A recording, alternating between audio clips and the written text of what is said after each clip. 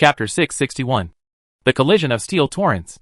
In the dark and icy dark abyss, the armies of both sides were like two terrifying torrents of steel, and like the most powerful tsunami rushing towards each other in the void, adding a terrifying force to the originally silent and void dark abyss. Even if the chilling air was related to the distant void, the soldiers on both sides of the war seemed to be able to feel the other's presence, as if they were as close as a ruler. As time goes by, the distance between the two parties gets closer and closer, and each other can see a dazzling light flashing in the dark abyss, from far to near, as if walking on the stars, coming from the other side of the distant void. This dark void. Quantum foam bomb! Launch! Without any hesitation, quantum foam bombs were launched from the space battleships one after another towards the opponent's void for free. In such a huge war, the space battleships rushing to the front were almost all cannon fodder. Since life is cannon fodder, the value of cannon fodder should be maximized. The quantum foam bombs, and so on carried must not be wasted. This is true for both sides, especially the Zergan Alliance.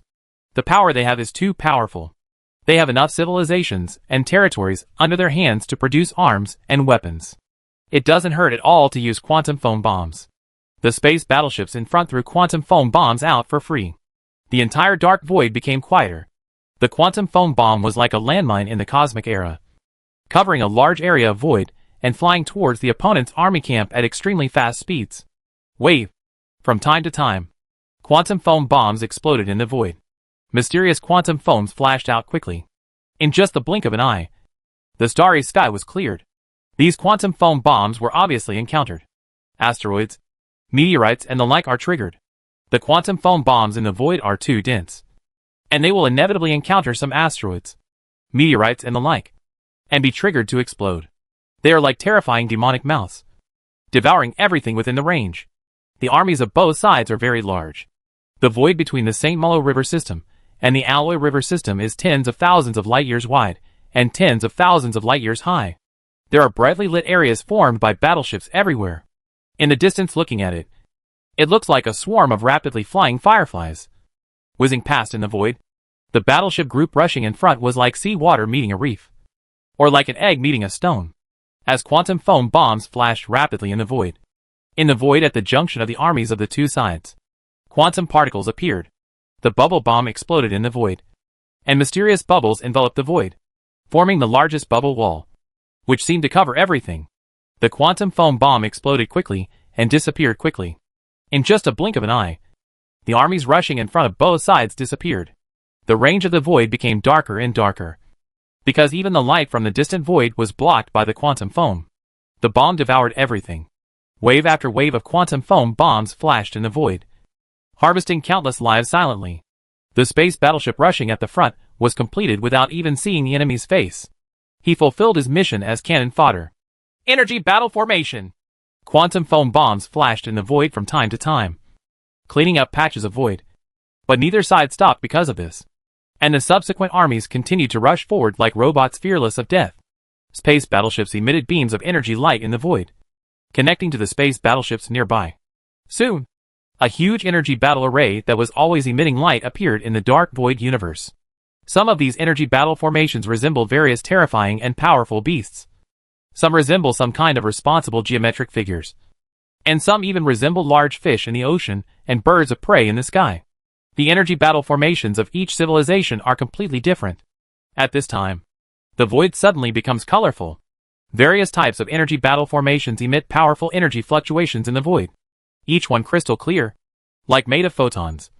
Terrible energy flows on the energy battle array, constantly converging on a certain point on the energy battle array. Attack! Orders were issued from each energy battle array, and instantly each energy battle array emitted dazzling and terrifying rays of light that shot toward the brightly radiant place in the void. Here is a sphere-like energy battle array. Inside the energy battle array, energy is emitted from space battleships one after another. It is constantly flowing and converging internally, and finally converges to a point in the center, followed by a ray of light condensed to the extreme. It shot out from it and advanced rapidly into the void. This ray of light that has been condensed to the extreme is like a ray of light that connects to the depths of the void of the universe. It stretches very long in the void and does not seem to have much power. But in the Zergan Alliance in the void directly in front, there are also huge energy battle formations crisscrossing and raging in the void. The terrible energy fluctuations stir up some asteroids, transportation, etc. in the dark abyss. Crush. The terrifying light came here from the distant void. In an instant, like a gourd, the light penetrated more than 10 large energy battle arrays. And then the light on the light radiated in all directions like a tide.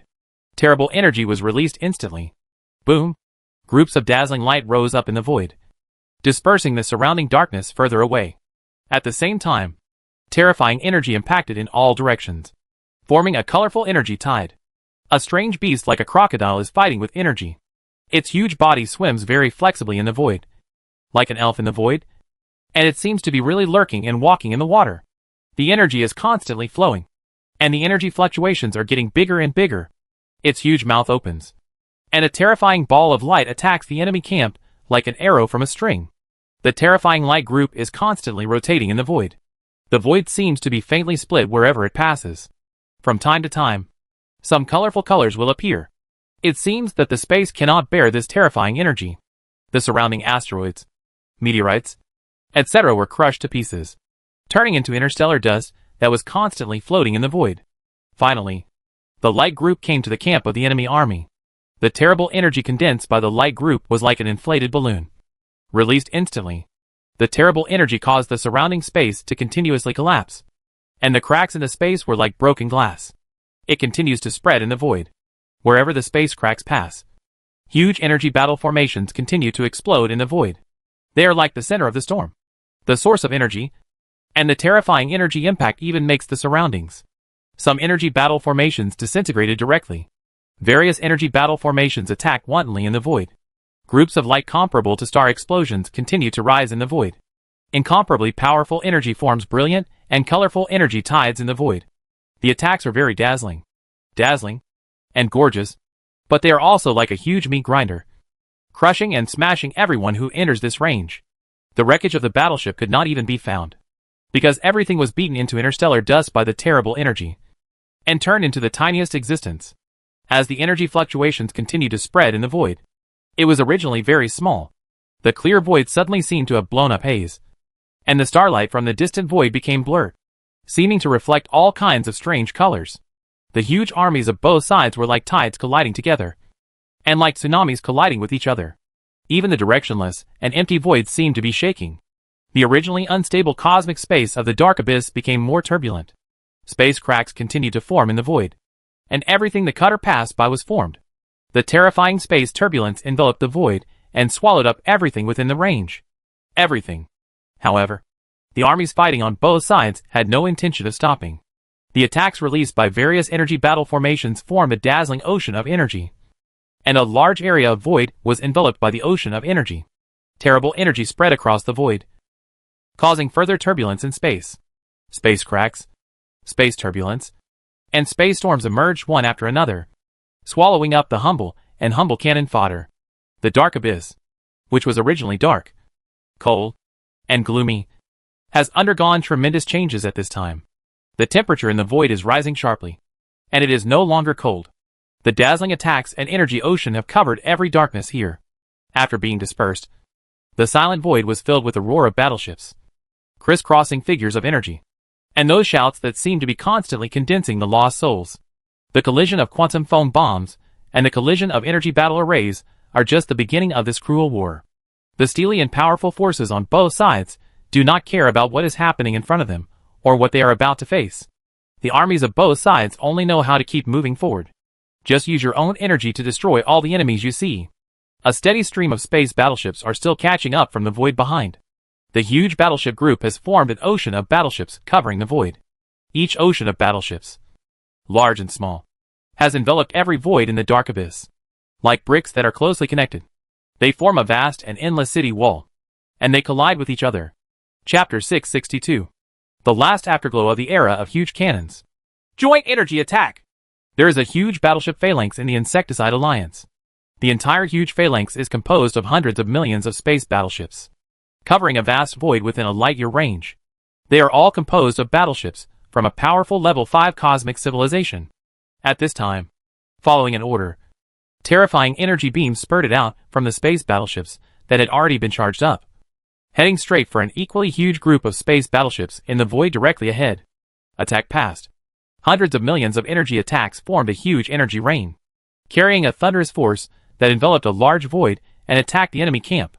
The energy condensed like substance, like the sharpest blade. Even the space seemed to be faint. As if they couldn't bear this terrifying energy, there were small ripples in the space. Wave.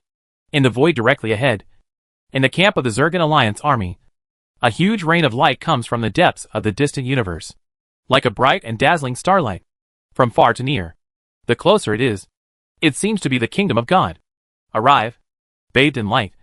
The entire void is shrouded, and there is nowhere to hide. Wave. The terrible light rain fell on each space battleship. The powerful energy attack collided with the energy shield on the battleship. It was like rain hitting banana trees. The energy shield set off huge waves. Pa. The energy shields of the space battleships could not withstand the powerful energy attacks and were directly exploded. Then the space battleships exploded in the void and turned into a ball of flames rising in all directions. Of course, some space battleships have quite good energy shield technology and can withstand 1 or 2 energy attacks. However, under a rain of light, the unlucky space battleship will even be hit by several waves of energy attacks. If it cannot withstand it, it will become the ball of flame turned into new interstellar dust and scattered in the void of the universe. As a phalanx of battleships launched an attack, in the void where the two sides were fighting, wave after wave of light rain continued to stir up in the void. You came and I came, one after another, covering each other. There is a void everywhere, accompanied by countless rising flames, just like the brilliance of the god of death. Wherever the light passes, there is endless death, harvesting humble souls. The armies of both sides collided with each other like two huge groups of dark clouds, accompanied by lightning, thunder and pouring rain. The dark clouds gradually became thinner. The wreckage of battleships was everywhere in the void, constantly surging towards the void of the universe in all directions. Shooting. The energy shield filled up behind the battleship stirred up ripples in circles. The power between the two sides is almost evenly matched. They are both civilizations in the Karawi world, and their technological strength is almost the same. Although the Zergan Alliance controls these civilizations, it does not allow these civilizations to develop their technology. It is still the same as before. Battleships and technology are the same as those on this side of the Pesticide Alliance. Energy technology has developed to the pinnacle of level 5 civilization. The competition above is actually their respective family backgrounds. Whoever has a stronger family background is more likely to win in the end. Of course, this is undoubtedly the most beneficial to the Zergan Alliance. The real trump card and trump card of the Pesticide Alliance still relies on the Empire's biological warfare core. While the Zergan Alliance's biggest reliance is their huge territory and the many civilizations they control. Now the war has just begun. Both sides are still in the testing stage. The war has not yet entered the intense stage. Both sides are still in the testing stage. In the void of the dark abyss, the battle between the two sides became more and more fierce. The wanton energy attacks formed dense rain of light in the void and enveloped a large area of void. Mysterious quantum foam bombs continued to fire in the void. It flashes and cleans up the void. The terrifying antimatter bomb carries a gray wave and annihilates everything within the range, releasing powerful energy to form a gorgeous energy tide. Various energy battle formations are constantly crisscrossing the void. Energy beams spread in the void and cover a large area of void. However, the energy battle formations are all targets of fire. Many energy battle formations are as soon as it took shape in the void, it was immediately attacked by concentrated fire and turned into a ball of flame rising in the void. Strange and huge battleship phalanxes shrouded one side in the void, and terrifying energy attacks shot out from the phalanxes one after another, forming pieces of terrifying energy light rain that brought countless waves into the void. Flames. But as an equally huge wave of light rain enveloped the battleship formation, the entire huge formation turned into a world of dazzling light. After a long period of silence, only a few lucky space battleships were left alone, still fighting unremittingly in the void. As soon as the army in the front was defeated, a new battleship group was immediately refilled in the rear. Any gap would be filled immediately, leaving no chance for the opponent. In the void behind, the fluctuations of space never stopped. More and more armies continued to support them, as if they never stopped. The battlefield on both sides was also constantly widening and deepening. The entire huge dark abyss was at this time. It became a fighting place for two huge armies. The space has become more turbulent, and space cracks can be seen everywhere, from time to time. It is also accompanied by terrible space storms and space turbulence. However, The two warring parties seem to have ignored all this. Neither of them has any scruples or cares about each other. And they are doing whatever they want. Continuous fighting in the void. The last afterglow of the era of giant ships and cannons. If the Empire's army is used, the war situation will be completely different. You will not see the wanton rain of energy and light. Nor will you see the mutual bombardment of giant swords and cannons. In the rear of the St. Malo galaxy, at the headquarters of the Insecticide Allied forces, Li Wandu looked at the war scenes coming back from the front. And his heart was filled with passion. Compared with the Empire's biotechnology weapons, the giant ships and cannons are what really make people excited. However, Li Wandu also knew that although this kind of fighting method was very passionate, it was already a backward and obsolete method of warfare for the Empire. Once the Empire's biological combat soldiers came out, the Empire soldiers did not need to go to the battlefield at all. Fight in person. And even if there are no biological warfare soldiers, relying solely on the Empire's space battleships, the Empire's army will fight in a completely different way. Because the Empire has now mastered space folding protection technology and space cutting technology. And there is no need to rely on this kind of technology. A dense battleship bombardment came to victory. The powerful space folding shield is enough to block all attacks. And the terrifying space cutting is enough to tear everything apart. Coupled with the large-scale attack weapons, the war situation will be completely different. The last glimmer of the era of giant ships and cannons? Luo Xiaoyao raised his eyebrows and pondered slightly. You are right. Perhaps we will never command such a battle again in the future. And our imperial opponents will become more powerful. The era of giant ships and cannons is coming to an end. However, being able to command such a large-scale army for the last time at this time to conduct a bombardment of giant ships and cannons can be regarded as fulfilling my wish for many years. Luo Xiaoyao is the boss of the imperial military, and his command is indispensable in every foreign war of the Empire. However, from the founding of the Empire to the present, the Empire has always been a front line of technological crushing. In such a battle between evenly matched giants and cannons, Todoroki really doesn't have many fights. This makes Luo Xiaoyao still very eager to command a large-scale battle between giant swords and cannons.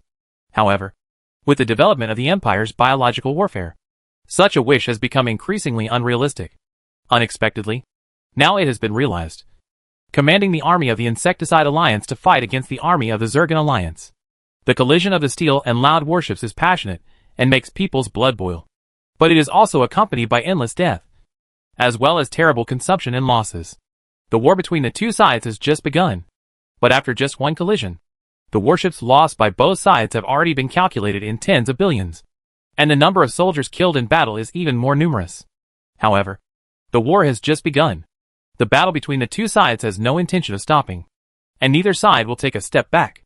On the side of the Zergan Alliance, these parasites of the parasitic civilization do not care at all about the casualties of these puppet civilizations under their hands. For them, it doesn't matter no matter how many of these rubbish civilized races die. They have enough troops at their disposal to squander and consume them at will. For the Pesticide Alliance, what they defend is their own right and freedom to survive, and the fate of their descendants from being enslaved by others. Therefore, even if they know that they are not in the same weight class as the other party, they still have to compete. It seems that our opponents want to swallow up our entire St. Malo River system in one go, and even surround the entire St. Malo River system in the void of the universe regardless of losses. How many armies do they have to dispatch to accomplish such a feat? Among them, how many armies will be lost in the dark abyss? At this time, Li Wan was looking at the star map around the entire St. Malo River system. On the star map, from several river systems near the St. Malo River system, the army of the Zergan Alliance crossed the far distance from all directions. The dark abyss circled around in the large-scale void, forming a huge encirclement that surrounded the entire St. Malo River system.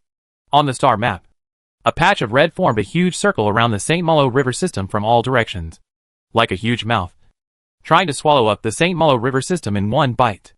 I have a big appetite, but I'm afraid my teeth won't be strong enough. Luo Xiaoyao squinted at the virtual star map and said with a slight smile. Chapter 663. Biological Warfare Soldiers Dispatched. I don't know if the teeth are hard or not, but one thing that is very certain is that these parasitic civilization bugs don't care about the losses at all. And they don't care about the losses of the civilizations they control. Whether such a large-scale legion is outflanking in the void or outflanking in the dark abyss. 10 space battleships will lose at least 7 space battleships. if such a huge number is dispatched at once.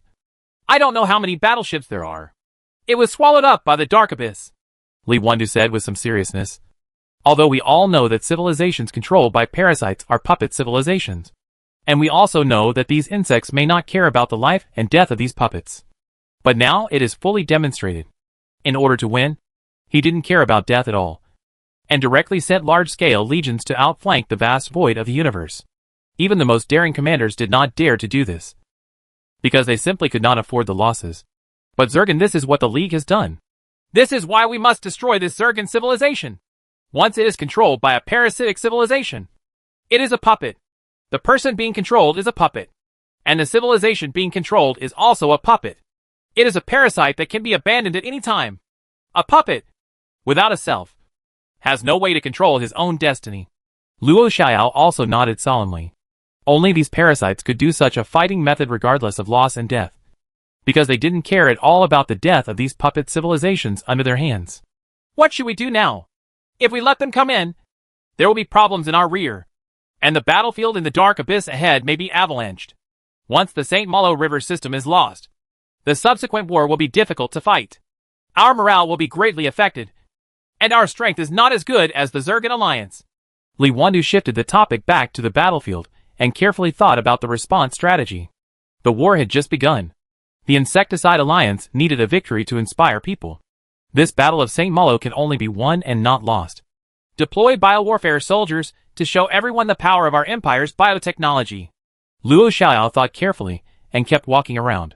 To be honest, he didn't want to send out the empire's biological warfare soldiers at this time. But what Li Wandu said was also very reasonable. The St. Malo River system cannot be lost. This battle is very important. Only victory is allowed and no defeat is allowed. However, it is impossible to win with the armies of other civilizations in the Insecticide Alliance. At best, it will be a war of mutual consumption. In the end, you will definitely be unable to withstand it first and have to retreat. The only way is to use the Empire's biological warfare soldiers now. With the power of the Empire's biological warfare soldiers, they can defeat the Zergan Alliance's army in one fell swoop. This first victory will give the greatest encouragement to the Insecticide Alliance.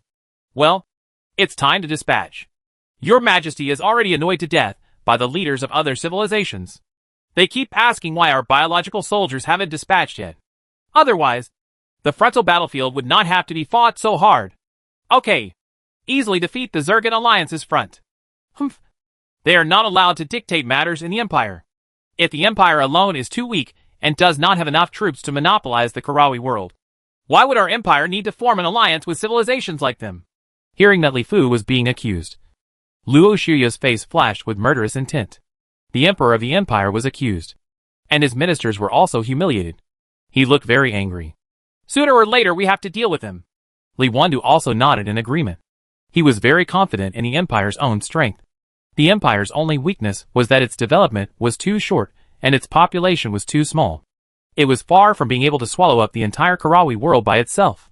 The army of the Insecticide Alliance is divided into two parts.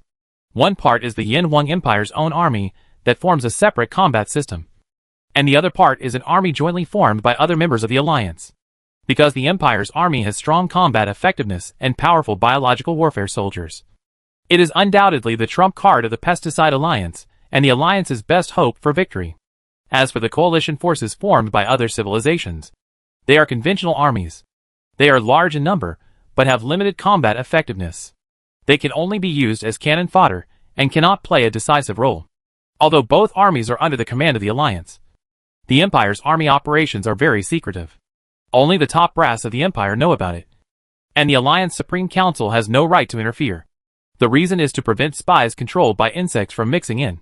Once the Yin Huang Empire, if the army suffered heavy losses, there would be no need to continue the war. In a remote and secret star field in the St. Malo River system, the Empire's biological space battleships flew from the huge spaceports like wasps when they were disturbed, and continued to form large-scale squares in the void. Array. As soon as the formations were assembled one by one, these space battleships began to fly towards the void.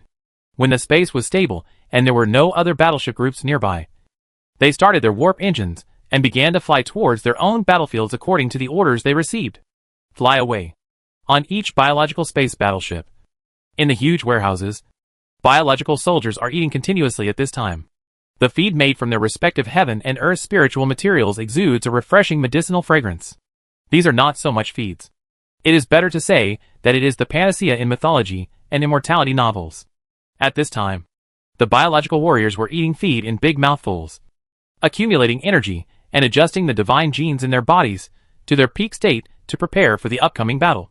In the dark abyss around the St. Malo River system, it is very cold, dark, and gloomy, with an eternal loneliness and desolation.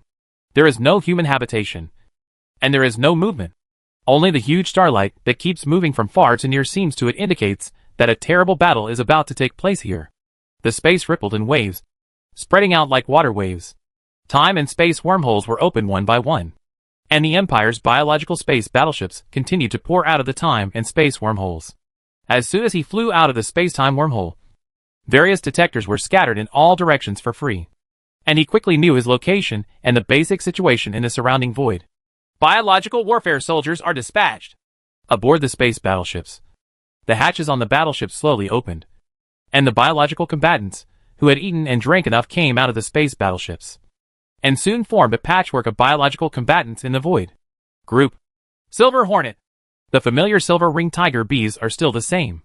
Each silver-ringed tiger bee seems to be a little different from the previous ones. The most effective method to deal with large-scale enemy forces is still the silver-ringed tiger bees and plant biological combatants. Cooperate. Each silver-ringed killer bee has a large number of plant biological combatant seeds on its body. What they have to do is very simple, which is to shuttle the seeds of these plant biological combatants to the middle of the enemy through space. Each silver-ringed tiger bee is like the darling of the void. The elves of space are like loaches entering the mud. They dive into the space one by one and reappear in the void several light years away. Among the Zergan Alliance's army, a huge group of battleships are constantly advancing in the dark abyss. Terrifying space cracks, space storms, etc. are constantly devouring these battleships. However, all the battleships do not waver in the slightest, and they are constantly moving. It stopped and flew towards the direction of the St. Malo River system ahead. As Li Wandu said, the bugs of the parasitic civilization Zergan civilization don't care at all about the losses of these puppet civilization armies. No matter how much they lose, it will not cause any loss to the parasitic civilization Zergan civilization. Anyway, for the parasites generally speaking, these are also rubbish civilized races with low potential. Once they are used up, you can save yourself the trouble of cleaning them up. The huge group of battleships stretched across the entire void. The light of the battleships formed a dazzling world. It was bright and eye-catching. However, no one noticed that among the group of battleships, individual silver-ringed tiger bees drilled directly from the space. Coming out, the body that was hundreds of meters long shook directly in the void, and then quickly penetrated into the space and disappeared completely, as if nothing was left behind. Time is slowly passing, and the huge battleship group is still moving forward. The space in the dark abyss is weak, and warp flight is not possible in many areas. You can only fly slowly, fly to a stable place in the space, and then perform warp speed flight. On a long space battleship, the ferocious energy cannons on the surface of the steel-cold battleship shine with frightening light. The complex pattern marks must also be daunting in the river system where the battleship is located. However, a group of green vines suddenly appeared on the battleship, and then spread like an inflating balloon on the battleship at a speed visible to the naked eye. As the vines spread on the battleship, the steel battleship began to collapse like a shriveled balloon. It seemed that all the nutrients were absorbed by the growing vines, and the huge vines began to bloom. Flower buds bloomed, and soon flowers of various colors bloomed in the void, and the huge space battleship that had been flying just now could only be vaguely seen through the dense vines. The biological soldiers of the Yin Huang Empire. Quantum foam bomb for cleanup. The army of the Zergan Alliance is full of huge vines that are constantly blooming, spreading like a virus, dominoes, or nuclear fission, spreading among the huge battleship group at a terrifying speed.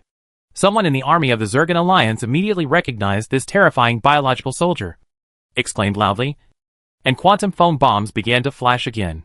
Chapter 664, Fall Apart. In the dark abyss outside the St. Malo River system, mysterious quantum foam bombs kept flashing in the void of the dark abyss. The army of the Zergan Alliance seemed very panicked and frightened at this time. Looking at the masses of clouds in the surrounding void, the huge vines and quantum foam bombs on the battleship were launched in all directions for free. Anyone in such an environment will become extremely panicked. The originally dense and mighty cosmic army silently turned into huge vines, driving all kinds of things in the void. Flowers of magical colors. The steel ocean turned into a green ocean composed of green plants in a blink of an eye. We haven't even seen the shadow of the enemy yet. But our own army is about to be completely wiped out. With the spread of nuclear fission, the entire army of the Zergan Alliance is like a flood that bursts a bank, unable to attack, clean up, rout at an unimaginable speed. I can't stand it anymore. We Loria people are very, very far away from here. I don't understand why our senior officials want to participate in such a war. Now, we don't even see the enemy. I really want to go back to my hometown to see it again. One look at Konafengwa, and one look at my elderly parents.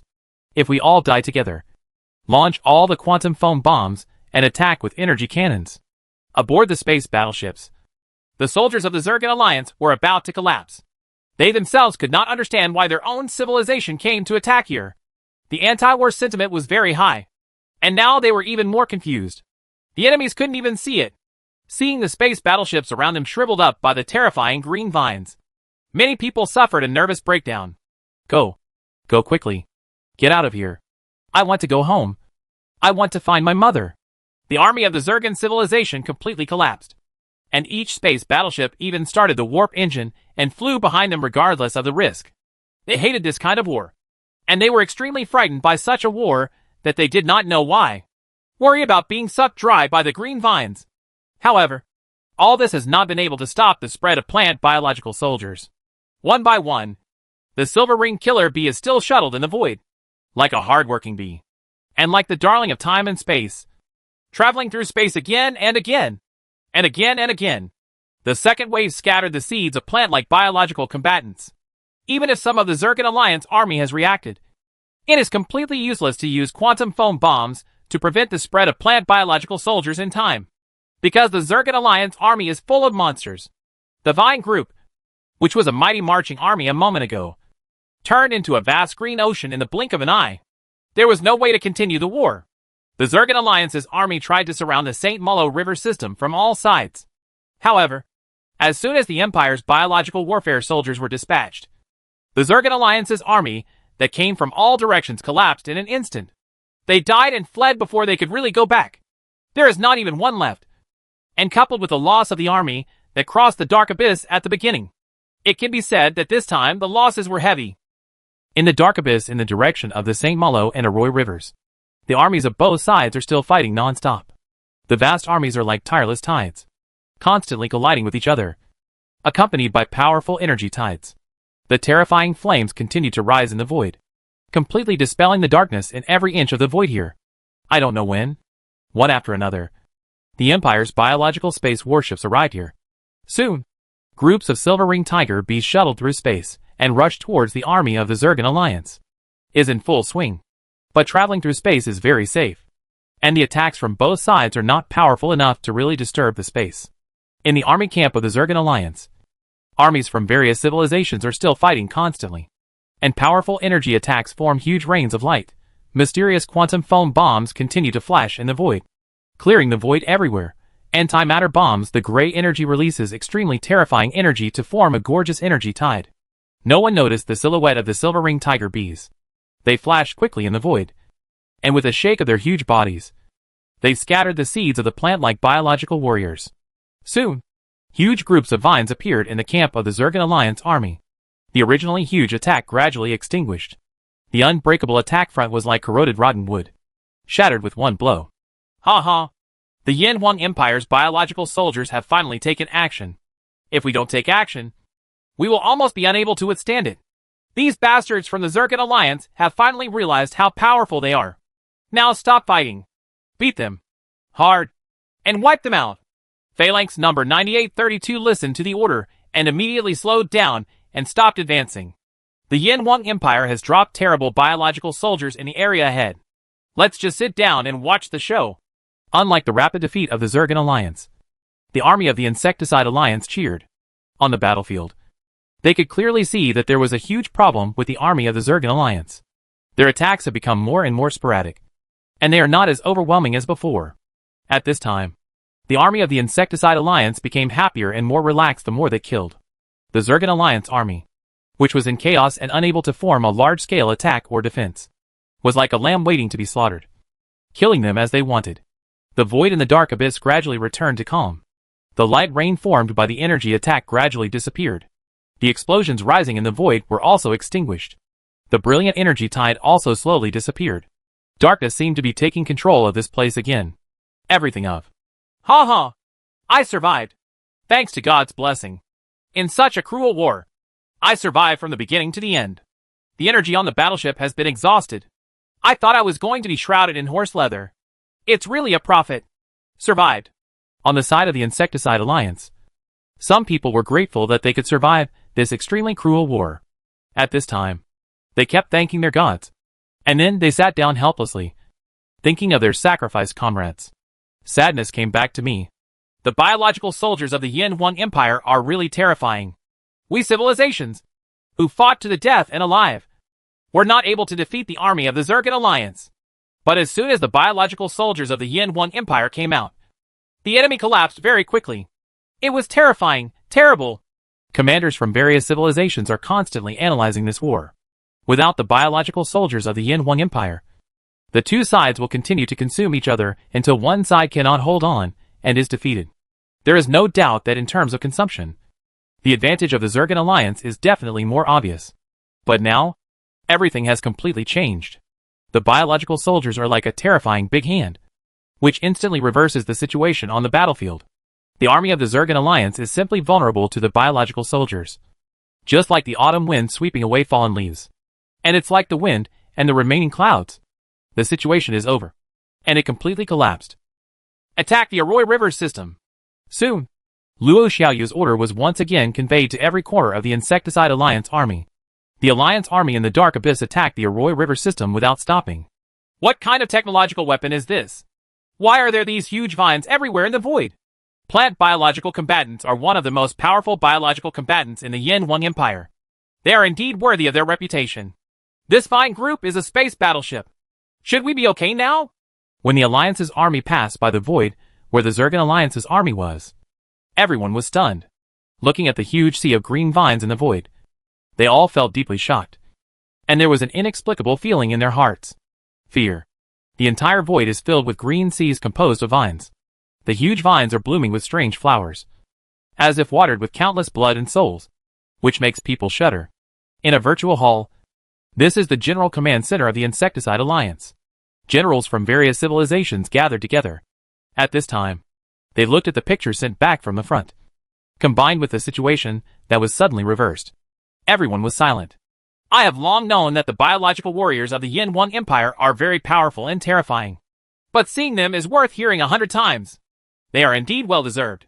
They are no longer on the same level as ordinary civilizations like us. Some people sighed from the bottom of their hearts. With such terrifying biological warriors and such powerful power, it was no longer just quantity that could win. This was a qualitative leap. Everyone seemed to see a huge gap, an insurmountable chasm. We have also purchased some biological combatants from the Yin 1 Empire, and we have also purchased plant-based biological combatants. The key point now is how the Yin 1 Empire delivers these plant-based biological combatants into the enemy's army. The Yin 1 Empire must have many powerful biological warriors that have not been displayed to the outside world. Some civilizations that are familiar with the Yin 1 Empire are also very familiar with the Empire's biological soldiers. Looking at the very familiar scene coming from the front, everyone began to guess how much strength the Yin 1 Empire still has hidden. With the biological warriors of the Yin 1 Empire, there is no problem in defeating the Zergan Alliance. However, if the entire Karawi world is respent in the future, the Yin 1 Empire is so powerful, which is not a good thing for us. It is difficult for our civilization to as much meat as you can eat. Some people think further ahead and start to worry when they think about what will happen in the future. Chapter 665. Top 10 in the Universe.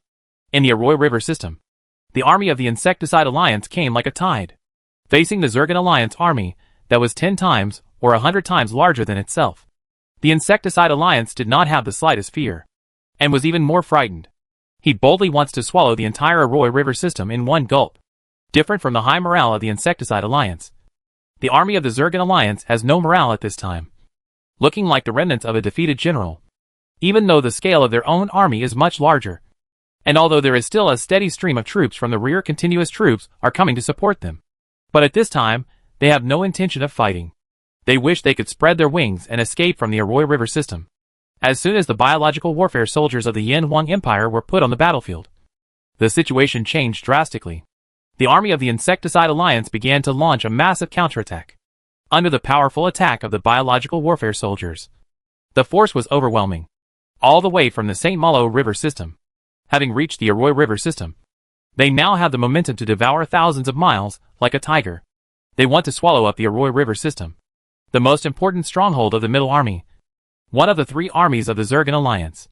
In a virtual conference hall, figures appeared one after another on the 13 huge tables and chairs. Zergan's beautiful face had a solemn look. She had not seen this look for a long time.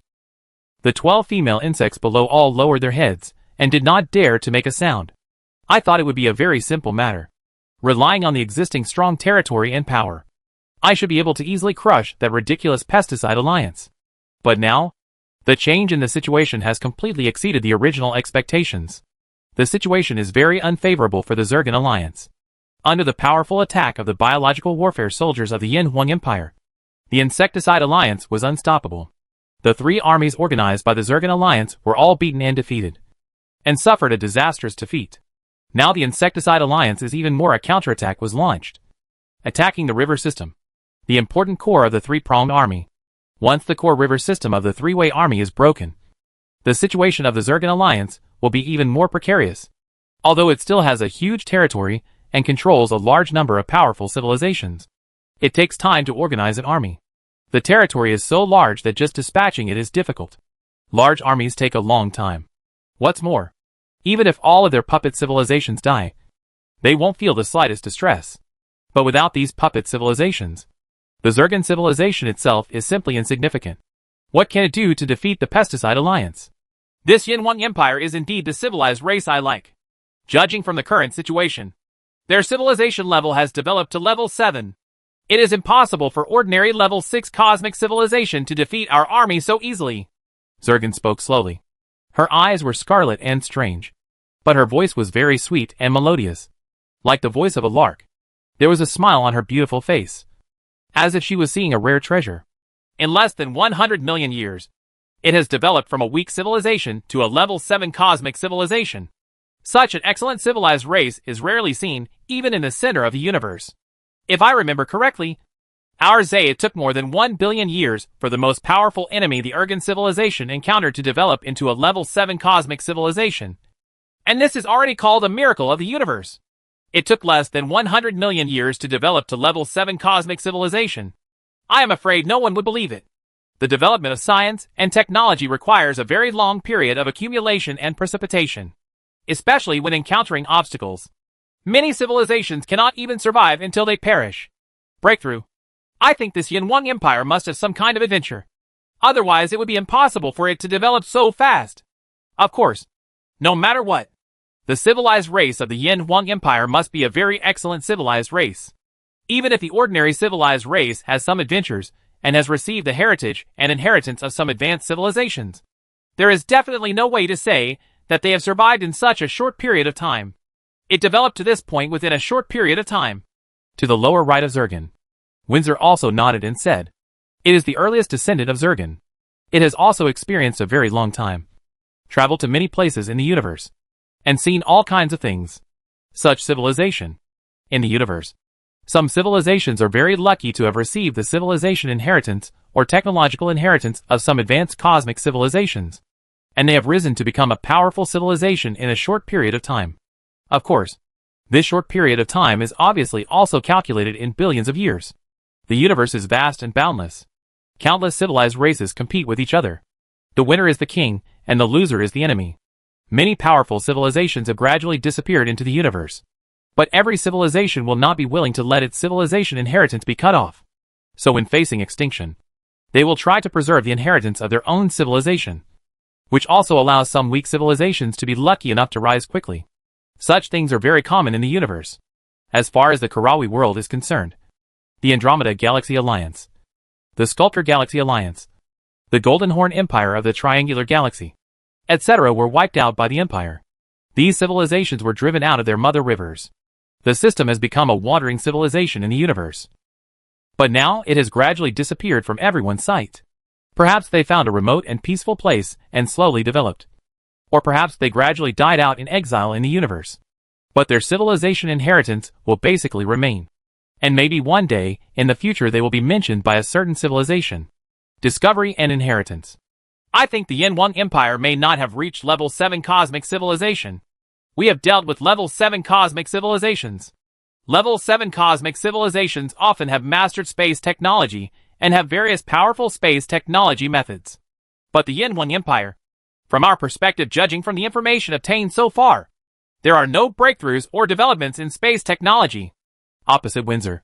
A slightly rough voice sounded. Mostar. An early mother queen like Windsor. And one of the early descendants of Zurgan. Its current parasitic host body is huge. Kongwu powerful. Seems very powerful. But if it were not for a level 7 cosmic civilization, facing a group of level 6 cosmic civilizations that have developed to the top, they would defeat our army silently. A level 6 cosmic civilization would not be able to do this. The space technology of level 6 cosmic civilization is not so powerful yet. Although it can also crush a group of level 5 cosmic civilizations, it will definitely not be so easy and simple. Windsor continued with a smile. I don't say this to deny the potential of the Yin 1 Empire as a civilized race. On the contrary, I think the potential of this civilized race is really amazing.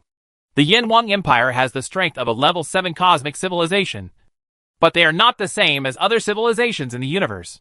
Civilizations like that are taking the path of space-time technology, while they are taking the path of biotechnology, relying on biotechnology to raise the level of our own civilization to the level of a 7th level cosmic civilization. This is definitely a civilization we have never encountered before. We have also encountered some civilizations that follow non-time and space technology flows, but at most they have only developed. By the time they reach level 5, they are almost as strong as the sky, and most of them have little fighting ability. This Yin 1 Empire not only follows the path of biotechnology, but has also developed to such a high level and possesses such terrifying combat effectiveness. I have to say that the potential of this civilized race is enough to rank among the top 10 in the universe. The more Mostar talked, the more excited he became. After an in-depth analysis of the Yin 1 Empire, he felt as if he had discovered a jade treasure. He felt that the light of the civilized race of the Yin 1 Empire was so bright and dazzling. If his Zurgan civilization could parasitize in such a world, with such a powerful civilized race, it is not impossible for the Zurgan civilization to rise again in the universe. Top 10 in the entire universe? Isn't that a bit overestimated? You must know that the top 10 civilizations in the universe are all famous and powerful civilizations in the entire universe. The Yin 1 Empire is now. At this time, Windsor shook his head, feeling that Mostar had overstated the potential of the Yin 1 Empire's civilized race. It was difficult to count the number of civilizations in the universe. There were countless powerful civilizations, no matter what could be ranked among the top 10 in the universe. It is quite not simple. After all, the universe is so vast and infinite. We are talking about the potential of civilized races, not the strength of civilized races. There are some civilized races in the universe with average potential, but they have existed for a long time and have slowly developed and grown based on the accumulation of time. In terms of the potential of civilized races, I think there is absolutely no problem for this Yin 1 Empire to be ranked among the top 10. It's hard to imagine how they got there on the development path of biotechnology.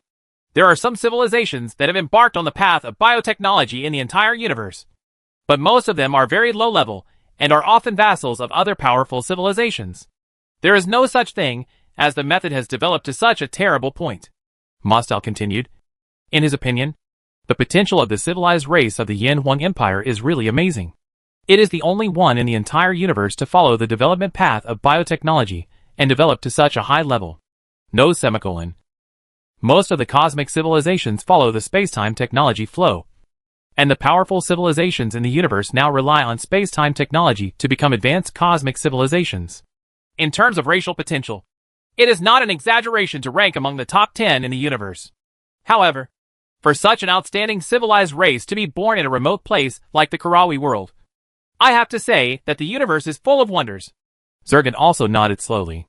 In addition to the ability of Zurgan civilization to parasitize other civilizations, Zurgan civilization can also have a clear understanding of the parasitic civilized race and the potential of this civilized race. Over the long years, Zergan herself has remembered how many civilized races she has parasitized. So she also has a very good say in this aspect. Now she also agrees with Master's statement and feels that the civilized races of the Yin Huang Empire the potential is enough to rank among the top 10 in the universe. Chapter 666. Using Secret Weapons. The racial potential ranking is not a ranking of civilization development levels. Having potential just means having potential. It does not mean that it has developed to a very advanced civilization. There are many civilizations in the universe that have been destroyed before they have grown up. It has become extinct, and there is no shortage of civilizations like our Zergan Alliance in the universe. They are constantly looking for these civilizations with racial potential and want to control these civilizations. But one day, it is certain that there will be civilizations without racial potential. It is absolutely impossible to reach the top of the civilization race in the universe. So I think this Yin Huang Empire is a gift from the universe to our Zergan civilization. It is an opportunity for our Zergan civilization to rise and truly stand on the top of the powerful clan in the universe. It is our hope for revenge. Zergan also seemed a little excited at this time. Her beautiful face was flushed because of the excitement. Not only did this not affect her beauty, but it made her even more charming, making people want to embrace her. Take good care of me in your arms. Let's talk about it. What should we do? Zergan glanced downwards. Zergan's civilization was very hierarchical. She, Zergan, had the final say over the entire parasitic civilization. However, under normal circumstances, she would leave matters to her 12 children to handle, unless there was something particularly important. If we just rely on these rubbish civilizations under our command, I don't think no matter how large the army is, they will not be a match for the Yin Huang Empire. Their biotechnology is very weird. According to the information we obtained from the members lurking within the Insecticide Alliance, these vines are the most terrifying biological soldiers in the Yin Huang Empire. Plant-like biological soldiers can spread in the void at the same speed as nuclear fission. In a short period of time, the army in the void was completely absorbed. Our army that attacked the St. Malo River system was all defeated by these plant-like biological soldiers. Many times, the army had completely avalanched before we even saw the enemy. Windsor's voice sounded. She usually played videos and breakthroughs while explaining. In her opinion, although there were many puppet civilizations under her control, they were all garbage civilizations. Those who bullied the same garbage civilization must be there is no problem. But when encountering a powerful civilization, it will stop immediately. In the virtual conference room, the female bugs watched the video carefully and listened to Windsor's explanation one by one. They were also paying close attention to this battle, and they all knew that Windsor was not making excuses for his failure. But because of Yin Huang, the biological soldiers on the Empire's side are really powerful. The huge legion silently appeared in a large area with plant-like biological soldiers. Groups of terrifying vines spread rapidly in the void, turning the Sea of Steel into a green world. Zergan the Alliance's armies collapsed. So the key now is to find a way to restrain the plant-based biological soldiers of the Yin Huang Empire? Mustard frowned bitterly. His scarlet eyes seemed to be thinking about something. It's not just plant-based biological combatants. The intelligence data we obtained shows that there are many types of biological combatants in the Yin Huang Empire, and plant-based biological combatants are just one of them. We should find ways to restrain the Yin Huang Empire's biological combatants. Otherwise, it is absolutely impossible for the garbage in our hands to defeat the Pesticide Alliance. Windsor shook her head. This was the first time she had come into contact with a terrifying weapon like biological warfare. Although she had lived for a long time and had seen many powerful civilizations and various high technologies, she really had no experience with biological technological weapons. Never had such power. Have we obtained biological warfare soldiers? Have we researched anything? Zergan frowned. When it came to biological warfare, it was very difficult because he had never encountered such a technological weapon. We have never obtained biological warfare soldiers. The Yin Huang Empire is relatively remote, and our power has not yet expanded. However, we have obtained some research reports on biological warfare soldiers from some civilizations relatively close to the Yin Huang Empire. Although this biological warrior is a weapon, it is different from traditional weapons. It is a living creature.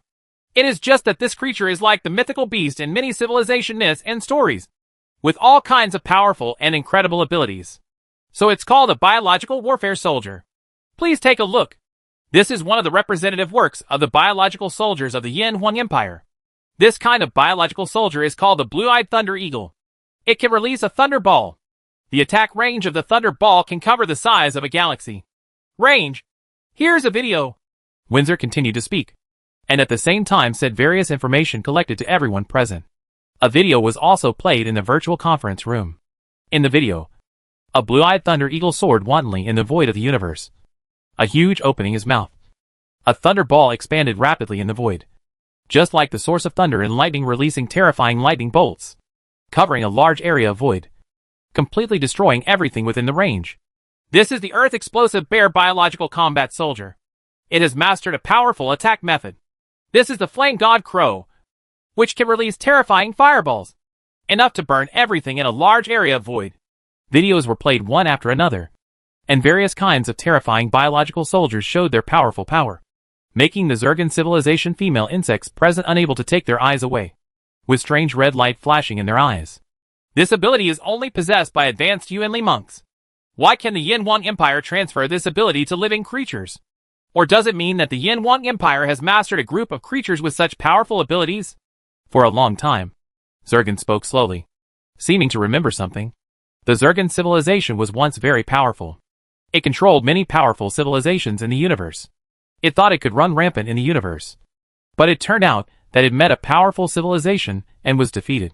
He was completely beaten and could only flee in the universe in a very embarrassed manner. The most profound impact of this powerful civilization on Zergan is that this civilization has very powerful Yuanli monks. Each Yuanli monk has various powerful and incredible abilities. It is this powerful ability that makes Zergan civilization. The ground was beaten so hard that the Zergan civilization was unable to control this civilization at all. Yuanli is the most miraculous thing in the universe. It can promote the evolution of living things and allow living creatures to possess all kinds of powerful and incredible abilities. However, the universe is so unfair to our Zergan civilization. We can't practice Yuanli. Otherwise, if we, the Zergan civilization, can further evolve, the entire universe will belong to us. Thinking of the unpleasant things, Zergan suddenly seemed to be a different person, complaining like a resentful woman about the injustice of the universe to Zergan civilization. How there are really many secrets in the Yin Huan Empire waiting for us to discover. As far as I know, the Yuanli Dharma in the universe is a very precious thing. There are countless civilizations in the entire universe, but the civilizations that have their own Yuanli Dharma are very, very rare. And every civilization is a famous and powerful civilization race in the universe. It seems that the Yin Huang Empire should also have a complete method of cultivating Yuanli. Soon, Zergan's face showed a smile again. It had lived long enough and had parasitized too many civilized races. It knew many secrets in the universe. And it also knew things like Yuanli cultivation methods. And he also tried to get his people to practice. But all ended in failure. With the current strength of the Yin Huang Empire, it is only a matter of time before they unify the Kalawi world. Soon they will all go to the universe and show themselves on the big stage of the universe.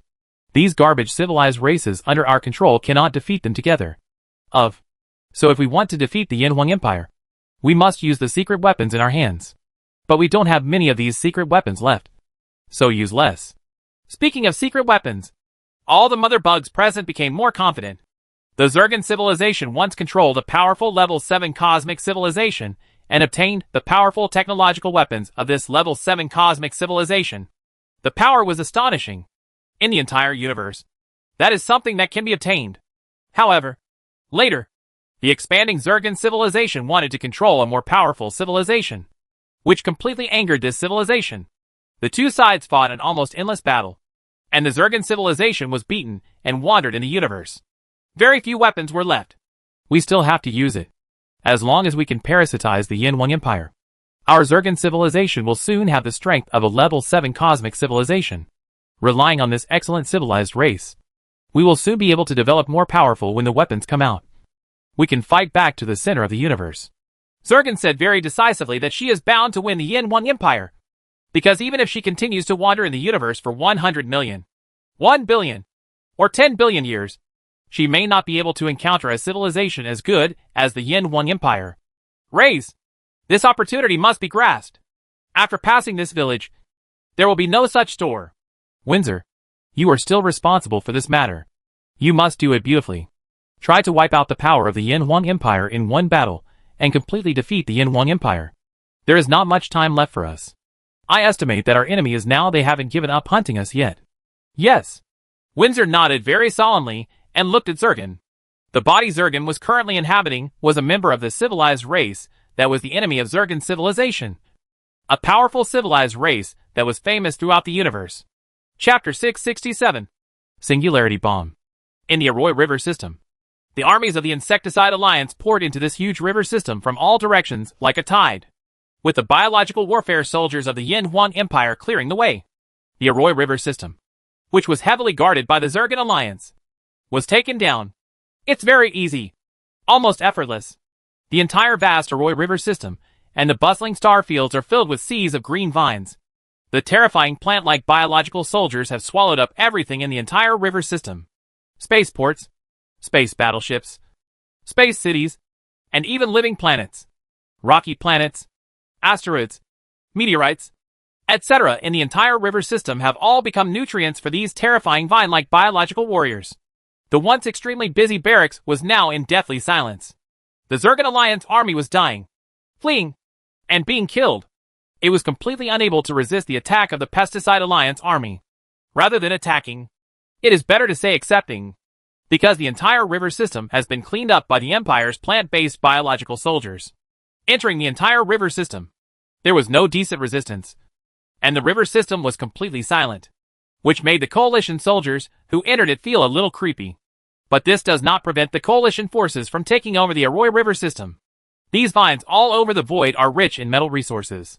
At this time, due to the limitations of reproductive genes, they no longer have the ability to continue to reproduce. They are gradually growing in the void, withering. The strange flowers continue to wither, exuding the metallic luster on the tendrils of the vines.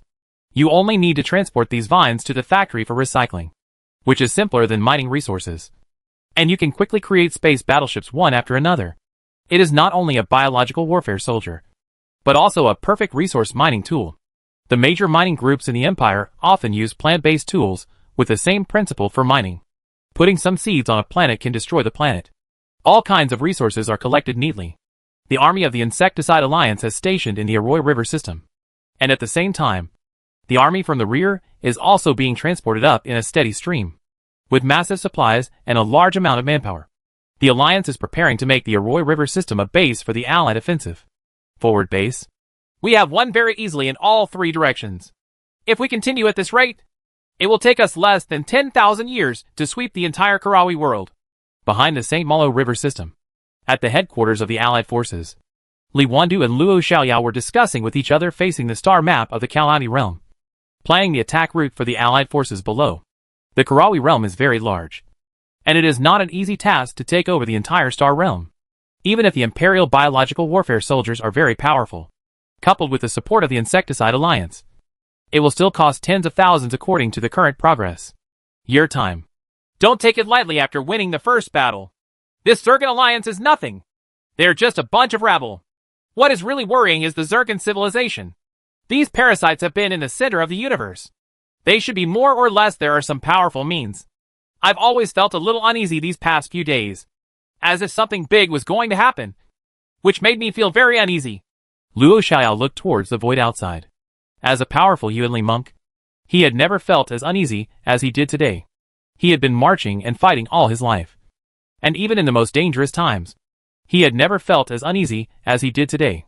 So uneasy. I also feel uneasy. It's okay if you don't tell me. I always feel as if something big is about to happen. Li Wandu suddenly became serious, frowned, and said very solemnly, "Do you feel the same way?" Luo Xiaoyao frowned and asked very seriously, "Well, this bad premonition is getting stronger and stronger. I seem to see something like the destruction of the world is about to happen. It seems like something is really going to happen, and our sixth sense is giving us an alarm." The two looked at each other and immediately understood the seriousness of the matter. Both of them were advanced Yuanli monks, and there were really not many people who could threaten their lives. You just said that the Zurgan civilization lived in the center of the universe and had some powerful means. That's right. Some of us have conducted research on the captured parasites and learned some basic information about them.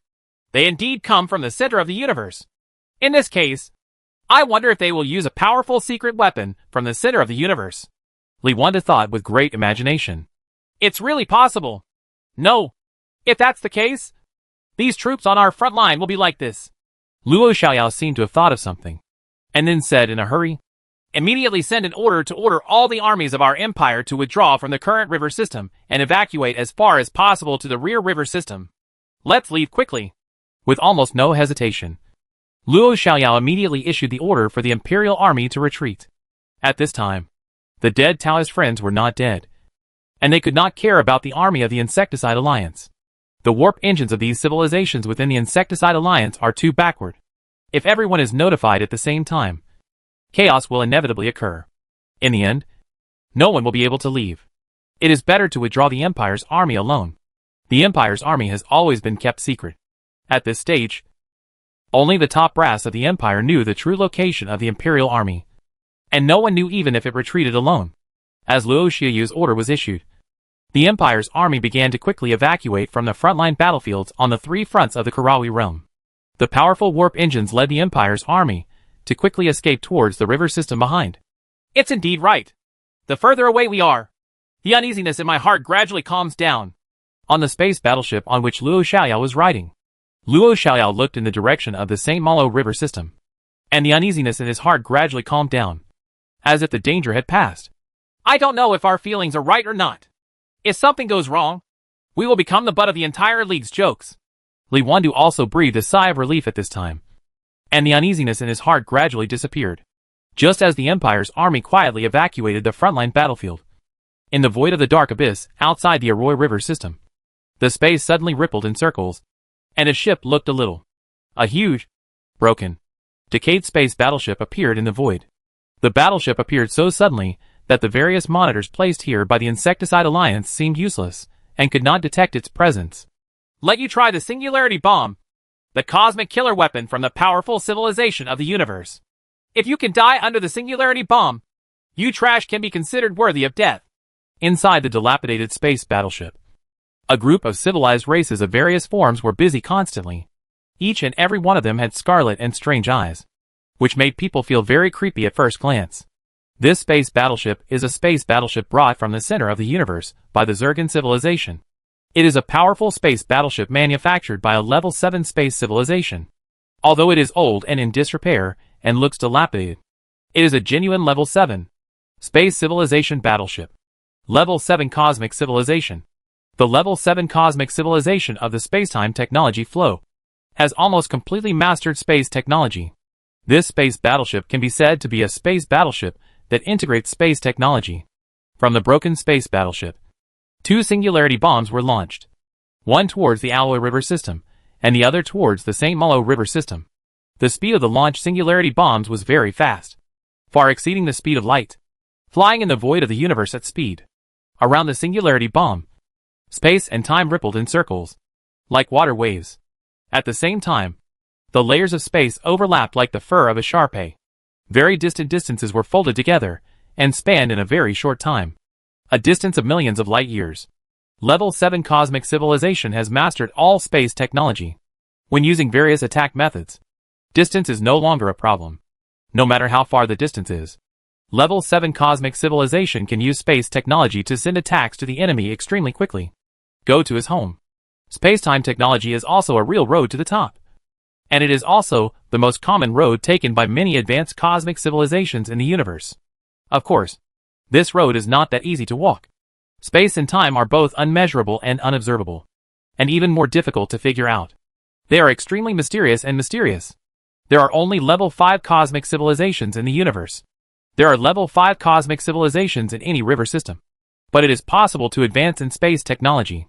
Civilizations that have made a breakthrough and become a level 6 cosmic civilization are very, very rare. There are more than 100,000 river systems in the entire Karawi world, and the number of level 5 cosmic civilizations can be calculated in millions. But no civilization has made a breakthrough in space technology.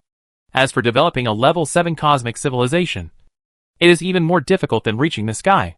Hundreds of thousands of level 6 cosmic civilizations may not be able to give birth to a level 7 cosmic civilization. It is conceivable that level 7 cosmic civilizations are everywhere in the entire universe. A truly powerful civilization exists among the powerful races in the universe. The technological weapons and means possessed by level 7 cosmic civilizations that master space technology have exceeded imagination. The key point is that they can break the limitations of the vast void. Space technology. Space technology. The power of space technology allows level 7 cosmic civilizations to traverse the entire universe. The universe is so big that it can freely traverse without being restricted by space. This is why most advanced civilizations follow the flow of time and space technology. In fact, the universe is too vast. If you don't master space-time technology, you will always be limited to a certain corner of the universe and cannot truly see the vastness and prosperity of the entire universe. The two singularity bombs flew toward their targets at extremely fast speeds, and were about to show the world the terrifying power of space weapons of level 7 cosmic civilizations. Chapter 668, The Power of the Cosmic Killer Weapon. In the St. Malo River system, the Imperial Army's quiet withdrawal did not attract anyone's attention. At this time, the Pesticide Alliance's army was still cheering for its victory. The entire vast St. Malo River system. The coalition forces at this time various large-scale celebrations are being held to celebrate the great victory of the Arroy River system. Three-pronged army. Three-pronged victory. With the biological warfare soldiers of the Yin Huang Empire. No matter how large the Zergan Alliance's army is, it seems to be insignificant. Like a lamb waiting to be slaughtered. These civilizations within the Insecticide Alliance have even begun to dream about the dream of dividing the Karawi territory in the future. Now it seems come. This huge piece of cake will be as easy as pie falling from the sky. Everywhere in the star field. On the space battleships. Various kinds of fine wine exuded the intoxicating aroma. Allied soldiers from various civilizations were shouting at each other. And some were already drunk. On each living planet, song and dance troops from the back of their own civilization are performing various shows. Singing and dancing to celebrate the victory of the Alliance. All three armies achieved great victories. And the Alliance was greatly encouraged and their morale was high. It felt like they would be able to capture the entire Karawi world tomorrow. The support from various civilizations in the rear became stronger and stronger. Everyone saw the cake and eat it. Hope. At this time, I don't want to be stingy with a little strength and have to lick the cake with my tongue in the future. Drooling while watching others enjoy it. In the bustling St. Malo River system with high morale. No one knew that a singularity bomb was flying towards the St. Malo River system at a terrifying speed. In the center of the St. Malo River system, a super-large black hole with a mass more than 10 times the mass of the black hole at the core of the Milky Way is still controlling the entire bustling St. Malo River system with its powerful gravity at all times. Because the mass of the black hole is too huge. Its gravity is unparalleled. And the space near the black hole is distorted and folded by the huge mass, resulting in scenes of very strange scenes. Many times, you can see a star very far away from you. It's close. Very close. But it's far. Far away. It feels very unreal. In the twisted, folded, and turbulent void, huge circles of space ripples suddenly appeared. A singularity bomb seemed to appear in this void, completely ignoring everything here. The emergence of the singularity bomb has made the originally unstable space even more turbulent. Circles of space ripples are constantly rippling. The space is constantly folding. And the stars in the void seem to be constantly fluttering. Same. But soon, the surrounding void gradually returned to calm. The core black hole was like the strictest regulator, controlling everything here, and making everything revolve around it must be irresistible. Click. In the starry sky area where the singularity bomb is located. If someone is there, you can definitely hear such a sound. This is not a sound propagated through the void, but a sound made by space like broken glass. A very, very small black dot appeared inside the singularity bomb. And then it seemed like a peerless ferocious beast. Or like the devil was born. Or the end of the world was coming. The small black dot seemed to have endless terrifying power. Like a flood that bursts its banks.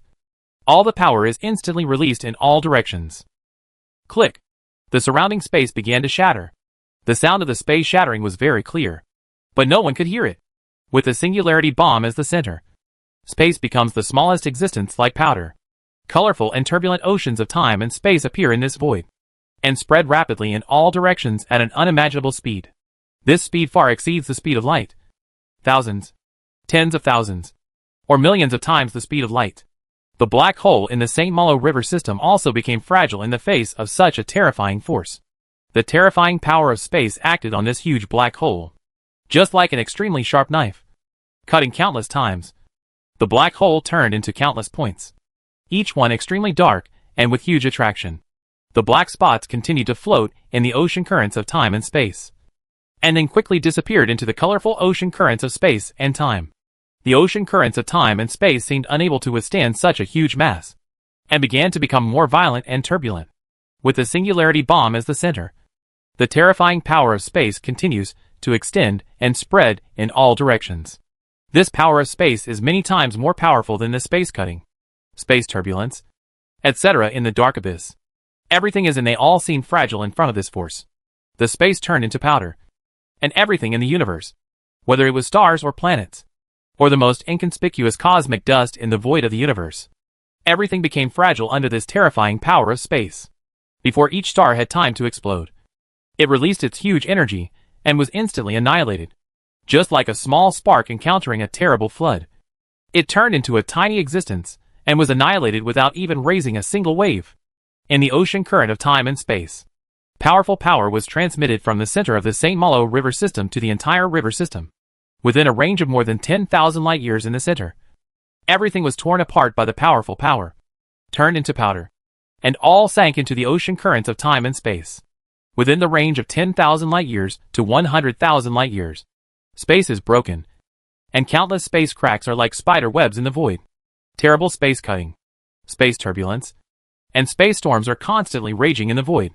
Compared with those in the dark abyss are 1,000 times, 10,000 times more powerful. Looking from the void, in the originally dark, gloomy, star-studded void universe, colorful lines are like lightning, or like huge spider webs spreading across the void at an unimaginable speed.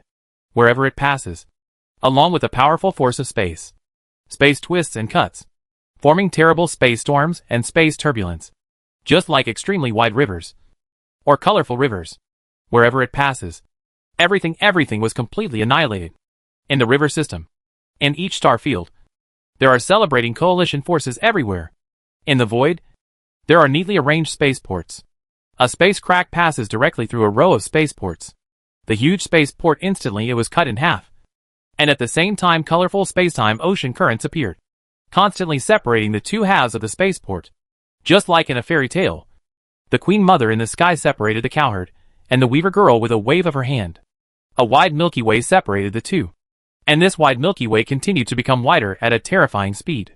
There are cracks in the space, and the void is like a broken mirror. The clicking and clicking sounds are very harsh. It is obvious that there is no medium for sound transmission in the void universe, but it allows everyone in the St. Malo River system to hear it clearly. Space cracks spread in the void. From the center of the river system, very thick space cracks spread in all directions. From these thick space cracks, countless smaller space cracks split, and the smaller space cracks split again.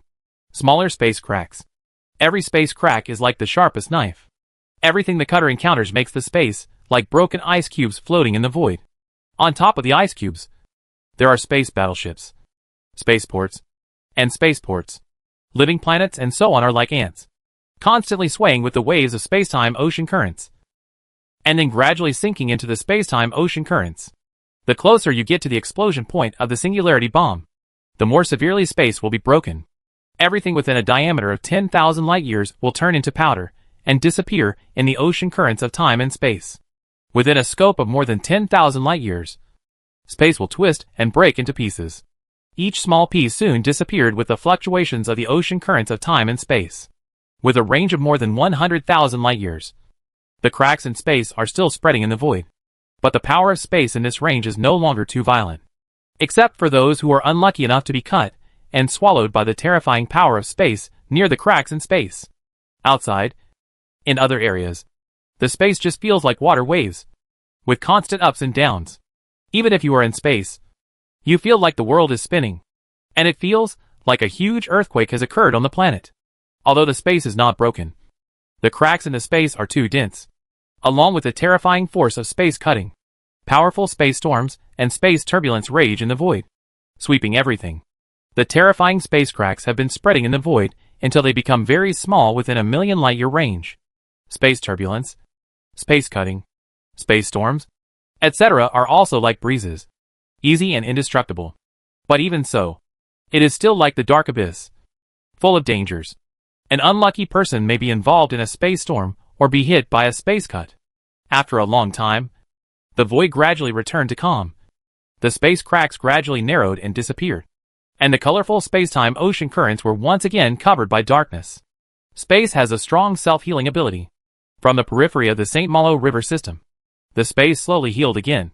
But the void on this side became completely empty. There are no stars, no planets, not even cosmic dust. The rays, gravity, etc. in the universe have also disappeared, leaving only a pitch-black world, like a black hole, without even light, until the starlight from the distant starry sky slowly envelopes this place again. The dark world is a little different from a black hole. At least light can still exist here. It will not be like a black hole. Even light cannot escape, take off. It's just that the huge army formed by the original Insecticide Alliance and the massive resources gathered have completely disappeared along with the entire St. Malo River system, leaving only this void, like a vast dark abyss, as if it does not exist here at all. It's like crossing a huge river system. Chapter 669, Alliance Shocked. The Gunda River system is one of the river systems adjacent to the St. Malo River system. It is only 5 million light-years away from the St. Malo River system. It is also an important passage for many civilizations of the Insecticide Alliance to support the frontline battlefield. Place. At this time, at the entrance of the space-time ocean current channel from the Gunda River system to the St. Malo River system. The port is very busy. Troops and fleets from the rear are constantly arriving here, preparing to go to the St. Malo River system through the space-time ocean current channel, then support to the Arroy River system, and then begin to counterattack the Zergan Alliance. Here in the busy spaceport, a large number of space battleships and spaceships are lined up in the void of the universe, preparing to enter the passage of space-time ocean currents. Everything appears to be in order and operating at high speed to serve the battle on the front line. The entrance to the space-time ocean current channel is colorful, like a crystal clear colored stone. A large number of space battleships, spaceships, etc. come in and out of the space-time ocean current channel entrance. However, it was very sudden. The originally peaceful void and the passage of time and space ocean currents that had existed for countless millions of years suddenly experienced huge changes. The space was like a sea surface with huge waves, violently turbulent. Then, at the entrance of the space-time ocean current channel, the sound of clicking and clicking continued. The space-time ocean current channel was like a broken mirror, with cracks appearing on it, and then quickly spreading to all directions, until the entire space-time ocean current channel seemed to be full of cracks. Glass. Before the Insecticide Alliance could react or even figure out what was going on, countless cracks were completely broken in the space-time ocean current channel. Pieces of space debris rippled and undulated in the space-time ocean current, and then quickly disappeared again in the current of time and space. The void near the entrance of the space-time ocean current channel suffered such a huge change, and terrifying space cracks appeared in the surrounding space. The space cracks spread in the void with the terrifying force of space cutting. Wherever they passed, everything was torn apart easily. Fortunately, we are far away from the St. Malo River system here, and the changes in space are limited. Soon the void gradually returned to calm. But the place where the entrance of the space-time ocean current channel was originally was dark and dim, and there was no longer any colorful sight. The space-time ocean current channel is as if there is no space-time ocean current channel here at all. What's going on? What happened? Why did the space-time ocean current channel suddenly disappear? Or did I see it wrong? How can this be? Near the entrance of the space-time ocean current channel, everyone in the Insecticide Alliance was completely confused at this time. They had no idea what was happening. They all widened their eyes in disbelief, because the entrance to the space-time ocean current channel had completely disappeared. Gone. You must know that this is the first time such a thing has happened. In the previous wars between river systems, they often dropped various powerful technological weapons near the entrances of space-time ocean currents, such as quantum foam bombs, etc. Antimatter bombs, and the like were thrown inside. Some weak river systems even wished to destroy these space-time ocean current channels. But no civilization has succeeded since ancient times. In everyone's concern, this space-time ocean current channel is simply indestructible, unless the connecting river system is destroyed. Lost. Something big must have happened. Someone said with great certainty that no one would believe such a huge change unless it was a major event. Everything that happened in the St. Malo and Arroy rivers quickly reached the top of the Insecticide Alliance. In fact, it was not just these two rivers, but also the other two key strategic locations. Due to the attack of the singularity bomb of the Zergan civilization, each river system was completely destroyed along with the army of the Insecticide Alliance. In the virtual conference hall, figures kept flashing. each with a solemn look on their face. Everyone had received the news. And it was the worst news. Everyone's face was so solemn. Out of water. Is the matter confirmed? Manyo asked Legolas beside him. The St. Malo River system is considered the territory of the Blood Moon Empire. Although the Blood Moon Empire has evacuated its citizens. As the host, the Blood Moon Empire is naturally the most familiar with its territory. I have sent people to check. The two river systems of St. Malo and Arroy have completely disappeared into the void of the universe. Legolas nodded solemnly. Almost as soon as he received the news, he had already sent people to check the locations of the two river systems. In fact, it could be confirmed from the surveillance videos and pictures. But no one wants to believe this. A huge river system was suddenly completely destroyed. What happened? Is it a natural disaster in the universe? Or what everyone least expected and dared not to guess was the trouble caused by the Zergan Alliance? What kind of powerful technology they had mastered? They could easily destroy a river system. Too many questions are plaguing the leaders of the civilizations present. At the same time, more importantly, everyone is very afraid. If it is a natural disaster in the universe, everyone can accept it. But if it is the Zergan civilization, if you don't have any hands and feet, how can you continue to fight this war? Now it seems that the latter is more likely. There is a cosmic disaster. But it is absolutely impossible for such a disaster to occur. And such a disaster happened in the river system, where the Alliance armies gathered in the three directions. The Alliance had just defeated the Zergan Alliance. And then the armies in three directions suffered devastating blows. The possibility that it was the Zergan Alliance was almost 100%. This must be the work of the Zergan Alliance. Other than that, who else can you think of? The key now is that our Alliance's army has been completely lost. We have almost lost our offensive power in a short period of time. But what is even more frightening is that we still don't understand Zergan. How did the Alliance flatten each river system from the void of the universe? Are we going to surrender? We are willing to lower our heads and become the puppets of these parasites. In that case, I would rather die on the battlefield. I would rather our Shuayu Empire perish. Manu and Legolas were discussing with each other. The topic they discussed was also a topic discussed by other civilization leaders in the entire virtual hall. At this time, everyone was panicked. If you can destroy these river systems today, then you can destroy them tomorrow. Killing his hometown silently. He also wiped out the river system he was in from the universe. Li Fu's figure appeared in the virtual conference hall, and all the sounds of discussion suddenly disappeared. Everyone looked at Li Fu in unison, as if they saw the backbone. At this time, everything still depends on the attitude of the Empire. I think everyone should already know what happened just now. I also sent people to verify everything. Several important river systems on our three routes were all completely destroyed by the Zergan civilization. Countless coalition forces, the soldiers sacrificed heroically to protect our freedom and rights to exist. Li Fu's voice seemed very sad, but it was still loud and powerful. He seemed not to care about the loss at all. He was definitely not someone who would be hit easily. Your Majesty, how did the Zergan Alliance destroy these river systems? Can they use such methods again? Someone immediately asked with concern. His words made everyone highly nervous. If they just destroyed a few river systems and wiped out everyone's army, then there is still hope for the Insecticide Alliance. If the army is gone, it can still be restored. It just takes time to set up. However, if the enemy can use such terrible methods at will, then no matter how many armies there are, it will be of no use. And there is no possibility of defeating the Zergan Alliance. They used a space technology weapon called the Singularity Bomb. The Zergan civilization behind the Zergan Alliance once lived in the center of the universe and obtained technological weapons from some powerful civilizations. This is not surprising. But what is certain is that the number of these terrifyingly powerful weapons they possess is very small. Otherwise, they would not just destroy a few river systems. Li Fu told the Singularity Bomb. In fact, after Li Fu received the news, he immediately asked Xiaoying to conduct an analysis. Soon Xiaoying was 100% sure that it was caused by a singularity attack and could be easily destroyed. Only this kind of powerful space technology weapon can do this in a river system. The Empire's biotechnology can easily wipe out the creatures in a river system. But if you want to erase the entire river system from the void of the universe, biotechnology is really difficult to do. In the virtual conference hall, various introductions about the Singularity Bomb were quickly played, including the principle, power, etc. of the Singularity Bomb, which made many civilization leaders present widen their eyes.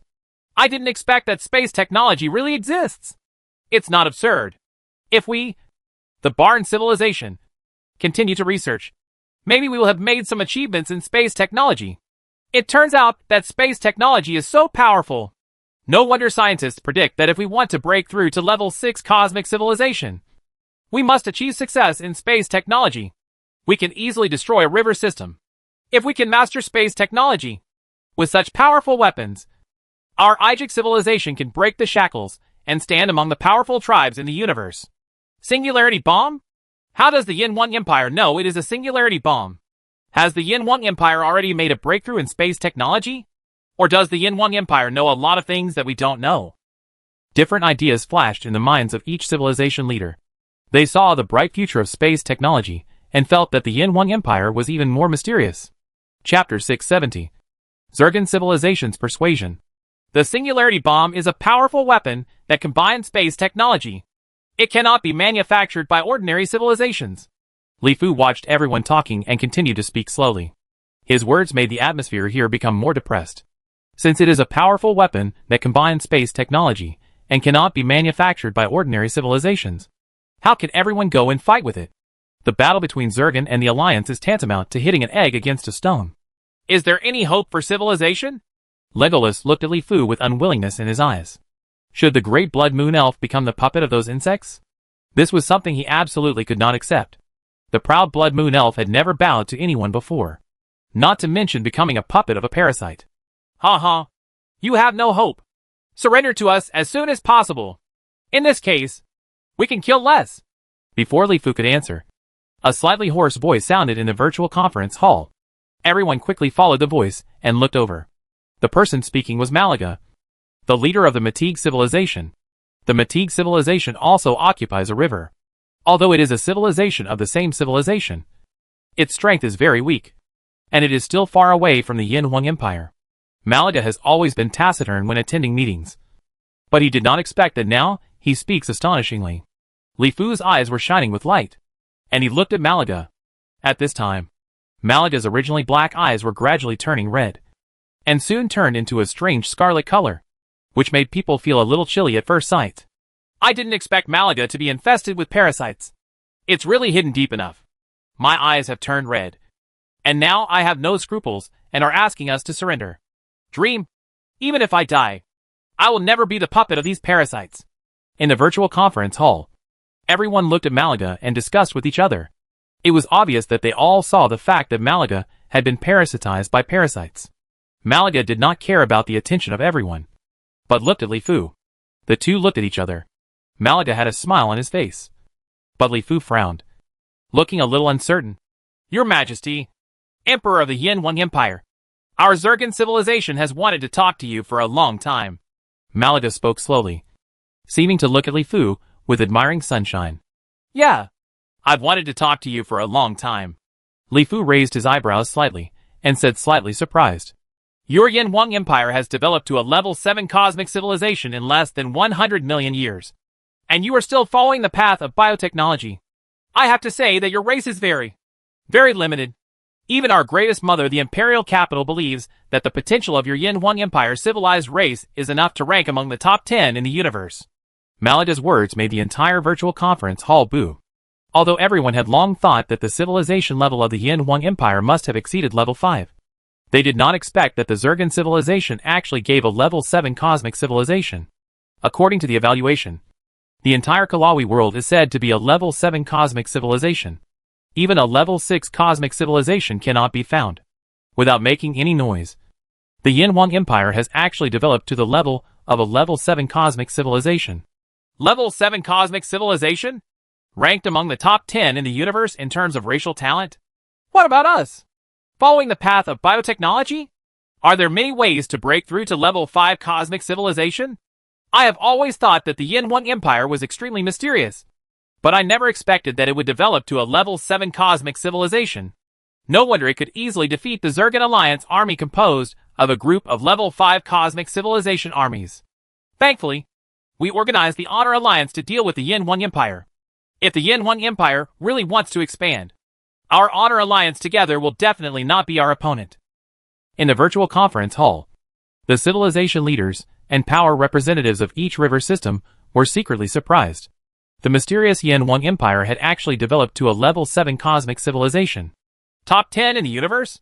Li Fu smiled slightly. I really want to thank you, Queen Mother, for your praise. We don't deserve it. The universe is so vast, and there are countless civilized races. We dare not sit in a well and look at the sky. Ha ha. Our Zergan civilization has a very long history. We once were glorious in the center of the universe. We have parasitized countless civilized races. When it comes to discussing the potential of civilized races, no one has more say than us. Malaga smiled, and did not care about Li Fu's words.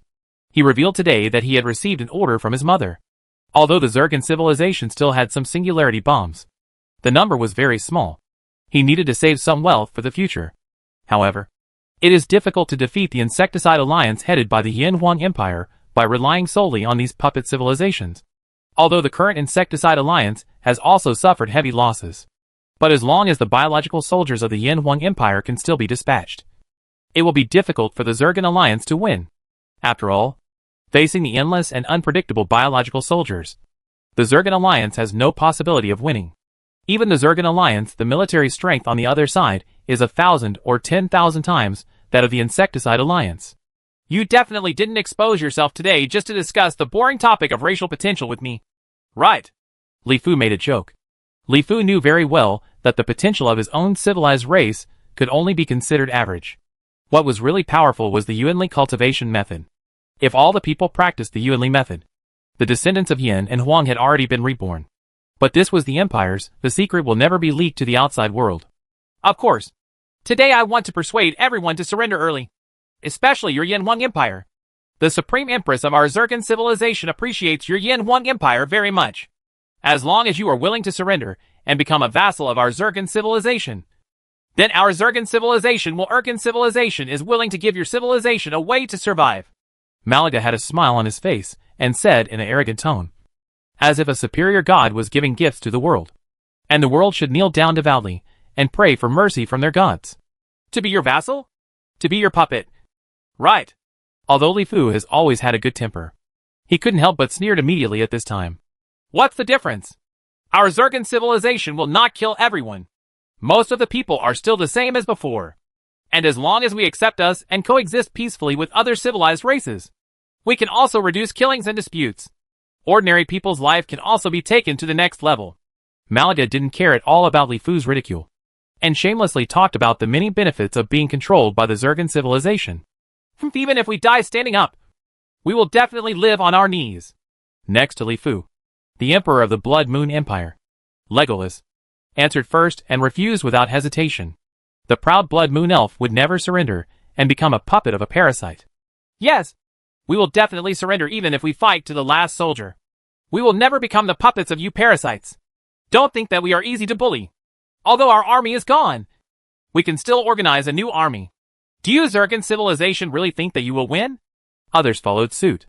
Although everyone was afraid of the singularity bomb, the fear in their hearts disappeared when they thought that their civilization was controlled by the Zergan civilization, and that they had been the puppets of parasites for generations.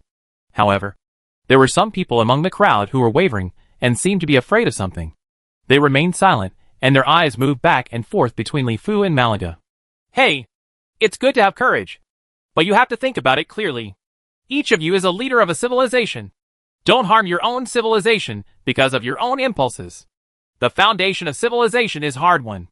It's all you. Our ancestors won it with their blood and sweat.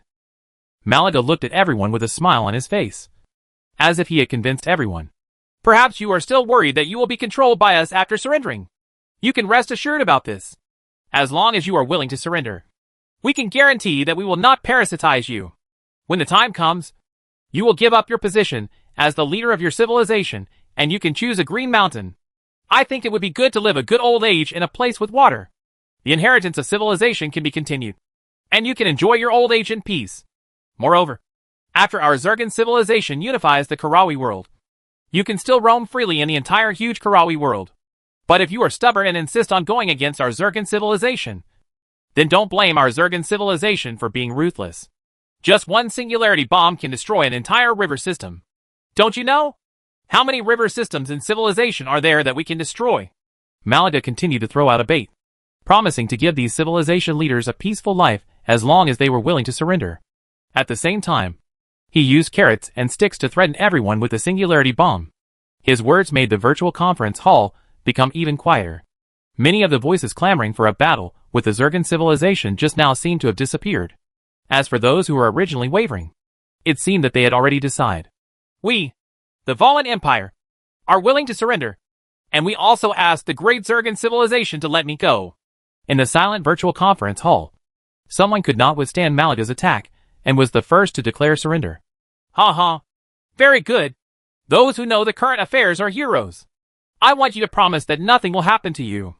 Malaga laughed happily when he saw someone surrendering. The Valen Empire was very close to the Zergan alliance and was weak. Now, Malaga used carrots and sticks to kneel down and surrender in an instant. Does anyone else want to surrender? Our Zergan civilization has always felt that the entire Karawi world is very small. But there are too many civilizations. In the future, we will definitely have to reduce some junk civilized races. If it is too late to surrender, we will not accept them. Chapter 671. Are you the only one with a secret weapon? At this time, Malaga was very proud. Just a few words had already caused the Pesticide Alliance to fall apart. He just needed to work harder, and the Pesticide Alliance would probably fall apart. Look at the appearance in the virtual hall. Many civilization leaders have already had thoughts and plans to surrender. The threat of singularity bombs guarantees that these civilization leaders can enjoy their old age. Surrender seems to be a good choice. Although your own civilization will lose itself in the future and become a puppet of a parasitic civilization. For most ordinary people in your own civilization, words don't have much impact. We surrender. Our Santos civilization surrenders. Our Keshem civilization surrenders. Soon, voices of surrender sounded in the virtual conference hall. The wavering people finally couldn't bear the waves of attacks. Perhaps for many civilized leaders, they can get a promise to ensure that they can enjoy their old age. They already had plans to surrender. Ha ha. That's right. Those who know the current affairs are heroes. Don't destroy the foundation that your ancestors have worked hard to build with their blood and sweat just because of your own impulse. Malaga laughed happily. At the same time, in the virtual conference hall, the crowd began to split into two halves. Those who surrendered automatically moved towards Malaga, while those who did not surrender went towards Lifu, Legolas, and Manio. Buck and others are approaching here. You have to think about it. If you kneel down now, your civilization will never be able to thrive. You will always be the puppets of these parasites, and they will be their slaves and hosts for generations. Legolas looked at those people who were attacking one after another with some hatred. For the proud blood moon elf, becoming someone else's puppet was really not as good as death. What can we do if we don't surrender? If we don't surrender, we may be wiped out by the singularity bomb now. We also have no future. As long as we live and civilization continues, everything is possible. I advise you to surrender as soon as possible. Otherwise, the singularity bombs of our Zergan alliance can easily wipe out all of yours. I don't know how to choose between dying now and dying later. But living is better than dying. The leaders of the civilization who had surrendered began to persuade them one by one. Some even changed roles very quickly. And they even kept saying they were from the Zergan alliance. You? Legolas was almost angry to death. He pointed at these people and was speechless for a moment, thinking of the singularity bomb of the Zergan civilization and the disintegration of the Insecticide Alliance. His momentum suddenly weakened. Now he only remains less than half were on their side. Legolas looked at Lifu and found that Lifu still looked calm and indifferent at this time. He didn't seem to care about what was happening in front of him. He was thinking slightly and seemed to be thinking about something. He seemed confident and did not care about what was happening in front of him. Changes due to huge changes. Your Majesty, what should we do? Our Blood Moon Empire will never surrender. Even if our Blood Moon Empire dies because of this, we will never regret it.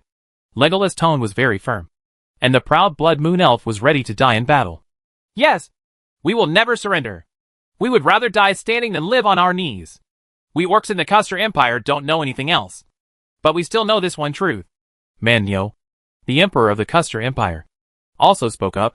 He was so excited when he spoke that the two horns on his head trembled slightly. Your Majesty, our Luo Yuan civilization will not surrender. Buck, the leader of the Luo Yuan civilization, also expressed his stance. Seeing Lifu, everyone seemed to see the backbone. Even the Zergan civilization said that the Yin Huang Empire had developed to the level 7 cosmic civilization. In addition, everyone also saw the creatures of the Yin Wang Empire. The soldiers are powerful and terrifying. Although I am still very afraid of the singularity bomb. After surrendering, my civilization becomes a puppet civilization. This is more unacceptable than becoming an affiliated universe civilization of some powerful civilization. Puppet. It is even worse than an affiliated universe civilization. Today, the Zergan civilization can freely let the civilizations of the Zergan Alliance attack the Insecticide Alliance regardless of losses. In the future, it will not be able to abandon these surrendered civilizations. It will. What? Are you really going to fight to the end? Malaga had a look of disdain on his face when he heard the words of Legolas, Barbarian Bull, Buck and others. As for your civilization, we can destroy you with just a snap of our fingers. And you still remain stubborn. Stubborn? Are you kidding me? I'm asking you to surrender now. If you don't surrender, are you also stubborn? Buck attacked him without hesitation. Since he had chosen to fight to the end, he would really fight to the end and would not waver again. The Yin Wang Empire on our side has also developed to level 7 cosmic civilization. Who is afraid of whom? You are the only one who has a secret weapon. You have space technology. And the Yin Wang Empire on our side also has powerful weapons. When the time comes, we will release the demonic virus. Destroy the entire Karawi world. But pulled out the demon virus. When the Yin Wang Empire released the demon virus, the entire galaxy became a barren land. The demon virus in the Yin Wang Empire is still something that some civilizations around the empire are extremely afraid of. Devil virus? When Malaga heard this, he frowned instantly. Not many civilizations knew about the demonic virus. Most of them only knew about the civilizations bordering the empire. After all, the demonic virus was only used once in the Milky Way, and it has not been really used since. As soon as you hear the name demonic virus, you will know that it is quite complicated. The key is that the Yin Wang Empire is mainly based on biotechnology and has developed to the level of a 7th level cosmic civilization. The Zergan civilization has never experienced the methods of biotechnology before. Your Majesty, Emperor of the Yin Wang Empire, I don't know what your plans are. Our great Empress of the Zergan civilization admires your Yin Wang Empire very much. If you are willing to surrender, your treatment will be completely different from other civilizations.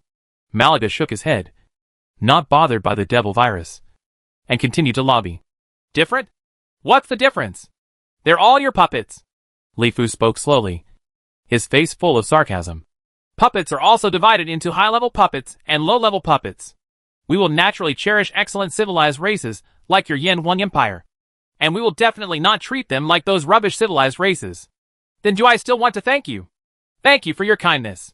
We in the Yin Wang Empire would rather die standing than live on our knees. So feel free to use whatever means you have. Li Fu looked unconcerned. He had the civilization seeds of the super-civilized Han technological empire, which contained many powerful weapons. However, Li Fu had never been very fond of taking out things from civilized races. But now it was related to the life and death of the empire. Naturally, I don't care about that much anymore. Secret weapons? Our empire also has secret weapons. Although your Zergan civilization has been in the center of the universe, but looking at your appearance like a lost dog now, I remember that you didn't have many singularity bombs at all. And you have always been looking for excellent civilized races. That is because your Zergan civilization has no way to break through its own shackles. You want to develop by parasitizing civilized races with potential. I don't know if I'm right. Li Fu looked like he had seen through everything. He saw clearly that although the Zergan civilization seemed very powerful, it was actually just an illusion. If there really were many singularity bombs, why would such nonsense be needed to disintegrate the Insecticide Alliance? Just throw out singularity bombs one by one. The scientists of the Empire also have in-depth research and understanding of the captured parasites of the Zergan civilization. Whether it is analyzed from a genetic perspective or the answers obtained through the ecstasy of advanced Yuanli monks, the Empire is very clear about the parasitic Zergan civilization. Civilized way of survival. Parasitism. The reason why the Zergan civilization is powerful is because it has the ability to parasitize other civilized races.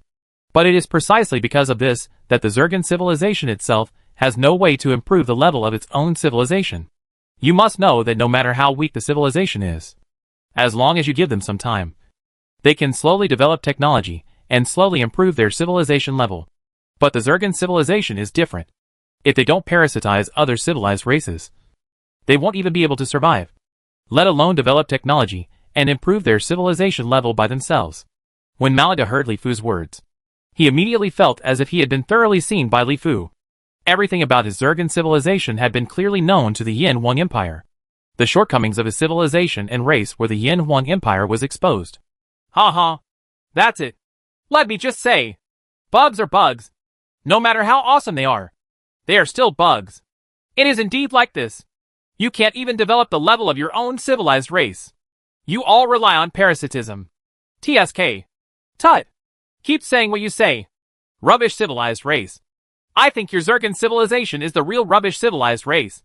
No matter how rubbish the civilized race is, it can slowly develop on its own. But you can only rely on parasitism. When Man Yo heard Li Fu's words, he laughed happily and sneered at Malaga. You're awesome. What you said is really good. Bugs are bugs after all. What can they do? Legolas also laughed. Now that he has seen everything about Zergan civilization, there is nothing to be afraid of. Li Fu's words boosted the morale of the staunchly resisting faction. But some of the civilization leaders, who had chosen to surrender, were all frowning. It turned out that the Zergan civilization was such an existence. Following Zergan civilization was simply impossible. There is no future. Chapter 672, Surrender is Impossible. In the virtual conference hall, the morale of the determined war faction soared, and everyone began to laugh at the Zergan civilization. A parasitic civilization. A civilization that cannot improve itself. A civilization that can only rely on parasitism on other civilized races. How great is our Zergan civilization? Can you, a group of ants like you, know about it?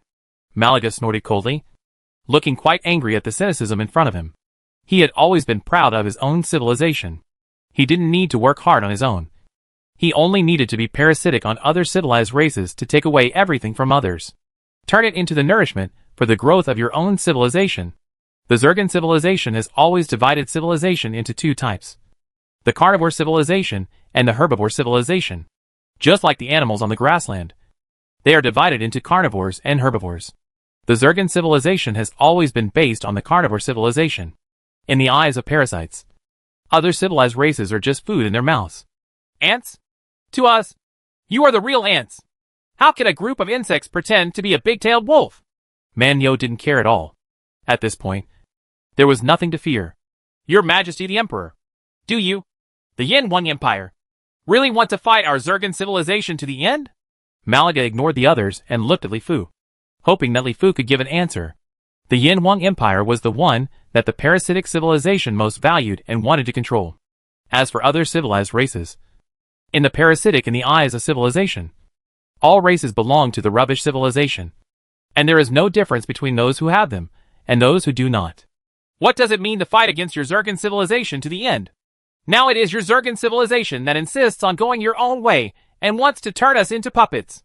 Li Fu smiled. The singularity bomb in the opponent's hand made him worry a little. As for the others, there was really nothing to fear. Your Majesty the Emperor, you must think carefully. If you fight us to the end, your Yin Huang Empire may be destroyed because of this. Although our singularity bombs are not in large numbers, they will flatten all the river systems of your Yin Huang Empire. It can still be done. Malaga once again took out the singularity bomb to threaten Li Fu. Come if you have it. Li Fu's eyes flashed with cold light, and he responded very coldly. For Li Fu, nothing is more important than the Empire.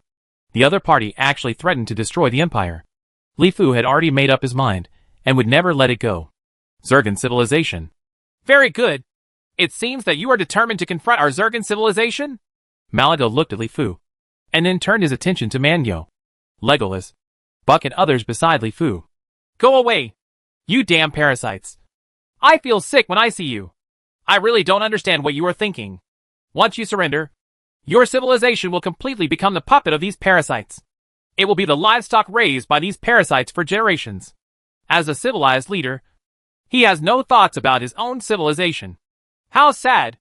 Man Yo, Buck, Legolas and others all started shouting. Sarcastic, completely losing their temper, and without any scruples. Very good, I hope you don't have to cry one day. Malaga finished speaking with a sneer, and then disappeared into the virtual conference hall. The civilized leaders who surrendered to the Zergan civilization looked at each other one by one, and then at Li Fu and others. Their faces were full of emotions. With emotions on their faces, feeling helpless and unwilling. But helpless, they also disappeared into the virtual conference hall one by one. Your Majesty, what should we do? Now we are the only civilization left, and we can only rely on the Yin Wang Empire. Seeing them disappearing into the virtual conference hall, Legolas, Manyo, Buck and others quickly surrounded Li Fu. And everyone looked at Li Fu expectantly. Although everyone acted very tough just now, as if they were not afraid of the sky or the earth. In fact, everyone really had no confidence in their hearts, facing the terrifying singularity bomb that could easily wipe out an entire river system. These level 5 universes civilization really has no solution. The reason why they did not choose to surrender was that on the one hand, they were not willing to become the puppets of the parasites. And on the other hand, they still had hope for the Empire. After all, the Empire had already developed to a level 7 cosmic civilization. And everyone had seen biological creatures. The soldiers are powerful and terrifying. Li Fu looked at the people around him, and knew that among them, there must be spies from the Zergan civilization. If the parasites can control Malaga, they can also control other people. So these people are not really reliable.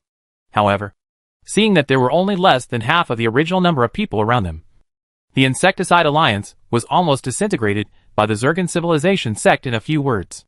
Now it is necessary to stabilize the morale of the army, so that the team can continue to lead. Don't be too afraid of their singularity bombs. Our empire also has terrible biotech weapons. We also have things that are more terrifying than the demon virus. If we are in a hurry, we can drag them all to death. Li Fu's words were sonorous and powerful. With the development of the empire's biotechnology, various viruses that are more powerful and more terrifying than the demon virus have been developed. Now the empire scientists are working day and night to develop viruses specifically targeting parasitic civilizations. Once the research is successful, when it is released to the entire Karawi world, the Zergan civilization will definitely be wiped out. Of course, to deal with the singularity bomb in the hands of the Zergan civilization, Li Fu still had to rely on the help of civilization seeds to develop into an advanced civilization through different paths. And his abilities were completely different. Civilizations that follow the path of space-time technology have developed to the stage of advanced civilization. They can freely travel across the universe, because space can no longer stop the footsteps of these civilizations. The attacks formed by using space technology are also very powerful and terrifying. They can easily kill a person at every turn. After destroying a river system, it can be said that it has excellent attack, defense, speed and other aspects. This is why there are so many civilizations in the universe that use space-time technology. A civilization that adopts biotechnology does not have much offensive or defensive power in the early stage. However, once it develops to an advanced stage, the biotech civilization has endless means. And the most important thing is that it is difficult to guard against. There are countless invisible, and even without even realizing it, we have fallen into the trap of biotech civilization. Release viruses, elusive biological soldiers, and even if possible, create some parasitic organisms like the Zergan civilization to infiltrate hostile civilizations, etc. There are too many methods, and most of them are difficult to guard against. Different technological paths have completely different means. As long as they can develop to an advanced stage, they will have a variety of powerful means. When everyone heard Li Fu's words, they were reassured. Most of those who followed the Empire to death were from civilizations very close to the Empire, and knew more about the Empire than other civilizations. The Yin Wang Empire's biological warfare soldiers, demonic viruses, and biotechnology weapons were really created through fighting everywhere. Like the Lu Yuan civilization's purchase of the Empire's biological warfare soldiers, they expanded rapidly in a short period of time. He also knew how powerful the biological combatants were, and also knew that the Yin Wang Empire had more biological combatants and more powerful biological weapons that had not been revealed to the outside world. After everyone is over, we need to carry out general mobilization and try our best to form our army again. I estimate that the Zergan Alliance will continue to attack us soon. It's true that they are not connected together. Let's concentrate our efforts to connect us with each other first. Together, we will also teach those civilizations who betrayed the Alliance a lesson. Li Fu thought for a while and began to issue orders. Now, except for the Empire, all these civilizations have suffered heavy losses. The armies sent to the front line were completely blown up by singularity bombs. Now there are still some troops left in the mainland, but this far from enough to fight against the Zergan Alliance. Your Majesty, we need your empire to support more biological soldiers. Otherwise it will be difficult to defeat them. Of course, there is no problem. I will arrange for support immediately. I think we should first stabilize our own territory and sweep out all the surrendered river system civilizations and forces in the middle, so as to have a greater strategic depth. We should also pay attention to dispersing and relocating the population. Once the Zergan civilization uses the singularity bomb, we will not suffer too serious losses at once, especially those civilizations that currently only occupy one river system. The Empire, we should help them expand their territory as soon as possible. In the virtual conference hall, everyone was discussing with each other and discussing the next response strategy. Many civilizations betrayed the alliance and chose to surrender to the Zergan civilization. The situation is quite serious for the alliance and is very not optimistic. Coupled with the threat of singularity bombs, it requires even more caution. However, Li Fu made it clear that the Empire would strongly support everyone, which also made everyone cheer. The Yin Huang Empire provided unlimited free biological combat soldiers, and everyone was confident that they could continue to expand outwards in a short period of time and lay down a larger empire. Territory. Have the courage to fight to the end with the Zergan civilization. At the same time, in another virtual conference hall, the female insects with the highest Zergan civilization gathered together to discuss countermeasures. Devil virus? Windsor, we must send someone to investigate this clearly. In a civilization dominated by biotechnology, viruses and the like are probably really scary. However, we don't really need to worry too much. Even if they really release a virus more terrifying than the devil virus and destroy the entire Karawi world, we will just have to move to another place.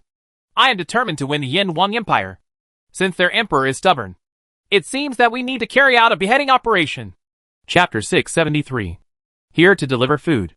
In the virtual conference hall, Zergan, who was sitting high on the throne, had a smile on his face. He looked at the star map of the Yin Huang Empire. 9 huge river systems were closely connected to form a huge territory. Of course, this territory is only in the Karawi world. For the vast territory that has seen the powerful civilization of the universe, this single territory of the Empire is really inferior. If we wipe out the Milky Way, Andromeda Galaxy, and Sculptor Galaxy, the Yin Huang Empire will definitely suffer heavy losses. But it will not be extinct. There are still several river systems, and a large population can still be left. Zergan's scarlet eyes shone with light, as if he saw the scene after the 2 most important river systems of the Yin Huang Empire were leveled. Ma Star, I leave this matter to you. Yes, the Great Queen Mother. The burly figure on the left side of Zergan accepted the order excitedly. The singularity bomb wiped out a river system. Such things are rare in the universe. Civilizations that can create singularity bombs are famous in the universe. Generally speaking, few people would dare to mess with a powerful civilization. At the same time, in the Imperial Palace of the Galaxy, Li Fu exited the virtual conference hall, quietly thinking about the situation in front of him. Singularity bombs. You must pay attention to this. Every single one of them will flatten a river system. What Li Fu has always felt uneasy about is the singularity bomb in the hands of Zergan civilization. The singularity bomb, which is a combination of space technology, is definitely a terrifying weapon. Xiaoying, can you monitor all the voids around our empire? It had been a long time since he had a good communication with Xiaoying. Li Fu asked Xiaoying in his mind. Of course. I can completely monitor the hundreds of millions of light years around the empire. Xiaoying's graceful figure appeared in Li Fu's mind. As an intelligent program of the super civilization seed, Xiaoying answered with a proud look on his face. Then please monitor all the voids within this range. Once you find the Zergan civilization, report it to me immediately. I will follow the clues and remove all their nests. Killing intent flashed across Li Fu's face. Li Fu would never let go of anyone who threatened his empire. The Zergan civilization was already on Li Fu's must-kill list. But this Zergan civilization was a parasitic civilization. Parasitic in every civilization. It is difficult to find, especially the Mother Queen of the Zergan civilization. To destroy the Zergan civilization, these Mother Queens must be destroyed. Otherwise, just destroying some low-level members will not do any harm to the Zergan civilization. If you hit a snake, you have to hit it 7 inches. Superior. Li Fu speculated that the singularity bomb on the Zergan civilization must have been delivered through an advanced space battleship. And such a space battleship must be the battleship of the Zergan civilization escaping into the universe. It is a powerful universe for the level 7 cosmic civilization. Battleships. As long as the Empire can obtain these space battleships, It can follow the clues to find the home base of the Zergan civilization. And it can also promote the development of the Empire's space technology through these battleships. In the dark abyss between the Milky Way and Andromeda, a large space battleship is parked quietly in this dark, cold void. There are no lights on the battleship, and it is still completely integrated into this place, in the dark void of the universe. Inside the battleship, the advanced Yuanli monks wearing the Imperial Yuanli warrior temple uniforms were all meditating quietly at this time. Although each of them had restrained their aura, the occasional trace of aura leaked out was still frightening. Obviously everyone on this space battleship is a profound Yuanli monk with profound cultivation. In the battleship command center, Sun Xinyuan's figure stood out.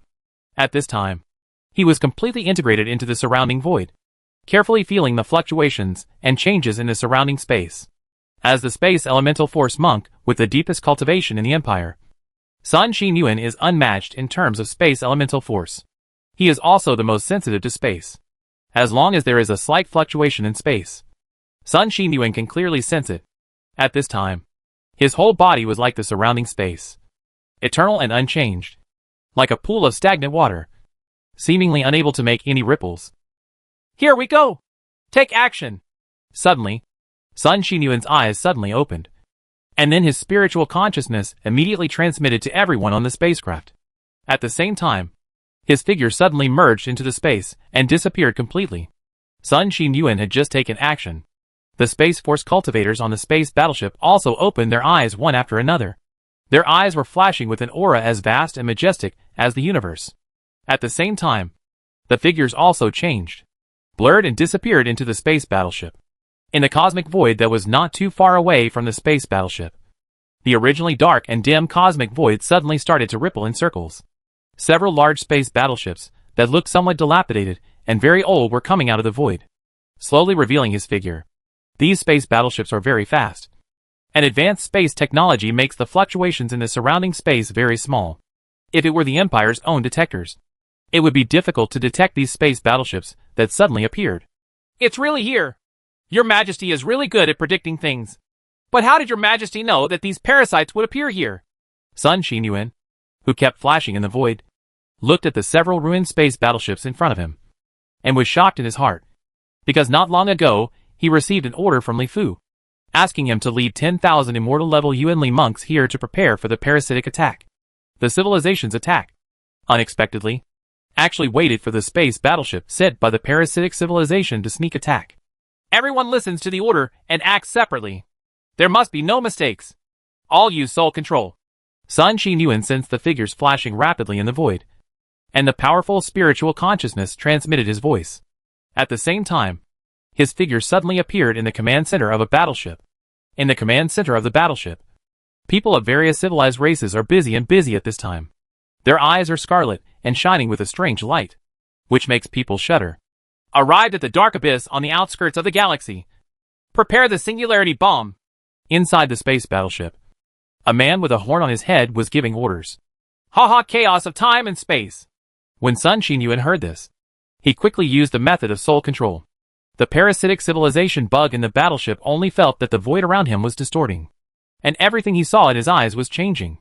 Unknowingly, he was lost in Sun Xinyuan's mind, in the illusion of time and space created.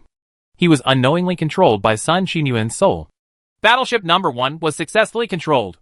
Space battleship number 2 was successfully controlled.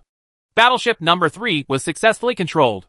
When Sun Xinyuan successfully controlled the space battleship where he was, the Yuanli warriors of the Empire on several other space battleships also sent spiritual messages to Sun Xinyuan, and they all succeeded very easily without any difficulty. The people who took action this time were all immortal level Yuanli warriors, and they were basically masters of soul control.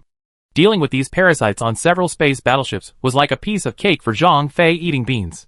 Well, put on the disguise immediately, and don't reveal any flaws. While Sun Xinyuan quickly read the information in the minds of these parasites on the battleship, he began to control these parasites to pretend to successfully launch singularity bombs into the Milky Way, in order to hide from the queens of the Zergan civilization. On the space battleship, the people controlled by Sun Xinyuan's soul were just slightly stunned, and soon returned to normal, as if nothing had happened. Outsiders had no idea that everything on the battleship had been controlled by Sun Xinyuan. And even every move of these parasites on the battleship was caused by Sun Qinyuan asking these people to pretend to be under control. It turns out that they want to destroy the Milky Way and the sculptor galaxy of our empire. They are really cruel. After reading the information in the brains of these parasites, Sun Qinyuan quickly knew everything.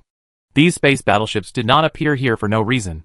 They came here to use singularity bombs to wipe out the Milky Way and the sculptor galaxy. If I don't destroy your old nest this time, my surname will not be Sun. A cold light flashed across Sun Qinyuan's face, and he began to control these parasites on the space battleship. Everything on the space battleship still looks normal. The parasites on the battleship are applying for the singularity bomb to their superior Mother Queen, reporting various situations, etc. Everything is normal, and it is completely invisible. Question. Authorize the launch of singularity bombs to let the people of the Yin Huang Empire know how powerful our Zergan civilization is. In the video call, Master's figure is clearly visible. This time it is responsible for this matter, and its descendants are also dispatched. And they are also very high-level descendants. Yes! The leader of the parasite controlled by Sun Qinyuan was named Shenghe. At this time, he responded very respectfully. The singularity bomb on the space battleship quickly showed that the authorization had been obtained, and the singularity bomb could be launched at any time. Disable the launch of the singularity bomb and cut off the control system. Shenghe, who was controlled by his soul, did not actually launch the singularity bomb. Instead, he was controlled by Sun Qinyuan and began to disarm the singularity bomb. This singularity bomb was a treasure for studying space technology, so the Empire accepted it. On the other side, Shenghe pretended to report to Master. The singularity bomb has been launched. Please return. Well done. Come back soon and wait for the good show. Master did not find any problems at all, because everything looked very normal, and he never thought that the descendants he trusted would deceive him. In the Zergan civilization, low-level bugs would deceive and disobey the Mother Queen who split him. But being controlled by the soul is different. Chapter 674. Controlling Zergan civilization. Somewhere in the void of the Karawi world, several space battleships are flying rapidly. The powerful technology from the Level 7 cosmic civilization allows these space battleships to move forward in the universe at an unimaginable speed. Every space transmission stimulates the spatial fluctuations caused are very, very small. The dark abyss in the universe that makes people talk about it seems to have no obstacles in front of these powerful space battleships, and is completely ignored. Each space transmission has to span a distance of millions of light years, flying from a river system to get to another river system. It only takes a few space teleportations. It's really hidden deep enough. It's actually hiding in this corner. The Palma River system. This place is almost on the edge of the Karawi realm. Is it to escape to other places at any time? Inside the space battleship, Sun Qinyuan looked at the star map of the Karawi world. At this time, his location was already quite remote. The Parma River system was a very remote river system. The key was that this river system was the same size as the triangular river system. The small river system makes it impossible to imagine that the home base of the Zergan civilization, which almost rules the entire Karawi world, would be here. Not much is known about the home of the Parma River system in the entire Zergan civilization. Only truly advanced female insects know where this place is. And these advanced female insects have all been wandering from the center of the universe. As for the offspring that breed in the Karawi world don't even know where their home nest is. The Shenghe controlled by Sun Qinyuan belongs to the high-level mother worm. She also wandered from the universe. She is also the offspring of Master, one of the 12 mother worms. Her level is second only to the 12 mother worms in the entire Zergan civilization. Can be regarded as a third-generation female insect. The Parma River system is a very small river system. After the Zergan civilization took control of this place, it controlled almost all the civilized races in the entire river system.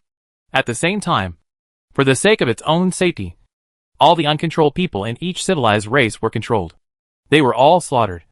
So the entire Palma River system seemed more desolate and lonely compared to other prosperous river systems.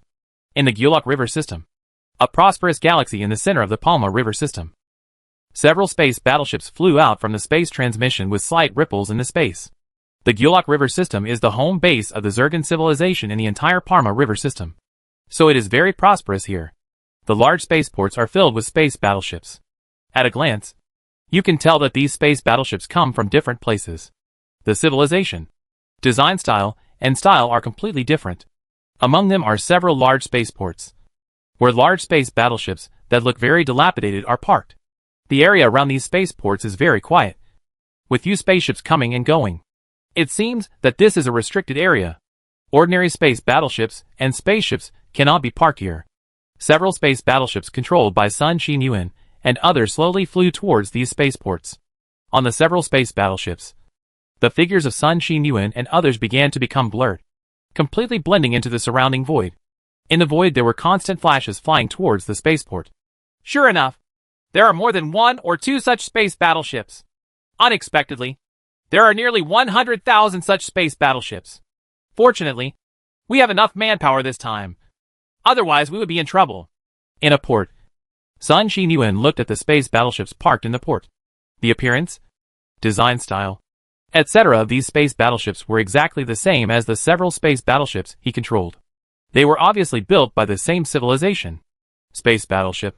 Everyone works separately to control all these people. Even if we find the 12 female insects of the Zircon civilization and their highest mother queen.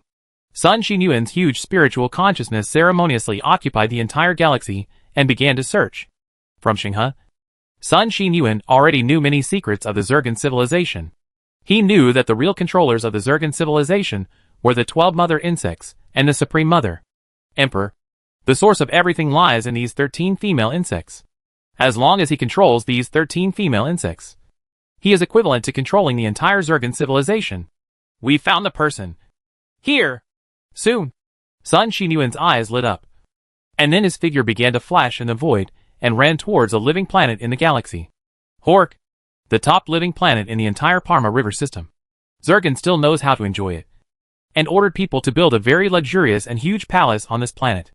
At this time, in the palace, Zircon was soaking in the sunshine while admiring the birds and flowers in the palace, and he seemed to be in a good mood. Once the Milky Way and Sculptor Galaxy of the Yin Huang Empire are wiped out, there will not be much population left in the Yin Huang Empire. These 2 river systems are where the Yin Huang Empire's population is most concentrated. But it doesn't matter. After controlling the Yin Huang Empire, we will slowly multiply the population.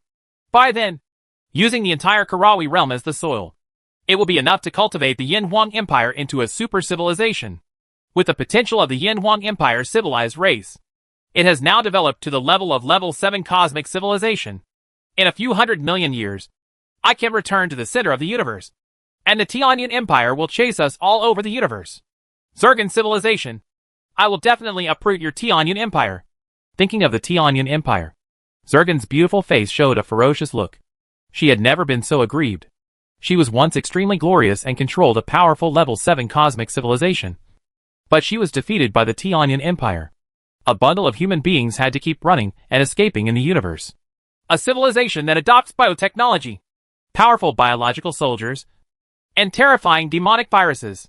Yes. Yes. When the time comes, this demonic virus will be spread into the universe. Gee, just thinking about it makes people excited. Thinking of the Yin Huang Empire, a smile appeared on Zircon's face again. A face that would captivate the country. This smile was like flowers blooming and spring returning to the earth. People couldn't help but indulge in this beautiful and fragrant smile. The universe has really favored our Zircon civilization. It is really unbelievable that we encountered a civilized race like the Yin Huang Empire in such a remote corner of the universe. Originally, we just wanted to cultivate in this Karawi world for hundreds of millions of years. Well, this flower smells so good. Zircon picked a flower with her onion-like hands and smelled it gently. Her graceful figure wandered very comfortably in the garden of the palace. There was nothing in the entire Karawi world that was worth worrying about. Your Majesty seems to be in a pretty good mood. At this time, a very sudden voice sounded in Zircon's ears. And then Sun Xinyuan's figure appeared out of thin air, looking at Zircon with a smile on his face. Who are you? Zircon's scarlet eyes suddenly widened. It was unbelievable that someone had lurked beside her silently, which made her feel an unprecedented crisis. Her graceful and plump body trembled slightly. It seems a little scary, but it also makes people feel extremely loving and touching. The Queen Mother of the Zircon civilization has really different tastes. TSK. This body you are parasitizing is really good. I have to say it is really beautiful. Sun Xinyuan walked very casually in the garden, admiring Zircon with twinkling eyes. Zircon suddenly felt that everything about him was exposed to the other's eyes. Are you from the Tianyan Empire? No. Everyone in the Tianyan Empire has a fire cloud symbol on their forehead. You are from the Yin Huang Empire. Zergan was very panicked at this time, because she found that the men protecting her didn't seem to notice anything unusual here, and no one came over. She looked at Sun Xinyuan carefully and said in disbelief, Tianyan Empire? It seems that the body you are hosting should come from the Tianyan Empire. It is also the Tianyan Empire that is chasing you in the universe. I see. Sun Xinyuan looked like he suddenly realized something, and he knew a lot from Zergan's words. So what? Who are you? What do you want to do? There was a hint of ferocity on Zergan's beautiful face. She had never felt as dangerous as she did today. She felt as if she was being targeted by a beast, and there was nowhere to hide. My name is Sun Xinyuan, and I came here this time on the order of His Majesty, the Emperor of our empire, to invite you to our empire as a guest. A smile appeared on Sun Xinyuan's face. This smile was like a devil's smile in Zergan's eyes. Coupled with his words, Zergan suddenly became frightened. Zergan let out bursts of screams like the chirping of insects. She wanted to call for help through this method. You scream loudly. Someone is here to count me as loser. Even if it comes, what will happen? The entire galaxy has now fallen under my control. From now on, your Zergan civilization will become our Yin Huang Empire. Puppet. Sun Xinyuan smiled softly and did not care at all. At this time, in the entire galaxy, the Yuanli masters of the empire were using soul control methods on a large scale to control the left and right Zergan civilization bugs in the entire galaxy. Hey. As soon as Sun Xinyuan finished speaking, a red ray shot from Zergan's body towards Sun Xinyuan. As soon as the red line left, the graceful body immediately fell to the ground. I've been waiting for you to come out. There was no panic on Sun Xinyuan's face. The surrounding space rippled like water waves, and then layers of space continued to fold up, forming a defense in front of Sun Xinyuan. The red rays entered this layer of defense, as if entering an endless world that never ends. A red bug the size of a fist looked extremely panicked, screaming continuously and flying rapidly. But it felt as if the surrounding space was frozen, and a spatial cage tightly closed it. Chapter 675. To save or not to save? You still want to parasitize me? You're thinking too much. Sun Xinyuan looked at the big red bug in front of him. It was obviously helpless just now. It was very anxious and panicked. It even gave up its original body and wanted to parasitize on his body. However, it underestimated Sun Xinyuan too much.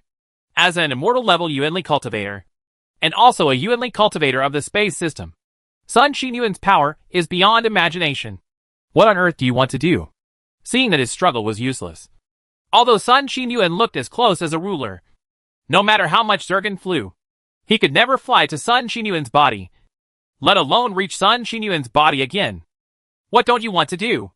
Let me see how many secrets your Zergan civilization still has that we say we don't know. Sun Xinyuan's eyes flashed, and his powerful spiritual consciousness entered directly into the opponent. He soon planted the seeds of control in Zergan's soul, and then began to read its memory rapidly. In a very, very long time ago, Zergan himself could not even remember how many years ago, there was a planet called Kabinda in a corner of the universe. This planet was very prosperous and gave birth to countless people. Life, among which the ancestors of the Zergan civilization were also born here. But at that time, the ancestors of the Zergan civilization were just parasites in large animals. There was nothing special about them. Parasitic organisms were very common in the universe. They were found on every living planet and every kind of life. There are also parasites in the body. However, by chance, an intelligent civilized race ate a large animal that was parasitized by Zergan. However, Zergan entered this person's body and began to parasitize the entire civilized race. After a long time, Zergan actually gave birth to wisdom and became the first parasite with wisdom. With wisdom, it began to control and try to control its own host body, and gained a lot of knowledge and wisdom from its own host body. And this first intelligent parasite is Zergan in Sun Xinyuan's hands, the ancestor of all parasites. All intelligent parasites split and multiplied from it. Through parasitism, Zergan quickly took control of the civilized race on the planet Kabinda, and its wisdom became higher and higher. The parasites that multiplied and split also inherited everything from Zergan, and wisdom was also born. The wise Zergan began to study himself and named himself Zergan Civilization. His civilized race was named Zergan Civilization. It discovered that it had very powerful abilities. It only needed to stay in the hotel again and again. It could even freedom from death. By chance, a powerful civilization came to the planet Kabinda. From here, the Zergan civilization officially entered the stage of cosmic civilization. Through continuous boarding and controlling each civilization, the Zergan civilization became more and more powerful. The abilities of Ergan parasites are becoming more and more powerful, and they have completely broken away from the original category of mere parasites and become a powerful parasitic civilization. The Zergan civilization began to expand in the universe. This parasitic ability was hard to guard against. Powerful civilized races continued to fall under the control of the Zergan civilization. Even the Zergan civilization was under the control of the Zergan civilization by chance. He actually controlled a level 7 cosmic civilization that had mastered space technology. Controlling a powerful level 7 cosmic civilization, the Zergan civilization began to expand, wanting to control the entire universe, constantly expanding in the universe, and specifically selecting powerful civilized races to parasitize and control. Until he met Tianyun Empire, a powerful level 8 cosmic civilization. Tianyun Empire, a powerful civilization that not only mastered space technology, but also had some involvement in time technology. The infiltration of the Zergan civilization was very successful at first, and it silently controlled many people in the Tianyun Empire. However, soon, the Tianyun Empire discovered the infiltration and control of the Zergan civilization, and cooperated with them. Like the Yinwang Empire, they quickly figured out the way of infiltration and control of the Zergan civilization. The entire Tianyun Empire was furious. The emperor of the Tianyun Empire made up his mind to kill him and began to fight against the Zergan civilization to the end. Facing the powerful level 8 cosmic civilization Tianyun Empire, the Zergan civilization was defeated step by step. And because the Tianyun Empire announced the Zergan civilization to the powerful civilized races in the entire universe, the powerful and heaven-defying abilities of the Zergan civilization made all the powerful civilized races in the entire universe feel afraid and panic. And they all participated in the annihilation of the Zergan civilization.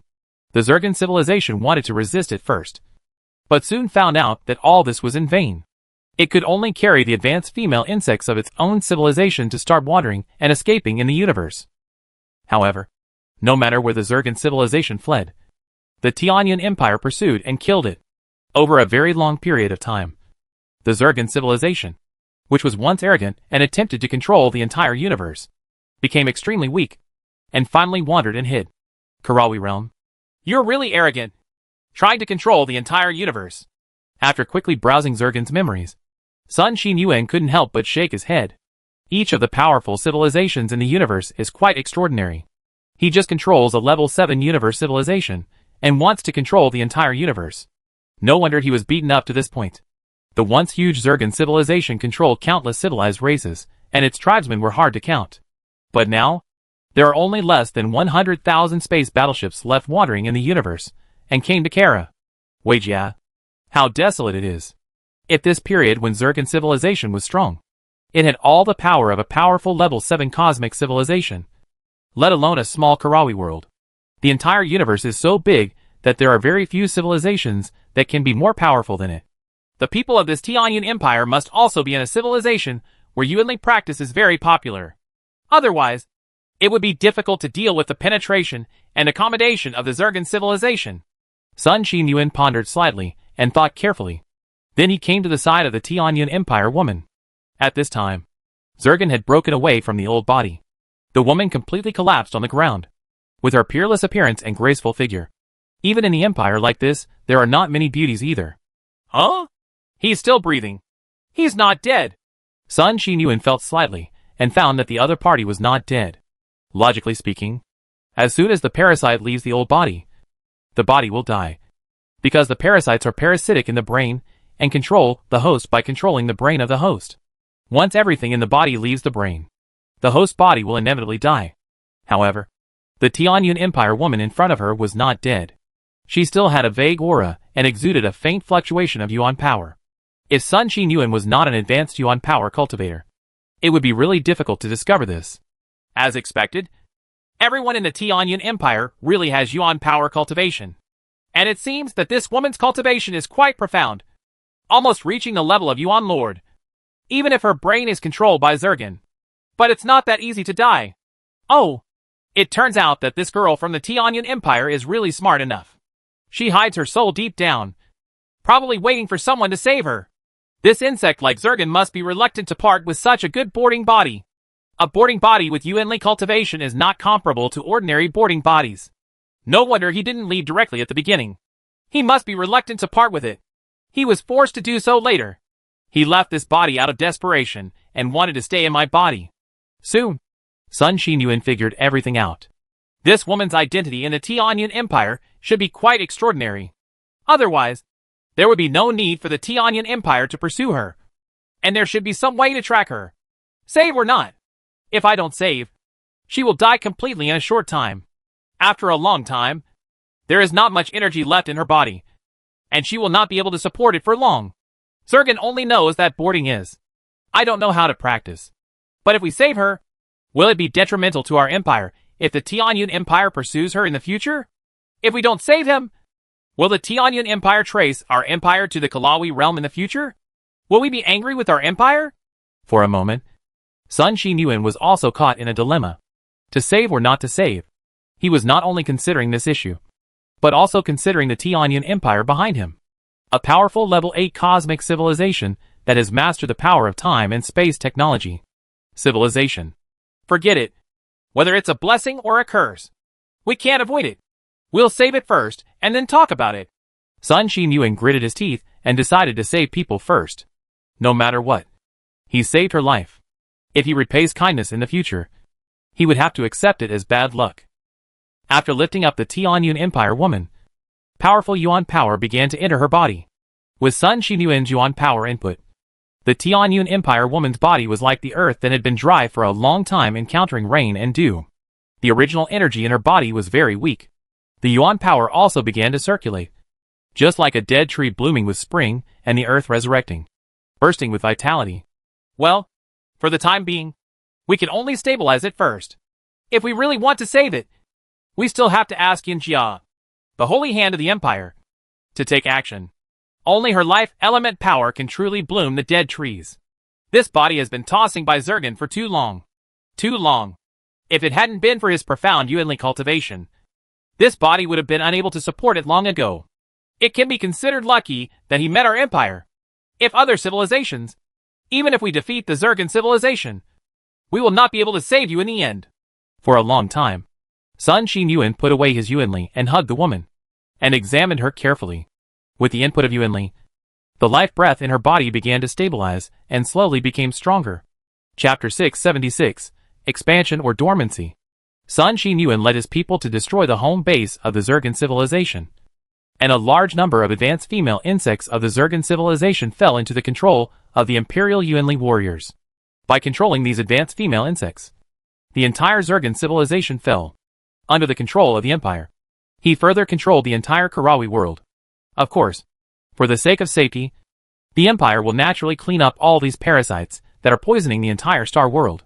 If these female insects below find that the advanced female insects of their own civilization are controlled, riots will definitely occur.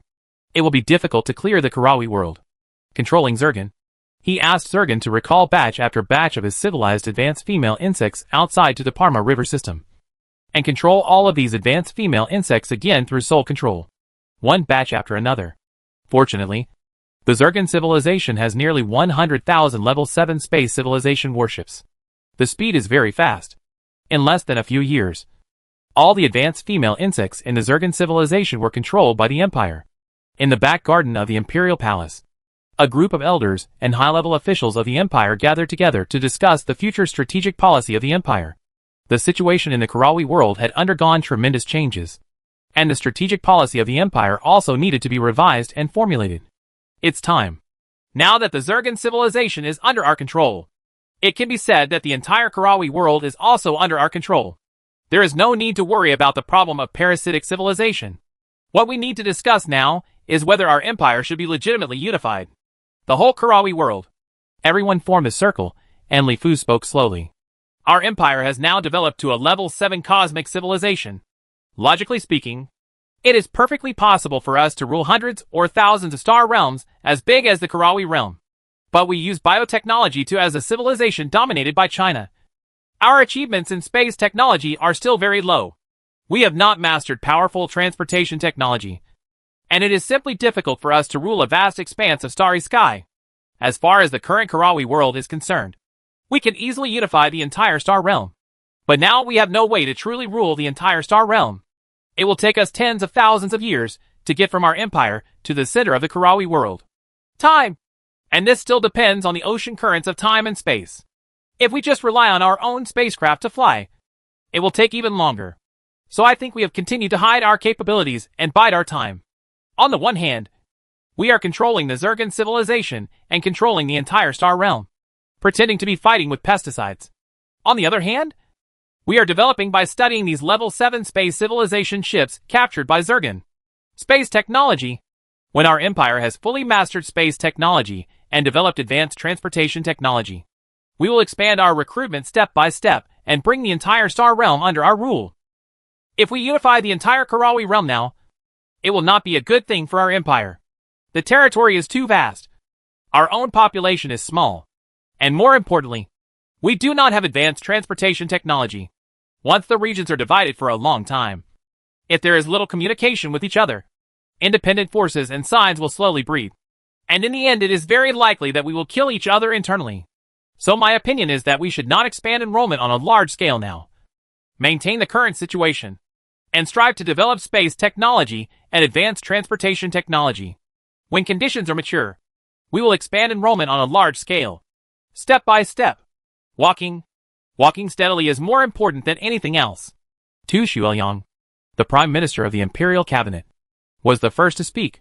He is a politician and a good minister of the country.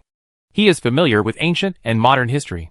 He has also studied the development history of many civilizations and knows the rise and fall of each civilization. He has always been very concerned about the development of the empire. Be prudent, not seeking too much credit, but seeking steady progress in the development of the empire. He feels that the current conditions in all aspects of the empire are not yet mature. Although the strength is enough to unify the entire Karawi world, it will be difficult to effectively manage it once unified. Rather than doing this, it is better to do it slowly and step by step to be more practical. His words were supported by many senior officials and elders. Many people nodded and supported Tu Zuilia's views. The theory is good. Sometimes we would rather go slower than run too fast and fall over. When we cannot truly effectively control a huge territory, we should try not to expand enrollment on a large scale. Shin Bin, who rarely spoke, expressed his support for Tu Shuili. The universe is too vast and boundless. Only by mastering space technology can we truly control the universe. The empire mainly relies on biotechnology, so it still suffers in this regard. It is also a level 7 cosmic civilization. The territory of a level 7 cosmic civilization based on space technology can be very vast. However, as for the empire, if the chassis is slightly larger, it will be difficult to control. There are gains and losses. The universe is still very fair. I think we should unify the entire Karavi world. No civilization will dislike the size of its chassis. As long as the chassis is wherever it is, there is no need to rush to develop it at any time. Let's draw the chassis first. Besides, if the entire star realm can be used to nourish our empire will definitely develop very fast, which can greatly promote the growth of our empire's strength. Our empire has grown from being weak to the present. Every foreign arms trade can bring a steady stream of external support to our empire.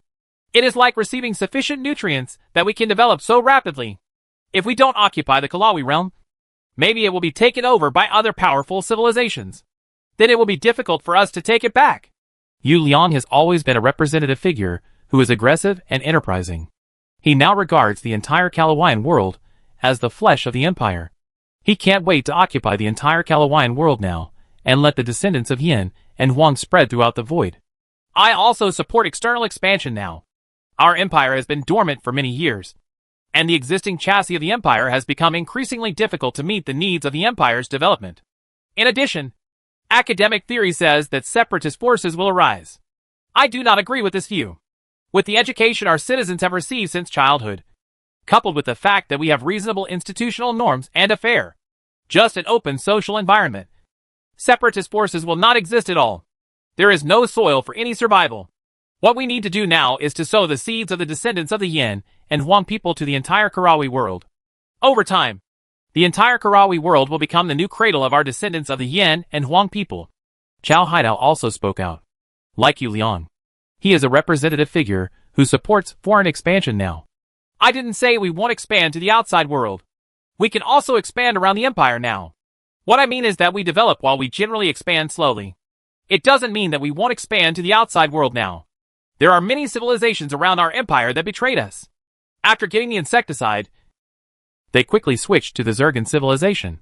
Now that we have control of everything on both sides, we can just take advantage of them. Tuzulia smiled and continued. As for separatist forces, I don't think it can be completely prevented by good education and systems. The chassis is too big and the transportation is inconvenient. Over time, separatist forces and signs will naturally appear. Bordeaux civilization knows that. Bordeaux civilization, it was because the Bordeaux River system expanded too fast that its own technological development failed to keep up. Although it finally succeeded in occupying the Bordeaux River system, it also split into civilizations internally and began endless internal killings and endless civil wars. There are constant disputes. In addition, although we do not carry out large-scale external expansion, we can still plunder resources from the entire star realm. We control the Zergan civilization, which is equivalent to controlling the entire Karawi realm. We can also continuously draw from these civilizations, get the resources we need to grow. There is no big difference for us now between expansion and non-expansion in the entire Karawi world. But if we really expand on a large scale, it will still do more harm than good to our empire. And it will lay the foundation for the empire. But our empire has developed to level 7 cosmic civilization. And we should also be exposed to a broader cosmic stage. If we don't even have a unified small Kalawayan world, how can we stand proudly among the powerful clans in the cosmos? It is of no benefit to us now to appear in the vision of powerful civilizations in the universe. Compared with the powerful civilizations in the universe, our strength is still too weak. The key is that we are mainly based on biotechnology. Transportation technology is underdeveloped. And our legs are short. It's a fatal flaw. I think we should calm down and develop space technology and biotechnology with peace of mind. When our power is strong enough, we will naturally be able to stand among the powerful races in the universe.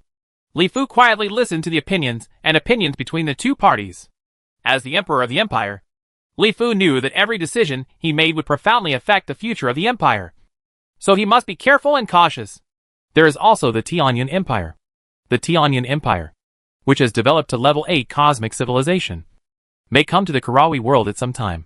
Facing the powerful level 8 cosmic civilization, how should our empire deal with it then?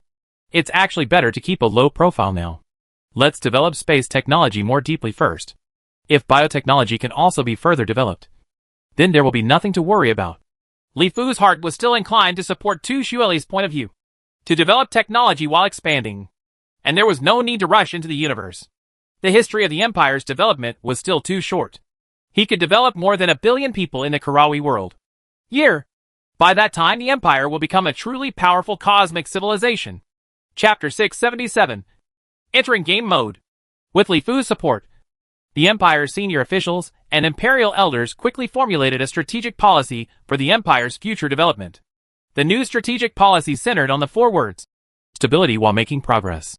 On the one hand, it ostensibly leads the Insecticide Alliance to continue fighting against the Zergan Alliance to the end to weaken the strength of these civilizations within the Insecticide Alliance. On the other hand, it also deceives others to prevent the Tianyan Empire from coming at any time. Secretly, the Empire is constantly studying the space battleships and singularity bombs brought by the Zergan civilization, as well as the space technology of level 7 space civilization. Working hard to develop space technology, develop more advanced transportation technology, and accumulate strong strength. Once the Empire's space technology makes a breakthrough and can create more advanced spaceships and space battleships, the Empire will truly expand throughout the Karawi world. In a virtual conference hall, figures kept flashing. The Insecticide Alliance still existed.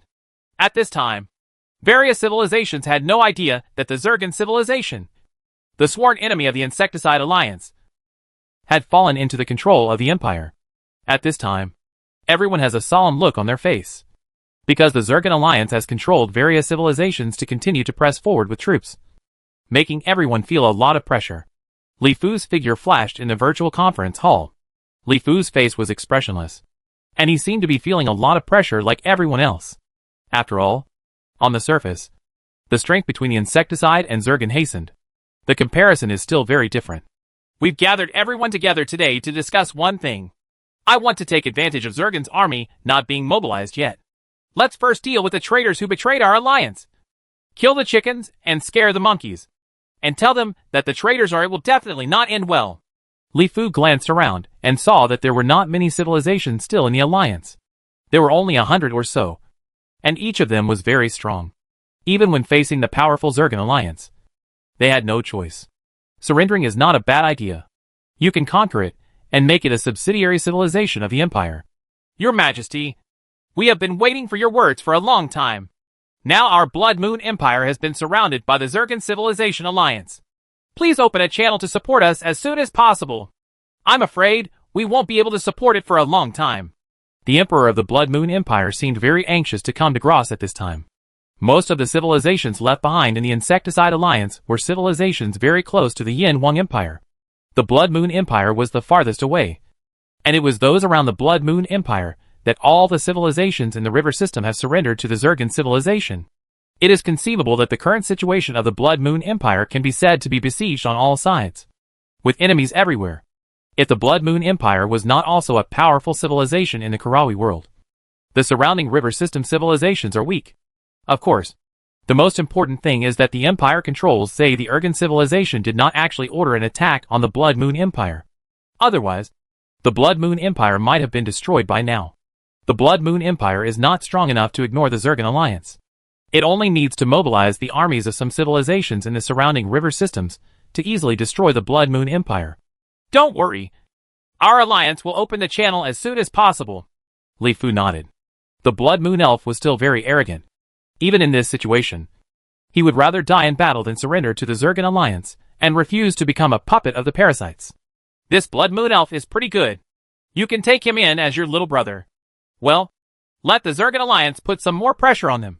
Otherwise, they will not be grateful to the Empire in the future. Li Fu looked at Legolas, and he was really planning on how to conquer these proud Blood Moon elves. Your Majesty, shall we attack that civilization first? The belligerent Custer people asked hurriedly. Barbarian Bull is also the staunchest resistor. Even now, the Custer Empire has been in contact with the Zurgen alliance on many fronts and was suppressed by the Zurgen civilized army. But it still has no fear. Let's start with the Gross civilization, the Achilles Empire, the Ala Alliance, and the Melda Empire. Li Fu opened the virtual star map. 3 colors were used to standardize the star map. The Red Zurgen Alliance formed a large area like a tiger staring at the sporadic Insecticide Alliance. Inside the Insecticide Alliance was connected to each other. The Gross civilization, the Achilles Empire, the Ala Alliance, and the Melda Empire inserted themselves into the Insecticide Alliance like a sharp knife, dividing the Insecticide Alliance into several areas that could not be connected together. Of course, another characteristic is that these river systems are all connected to the Empire. The Empire wants to slowly expand externally, so it is naturally difficult to attack the civilization of the Insecticide Alliance. The civilizations of these river systems and power naturally became the goal of the Empire. The members adjacent to these river systems are preparing to attack. Our Empire will dispatch biological warfare soldiers. These civilizations and forces that surrender to the Zurgen civilization are likely to be completely controlled by parasites. So we are here. Everything within the river system must be cleaned up, and no harm must be left behind. Li Fu thought for a moment, and then added that the Empire wanted these river systems. But he didn't want to be a villain and clean up these river systems. Now it's just right that the guys from the Insecticide Alliance work as cleaners for the Empire and clean up these river systems. The river system was cleaned up. When the cake is distributed, the Empire will eat the bulk and give them some bones and soup. If they have any opinions or are dissatisfied with the Empire can control the Zurgen Alliance to teach the dissatisfied younger brothers. For the Empire, the current Kalawi world is the Empire's final say. The war between the two alliances is just a game. The Empire can go as it wants. Whoever disobeys will be killed first. Whoever hinders the development of the Empire will be killed first. Kick anyone away with your footsteps. Yes. We will mobilize the army immediately and prepare to attack. Li Fu's words are still very effective. Now everyone is counting on the Empire to lead everyone to defeat the Zurgen Alliance. With the Empire's biological soldiers, fighting is still very easy. The Gross civilization is a powerful level 5 cosmic civilization, and it is a civilization that unifies the entire Gross River system. The Gross River system is adjacent to the Empire's Swordfish River system, the Swordfish River system, the Flying Eagle River system, the Green Snake River System, the Pegasus River System, and the Dragon Colt River System were all 5 major river systems that belonged to the original Sculptor River System Alliance. Later, the Empire replaced them, so naturally incorporated into the Empire's territory. At this time, the Grow civilization has no idea that its superior Zergan civilization has been controlled by the Empire. It is mobilizing the entire civilization and is preparing to perform well and strive to win a certificate or something to join the Zergan Alliance. Get a good position in it. The Grow civilization is close to and connected to the Empire, and it is also the first civilization to obtain immunity vaccines. There are not even many parasites in the entire Grow civilization. In addition, the Zergan civilization had not yet had time to control the Grow civilization. The entire Grow civilization is actually now in their own hands. The Zergan Alliance still has a conscience. It has been so long since we surrendered, but they have never come to control us. It seems that the original choice was the right one. It's just that we are so close to the Yin Wang Empire. As soon as the Yin Wang Empire's army comes over, we will be doomed. I hope that the Zergan civilization can use singularity bombs to destroy the Yin Wang Empire first. Otherwise we will really be doomed. The leader of the Grow civilization, Reston, now feels that he is very nervous every day. On the one hand, he is worried that the Yin Wang Empire may attack at any time. And on the other hand, he is worried about whether the Zergan civilization will keep its word and allow him to live a long life. Such a tormenting life is very difficult. After all, it is too close to the powerful Yin Wang Empire. The Yin Wang Empire can wipe out its Grow civilization with just a flick of a finger. Oh no! The Pesticide Alliance is attacking our Grow River system from all directions. In the midst of panic, he finally heard news that made him desperate. The Insecticide Alliance took the lead in attacking the Grow civilization and came in. Immediately asked for help from the Zergan civilization, and asked them to use singularity bombs to save us. Reston slumped down in his chair. Now he can only hope for Zergan civilization. Obviously, Reston's request for help was completely useless. Although the Zergan civilization controlled by the Empire repeatedly promised to send troops to support it immediately, it took no action at all. In the Grow River system, the army of the Pesticide Alliance came in from all directions, under the guidance of the Empire's powerful biological warfare soldiers. They were simply invincible. Their own strength was far greater than that of the Grow civilization, and with the addition of biological warfare soldiers, it was simply a one-sided massacre. Massacres are taking place in every star field and every living planet in the entire river system. The army of the Insecticide Alliance executed Li Fu's orders thoroughly. Of course, it is possible that they are really afraid of parasitism. Insects can infect themselves, so they have adopted a cleaning strategy for all civilized races in the Grow River system, and they must be cleaned up. On each living planet, corpses litter the fields and rivers of blood flow. But more often than not, even the corpses cannot be found. Powerful technological weapons attack cities one after another, and often the cities are completely wiped out from the planet. Smooth out. It's really a boring game, but it has to be played. For the strength of the Empire, it can only be like this. Fortunately, there are these guys from the Insecticide Alliance. Letting them clean it up is also a good choice. In the Imperial Palace of the Empire, Li Fu looked at the pictures and videos sent back from the Grow River system, and his color changed slightly. This kind of massacre of civilized races still made people look very uncomfortable. But Li Fu knew that for the Empire, this is the best choice. Chapter 678. Where am I? The Sculptor Galaxy. Jiangnan Road. The Purple Galaxy Jinling Star. Jinling Star is one of the top living planets in the entire Sculptor Galaxy. The entire Jiangnan Road is located in the core area of the Sculptor Galaxy. It is full of vitality and has many top living planets. It has always been it is a very famous holy place for leisure, cultivation, and medical treatment in the Empire. Even the Emperor Li Fu often visited and stayed here from time to time. The superior geographical location, coupled with the unique natural conditions, has also made Jiangnan Dao a very famous and wealthy area in the entire empire. Countless people want to own a manor on a certain life planet in Jiangnan Dao, and some even, he would not hesitate to exchange the land of several planets for it. Jinling Star is also a very famous planet in the entire Jiangnan province. This planet is very similar to the Earth in terms of mass, size, revolution, autobiography, distance from the star, etc. This has increased the land price of Jinling Star several times. Grade. The Empire has developed to this day, and the number of living planets it owns is calculated in billions. There are living planets with various conditions.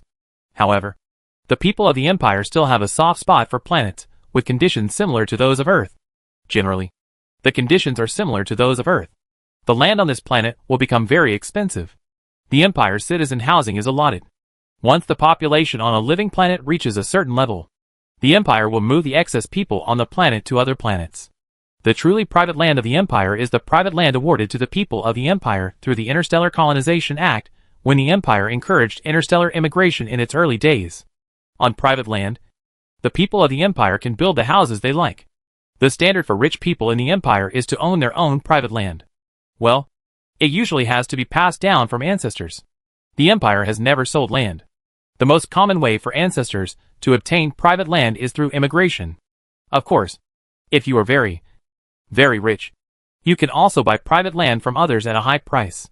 However, in the Empire, selling private land passed down from ancestors will be looked down upon because of the various benefits within the Empire. Very good. You don't have to worry about basic living at all. If you still sell the private land passed down from your ancestors under such circumstances, it only means that your family has no future. The sale of private land is very, very rare. In the minds of the people of the Empire, their own private land will never be sold, because it is an industry left by their ancestors and an inheritance passed down for countless generations. If it is sold, then it is shameless to see one's ancestors, and it is something that will be ridiculed by countless people. Owning private land, building a manor on your own private land, and passing it on from generation to generation is the mark of a wealthy person in the Empire. In a manor with a beautiful environment in Jinling Star. This manor is located on the mountainside, surrounded by mountains and rivers. At the foot of the mountain is a large lake. The waves are sparkling under the sunlight, and the breeze brings a cool feeling. In the villa, birds are chirping and flowers are fragrant. Various plants from alien planets hide the entire villa on the mountainside. There are endless flowers blooming in every season all year round. And various birds and people are industrious. Bees, living freely in the villa. The style of the buildings in the villa reflects the exquisiteness of the Jiangnan Garden School. Various building materials come from the major river systems of the Empire, and some even come from other river systems in the entire Karawi realm. All buildings are made of wood in a very luxurious way. The 1,000-year ironwood from the Waning Star in the Andromeda Galaxy is as hard as diamond. What's more important is that the 1,000-year ironwood will not decay at all. In theory, it can be used by the time the universe is destroyed. It will take thousands or tens of thousands of years for a 1,000-year-old ironwood to grow. Each one costs more than a large spaceship. However, here they are just pillars and beams that can be seen everywhere. The glazed wood from the 3 stars of the Triangulum Galaxy has breathtakingly beautiful textures even without the use of any paint. Often a glazed wood is hard to find. It is not inferior to the 1,000-year-old ironwood. But in here, it is used to make curved wooden tiles to cover the roof. There are also purple cloud wood from Luoyuan Civilization, 10,000-year snow wood from Fengxue Star in the Milky Way, rosewood from Jianbei Province in the Sculptor Galaxy, and blue light bamboo from the Longju River system. All kinds of precious and primitive tree building materials are gathered here. The small villa is perfectly and reasonably put together by skilled craftsmen. This villa looks very low-key and inconspicuous. But in the eyes of real people, the owner of this villa is quite extraordinary. Just owning a piece of private land with such excellent conditions on the Jinling Star in Jiangnan Province in the Sculptor Galaxy is quite extraordinary. Not to mention that it costs such a huge cost to build this villa made of pure wood. The wood alone is not enough. Knowing how much wealth was spent, ordinary people simply couldn't afford it. So one can imagine the identity of the owner of the villa. In a room in the villa, the room is not big, and the gauze curtains are hung low, creating a hazy atmosphere. The surrounding stone walls are covered with brocade, and even the roof is separated by embroidered felt, which is warm and cozy. The furnishings are also used in girls' boudoirs. They are extremely luxurious, with carefully carved jade inlaid gums, brocade quilts and embroidered quilts. There are also small sachets hanging on the curtain hooks, exuding a faint fragrance. On the big bed, a beauty was sleeping quietly at this time. Her red lips were slightly closed. Her face was like white jade, and her nose was high. Although she was covered with a quilt, she still couldn't hide her graceful and plump figure. He kept rising and falling with his slight breathing, full of infinite temptation. What really caught people's attention was the red cloud-like pattern in the middle of her forehead. This pattern was neither engraved by a tattoo nor painted with any potion, but was innate like a birthmark. but it is as beautiful as the clouds in the sky at dusk. All this is very harmonious. But when looking at her head, people can't help but feel a pity. Since ancient times, beauties have been so miserable. It seems that God is punishing this beautiful woman. But there is a very painful wound on her head. The scenery was wrapped in circles of white bandages, making the whole painting style change a lot in an instant. However, the bandage on her head made her look even more charming. Anyone who saw her would be tempted to hold her in his arms and love her. The sandalwood in the room floats quietly, exuding a refreshing smell. This is an incense specially used for Yuanli monks to practice. It can make people calm down and not be disturbed by the outside world, except for the constant chirping of insects and birds outside the window. The whole room was very quiet, as if it came from the eternal ancient charm, as if it was afraid of being destroyed by any discordant sound. Huh? A burst of slightly rapid breathing sounded in the room. The woman who was lying quietly on the bed moved. Her eyes slowly opened. Her big dark eyes were as deep and charming as the stars in the sky, which made people unable to help themselves. Silence in it. "Where am I?" she murmured softly, and at the same time her head seemed to hurt very much, and she couldn't help but touch it with her hand. She sat up with some difficulty, looking a little uneasy looking at the unfamiliar environment in front of her. Soon she seemed to adapt to everything in front of her. She got up gently, lifted the quilt, and was wearing a white silk pajamas. Her feet were small and white, so naturally she found a pair of embroidered shoes under the bed. She walked around the room in confusion, looking at the room carefully. Everything was in line with the life requirements of her daughter's family, just like the boudoir of an ancient imperial princess. So she couldn't help but nod slightly, hearing the chirping of birds. I followed the sound and looked over. What I saw was a sparkling lake. A cool breeze blew in my face. The mountains were hidden in the clouds and mist. In fact, the mountains were not high. But because of this large lake, there is enough water vapor here, which naturally forms a scene surrounded by clouds and mist. "Am I wandering on some primitive planet?" she said softly. Everything she saw in front of her didn't look like science fiction. The sky outside the window was also blue, without a trace of industrial atmosphere. Everything in the room was old-fashioned, and there was no high-tech technology in sight. She frowned slightly. If she were to live on a primitive planet, even if she was a member of a level 8 cosmic civilization, there would be no way for her to get out of this planet in a short time. In that case, she would not be able to return to her Tianyun Empire. She walked out of the room and started walking around the villa, trying to find people or useful information. But the entire villa was deserted, as if everyone had disappeared. "The layout of this manor is good. It can be seen that this civilization's achievements in art are quite extraordinary. It has many similarities with our Tianyun Empire. If it weren't for these strange square characters, I would have thought they were returned. Arrived at our Tianyun Empire." She strolled around the manor very leisurely. Everything here made her feel like she was back in her Tianyun Empire, and had the atmosphere of her hometown. She had not felt this kind of atmosphere for a long time. "Wasn't I parasitized by parasites? It can be said that the parasites occupied my brain, forcing me to retreat into the deep corners of my brain." Looking at the scenery in front of her, she seemed to have thought of something. When she thought of this, she couldn't help but scratch her head again. Her eyebrows furrowed, and she seemed to be in great pain. "What happened? If the parasite breaks away from its original host body, I should die, unless the masters of our empire come to rescue me. But this is obviously not our Tianyun Empire. My memory only stays at that moment. All I remember is that the empire never gave up to save me. My memory became increasingly blurred later on, and eventually I fell into a complete sleep. But now it's intact. Where exactly?" Chapter 679. Fire Cloud Chiuyue. In the quiet villa, the woman with a graceful and curvy figure strolled leisurely and observed carefully. When she came to a lawn, a small spaceship was parked on the lawn, which made her eyes light up. Got up. "Let me just say, this villa looks very antique, as if it was built by primitive civilization. But the materials used to build this villa are quite extraordinary, and they definitely cannot be assembled on a living planet. There are also these flowers planted on the villa. Although they coexist very harmoniously, it can be seen at a glance that these plants come from the vast sea of stars. What's more, it's impossible to rescue me from the parasites without the strength of a level 7 cosmic civilization.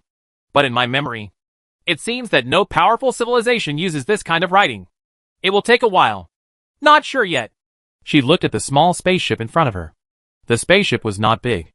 It was a private small spaceship that could only accommodate a few people. The spaceship was full of science fiction colors and emitted bursts of light under the sunlight.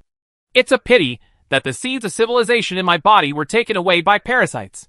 Otherwise, I could search it out from the massive data and defeat the parasitic civilization. This civilization is obviously not simple. It must be illustrious in the universe. A famous and powerful civilization. She had already tried to find the seeds of civilization in her body. As a powerful Yuanli monk, she was very aware of everything in her body. She did not feel the seeds of civilization, which made her feel a little uneasy. The seeds of civilization are something that every citizen of the Tianyan Empire will be equipped with from the moment they are born. They can be used to protect and guide the growth of citizens. Naturally, they have a dependence on the seeds of civilization that they have grown up with. If you don't understand anything, go first. Ask about the seeds of civilization. If you don't have the seeds of civilization, you will feel uneasy. The energy of my body has become more abundant, which is a bit incredible. She slightly circulated the yuan power in her body and felt a powerful force, which made her feel a little incredible. At the same time, she felt more at ease. As long as she had yuan power with her, she could still protect herself, being parasitized by parasites. Logically speaking, the energy of my body should have been exhausted long ago. I don't know how long it has been, but my body is still intact. It shouldn't be too long before I completely lose consciousness. Otherwise, without the nourishment of Yuanli, this body should have ceased to be good long ago. She felt it slightly, thinking about it, but her brain felt a tingling sensation. My brain is intact. But why are there bursts of tingling pain? Could it be that the parasite was removed and then cured? Then, the technology of this civilization is quite powerful. Even our Tianyan Empire treats the brain. No piece of it can ever be so perfect. Wei Wei senses her brain. She knows very well that there used to be a big insect parasitizing here. Now that the insect has been taken away, her brain should have problems. But now it is indeed intact. It's just that things will slightly change if she thinks too much. Tingling. Don't think so much first. Just ask someone and it will become clear. She continued walking in the villa and soon came to the front yard. There was a stone staircase in the front yard that led directly to the lake at the bottom of the mountain. She looked around and saw a vague figure by the lake at the bottom of the mountain. I walked along the winding path paved with stones. It was obvious that this path was completely deliberately made by humans. Both sides of the road were planted with purple light pillars. This kind of bamboo is a small bamboo. The tallest. It only grows to 3 meters and is very dense, making people feel like they are on a winding mountain forest trail. The complete design makes it impossible to see all the faces clearly at once, and the hidden villa on the mountainside cannot be seen. Even if someone sees a section of the road, they will not think that there is a villa at the end of the road. This way, there are fewer outsiders disturbing the tranquility of the owner of the villa. She walked slowly, looking at the lake at the foot of the mountain from time to time. Looking from above, she could have a clear view of the scenery here. It was the golden autumn at this time. The air was crisp. The evening clouds reflected the sky red, and the clouds in the sky shone brightly. On the wide surface of the lake looks golden. It's a nice place, but the vitality here is a bit thin. What a pity. She nodded slightly, and felt a little regretful at the same time. She seemed to think that it was a pity that such an exquisite villa was built on such a weak planet. She seemed to be walking very slowly, but she soon arrived at the lake at the foot of the mountain. There was a small dock built with wood. It was not big and could only accommodate a few small boats. There was a row of bamboo rafts and a flat boat next to it. This is the best proof. On the pier, a tall man with an upright posture was leisurely making tea and fishing with a fishing rod. Looking very leisurely. You're awake? Sun Xin Yuan knew that she had arrived without looking. She didn't look back and asked softly. Although the words were in Chinese, she could hear them very clearly and understood. She also used the method of spiritual sound transmission, so she didn't need to know in each other's language. You only need to tell each other what you mean. Who are you? Where am I? She was slightly surprised, and carefully observed the man in front of her. He was just a silhouette, very straight. If she hadn't seen it with her own eyes, she wouldn't have even noticed that there was a person here, because her consciousness couldn't sense it at all. This person. His aura is just like this empty space. He doesn't exist at all. This man has such profound Yuanli cultivation. I can't even sense his existence. Don't rush to ask so many questions yet. Why not come over And have a cup of tea. Sun Xinyuan picked up a cup of tea and took a sip. She also stepped forward very generously, and sat down quietly next to Sun Xinyuan. Sun Xinyuan filled a cup of tea and asked her to taste it. She picked up the cup with her delicate hands, opened her red lips, and tasted it slowly. A fragrance poured in, and the yuanli in her body also rotated slightly. This tea actually helped the cultivation of yuanli, which made her eyes tremble slightly again. Drink more if you like. Seemingly seeing everything about her, Sun Xinyuan turned his head and said with a smile. She stared at Sun Xinyuan carefully. His appearance was almost the same as that of a member of her own Tianyuan Empire, except that there was no red cloud-like standard on his forehead. Sun Xinyuan's appearance was very handsome, and his eyes were like stars in the sky. Just a glance, it's like seeing the vast universe, and people can't help but be addicted to it, wanting to be in the universe to explore the mysteries of the universe.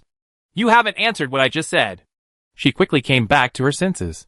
The man in front of her was too mysterious, with extremely profound cultivation and a vague aura. However, she was not afraid at all, and said with some dissatisfaction, My name is Sun Xinyuan, and this is the Yanwang Empire. Sun Xinyuan smiled slightly, and answered slowly, Yanwang Empire? Why didn't I know there was such a powerful civilization in the universe? She frowned slightly again, and rummaged through her memories. There was no Yanwang Empire among the powerful civilized races in the universe that she knew. Moreover, the Tianyuan Empire should be the focus of attention on such a civilized race that was so similar to her Tianyuan Empire. But instead no memory whatsoever. What's your name? At this time, Sun Xinyuan asked back. My name is Huiyunqiu Yue. When she heard the other party ask her name, she straightened herself up and said very proudly, Huiyunqiu Yue. Well, it's a good name, and it goes well with the current scenery. Sun Xinyuan smiled in appreciation, looking at the sparkling lake and the red clouds on the horizon. Sun Xinyuan's words made Huiyunqiu Yue frown slightly again. People with the surname Huiyun in the Tianyuan Empire are very famous in the entire universe. Any civilized person should know his identity, unless he is a person from a backward civilization. He doesn't know, but it stands to reason in general. A civilization that can save itself should not be a backward civilization. Did you save me? Huiyunqiu Yue asked again. It can be said that I saved you, but that's not entirely true. I just saved you from Zergen's hands. But the one who really saved you was Yin Jia, the genius doctor of our Yanwang Empire. Sun Xinyuan nodded and shook his head. Zergen? It's the parasite that infested you. How did you defeat the parasitic civilization? It stands to reason that you can defeat the parasite. Your civilization should be very powerful. I should have heard of you, but I have never heard of your Yanwang Empire. After getting the affirmative answer, Huiyunqiu Yue was even more confused, because she really couldn't remember where she had heard the name of the Yanwang Empire. But it could defeat the parasitic civilization. This Yanwang Empire was at least a level 7 cosmic civilization. We didn't defeat the parasite. At least I happened to save you. The location of our empire should be a very remote location in the universe. It's normal for your Tianyuan Empire not to know. Sun Xinyuan smiled and shook her head. There were some things that she couldn't let her know, and she had to hide what should be hidden. A very remote location in the universe? So you don't know where you are in the universe? Huiyunqiu Yue was slightly surprised, thought for a while, and asked again. That's true. The history of our empire's development is relatively short. The universe we currently know is still very small. We have no connection with the big stage of the universe at all. We didn't even know about your Tianyuan Empire before. Sun Xinyuan nodded helplessly. The empire was eager to communicate with the outside world and know the information in the universe. This was also an important reason why Sun Xinyuan saved her. Chapter 680. The Vast Universe. Isn't it connected to the big stage of the universe? Huiyunqiu Yue frowned all of a sudden. She had no connection with the big stage of the universe, and she didn't know where in the universe she was. This meant that she had no way to return to the Tianyuan Empire in a short time. If you want to get in touch with the cosmic stage, you can notify yourself that the Tianyuan Empire is coming to pick you up. If you know your current location, you can fly back slowly in a spaceship. Both are unclear, which means that even if there is a spaceship, you don't know where to fly. The universe is vast and vast. If you fly randomly, you may end up getting lost in the vast starry sky. Indeed. No. The star realm where our empire is located is called the Karawi realm. Have you ever heard of it? Sun Xinyuan nodded. The empire actually wanted to know its position in the universe. Unfortunately, even if it controlled the Zergan civilization, It did not know its position from the Zergan civilization, because the Zergan civilization fled in the universe. During the flight, they all ran away very casually instead of recording their flight journey in detail. In the end, they slowly got lost in the universe. Karawi Realm? Huiyun Qiuyue shook her head, and there was no place like Karawi Realm in her memory. The universe we live in is very vast. In the universe, quadrants are usually divided first. For example, our Tianyan Empire is located in the second quadrant of the universe, and it is quite close to the center of the universe. Below the quadrant is the star continent. A quadrant is composed of countless star continents. There are 8 quadrants in the universe. So far as I know, the number of star continents exceeds 10 billion. Quadrant? Star continent? You mean the universe is still expanding? Sun Xinyuan was immediately interested when he heard it. Chatting with a level 8 cosmic civilization, he could know a lot of things in the universe. This information was very important to the Empire. Well, the universe we are in has always been expanding. Almost all the time. In the early days of our Tianyan Empire, the number of stars in the universe was actually less than 1 million. Now there are already more than 10 billion. Huiyun Qiuyue nodded. The universe has been expanding and expanding. This is something that almost all advanced cosmic civilization scientists in the universe are sure of. Many ancient civilizations even watched the universe slowly expand and become bigger. What about down under Xingzhou? Below the star continent is the star realm. Generally speaking, there are about 1 million star realms within a star continent. Of course, this is not absolute. Some star continents are relatively rich, with more than 10 million star realms. Continents abound, and some star continents are relatively barren, with perhaps only a few 100,000 star realms. But generally speaking, most star realms have almost 1 million star realms. Huiyun Qiuyue continued to speak slowly. If you want to know your current location, you have to say something. However, regarding the division of universe regions, this is not precious information at all. In the universe, as long as you and almost everyone knows about the civilizations that are connected to the big stage of the universe, 1 million star realms make up a star continent, and tens of billions of star realms make up the entire universe. How this universe is really too vast and boundless. After listening to this, Sun Xinyuan made a slight calculation in his mind, and his head suddenly hurt. He had to sigh at the vastness of the universe, not to mention a river system. The Kalawi realm where the empire is located is really, it is a drop in the ocean. No different from a grain of sand in the vast desert. The universe is indeed vast. Huiyun Qiuyue also nodded. The vastness of the universe is like a huge cage, tightly trapping countless lives living in it. The Karawi realm where your empire is located belongs to that star continent. If I know this, I can know the current location. To be honest, our empire has not even gone out to the Karawi realm so far, and we don't even know the name of the star continent where our empire is located. Sun Xinyuan couldn't help but shook his head again. The empire was now like a frog at the bottom of a well. The universe, he saw, was only as big as the mouth of the well. But he knew nothing about the vaster world. Ha ha. It seems there is really no other way, Huiyun Qiuyue said helplessly. She didn't know if Sun Xinyuan really didn't know, or if he was pretending on purpose. But no matter what it was, she knew that she would not be able to return to the Tianyan Empire for a while. Looking at the sunset on the horizon. The sunset is infinitely beautiful. But this sunset is not the sunset in my hometown. No matter how beautiful it is, it also brings infinite regret. Miss Qiuyue, I wonder if it would be convenient for you to tell me some things in the universe. Our empire would like to know this information. Sun Xinyuan could see that she was a little lonely, but there was nothing she could do about it. The empire really didn't know where she was. Of course, you can save my life. Just some information is nothing. It's a pity that the civilization seeds I carry with me are lost. Otherwise, I can directly transmit that information to you. If there's anything you want to know, just ask. Huiyun Qiuyue smiled and agreed readily. It was not easy to live under someone else's roof. Not to mention that she was now counting on the Yin Huang Empire to help find a way to send her back. Thank you so much. Sun Xinyuan expressed his gratitude very sincerely. In fact, a lot of information can be obtained through ecstasy. However, if you treat a citizen of a level 8 universe civilization like this, and it seems that Huiyun Qiuyue has a big background, it may be very big in the future. Since she is willing to cooperate, it would be the best thing. How should the levels of civilization in the universe be divided? How many are there approximately at each level of civilization? How wide is the scope? Without any politeness, Sun Xinyuan started asking. There is no unified standard for the classification of civilization levels in the universe. Some places are divided by territory size, and some places are divided by technological level. But in general, they are all the same. If the technological strength is not good, there is no way to occupy it. A vast territory. Civilizations in the universe can generally be divided into 9 levels. Cosmic civilizations at levels 1 to 3 can be considered low-level cosmic civilizations. Cosmic civilizations at levels 4 to 6 can be considered intermediate cosmic civilizations. And cosmic civilizations at levels 7 to 9 can be considered high-level cosmic civilizations. Huiyun Qiuyuan nodded and spoke slowly.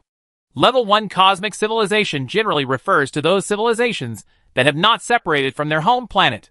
This type of civilization is the most numerous in the universe, and it is also the civilization at the bottom. It is difficult to count the number, and it is not an exaggeration to describe it as endless. Level 2 cosmic civilizations refer to those civilizations that cannot leave their home galaxy. The number of such civilizations in the universe is about the same as level 1 cosmic civilizations. Basically, civilizations can develop into level 2 cosmic civilizations after a period of development. Level 3 cosmic civilizations are civilizations that can occupy several galaxies. Generally, such civilizations have begun to master energy technology and discovered space-time ocean current channels. Level 3 cosmic civilizations are also the most common civilizations in the universe. They are huge in number and belong to the universe. The lowest level of civilization. There is no clear boundary between level 4 and level 5 cosmic civilizations. The real distinction should be the degree of application of energy technology. Generally speaking, civilizations that have developed to this level are the overlords of a river system and can control a river system. Of course, this type of civilization is also very common in the universe. There are many such civilizations in any river system. If ordinary civilizations do not have any special opportunities, they can only develop to this point at most, and there is no possibility of developing further. Almost zero. Level 1 to 5 cosmic civilizations are the most numerous and largest in the universe, and they are also the targets of being squeezed and exploited by higher-level civilizations. However, if they can make breakthroughs in space technology, they can become level 6 cosmic civilizations. Level 6 cosmic civilization is considered an intermediate cosmic civilization. It has begun to master space technology. The vast void of the universe has begun to be unable to stop this type of civilization. Generally, level 6 cosmic civilizations can occupy many star realms. Some powerful level 6 cosmic civilizations can occupy a huge star continent. Huiyun Qiuyuan paused when she said this, as if she felt a little thirsty. Sun Xinyuan quickly poured her a cup of tea very wisely. If it can master all space technology, then this civilization can be called a level 7 cosmic civilization. Level 7 cosmic civilization already belongs to the ranks of advanced cosmic civilizations in the universe. In the entire universe, the number of level 7 cosmic civilizations is very large, extremely few. Each level 7 cosmic civilization can occupy a vast expanse of void, ranging from hundreds of star continents to tens of thousands of star continents. It can be regarded as the carnivorous layer in the universe. Under each level 7 cosmic civilization, there will be countless affiliated cosmic civilization, and it no longer needs to bow to any civilization. If a civilization can develop to a level 7 cosmic civilization, it is enough to show that the potential of this civilized race is amazing, and it is also a favorite favored by the universe. However, there are still a lot of level 7 cosmic civilizations in the universe. If we can go higher and start to master time technology, we can become a level 8 cosmic civilization. The number of level 8 cosmic civilizations in the entire universe is very, very small. The number of level 8 cosmic civilizations in the entire universe can be counted. Each level 8 cosmic civilization occupies an extremely vast starry sky and dominates the sky. In this empty universe, our Tianyun Empire belongs to the level 8 cosmic civilization. When speaking of this, Huiyun Qiuyuan couldn't help but straighten out their already turbulent chests, looking quite proud. Chapter 681. You are single anyway. Space technology? Time technology? Sun Xinyuan also nodded after hearing this. The division of civilization levels by imperial scientists is basically similar to the standard division of the universe. Space technology and time technology are the main forces in the development of many civilizations in the universe. What about level 9 cosmic civilization? Level 9 cosmic civilization is the true overlord of the universe. It is a powerful existence that stands at the top of countless civilized races. It is the most powerful existence in the entire universe. Speaking of level 9 cosmic civilization, Huiyun Qiuyue also had a look of yearning on her face, and she did not hesitate to use various words of praise in her words. Every level 9 cosmic civilization is a truly powerful civilization that spans the entire universe. There are only a handful of level 9 cosmic civilizations in the entire universe. Every level 9 cosmic civilization is the true darling of the universe, gathering the destiny of the universe. All in all, its own civilized race is also a civilized race with great potential. Although our Tianyun Empire is a level 8 cosmic civilization, we are still far away from being a level 9 cosmic civilization. But sooner or later, our Tianyun Empire can also become a level 9 cosmic civilization and truly stand in the forefront, the pinnacle of the forest of powerful clans in the universe. Huiyun Qiuyue is full of confidence in his own civilization and firmly believes that his civilization can develop into a level 9 cosmic civilization and become the most powerful existence in the universe. The civilized races in the universe can only develop to level 9 cosmic civilization at most. Is there any civilization more advanced than level 9 cosmic civilization? Sun Xinyuan nodded, with a look of longing in his eyes. The universe is so vast. A level 9 cosmic civilization can truly span the entire universe. It is conceivable how powerful such a civilization is. The Empire is still there today, going around in the Karawi world. Then I don't know. Maybe there is. Maybe there isn't. But at least, I haven't heard of any civilization that surpasses level 9 cosmic civilization. Huiyun Qiuyue shook her head. The topic of transcending level 9 cosmic civilization is also a topic discussed by countless civilizations throughout the universe. But so far no civilization has been able to give an accurate definition. After hearing so much, what level does your Yanhuang Empire belong to? She smiled and asked after thinking about it. Well, if we divide it according to the size of the territory, our empire can only be regarded as a powerful level 5 cosmic civilization at most, because we don't even have a unified small Karawi world. However, if we divide it according to technological strength, our empire has developed in space technology and can be regarded as a level 6 cosmic civilization. But our empire is not based on space technology. Our empire is based on the development of biotechnology. I don't know how to divide this biotechnology-based civilization. Sun Xinyuan thought for a while, and said that the division of civilizations in the universe is based on time and space technology. It is really difficult to divide the civilization of the empire, which is mainly based on biotechnology. Based on biotechnology? Such civilizations are really rare, and most of the civilizations based on biotechnology are low-level civilizations. Very few civilizations can develop to the intermediate level, and none can develop to the advanced level. Space-time technology, that's the real road. Your empire can make breakthroughs in space technology, which shows that your empire's civilization and race potential are quite good, and it is possible to develop to a level 7 cosmic civilization in the future. Huiyun Qiuyue raised her eyebrows. She felt that biotechnology had no future. After all, in the universe, all advanced cosmic civilizations develop space-time technology. And space-time technology is also considered the most promising path by many civilizations. She did not find it surprising that the Yanhuang Empire had made a breakthrough in space technology. Instead, she praised it. After all, space technology has blocked countless civilizations. If there is a breakthrough, there is hope to develop into an advanced cosmic civilization. Without a breakthrough, you will always be an object of exploitation. Level 7 cosmic civilization? Our empire is still far away. Space technology is too profound and unpredictable, and its development is too slow. Sun Xinyuan smiled and shook his head.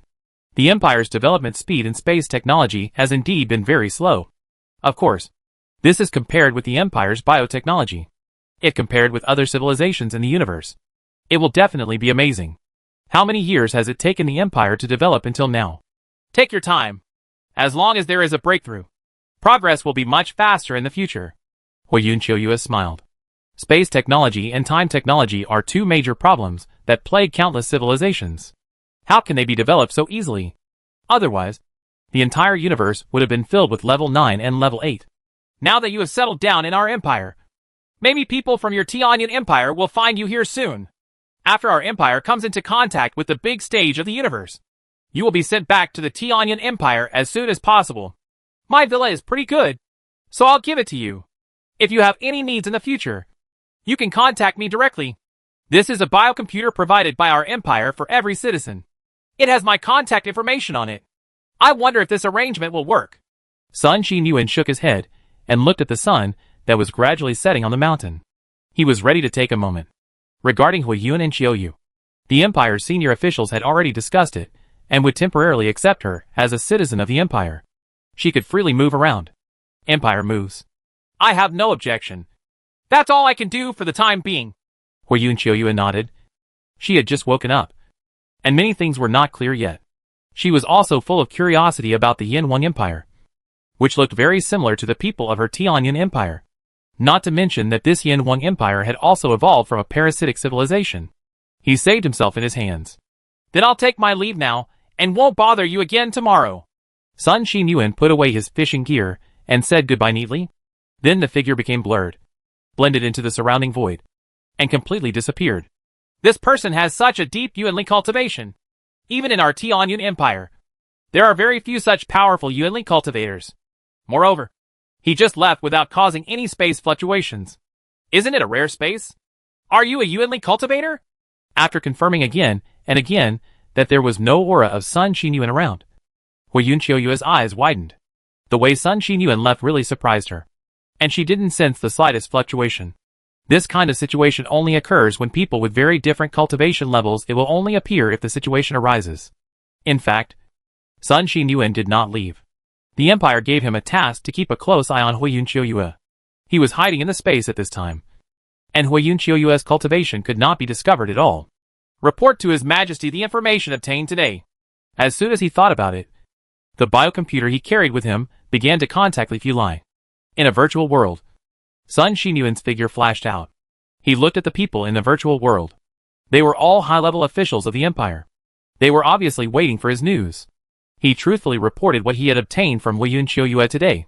The information was spoken. Although this information is useful to us, it is definitely very public information in the universe. If we want to get more and more secret information, we still have to find a way to get her to tell it. And as a citizen of a level 8 cosmic civilization, if we can ask her to help research space technology and time technology, it will also be very helpful to the development of our empire. But she will definitely not help us easily, even if we save her life. After listening to Sun Xinyuan's report, Imperial Prime Minister Tu Shueshi thought for a while and said, Level 8 cosmic civilizations have designed time technology. We know nothing about time technology now. The development speed of our space technology is really too slow. We haven't even developed space teleportation yet. If she can help us, it must be very useful. Chinbin also nodded. This is like a modern person returning to ancient times. The knowledge reserve in the minds of modern people is definitely not comparable to that of ancient people. Knowing something casually is also very helpful to the ancients. Even if you are a liberal arts student, you definitely know a lot of useful scientific knowledge. I think it's easiest to directly use soul means to read out all the information in her mind. That won't work. If the level 8 cosmic civilization behind her comes over, how should we explain it? It might bring disaster to our empire. The Tianyan Empire is a level 8 cosmic civilization. So you have to think clearly. You can't take risks. The safety of the empire is the most important thing. Don't mention this again. Li Fu also frowned. For ordinary civilizations, this trick can definitely be used. But for citizens of this level 8 cosmic civilization, such method still cannot be used. Especially since the identity of the other party is not simple. The Tianyan Empire has always been there. The entire universe is chasing Zergan civilization. Most likely just to save her. What should we do? We can only keep her for a while. But we can't keep her forever. Sooner or later, the Tianyan Empire behind her will come looking for her. And by then, we will have lost everything. Yang Yiping looked a little anxious, as if he was looking at a treasure mountain, but couldn't mine it. Who said we can't keep her forever? I think it's very simple. At this time, Yu Liang, who always had a big mouth, suddenly said unexpectedly, making everyone couldn't help but look over. Any solution? Everyone was full of curiosity, and someone asked quickly. Yu Liang smiled and did not answer directly. Instead, he asked about Sun Xinyuan. Xiao Sun, I remember that you never seem to have a partner. Right? Yes. I have always focused on cultivation and rarely care about my children's personal affairs. Sun Xinyuan answered somewhat unclearly. That's good. Let me see it this way. You go after Hui Yue. You are her savior, and your Yuanli cultivation is deeper than hers. It will be easy to chase her. You are single anyway.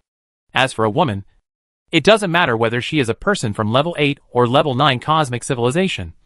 The essence is the same. Once she gets it done, it's okay. Chapter 682, Hundreds of Years Just to Pick Up a Girl. In the quiet and comfortable villa, Hui Yue strolled around casually, looking at the starry sky at night. The night of Jinling star is very beautiful. It is located in the core of the Sculptor Galaxy. The stars in the sky are very dense and very bright. 3 moons hang high in the sky, 1 full moon and 2 half moons. Even at night, it is still very bright here. The night is shrouded in it, covering it with a hazy layer like a gauze. This Yinhuang Empire is really not simple. Even from the primitive society, it only lasted tens of millions of years, not even 100 million years. However, the level of civilization has developed to such a terrifying level. In space technology, there have been breakthroughs in everything. And if it's not that this civilization has special opportunities, then it's that this civilization's race is very outstanding. Biotechnology seems to be very powerful. I can't go back now anyway. But I can take a good look here. There are actually many powerful Yuanli monks in the Yinhuang Empire. Maybe I can learn from it. Maybe my Yuanli cultivation can be improved to a higher level. Hui Yue used a biocomputer to connect to the Empire's network. As a profound Yuanli monk, she learned Chinese in less than an hour, and then learned the history of the country, the history of mankind, and combined various news and so on. I soon had a general understanding of the Empire. The more she learned about the Empire, the more incredible she found it. The time it took for the Empire to develop from a weak state to what it is now was so fast that it was simply unbelievable. At this time, she was full of strong interest. She was no longer as anxious to return to the Tianyan Empire as she had been at the beginning. She was ready to learn more about the Yinhuang Empire. Look up at the bright moon and lower your head to think about your hometown. Well, the poetry of the Yinhuang Empire is really full of artistic conception. Maybe I will gain a lot here. Looking at the moon and stars in the night sky, she couldn't help but read the Tang poetry she had just learned, and carefully savored the artistic conception. And a feeling of homesickness suddenly came to her heart. Early the next morning, Sun Xinyuan came to the villa early, shouldering the sacred mission entrusted by the Empire. However, as a single man for 10,000 years, he didn't know how to pick up girls. At this time, he seemed a little at a loss when he came to the villa. Don't know what to do either. Morning! Good morning. You speak Chinese really well. I spent an hour learning it last night. Is it okay? Hui Yue was slightly proud. Today she wore a white ancient palace dress. She looked as beautiful as a fairy descending to earth. Sun Xinyuan couldn't help but be stunned by her beauty. Pretty good. Sun Xinyuan responded with some embarrassment. He had seen too many beauties. But before he was focused on practicing and had no mind to pay attention to them. Now he is on a mission to pick up girls. With such an idea, he was fascinated for a moment. Seeing Sun Xinyuan's embarrassment, Hui Yue also smiled slightly. She had always been very confident about her appearance. She thought that the aesthetics of this Yinhuang Empire should not be much different from her own Tianyan Empire. Can you teach me the universal language of the universe? Or the language of your Tianyan Empire? Sun Xinyuan really couldn't find anything to talk about. So after thinking about it, he would first find an opportunity to have more contact. Of course. But can you teach me Yuanli monk? I know that your Yuanli cultivation is very profound. Hui Yue readily agreed.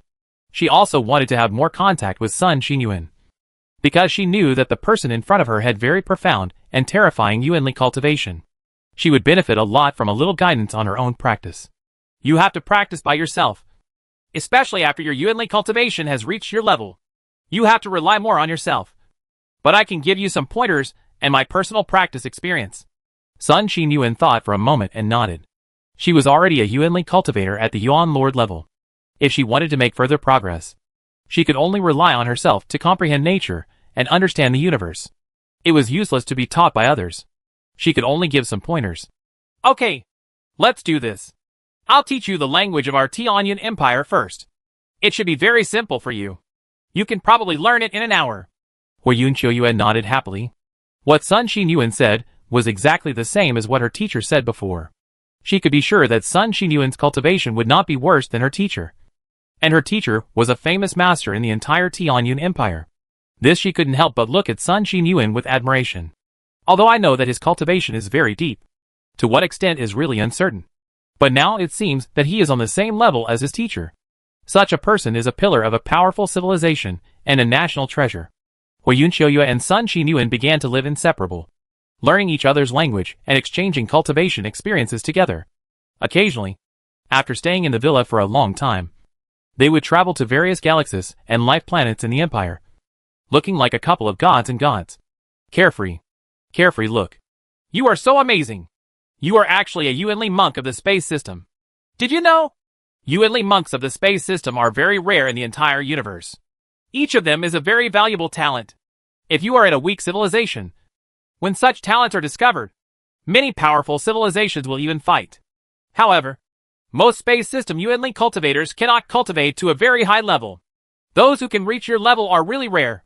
I estimate that there are not many in the entire universe. It turns out this is space travel. It's incredible. It's silent. The universe is so big that nothing can stop you. As the saying goes, love grows with time. As time goes by, we get to know each other better. Hui Yunqiuyue also admires Sun Xinyuan more and more. After learning that he is a Yuanli monk of the space system, she was even more shocked. Because Yuanli cultivators of the space system are really rare, let alone those who have reached the level of Sun Xinyuan.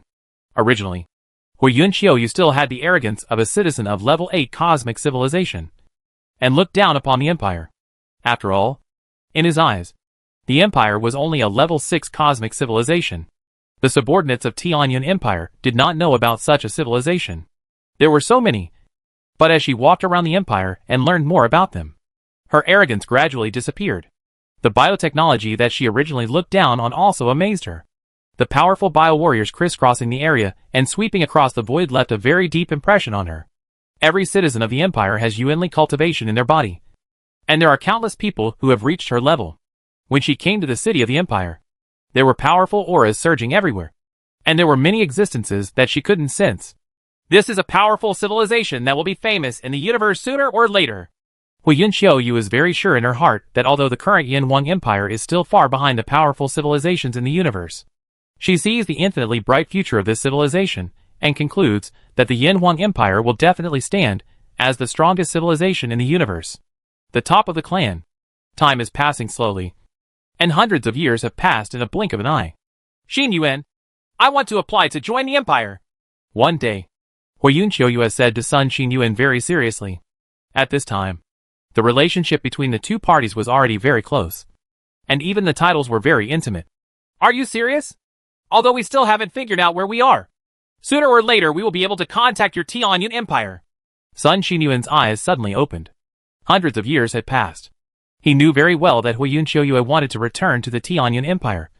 But now she had to apply to join the Empire and obtain the status of an imperial citizen. Of course I am serious. I really want to go back to my hometown. I also miss my family and friends. But I am also very happy here. With your company, I am not alone. I want to be with you all the time. You are in this together. Hui Yunqiuyue said with a smile on her face. Very sincerely. Her words were tantamount to confessing her love to Sun Xinyuan. For hundreds of years, she was like a little bird that was carefully cared for by Sun Xinyuan, which made her feel very warm, away from the worries of hometown. I lived a happy and joyful life. Qiuyue. Sun Xinyuan gently pulled her into his arms, hugged her tightly, and then kissed her gently. Everything seemed natural and fell into place. Soon, Hui Yunqiuyue officially applied to the Empire to become an imperial citizen, and was quickly approved by the imperial government. At the Imperial Civil Affairs Office of Jinling Planet Purple City, Sun Xinyuan was accompanying Hui Yunqiuyue to handle relevant procedures. I voluntarily joined the Yin Wang Technology Empire and swear allegiance to the Empire and His Majesty the Emperor. I will consciously abide by the laws and regulations of the Empire, and I will work hard to contribute to the prosperity and strength of the Empire. Accompanied by Sun Xinyuan, Hui Yunqiuyue put her right fist on her left chest and solemnly swore to the flag of the Empire. This is something that all immigrants to the Empire must do, and every citizen of the Empire must do it when they reach adulthood. Things to do. Congratulations on becoming a member of our Empire. Here is your citizenship ID card. After the oath was taken, the imperial government staff handed an ID card to Hui Yunqiuyue. Of course, this ID card must be a high-tech thing, integrating various functions into one. Thanks! Huiyun Qiuyue took the ID card and read the information on it. With this ID card, she was an official citizen of the empire. She could have all the rights granted by the empire to citizens of the empire. And she must also perform corresponding responsibilities. Please help register us. We want to get married. Sun Qinyuan smiled and took out his ID card. And then said to the staff of the Empire Civil Affairs Bureau that he and Huiyun Qiuyue had already planned to formally receive the certificate as soon as she obtained the identity of an empire citizen. Now everything went as expected. Gently holding the beauty into his arms, he felt that his countless years of being single seemed to be worth it. Chapter 683. Space Research. The Empire Spacetime Research Institute. As the Empire Spacetime Research Institute, second only to the Institute of Biological Sciences, has always been valued in the Empire. In fact, the various supports it receives are no less than those of the Institute of Biological Sciences. Spacetime technology is a broad road. Civilizations that have not mastered spacetime technology cannot truly traverse the universe, because the universe is too vast and vast. A remote cosmic void in the Milky Way, the flowing light galaxy, cannot be found on the Empire star map. Ordinary spaceships cannot fly here at all. Only those who have been specially approved can enter the flowing light galaxy. And they only know that in the Streamer Galaxy. It is completely unclear where the Streamer Galaxy is. This is an important research base of the Imperial Academy of Spacetime Science. The entire galaxy is here. The life planets in the galaxy are used for scientists and their families to live and live. The space cities in space are used for scientific research. Courtyard Place. On the Qianquan star in the Streamer Galaxy. In a city residential area. Sun Qinyuan was looking at his naughty son with a headache. This boy was only 3 years old now. But he was already quite naughty, and caused trouble in the back garden of his home. A mess. Son Tianyun, if you continue like this, be careful, your mother will spank you. Sun Qinyuan had absolutely nothing to do with his son. In order to give birth to a child with Huiyun Qiuyue, he tried every means. There is no way. Although the people of the empire and the people of the Tianyun Empire look very similar, and there is almost no difference. They are essentially two species. There is species isolation between them. Under normal circumstances, there is no way to breed offspring. Secondly, Sun Qinyuan is already an immortal level Yuanli monk. The deeper the Yuanli cultivation, the more difficult it is to reproduce his own offspring. This has long been known in the empire. Because according to the research of imperial scientists, cultivators, because the deeper one's own genes are, the genes for reproducing offspring will be hidden. Once one reaches the immortal level of Yuanli monks, it will be very difficult to reproduce. It is illegal not to have children in the empire. In addition, the two of them are very affectionate and want to have the fruit of their love. Sun Qinyuan has no choice but to turn to scientists from the Imperial Institute of Biological Sciences. Fortunately, the Empire's bioscience technology has already, after being sufficiently advanced, spending countless energy and hard work, and suffering a lot of hardships, I finally gave birth to the naughty and mischievous Sun Tianyun in front of me. The crystallization of love is hard one. Sun Qinyuan also loves the little guy very much. Now that he is small, he can't even scold him. Looking at the messy back garden, he can't use his powerful skills, and can only use his hands. He hugged his chest and used words that were not threatening at all, hoping to stop the little guy from continuing to tear down the house. The little guy is very cute. He inherited the fire cloud Qiuyue gene in the middle of his forehead. There is a fiery red cloud-like pattern. It is neither a birthmark nor a special organ. This makes the little guy no matter where he goes. They are all the center of attention. The little guy didn't pay attention to Sun Qinyuan's words at all, and still went his own way. At this time, he pulled a flower directly out of the soil, and waved it at Sun Qinyuan very proudly, which was very naughty.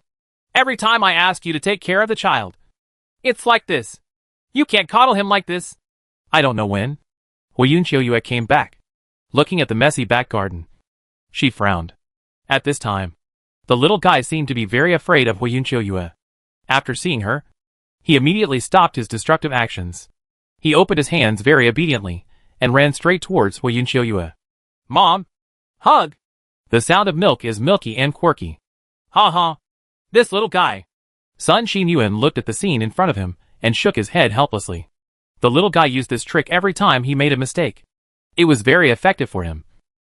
But it was of no use to Huiyun Qiuyue. Don't think that I won't punish you. I will punish you by memorizing 10 Tang poems today. Huiyun Qiuyue looked very serious and had a straight face. But her words did not make the little guy unhappy at all. He had inherited the excellent genes of his parents, so reciting poems was not a problem for him at all. After working hard for a while to clean up the back garden, Sun Xinyuan sent the little guy to the kindergarten, and the two of them hurried to the laboratory in space. Sun Xinyuan is the Space Elemental Force monk with the highest cultivation level in the Empire. He regularly demonstrates the various magical powers of space to the Empire's space scientists, in order to promote the development of the Empire's space technology. Huiyun Qiuyue, as a citizen of a level 8 cosmic civilization, naturally knows a lot about space technology. After becoming an Empire citizen, she quickly obtained the status of a scientist of the Imperial Academy of Sciences, and became a member of the Imperial Academy of Space Science. Scientists are engaged in scientific research related to space science, so the two of them are now settled in the Streamer Galaxy. The figures of the two people flashed rapidly in the void, rushing towards a huge space city. Today was the day when Sun Xinyuan used his space magic to inspire Imperial scientists to study space science and technology. Don't pamper your child like that in the future. Just do whatever you want. If this continues, there's really nothing he can do about it. He is still young, and I will be strict with him in the future. It's good that you know that since ancient times, loving mothers often lose their children, and the same goes for loving fathers. The two of them did not forget to chat with each other about their children's education while they were on the road. They both loved this hard-won achievement. However, Huiyun Qiuyue has always been very strict when it comes to educating their children. In other words, Sun Tianyun has the noble blood of the Tianyun Empire, a level 8 cosmic civilization, and naturally has to be strict with him since childhood and strive to become an outstanding talent. Figures kept flashing in the void, and the figures in the huge space city were stirring. The leading figures in the field of space science in the Empire gathered at this time. Sun Xinyuan's opportunity to use his space magic power to interpret the mysteries of space is very rare. Everyone don't want to miss it. What's more, this time Sun Xinyuan demonstrated the secret of space teleportation, which was a brand new field. In this field, the Empire had never made any breakthroughs, which attracted many scientists to watch Sun Xinyuan display his magical powers in space. As the first person in the space department of the Empire, Sun Xinyuan has mastered a lot of space magical powers. And when he performs the magical powers, he can perform them more sustainably and more easily, which is not comparable to other space system Yuanli monks. In the huge space city, there is a huge experimental hall. The entire experimental hall is already full of people. They are all waiting patiently. The time has not come yet, and Sun Xinyuan has not come yet. However, no one would think that Sun Xinyuan would be late. As a Yuanli cultivator of the space system, if he is late, it only means that he has forgotten today's incident. Otherwise, within a small galaxy, he can directly travel through space. Fortunately, I caught up. The figures of Sun Xinyuan and Huiyun Qiuyue flashed out, and he breathed a sigh of relief. In order to come with Huiyun Qiuyue, he had to fly over slowly with her. Without wasting time, Sun Xinyuan came directly to the middle of the experimental hall. Everyone stopped their discussion one by one and looked at it with concentration, for fear of missing any of it. Sun Xinyuan stood in the middle of the laboratory hall. His figure did not move, but the space around him began to ripple, folding layer by layer. And at the same time, space cracks and small space storms began to appear. However, all of this is tightly and accurately controlled by Sun Xinyuan, and is only limited to a small range. Otherwise, once it expands, the entire space city and even the entire Streamer Galaxy will be destroyed by the space storm unleashed by Sun Xinyuan. As for space, he has already been able to achieve extremely precise control. As usual, he first performed some magical powers of space folding and space strangulation, and then his figure began to shuttle continuously in the experimental hall, flashing in this place, then appearing in another place the next moment, flashing left and right, up and down, without the slightest pattern, like someone teleporting, very fast. It looks like there are many Sun Xinyuan. With the rapid flash of Sun Xinyuan, the space in the experimental hall continued to produce circles of ripples. Where his figure flashed, the space was like a door, and he seemed to have walked out of the door. It's just that the speed is very fast. If you don't pay attention, you won't notice it at all. You will only feel that his speed is very fast, and his figure is in the entire hall. Of course, Sun Xinyuan did this deliberately. With his attainments in space, he could not leave any spatial ripples long ago, and his flash speed could be many times faster. Now he deliberately slowed down. Deliberately, he did not control the spatial fluctuations so that scientists could better understand the spatial mysteries contained in his every move. Everyone present was concentrating at this time, not daring to blink for fear of missing even a second. The same was true for Hui Yunqiuyue. Although she was a citizen of Level 8 Cosmic Civilization, she had received a complete Level 8 Cosmic Civilization education, knows a lot about space science. But only truly professional people can understand and study these things in depth.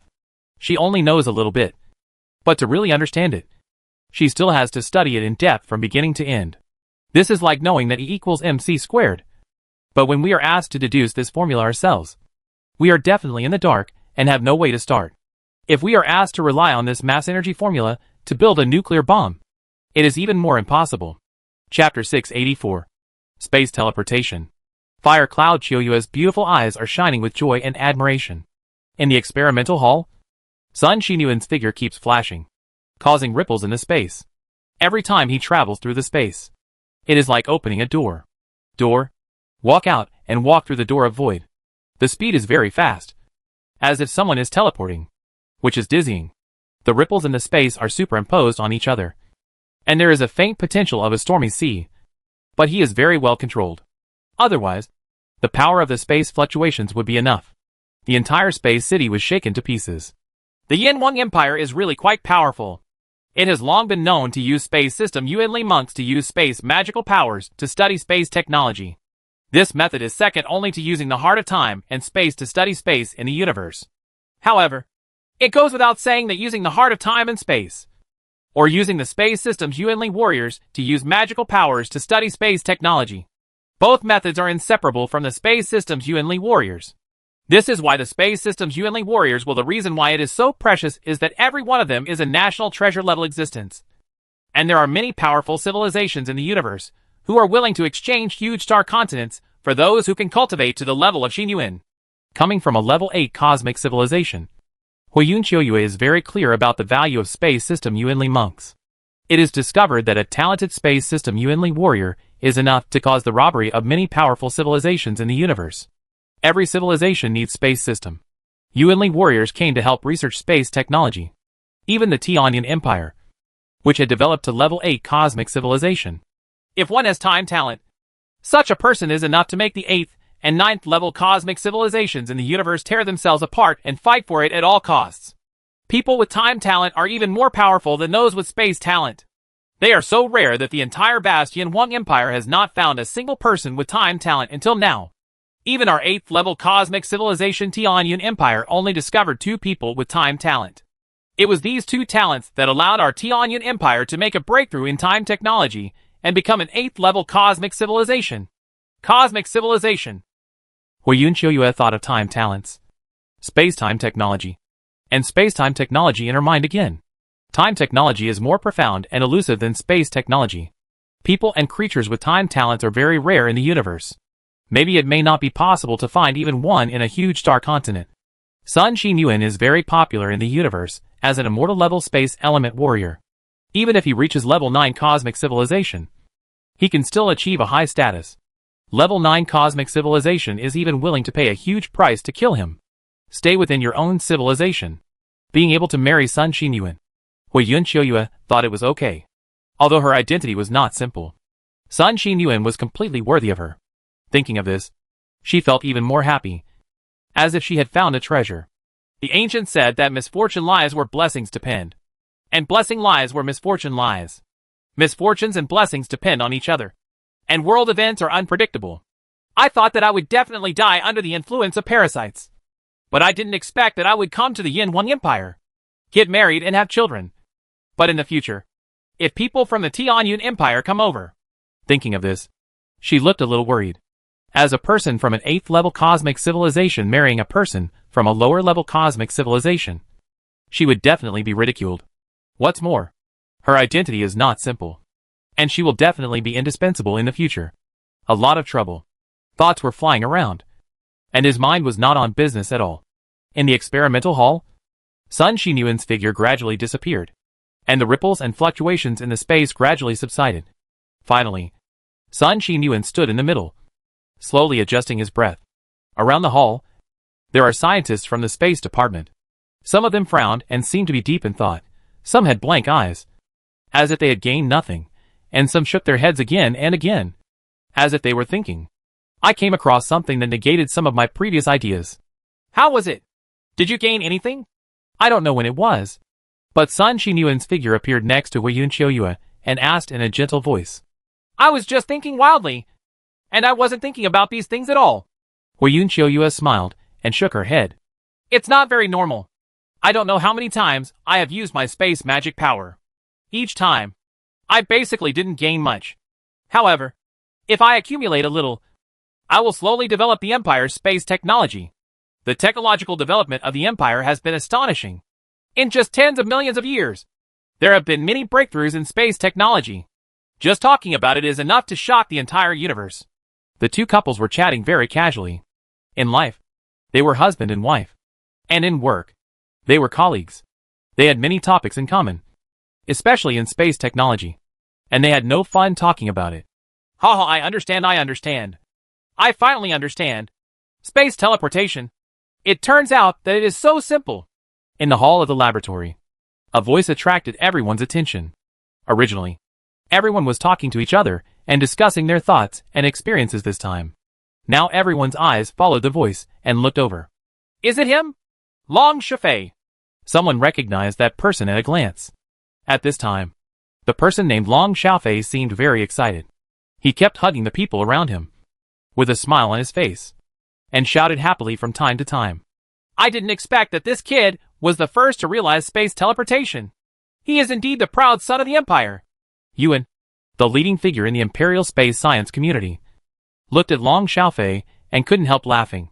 Scientists are all very well-educated people, and they have always paid great attention to their own image.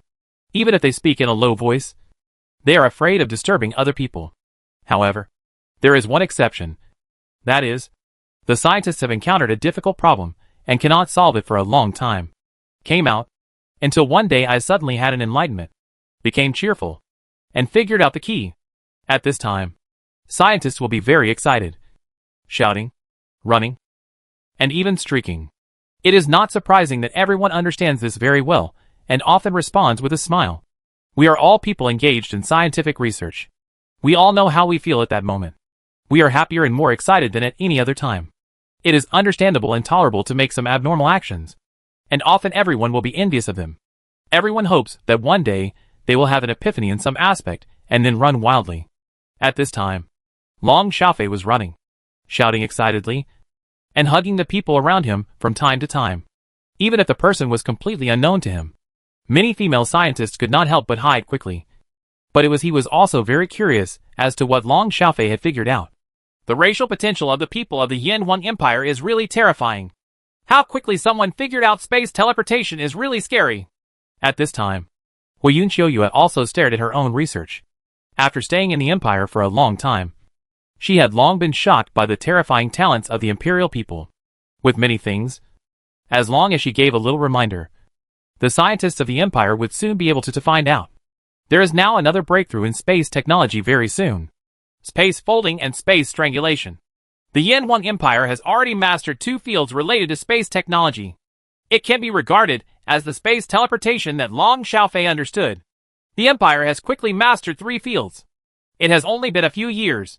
I am afraid that in less than 100 million years, the Empire will be able to reach the level of Level 7 cosmic civilization in space technology and research all fields of space technology. Wei Yun Qiuyue's beautiful eyes kept coming, and she was amazed again in her heart. She had seen countless civilized races, but she had never seen such an excellent and terrifying civilized race as the Yanhuang Empire. It took 100 million years to develop to a Level 7 cosmic civilization. No one would believe it. But I think this does not seem to be any difficult for the Empire. Wei Yun Qiuyue shook her head repeatedly. If she hadn't seen it with her own eyes, she wouldn't have believed everything in front of her. But it all happened very real in front of her eyes. In the experimental hall, Long Xiaofei kept running and shouting, venting his inner excitement. Everyone watched all this in tacit understanding. Everyone knew that it was best to vent this kind of excitement and emotion and keep it in their hearts. It was very uncomfortable, and it would definitely be good for him to let this emotion out. After a long time, Long Xiaofei stopped running and his mood gradually calmed down. but his face was always filled with excitement and a smile, as if he had found a treasure. Okay, Xiaofei, you almost ran away naked just now, but you just hugged several beauties, so you will definitely have to sleep on the sofa at night. I think I must kneel on the washboard. Someone was making fun of Long Xiaofei. Xiaofei, tell me quickly, what exactly did you figure out? Why are you so excited? That's right. Hurry up and tell us guys why I haven't understood anything. You just said you figured out space teleportation. Is that true? More people gathered around Long Xiaofei, hoping that he could tell everyone what he had understood. Every time someone understood it, it would set off a new technological trend in the Empire and open up a new field. They are all scientists in the space department. They have been studying space teleportation for a long time, but there has been no results or gains. Now that Long Xiaofei has made a breakthrough in this area, everyone is naturally like a hungry wolf seeing a sheep, and they are eager to do so. Now he ate it and looked at Long Xiaofei with red eyes, with expectation in their eyes. Space teleportation! I figured out the space teleportation! Long Xiaofei looked at the envious, jealous and expectant eyes and said with a smile. Chapter 685. Gate of Time and Space. There is a void in the direction of the Imperial Longji River leading to the Gross River. This place was originally a remote area of the Longji River. It was sparsely populated, and no Imperial people settled within hundreds of light years. However, in the past 100,000 years, this place has been very lively. The Empire's military has circled the surrounding area of thousands of light years, and classified it as a military-restricted area. The Empire Spacetime Administration has moved this area from the Empire Star hidden in the picture. Ordinary spaceships cannot fly here at all. A large number of spaceships from the Imperial Spacetime Science Research Institute arrived here, and they were constantly busy in the entire void, exploring the surrounding void, mining out planets, asteroids, meteorites, etc., and surrounding them in galaxies, staring at the stars. Huge space factories are constantly working, smelting something continuously. In an empty void, spaceports and space cities are distributed very regularly, showing a spherical shape that seems to surround an area in the middle. The entire void is very busy, with spaceships and space battleships rising and falling, as well as small spaceships coming and going in an endless stream. Brightly lit space cities and spaceports. Everything seems very busy. The central area of this area is even busier. Spaceships are constantly transporting something here. There are spaceports lined up in the void. The universe is parked in the spaceports, and the hatches are wide open. The robotic arm carries large parts out of the warehouse. These parts are very huge, 10 kilometers long, 2 kilometers wide, and 1 kilometer high. Often a spacecraft can only transport 1 or 2 such large parts, and these spacecrafts are all specially modified spacecrafts. It is a spacecraft specially designed to transport these large parts. After the parts were unloaded by the robotic arm, these spacecrafts quickly took off again, leaving the space free, because there were more spaceships waiting to be unloaded behind. In the spaceport, the robotic arm transports the parts piece by piece to the assembly place. Although all the parts are large, they are all precisely designed and calculated. Like bricks, they are slowly assembled into a giant object. Above, at this time, the full picture of this object cannot be seen. All that can be seen is a huge pillar. This pillar is now millions of kilometers high, standing quietly in the void like an Optimus pillar. Compared with this long stick, the spaceport leaning on this pillar seems very small. Looking up, the void is very wide, as big as a solar system. Everywhere is very busy. I don't know what the scientists of the Empire are building. There are actually 4 huge pillars in the void that are under construction at the same time. Put up. The progress is too slow. It's already been 100,000 years, and we haven't even completed 10% of it. Calculated, it may take us 1,000,000 years to complete the project. In a spaceport, Long Xiaofei looked at the virtual image and was very dissatisfied with the current progress. As a new leader in the field of space science in the Empire, he is now the person in charge of the major project here. Take your time. Don't be anxious. We are laying the foundation for the first 100,000 years, and the progress will be faster and faster later. This spacetime gate is not so easy to build. All the materials used are degenerate. Materials. Even our empire is very wealthy now.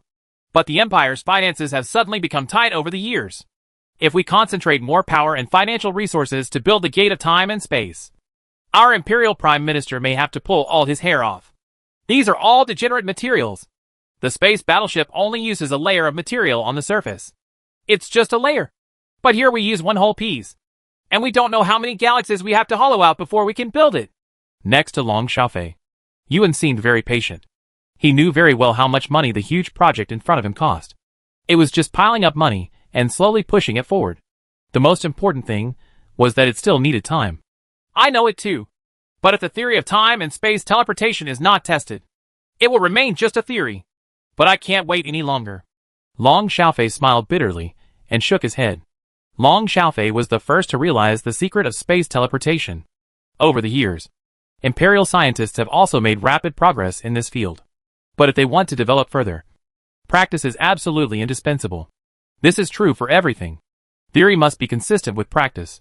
Only by gathering can we truly develop. Take your time. There's no rush. Yuan smiled and looked into the void. For huge pillars were still under construction day and night. Massive spaceships were constantly transporting large parts. These large parts and these 4 huge pillars, it seems insignificant in comparison. Just like bricks and the Great Wall. As time passed slowly, 4 huge pillars slowly formed in the void. After 300,000 years, the 4 pillars slowly formed a rectangular frame, somewhat similar to a window or door. The same structure, perfectly connected to each other, without a trace of error. By this time, this huge doorframe can be clearly seen in space. It is more than 100 million kilometers long as one astronomical unit, and 50 million kilometers wide. It is like a huge door spanning in the void of the universe. In order to build this huge gate of time and space, the Empire hollowed out countless galaxies, excavated the planets, asteroids, meteorites, etc. in the galaxies, and used all the materials to create degenerate materials.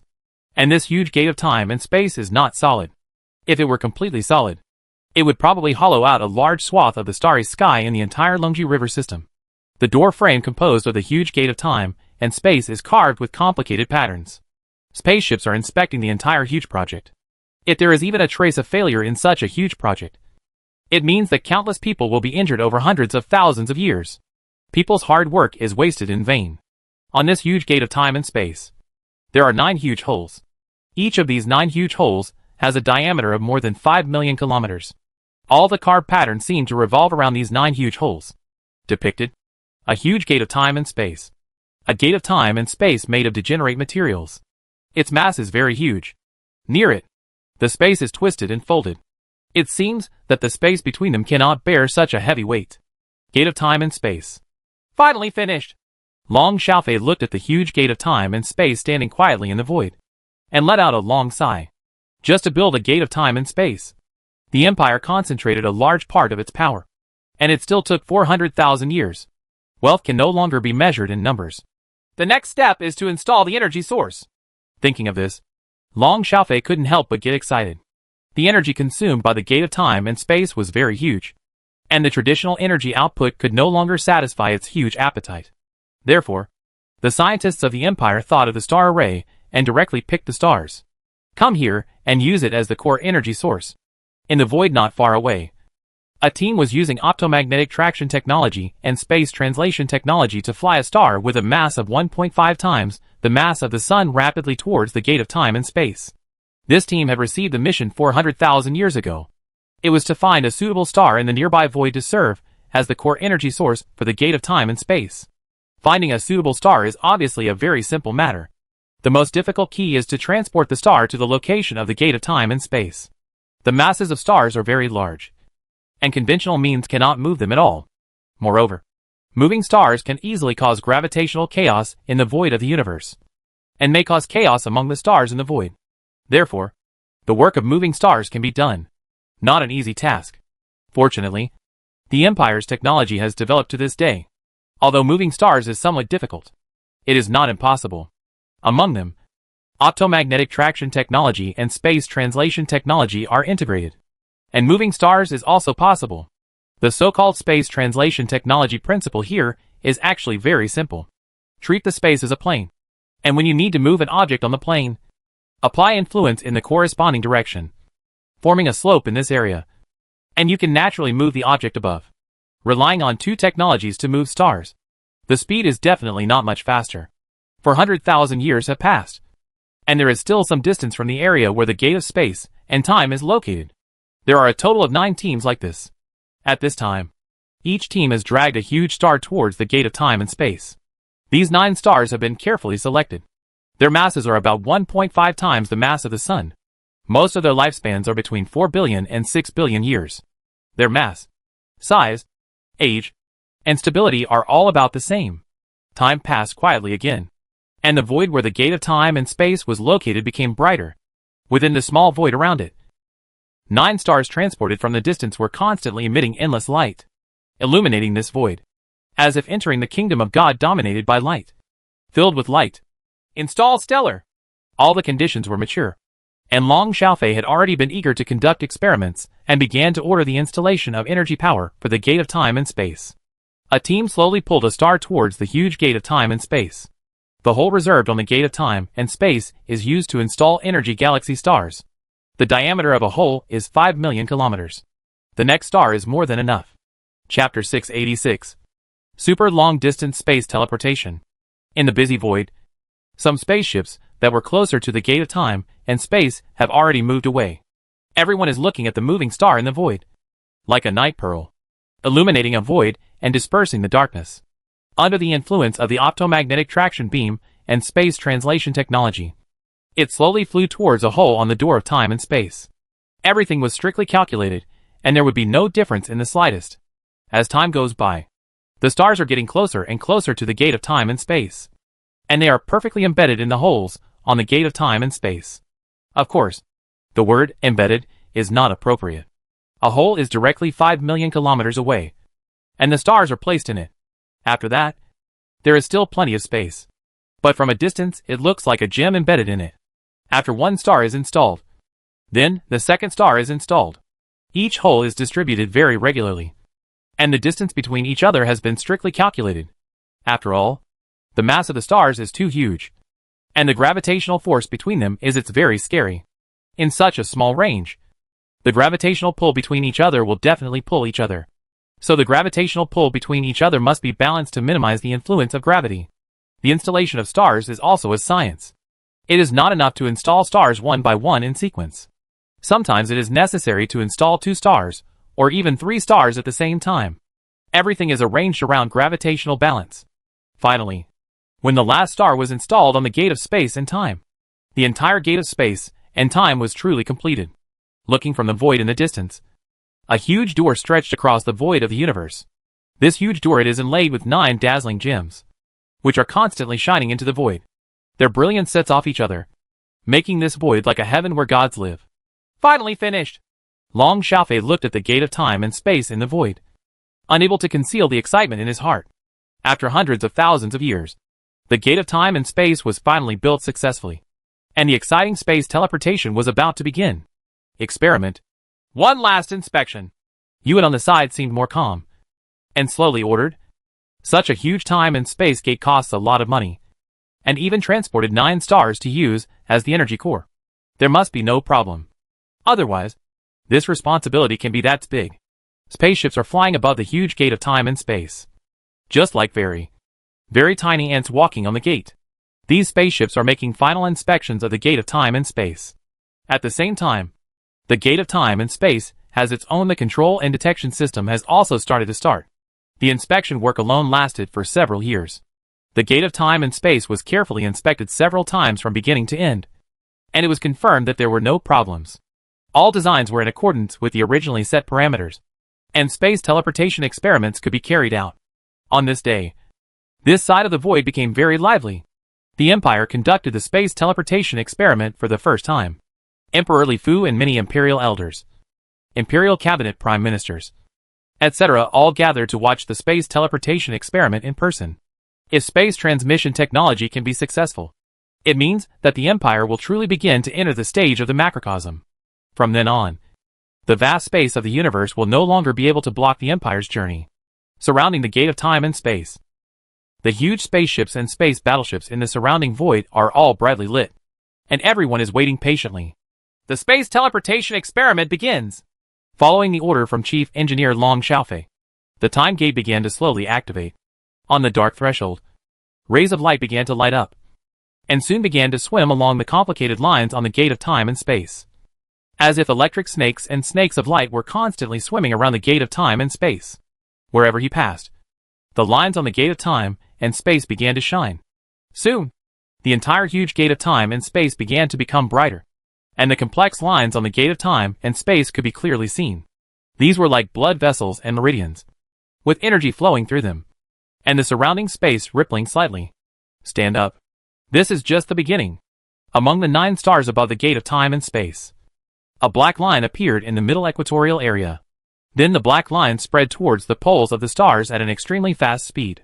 Soon, the stars that had originally commanded incomparable speed suddenly disappeared. It became pitch black, and only 2 dazzling, blazing white light pillars began to spit out from the 2 poles. Using star collar technology, the space-time gate began to draw the energy of 9 stars, concentrate all the energy on the stars, and continuously input it to the space-time gate from afar. As the 9 stars dimmed and continued to spit out powerful and terrifying energy, the gate of time and space began to become brighter, and the lines carved on it became clearer. Energy is constantly flowing on the gate of time and space, and the fluctuations of energy are getting bigger and bigger. There are ripples in the surrounding space and time. The originally folded and distorted space has become even more distorted, and it seems that it is faintly unable to withstand it. So much energy. But soon, this fluctuation began to become smaller, because the energy on the gate of time and space began to be input into the frame of the gate of time and space. As the energy input became larger and larger, the space within the gate of time and space began to continuously agitate. It rises up like boiling water, with ripples surging in circles. But they are all limited within the scope of the gate of time and space.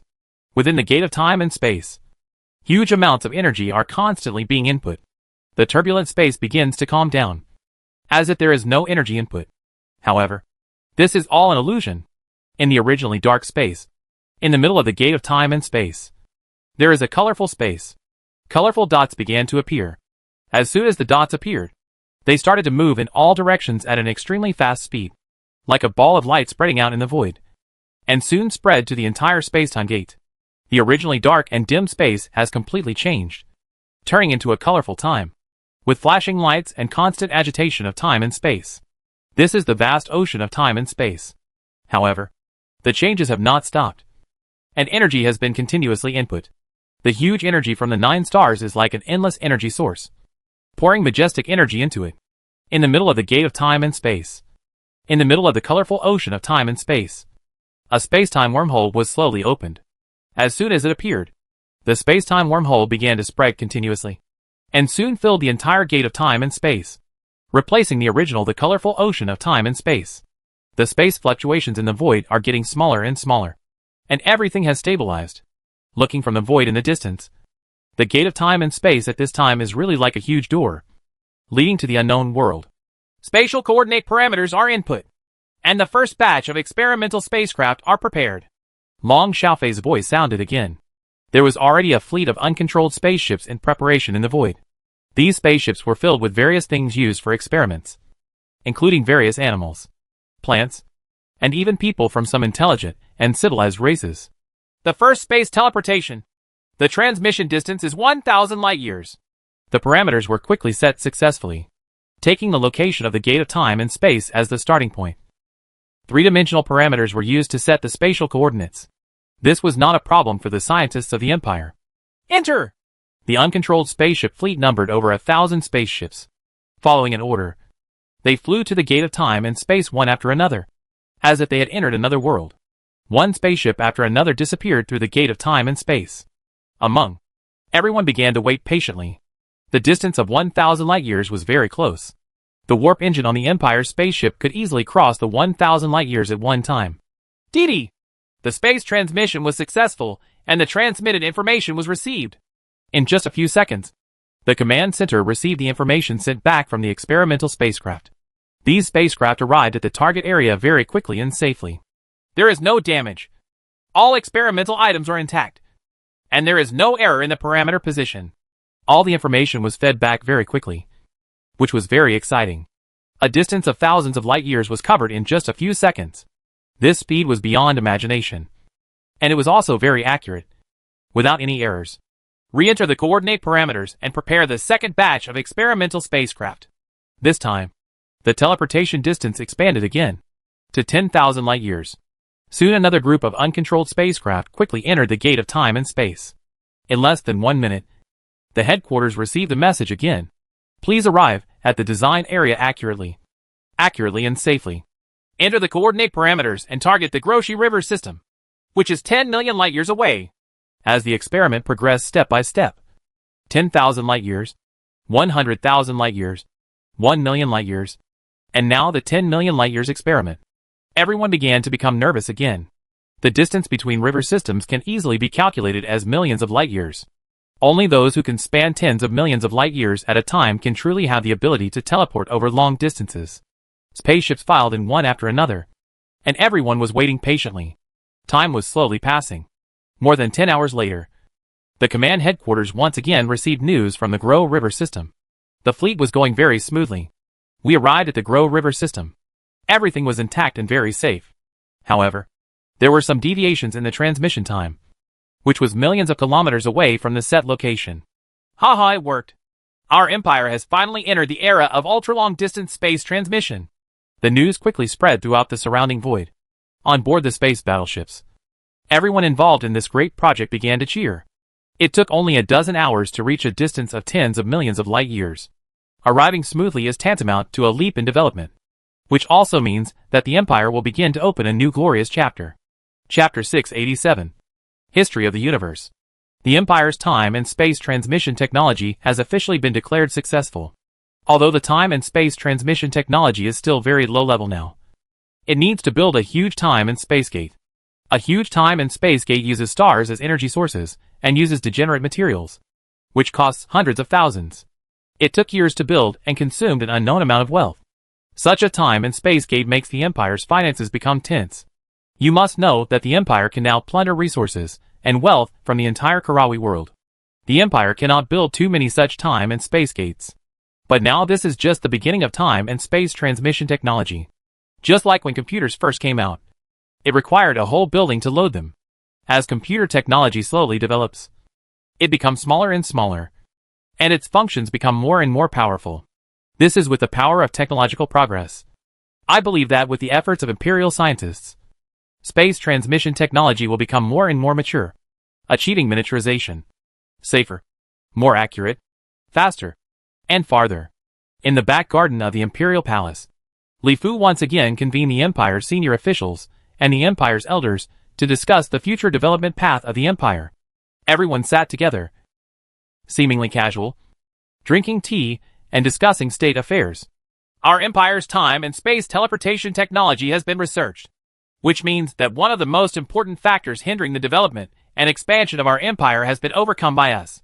With time and space teleportation technology, the universe is so big, our Empire can gallop around at will. Of course, this technology is not mature yet. It's just the beginning. But there is no problem for us to move across the Karawi world. Li Fu looked at everyone with a smile on his face and spoke slowly. The meaning behind his words was very clear. Li Fu wanted to take over the entire Karawi world. It is indeed mature now, and this boring game should end. Prime Minister Tu Shuoyang nodded.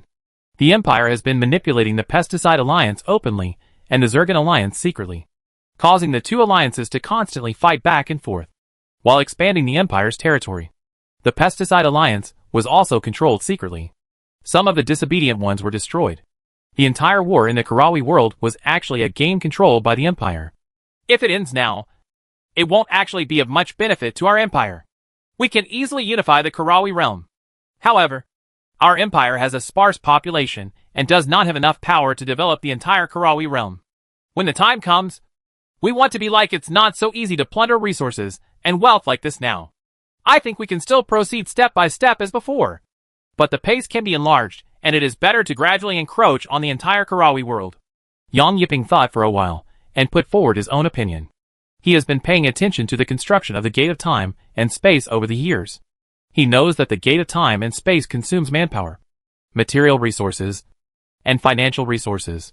If the Empire alone relies on it, it will actually be a big burden. In addition, how to deal with these civilizations on the Insecticide Alliance is also something that needs to be carefully considered. These civilizations have a long history and a large population. Once peace is achieved and they gain a wider territory, they can explode rapidly. If it expands, it will not be a good thing for our empire. Well, this is something worth considering. Li Fu nodded after hearing this. I don't think the first question La Yang mentioned is a problem. Our empire's own technology is much more advanced than the technology of civilizations like Karawi. In terms of resource extraction, our biomining technology is better than traditional mining technology is many times more advanced. Although our population is much smaller, we will not be slower in obtaining resources and wealth from the Karawi world. On the contrary, if we can rely on the entire Karawi world, we will obtain resources and wealth will grow even faster. From a historical perspective and lessons learned, we would rather leave our own territory deserted than allow outsiders to intervene. In the Earth Age, Europe's own population growth was slow and the labor force was scarce. They thought of introducing immigrants from the Middle East and Africa and dealing with refugees. It is also opening up the country. The ultimate consequence is that the country will become even worse. The population is constantly increasing, but the labor force is still scarce. The people who come in are all uncles.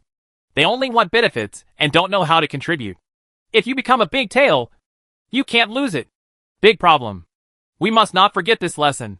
We would rather wipe out the entire Karawi world now. Even if we are idle, we cannot let other civilizations continue to survive, because no one knows whether new ones will emerge. Variable.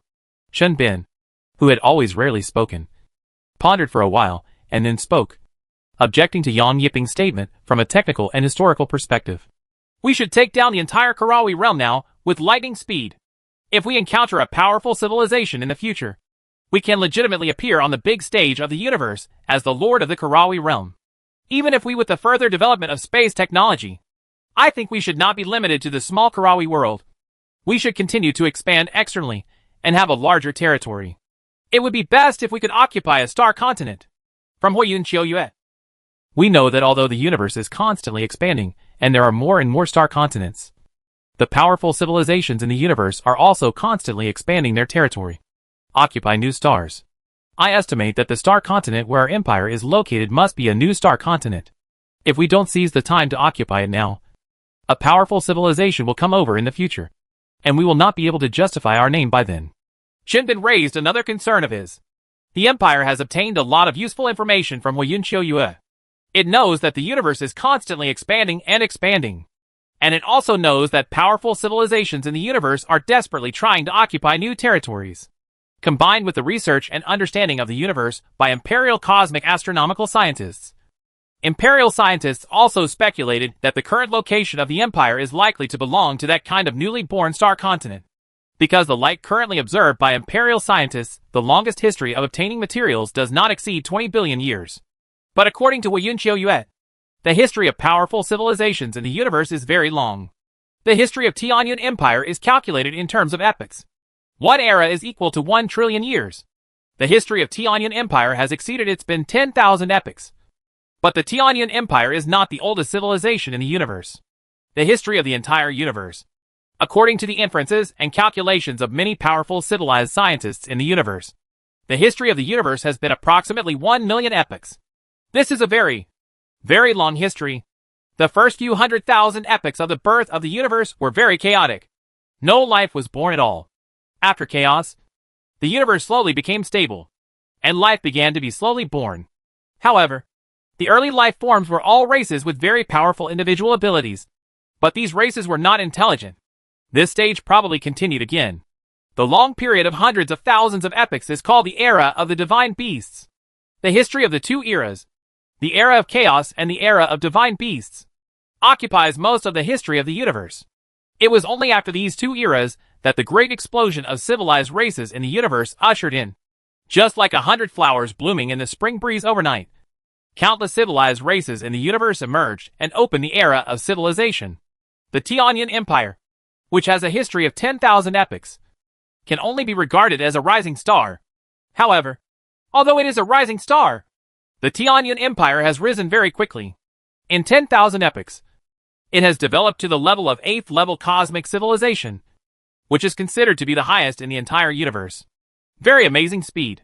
Combining the information about the history of the universe provided by Huiyun Qiuyue, Combined with the information about the current location of the Empire, the scientists of the Empire have actually been able to infer that 9 out of 10.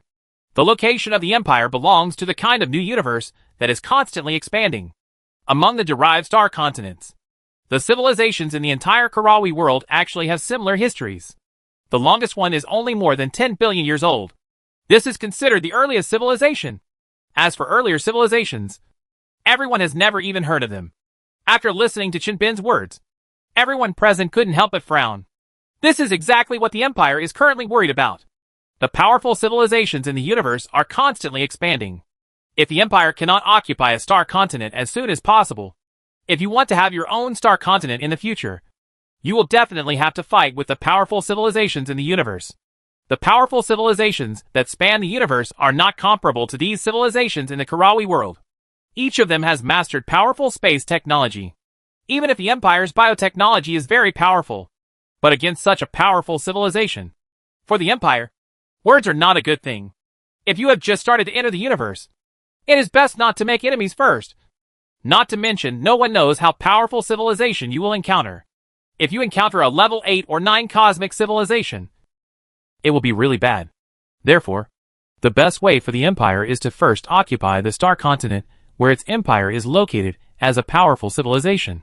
Once it comes, this place will become an own land, and other civilizations will not be able to compete with the Empire, because no civilization will easily offend other powerful civilizations, even if it seems that it is stronger than others now. Hu Yunqiu, you also revealed some unspoken rules in the universe. Among these advanced cosmic civilizations, everyone actually acquiesces to the principle that whoever takes over the new star continent first will belong to it. If that civilization newly discovers this star continent and occupies this star continent, then this star continent basically belongs to that civilization. Of course, if there is a dispute between two civilizations, they can also fight for it through the most direct way of war. In the final analysis, it still depends on who is more shameless and whose fist is harder. Chapter 688. Conquer a star continent first, and then talk about it. The senior officials frowned. Chin Bin's words struck a critical point in the Empire. The Empire is an ambitious civilization, and it will definitely not be content to be limited to the small star realm of Kalavi. The Empire wants to span the universe. If you want to stand in the forest of powerful clans in the universe, how can you stay in this small star realm all the time? Occupying a star continent is the minimum requirement. At least for the moment. The Empire needs to occupy a huge territory. The territory must be occupied first. As for how to develop it in the future, we will talk about it slowly. At least it must be in the universe. The powerful civilization recognizes that the star continent where the Empire is located belongs to the Yin Huang Empire, and will not come to snatch it. To achieve this goal, the most important thing is to rely on the strength of the Empire itself. If the strength is strong enough, no one will dare to snatch it. However, the Empire is obviously not strong enough yet, so it also needs to rely on its reputation, being the first to get there, and occupy it first. Your strength is feared, so this territory is naturally yours. Mr. Chin is right. Time waits for no one. We didn't have the conditions before. Now, we should take the opportunity to occupy what belongs to us. Tu Zuilia thought for a long time, and nodded slowly to express his support. The Tianyan Empire might be coming at any time. If a powerful level 8 cosmic civilization wants to occupy this place, what will the Empire have to fight for now? The level 8 cosmic civilization is a powerful civilization that has begun to involve time technology. I also think we should start large-scale expansion. First encircle the land and sow the seeds. It's time to hurry up. No comment. Other senior officials also nodded. The seemingly carefree situation actually hit a crisis. As a senior executive of the Empire, naturally you can't just look at the immediate problem, but look at the long term and the future. Any issue is related to the country and the nation. Our policy should not only look at the present, but should look into the future as much as possible. Otherwise, we will be irresponsible to this country and nation, and become a center of history and a center of the nation. Now that everyone is unified, it has been decided that we will win the next star continent first. Li Fu looked around and everyone was nodding. Li Fu stood up and spoke very forcefully. As the Empire's top leaders decided to begin large-scale external expansion, the entire vast empire began to operate crazily, like a huge machine that began to roar forward. The war between the Insecticide Alliance and the Zergan Alliance has always been very stalemate, and it is difficult to determine the winner. Although the Zergan Alliance has a huge civilization and army, the Insecticide Alliance has biological soldiers from the Empire. There were huge battles between them. River systems have become battlefields between the two sides. Under the control of the Empire, the Insecticide Alliance even has a vague advantage and continues to expand its territory. At this time, the Insecticide Alliance's territory has returned to before the split. Every member who participated in the war more or less followed the Empire to eat soup and eat meat. Of course, all this is under the control of the Empire. Whoever the Empire wants to win can win. Outsiders have no idea that the Zergan Alliance is actually under the control of the Empire. Now that the Empire is about to expand on a large scale, these members of the Insecticide Alliance suddenly discovered that the war seemed to be going smoother and smoother. In the Dover River system, the armies of the Insecticide Alliance and the Zergan Alliance filled every corner of the river system and every galaxy. The armies between the two sides fought desperately. On the huge battlefield, powerful energy beams, the wanton and terrifying energy battle formations are like powerful gods exerting their power in the void universe. This was an evenly matched war, and both sides had reached the point of melee. The armies of both sides were mixed with each other throughout the river system, and they were engaged in a life and death fight. However, what is very strange is that the army of the Zergan Alliance seems to lack command and control. It is very chaotic, like a piece of loose sand, with no organized attack and defense at all. In the end, it was defeated by the army of the Insecticide Alliance. The entire Dover River system was fought, and the Zergan Alliance suffered heavy losses again. The power of thousands of river systems was exhausted, and the Insecticide Alliance easily extended the front again. The Ora River system is a direction where the Yin Huang Empire's army attacks alone. The Zergan Alliance's army gathers in the entire river system, filling every galaxy in the entire river system. Looking up, no matter which direction, they are all huge steel oceans composed of steel battleships. One after another figures are flashing in the void. Silver Ring Tiger Peak is like the god of plague, sowing plant-like biological warriors in the void. Their figures are everywhere in the entire huge river system. Soon, in the huge sea of steel, huge groups of vines appeared, and huge and strange flowers bloomed one after another, turning the void into a kingdom of death and silence. The huge army caused a huge commotion. Quantum foam bombs, antimatter bombs, energy attacks, etc. attacked crazily in the void, attacking the friendly forces around them. Under the threat of death, the Zergan Alliance army they couldn't care much anymore, and some even ran away in fear. However, all this was in vain. The Empire controlled both sides, and controlled the Zergan Alliance, easily allowing the Zergan Alliance's army to gather together. And then it was a simple massacre. As soon as the plant biological soldiers came out, the huge army was completely wiped out. As soon as the army of the Ora River system was wiped out, the Zergan Alliance's army of thousands of river systems near the Ora River system was completely wiped out. Thousands of river systems were like naked girls, waiting for the Empire to occupy. The army of the Pesticide Alliance is divided into two groups. The Imperial Army is on one side, and other civilizations have joined together to form one group. The Imperial Army's attack here is overwhelming and unstoppable. Under the control of the Empire, the Zergan civilization continued to gather its own armies. The civilizations and forces of the river systems under its control were squeezed desperately. Thousands of river system armies gathered together with the intention of fighting against the Empire. The armies fought to the death, and were often easily slaughtered by the Empire's armies. The power of thousands of river systems gathered together, and were wiped out by the Empire's army. In the blink of an eye, large tracts of starry sky fell into the hands of the Empire, and the areas controlled by the Zergan Alliance became less and less. Soon the Empire's army reached the heart of the Karawi realm, which originally belonged to the Karawi civilization. More than half of the entire Karawi realm fell under the control of the Empire. The war did not stop because of this. On the contrary, as the area controlled by the Zergan Alliance became smaller and smaller, and the power of the Zergan Alliance became weaker and weaker, the Empire's offensive became stronger and stronger, continuing to sweep the entire Karawi boundary. The other civilized armies of the Pesticide Alliance have become professional cleaners. Their job is to conquer the void in the Empire. They are responsible for cleaning up the civilized races in all river systems within the entire range, in order to prevent the infiltration of parasites and prevent the parasites from controlling their own civilization.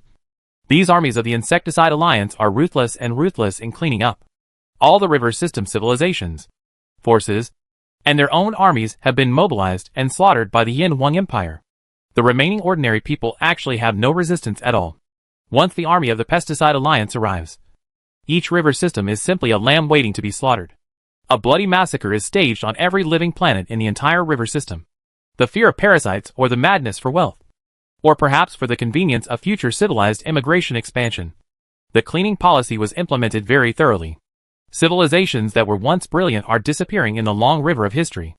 Many of these civilizations were very powerful.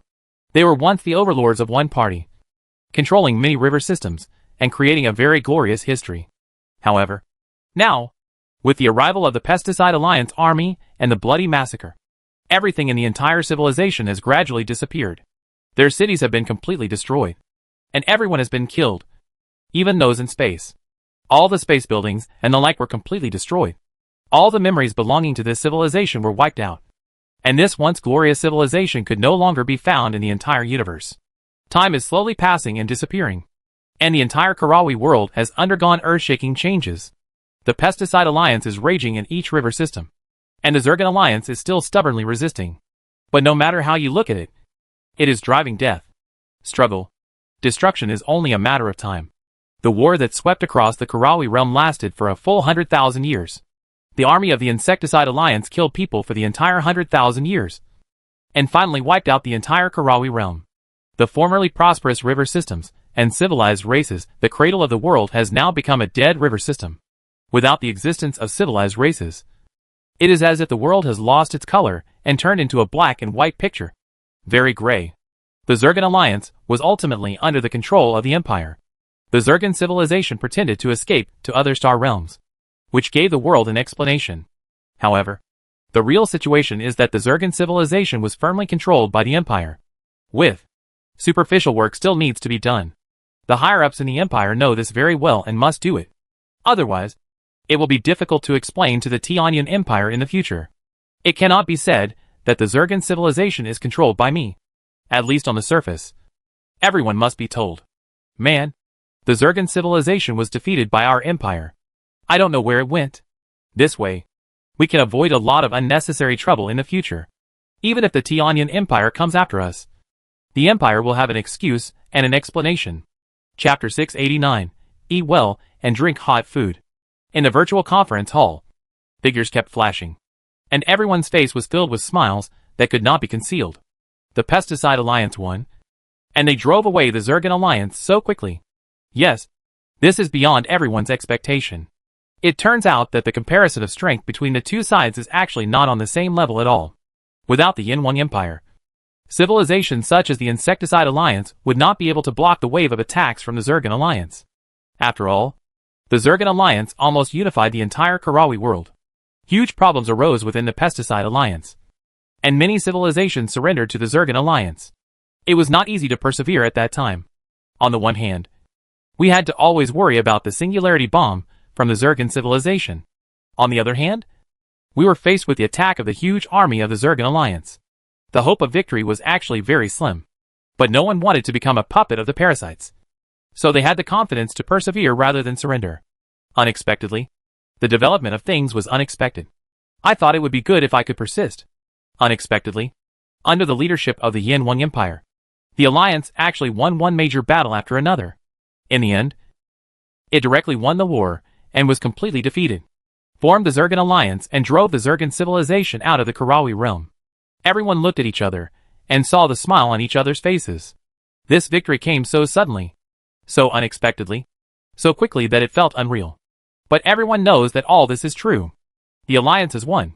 As a winner, you have enjoyed many privileges since ancient times. Eating cake is the most important thing. Today, the Yinhuang Empire has called everyone here. There is no doubt that they came to discuss sharing the cake. The Yinhuang Empire had promised that the contribution made would be directly linked to the size of the cake. Man yo, your Custer Empire is going to make a lot of money this time. Judging from your contribution, there is no problem in dividing it into hundreds of river systems at least. Blood Moon Empire Emperor Legolas said to the Tauren beside him. In fact, he was also calculating in his heart how many river systems his Blood Moon Empire could divide into this time. The entire huge Kalawi world has more than 100,000 river systems. Yinhuang Empire takes the lion's share. Even if it is divided into 80% and 90%, there are still more than 10,000 river systems for everyone to divide. Even if you calculate casually, you can get hundreds of river systems. Of course, We cannot simply use numbers to divide them. There are also differences between river systems. There are rich and poor. Rich is like the Sculptor Galaxy, one of which is enough to compare with hundreds of Milky Ways. And poor is like the Triangulum. Only dozens of galaxies can be compared to one Milky Way. For a civilization, everyone must like the kind of rich and huge river systems. Large river systems are rich and concentrated together, which is more conducive to their own rule and management. The Empire originally targeted the Sculptor Galaxy based on in this regard. One Sculptor Galaxy is worth hundreds of Milky Way galaxies, and they are all concentrated together. This kind of galaxy is the river system that everyone likes. Where? Your Blood Moon Empire is the one. This time you have contributed a lot, and you can definitely be divided into many river systems. In fact, our Custer Empire just produces more people. It is nothing. The Tauren Bull grinned so big that he could hardly smile from ear to ear. Although the Custer Empire was powerful before, it only occupied more than 10 river systems. It wanted to have a huge empire with hundreds of river systems. I don't know that the territory is a matter of the year of the monkey, but I followed the Yin Huang Empire once and easily obtained a large river system. This business can be done. I don't care about the number. I prefer to be able to divide them into some large river systems. It doesn't matter if the number is smaller. It's best to connect them together. Legolas also lost some of the Blood Moon Elf's reserve at this time, imagining the vast territory of his empire in the future. Everyone wants large river systems. I guess the Yin Huang Empire may not allocate these large-scale river systems to us. It's okay to drink some soup with the Yin Huang Empire this time. I don't care, as long as it's fair. Just click. That's true. Without the Yin Huang Empire, our civilization might have become the puppets of parasites.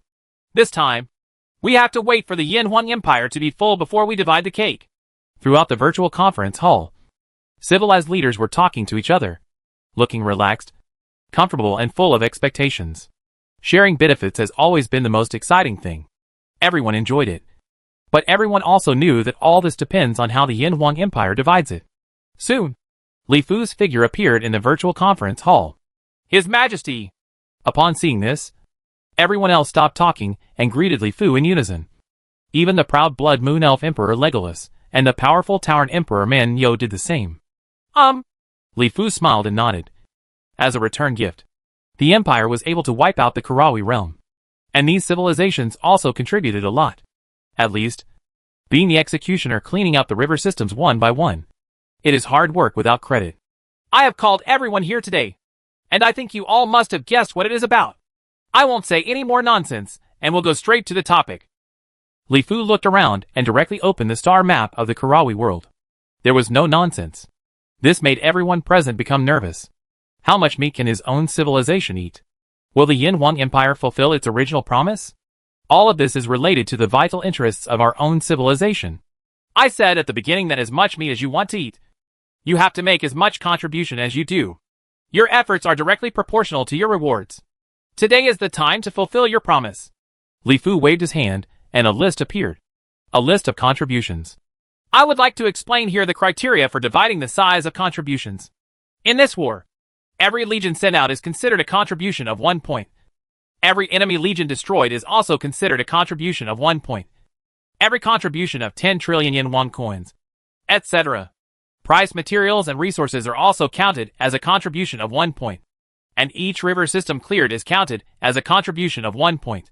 Based on the performance of previous wars, everyone's contribution points are on this list. Let's take a look and have any opinions now. You can bring it up.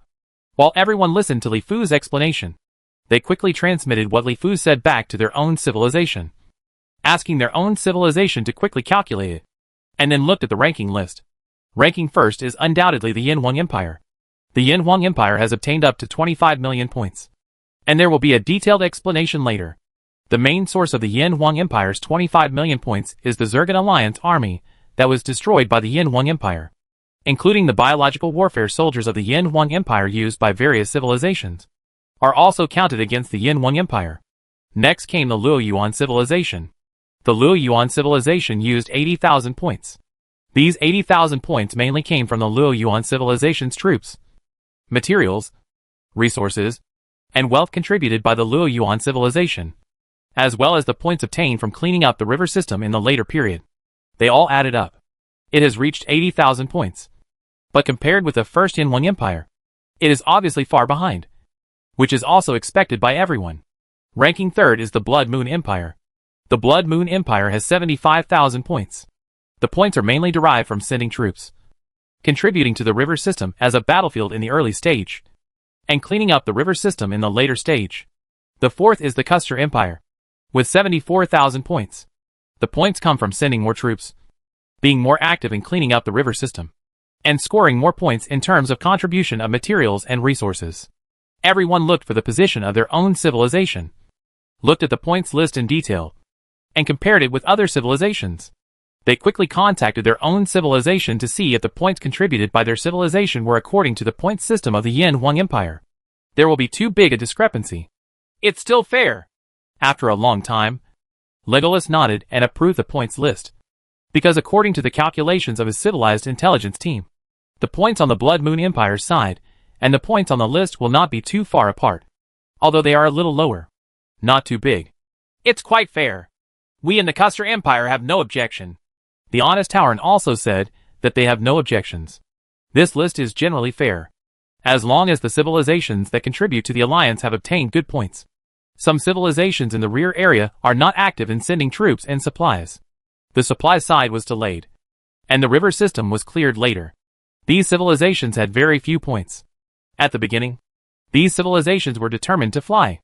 Anyway, they had not yet reached their own place. With the alliance in front of them, they belong to that place. The kind that are not at the end of their rope yet. So they are not in a hurry to surrender. At this time, the leaders of these civilizations all frowned, with unhappy expressions on their faces. But thinking about what they had done in the past and thinking about the current situation, none of them dared to say anything. I have an opinion, but I can't help it. I just feel extremely regretful. You can get 1 point by cleaning a river system. I didn't catch such a good thing at the beginning, but now I have missed it. Li Fu kept looking at everyone's expressions, seeing that no one came out to express their opinions. He nodded with satisfaction. Civilizations that have really made contributions have received good points. Naturally, he has no opinions on this ranking list, and those who have not worked hard have. I don't dare to say anything now. I can only regret it in my intestines. Since everyone has no objections, we will now start to discuss merits and reward regarding the division of river systems. Because there are differences in the size and quality of river systems, our empire uses the Milky Way as the reference unit to divide all the areas in the entire Karawi world. All river systems are digitized. As Li Fu finished speaking, numbers appeared on the huge star map where each river system is located. The number on the Milky Way side is 1. The number on the Andromeda Galaxy is 25.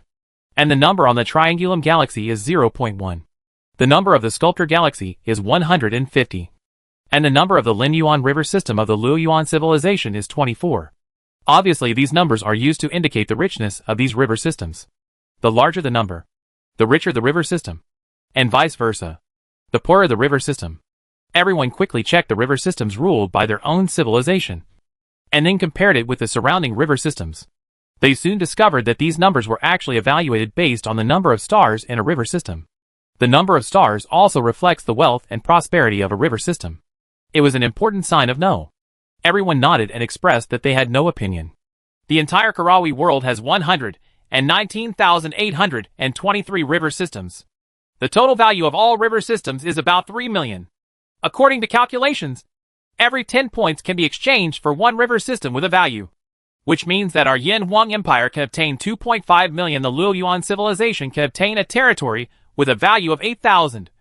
The Blood Moon Empire can obtain a territory with a value of 7,500. And the Custer Empire can obtain a territory with a value of 7,400. Li Fu didn't waste any time and continued to speak slowly.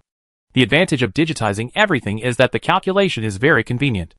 According to this list, the empire can be divided into 83% of the territory of the Karawi world, and other civilizations added together can with 17% of the territory allocated. The empire still suffered a slight loss. We at Luo Yuan civilization have no objections. This has far exceeded our expectations. Barker of Luo Yuan civilization was the first to speak up and expressed that he had no objections. He was assigned a territory of 8,000 values, which meant that 8,000 galaxies could be allocated. Such a huge territory was something that he had never dared to think about before. Ha ha! We in the Custer Empire have no objections either.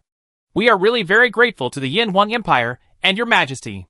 If it were not for your empire, we would never dare to hope for what we are today. The upright Neo too also laughed happily. This cake was going to kill the Custer Empire. With 7,500 territories as large as the Milky Way, it was no different from pie in the sky. To be honest, the Custer Empire had lost a lot of money. Although it is very big, it is nothing compared to the current harvest. Thank you, your majesty. Thank you to the Yin Huang Empire. When the other civilized leaders saw the stupid tyrant, they all knew they were flattering. And they all started to thank him happily. Even some of the civilized leaders, who were originally dissatisfied, laughed at this time. They didn't make any contribution, but they could still share it to some extent.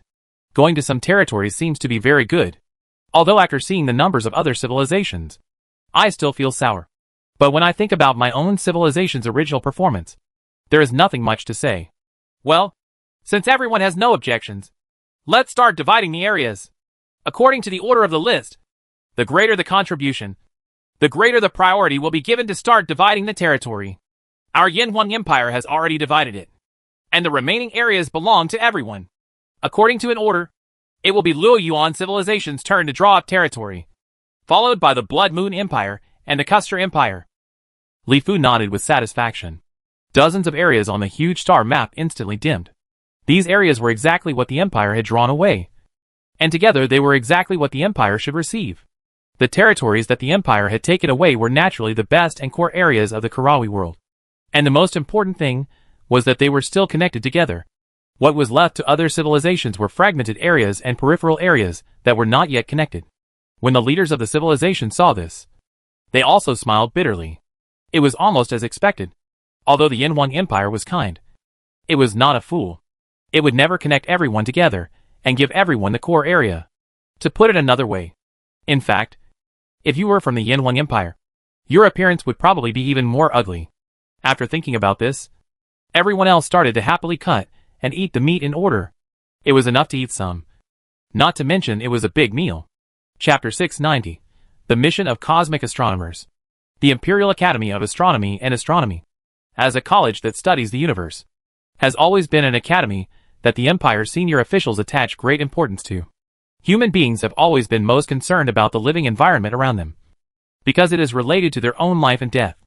Any civilization has conducted in-depth research on the universe since ancient times. Subject to certain conditions, most of them will put forward various hypotheses and fantasies. Of course, many times they will become myths and stories. We descendants of the Yin and Huang dynasties also studied the universe, heaven and earth very early. In ancient times, there were special star officials who were responsible for watching the stars in the sky. They even related the prosperity and change of dynasties to the stars in the sky. What happened to the fall of the Emperor Star and the dimming of the Purple Star? Class statement. Although many of these statements do not have much scientific basis, they are enough to show that the ancients attached great importance to the universe, heaven and earth, and respected heaven and earth. People are doing things and heaven is watching, which makes people feel a sense of awe. Old Tang, something happened. It seems we can't stay idle any longer. We have to go out for a run again. Holding a document in his hand, Dong Zhifei hurriedly walked into Tang Weiyuan's office. The two were the president and vice president of the Imperial Academy of Astronomical Sciences, responsible for the research of cosmic and astronomical sciences. Does the higher-ups want us to explore other star realms? Tang Bo made a very confident guess without even glancing at the document. That's right. Our empire has just unified the Karawi world. We haven't thoroughly inspected many places yet. We didn't expect that we would be asked to explore other star realms so soon. Dong Zhifei nodded. The huge Karawi realm has been included in the rule of the empire. Now the empire is also carrying out a vigorous large-scale immigration, spreading the seeds of the descendants of Yin and Huang to the entire Karawi realm. This is normal. We are already the masters of the Karawi world. Naturally, the empire needs to understand the surrounding situation. What? Old Dong, aren't you going to go out for a walk? Tang Weiyuan smiled and looked at a huge star map. This is the star map of the Karawi world. There is darkness around this star map. He has no understanding of the outside world at all. There is neither civilization nor information. There is no relevant information left by other civilizations. It is like a dark room with no knowledge of the outside world. Go! Of course go! I have long wanted to wander and explore the universe. But we all know that the distance between river systems is often measured in millions of light years. The distance between the star world and the star world, the distance between them. According to the information we know from the Zircon civilization, the distance between the star realm and the star realm is generally more than hundreds of millions of light years. With such a long distance, we have not yet discovered the space-time ocean current channel between the star realms. Our spacecraft alone would make this journey too long. And the dark abyss between the star realms is definitely not a plain lake. It will definitely be a storm in the ocean. The dangers involved are very great. We must consider all aspects when forming the investigation team. Dong Zhifei expressed his worries. He was not someone who was content with the status quo. He was just worried about the safety of the expedition team. The distance between the star realms was too far, and there were countless unknown dangers. If one were not careful, an inspection team would be destroyed. The entire army may be annihilated. Based on the information we have now, there must be space-time ocean current channels between star realms, between river systems, and between galaxies. It is impossible to say that between star realms, no. Huiyun Xiaoyue also said here that the star realms are connected by time-space ocean current channels, and even the star continents are connected by time-space ocean current channels. It's just that the location of our empire may belong to the newly expanded area of the universe. We are still not sure whether the space-time ocean current channel has been formed at this time. Tang Huiyuan also frowned. As the dean of the Imperial Institute of Astronomical Sciences, he is very clear about many things in cosmic astronomy. Now the scientists of the Empire have determined that the location of the Empire belongs to the new expansion of the universe. Out of the area. It turned out to be a newly derived area. It is understandable that many things may not be perfect yet. The Empire has never discovered the space-time ocean current channel between the star realm. So the Empire's scientists speculated that it is likely that it has not yet been derived. Of course, it is possible that the Empire has not explored it yet. After all, the Empire has only occupied the Karawi realm for a short time. And the entire Karawi realm is too huge. It is normal that it has not been found for a while. However, the Empire has not found any information from the many civilizations controlled by the Zircon civilization that matches the time and space of the star realm. Information about ocean current channels. I think we cannot rush to explore other star realms now. Let's first clarify all the situations in the Karawi realm. It is best to find the space-time ocean current channel between the star realms. This will be more convenient, safer and faster. But what about the orders from above? I will go to His Majesty personally to discuss this in detail. Our empire has just occupied the Karawi realm. Don't be too hasty to continue expanding. Please slow down a little. I guess His Majesty won't listen to you. We have the gate of time and space. It's not a problem to teleport hundreds of millions of light years at once. Hundreds of millions of light years are only the distance we estimate. The distance between star realms is very likely to be 200 million light years, 300 million light years, or even 1 billion light years. Our space-time gate is still too weak. If you can teleport billions of light years at once, that's about it. It depends on when there will be a new breakthrough at the Space-Time Science Institute. A distance of hundreds of millions of light years. According to the records of the Zircon civilization, the star realm in the direction of the Charlotte River system, where these parasites came, must be very far away and is not suitable for space transmission. It takes a very long time to build a gate of time and space. We still have time to carefully search for the passage of time and space ocean currents. And we also have time to choose the direction of future exploration. The two discussed issues involving the universe. And the role of the Imperial Cosmic Astronomy scientists was reflected. Just like in the Age of Discovery. Even if there was a compass, people who could watch the stars in the sky were still needed to identify the direction and determine the future voyage of the fleet. Direction. Now that the Empire knows nothing about the world outside the star realm, in which direction it should expand, this decision naturally falls on the Empire's cosmic astronomical research. A vigorous great migration is taking place throughout the Karawi world. Not only the Empire, but also the remaining civilizations in the entire Karawi world are undergoing a vigorous great migration. Each civilization is happily migrating a large number of people to the new territory of its own civilization. For example, the Luo Yuan civilization was allocated a territory with a value of 8,000 galaxies.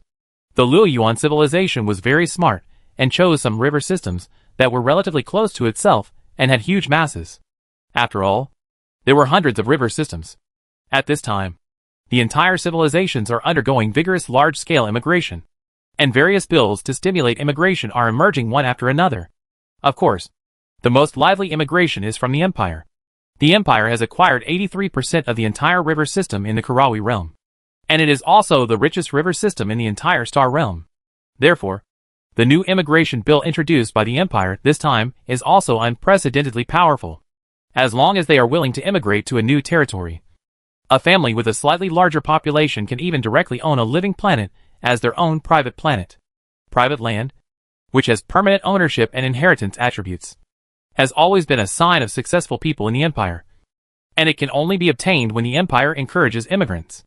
At any other time, you cannot obtain this kind of land. Private land. Therefore, the people of the entire empire have always been very positive about immigration. It is not uncommon to move families, or even whole families. There is also the topic of the river system in the entire Karawi realm being more fertile, and having more development prospects in the future. As time goes by, there are countless posts, forums, etc. about immigration on the imperial internet. On the top 10 benefits of immigration. Permanent private land. The most valuable asset left to future generations. The value of private land in the Sculptor Galaxy has increased hundreds of millions of times. In the future, the value of private land in these river systems in the central area of the Karawi realm will also have unlimited room for appreciation. There are too many posts and discussions like this. The empire encourages immigration. And the people of the empire are also keen on immigration. From the development of the empire to the present, every immigration wave will set off a carnival. As the seeds of the descendants of Yin and Huang continued to be sown throughout the Karawi world, the population density of the empire suddenly became sparse. Often the population on a living planet was less than 100 million. The formerly prosperous cities one after another are gradually becoming depressed. But no one has any complaints about this, because everyone knows that with the growth rate of the empire's population, the entire Karawi world will soon become the new cradle of the descendants of Yin and Huang. In addition to the vigorous immigration, the scientists of the empire have also begun to be busy. Especially the scientists of the Imperial Institute of Astronomy and Astronomy. Research fleets of the Institute of Astronomy and Astronomy are running towards the entire Karawi world to collect information on various river systems, explore the space-time ocean current channels between the star realms, and find the direction of the empire's future expansion. The distance between star realms is often hundreds of millions of light years. If you choose the wrong direction, even through the gate of time and space, it is estimated that it will be difficult to reach the adjacent star realm. So you must find a direction, a distance from Kara, the closest star realm in the dimension. Chapter 691. Set sail to the star realm. In the Hanyuan River system of Nanyuan Prefecture in the Chinese star boundary. In a void at the edge of the Hanyuan River system. A fleet of only a dozen spaceships arrived at this dark and dim place accompanied by ripples of space. A void. The original name of the Chinese star realm was the Kalawi realm. According to the past traditions of the empire, changing the name was a must. The name Kalawi realm was not pleasant to the ears. The empire was now the master of the entire star realm. So it was natural to choose a name that was consistent with the empire. With the name, the Chinese star realm naturally replaced the Karawi realm. The empire divided the entire vast Chinese star realm into 10 prefectures, namely Central Prefecture, Beihua Prefecture, Shiyu Prefecture, Nanyuan Prefecture, Donghua Prefecture, Jinsha Prefecture, Limu Prefecture, Sisui Prefecture, and Tuqiu Prefecture. There are 10 prefectures, and each prefecture has jurisdiction over more than 8,000 river systems. Each prefecture is an administrative region. The imperial government establishes an administrative structure at the prefecture level, which is directly under the jurisdiction of the central government of the empire. Below the prefecture are the governors of river systems. Below the river system general headquarters. Relevant departments are established according to the conditions of each river system. Administrative level. The 3 levels of the empire's central government, general office, and governor are the latest administrative levels of the empire. Down below, the mayor of a planet or a city is the lowest level. The imperial government has always been streamlined, and has established government agencies. At the same time, we should try to streamline and clarify responsibilities as much as possible to avoid the situation of having only one person to eat, redundant officials, and 9 shepherds among 10 sheep. The Imperial Galaxy, the Sculptor Galaxy and other places where the empire originated are the Central Palace, which is regarded as the core place of the empire. The other 9 palaces are divided according to the specific conditions of the Chinese star realm. Nanyuan Mansion is a mansion on the southernmost edge of the Chinese star boundary. As for how to distinguish the southeast from the northwest, this is more complicated, because there is no distinction between southeast, northwest, up, down, left, and right in the void universe. To distinguish the direction, you need a reference object. The Han-Yuan River System is a river system at the edge of Nanyuan Prefecture, flying in the south direction. It is a dark world. This is really a dark world. Compared with the dark abyss between river systems, the dark abyss here is even darker, colder, and quieter. There is no light except the light coming from the direction of the own river system. Everything is very dark. Compared with this dark world, the Han-Yuan River System seems like an island of light in the darkness, with bright stars and dazzling stars. However, in fact, the Han-Yuan River System is a barren river system. Even up to now, no people from the empire have immigrated here. Although Nanyuan Mansion has issued many policies to encourage immigration, there is still no one here. Each of the dozen or so spaceships were brightly lit, temporarily dispersing the darkness in a small area around them. The spaceships were branded with the logo of the Imperial Institute of Astronomical Sciences, and various scientific detection instruments were already in operation. Various advanced instruments such as spectrometers, gravitational wave meters, and space technology detectors are aimed at the dark world, trying to find information invisible to the naked eye. It's so dark. I can't see my fingers. Tang Guiyuan looked at the pitch-black world outside, like a pitch-black night where he couldn't see his fingers. Such an area is rarely seen in the universe. You must know that in the universe, there are usually bright stars, even river systems and rivers. A lot of starlight can be seen in the dark abyss between systems, but not here at all. Of course it's pitch black. The outside is outside our Chinese star realm.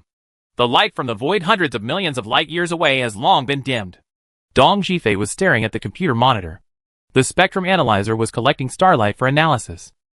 The dark world does not mean that there is really nothing. In fact, there is still light. But the light is very, very weak and cannot be distinguished with the naked eye. However, it can be distinguished with advanced spectrometers, which are on the spacecraft. They carry the most advanced spectrometers in the Empire, which are enough to capture the faintest light. Then, by analyzing the red-shifted spectral lines of these lights, the source and distance of the light can be inferred. Generally speaking, there are many methods for measuring long distances in the universe. Astronomers generally use the triangular parallax method, the spectroscopic parallax method, and the Cepheid variable star period light relationship method to measure distances. There are also type 1 methods: supernova parallax ranging, spectral redshift ranging, gravitational telescope, and other methods. Space scientists can also use the space wave method to measure distance and precise positioning.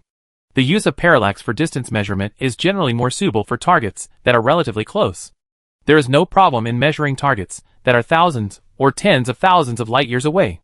However, if you want to measure such targets that are often hundreds of millions of light years away, the accuracy will be greatly reduced.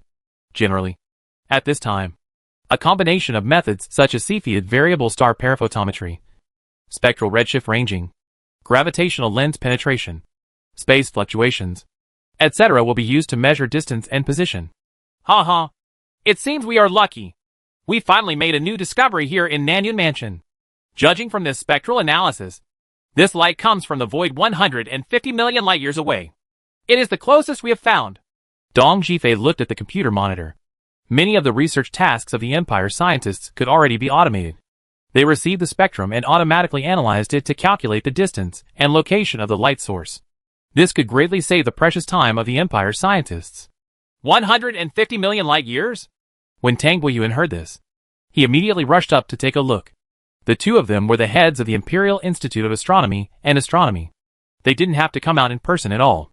However, with the existence of quantum communication, they can work in the same way wherever they go. He is the kind of person who likes to run around, so he also leads an inspection team to fly around.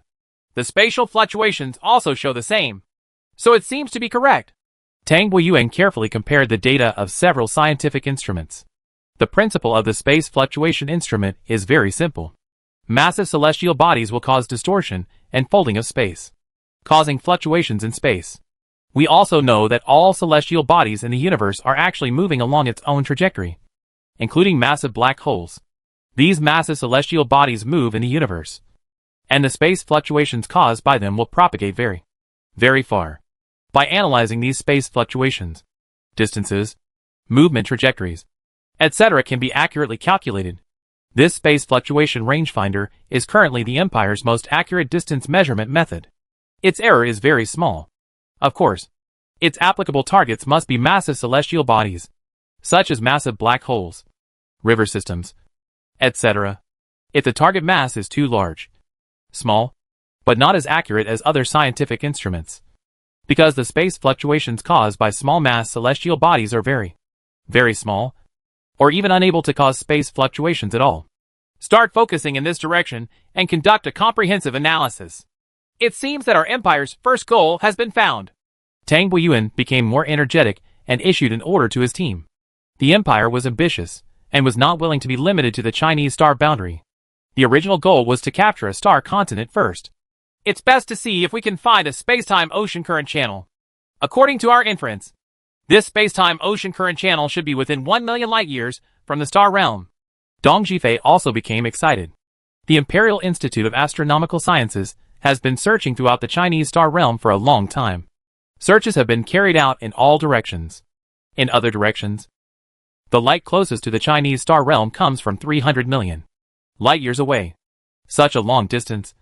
The current time and space gate of the Empire cannot be reached at once, and can only be teleported to half of the location. Now that the star realm of 150 million light-years has been found, the Empire's time and space gate can almost directly transport the fleet there. In this way, the Empire can begin to invade this star realm. Of course, it is best to find the space-time ocean current channel.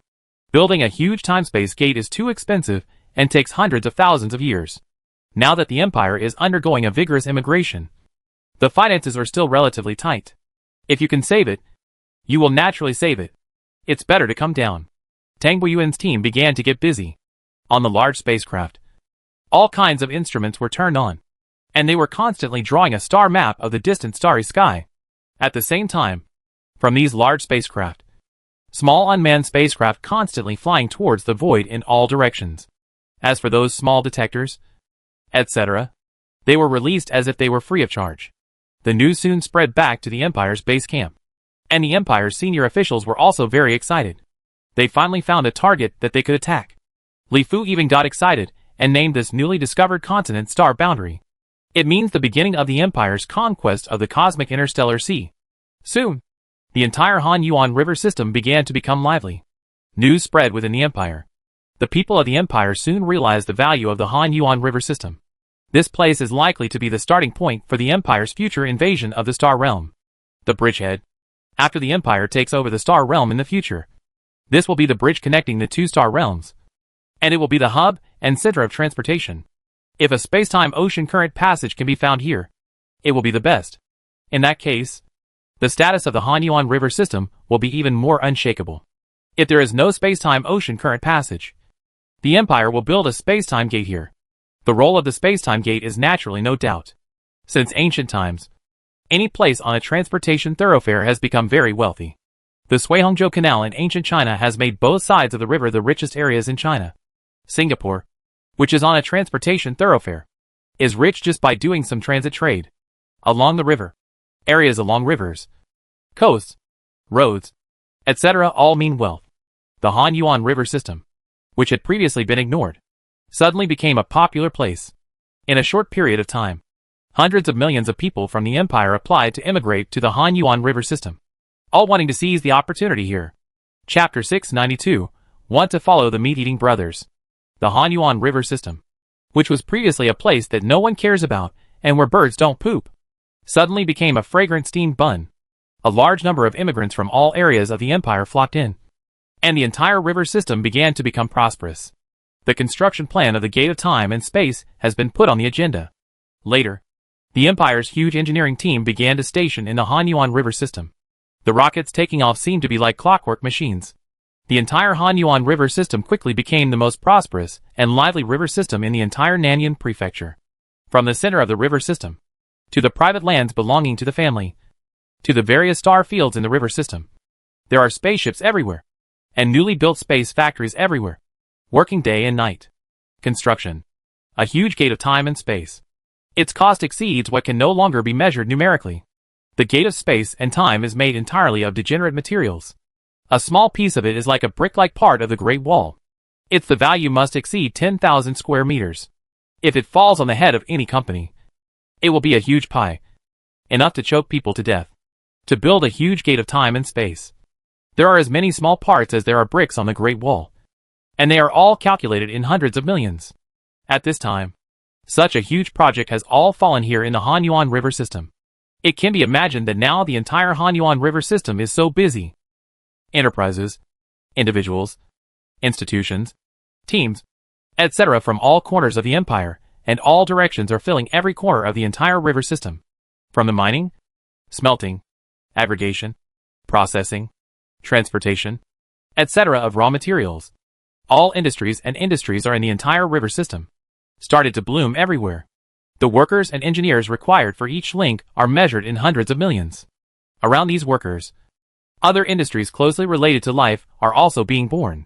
Schools, hospitals, cities, spaceports, agriculture, etc. are all indispensable.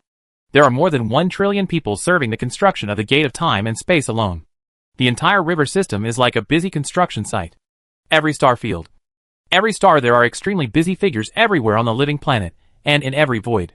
The space-time ocean current channel connected to the Hanyuan River system has never stopped, and a steady stream of materials and personnel from other regions of the empire continues to flow towards the Hanyuan River system. The Dark Abyss, which is 200,000 light-years away from the Hanyuan River system, is also very busy. The spaceships are brightly lit, and the lighthouses floating in the void shine with dazzling light, illuminating this area. The darkness of the void is dispelled. This is the area selected by imperial scientists to build the gate of time and space. To build the gate of time and space, you need to choose an area with stable space, and at the same time, the surrounding area must be relatively open in order to build a huge port group. It is best if there are no large ports around it.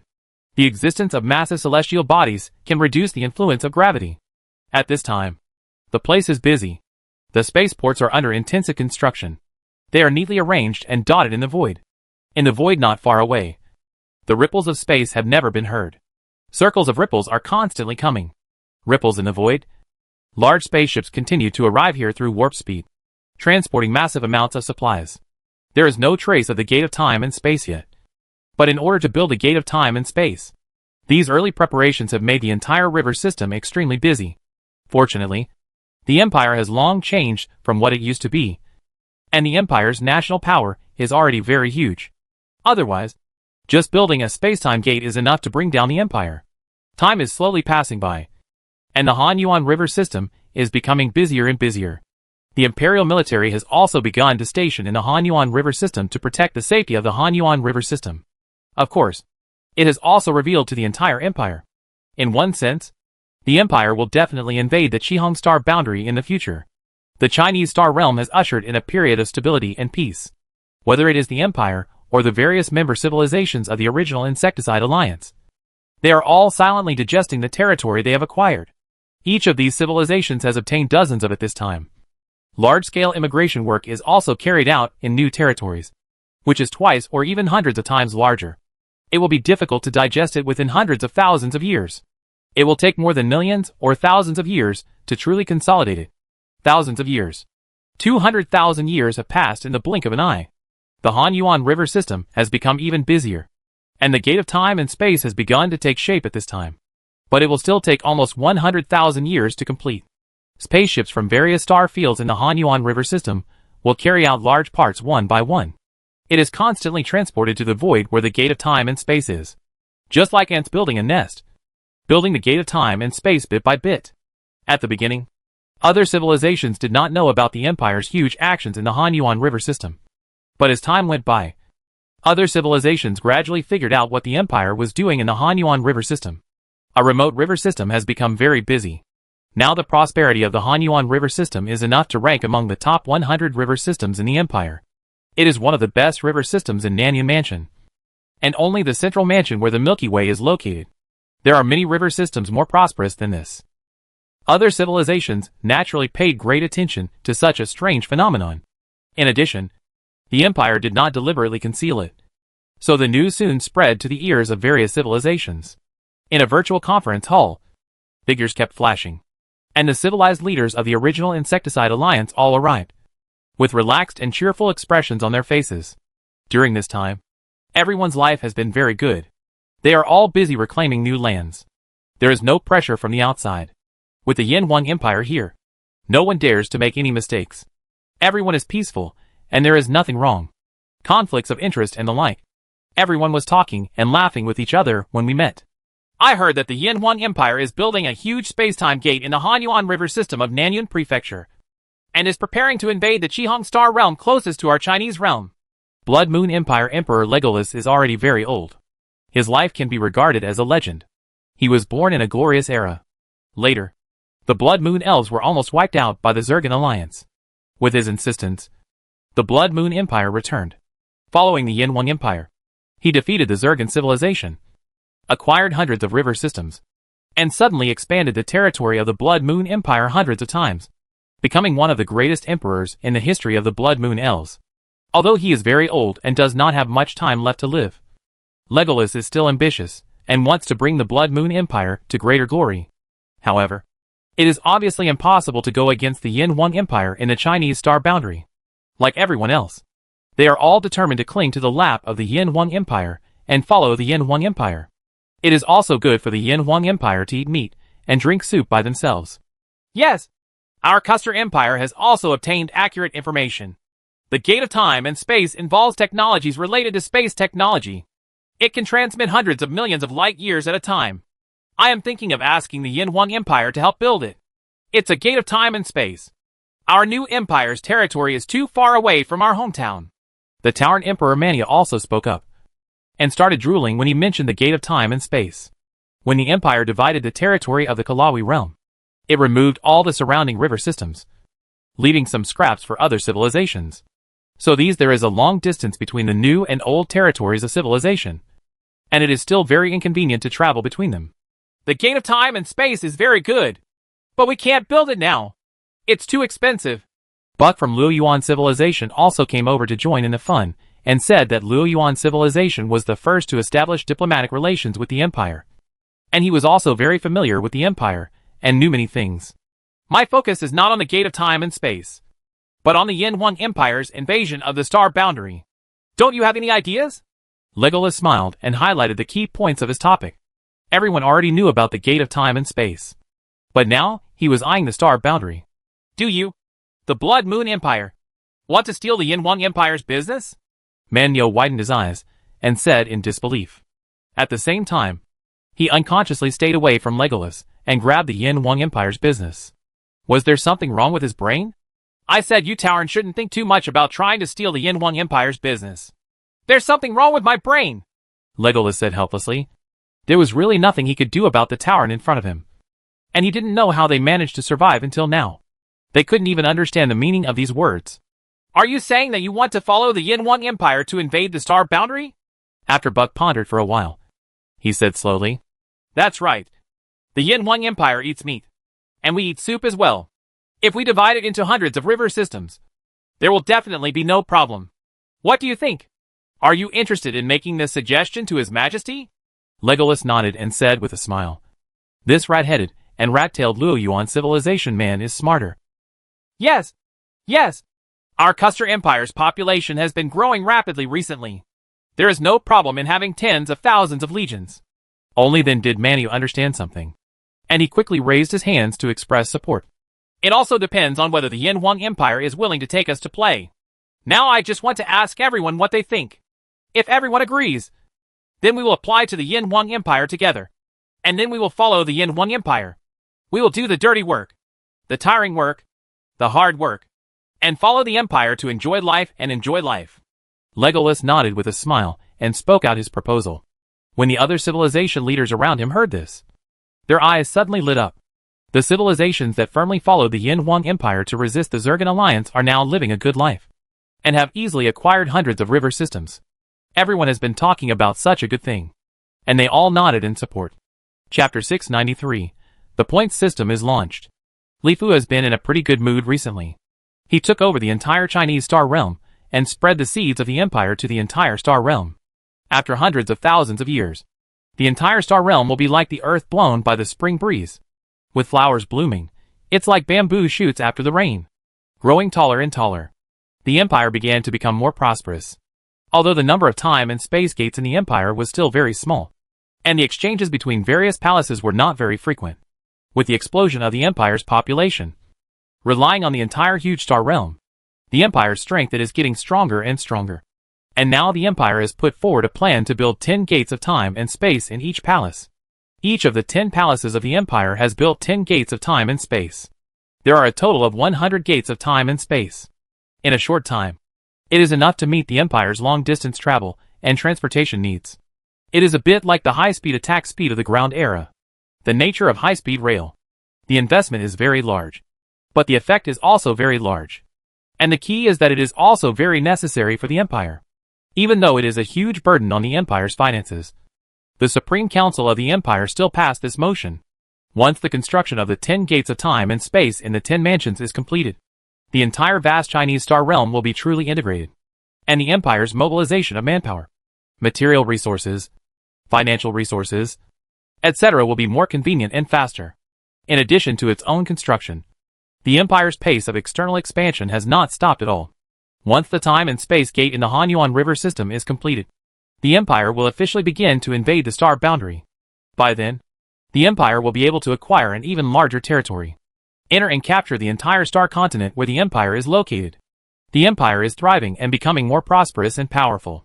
As the emperor of the empire, Li Fu can be imagined. He almost sang a ditty and logged into the virtual conference hall. This made Legolas, Buck, and Barbarian Yo and others were all dumbfounded. Your Majesty, you are in a good mood. Buck smiled and greeted Li Fu. In fact, this meeting was a routine meeting. It was just that everyone got together to chat and discuss things like economics and trade, technical cooperation, and cultural exchanges. In the current Chinese star realm, economics and trade slowly developed towards integration. Ha, not bad. We are all old friends. And Li Fu has never had the airs of an emperor, greeting everyone with a smile. They chatted with each other about daily life. Nothing more than inviting each other to their homes as guests, drinking tea together when they had time, and talking about big economic and trade relations. And then, there was nothing to talk about. This routine meeting is almost over. Your Majesty, I heard that the Empire is planning to go to the star boundary. I wonder if they can take us with them. Man Yo couldn't bear his temper the most, so he took the lead and said to Li Fu with a smile. When Li Fu heard this, he narrowed his eyes slightly, then pondered for a while, thinking rapidly in his mind. As the Empire has developed to this day, external power is also a very important force. No civilization can develop and grow independently without the outside world. The super-civilized Han Technology Empire has a group of powerful juniors under its control. In many cases, there is no need for the Han dynasty at all. The technology empire is for sale, and his little brother is enough to take care of everything. Cultivating younger brothers as one's helpers is also one of the methods commonly used by many advanced civilizations. Many things that are not convenient for one's own civilization can be done by the younger ones. And if there are more younger brothers, they are also a force that cannot be ignored. But since ancient times, people who are not of my race must have different minds. This lesson has appeared in many civilizations. After working hard to cultivate and strengthen a civilization, in the end it bites you back. The stories of farmers and snakes continue to be played out, and the stories of white-eyed wolves emerge endlessly. This has also made Li Fu always be very cautious in this regard. In the peaceful environment over the past few years, civilizations such as the Blood Moon Empire, Luoyuan Civilization, Custer Empire, etc. have repeatedly requested the empire to send overseas students to each other for technical and cultural exchanges. But they were all rejected by the empire. The empire has never relaxed when it comes to technological secrecy. We must use these younger brothers, but we must also prevent these younger brothers from cheating themselves if they want to be the big brothers. This is Li Fu's current mood. It is not that Li Fu is not confident enough, but that Li Fu does not dare to joke with the future of his own civilization and nation. These civilizations are still valuable. If used well, they can save the empire a lot of trouble. The empire will be responsible for mopping up the main forces, and the remaining work such as clearing up the tail can be left to these civilizations. In this way, the empire will expand at a faster rate. We can capture the entire star continent faster and in a shorter time. It's just that as the empire expands, the strength of these civilizations will also grow stronger. If you want to take precautions, you need to think carefully. Li Fu thought rapidly in his mind. If the Empire wanted to take over a huge star continent, these civilizations would definitely play a big role. They would help clear the tail, help collect resources, wealth, etc. Doing these hard jobs would definitely be pretty good. Perhaps the point system for the Han Technology Empire is a good choice. It should be made clear openly and fairly. If you want to gain benefits from the Empire, you must first make a responsive contribution to the Empire. The Empire will only grow stronger by relying on such a system. Although the strength of these civilizations that rely on the Empire will also grow, the gap with the Empire will only become wider and wider. By then, there will be no need to fear the rebellion of these younger brothers. The point system of the Han Technology Empire sounded in my mind.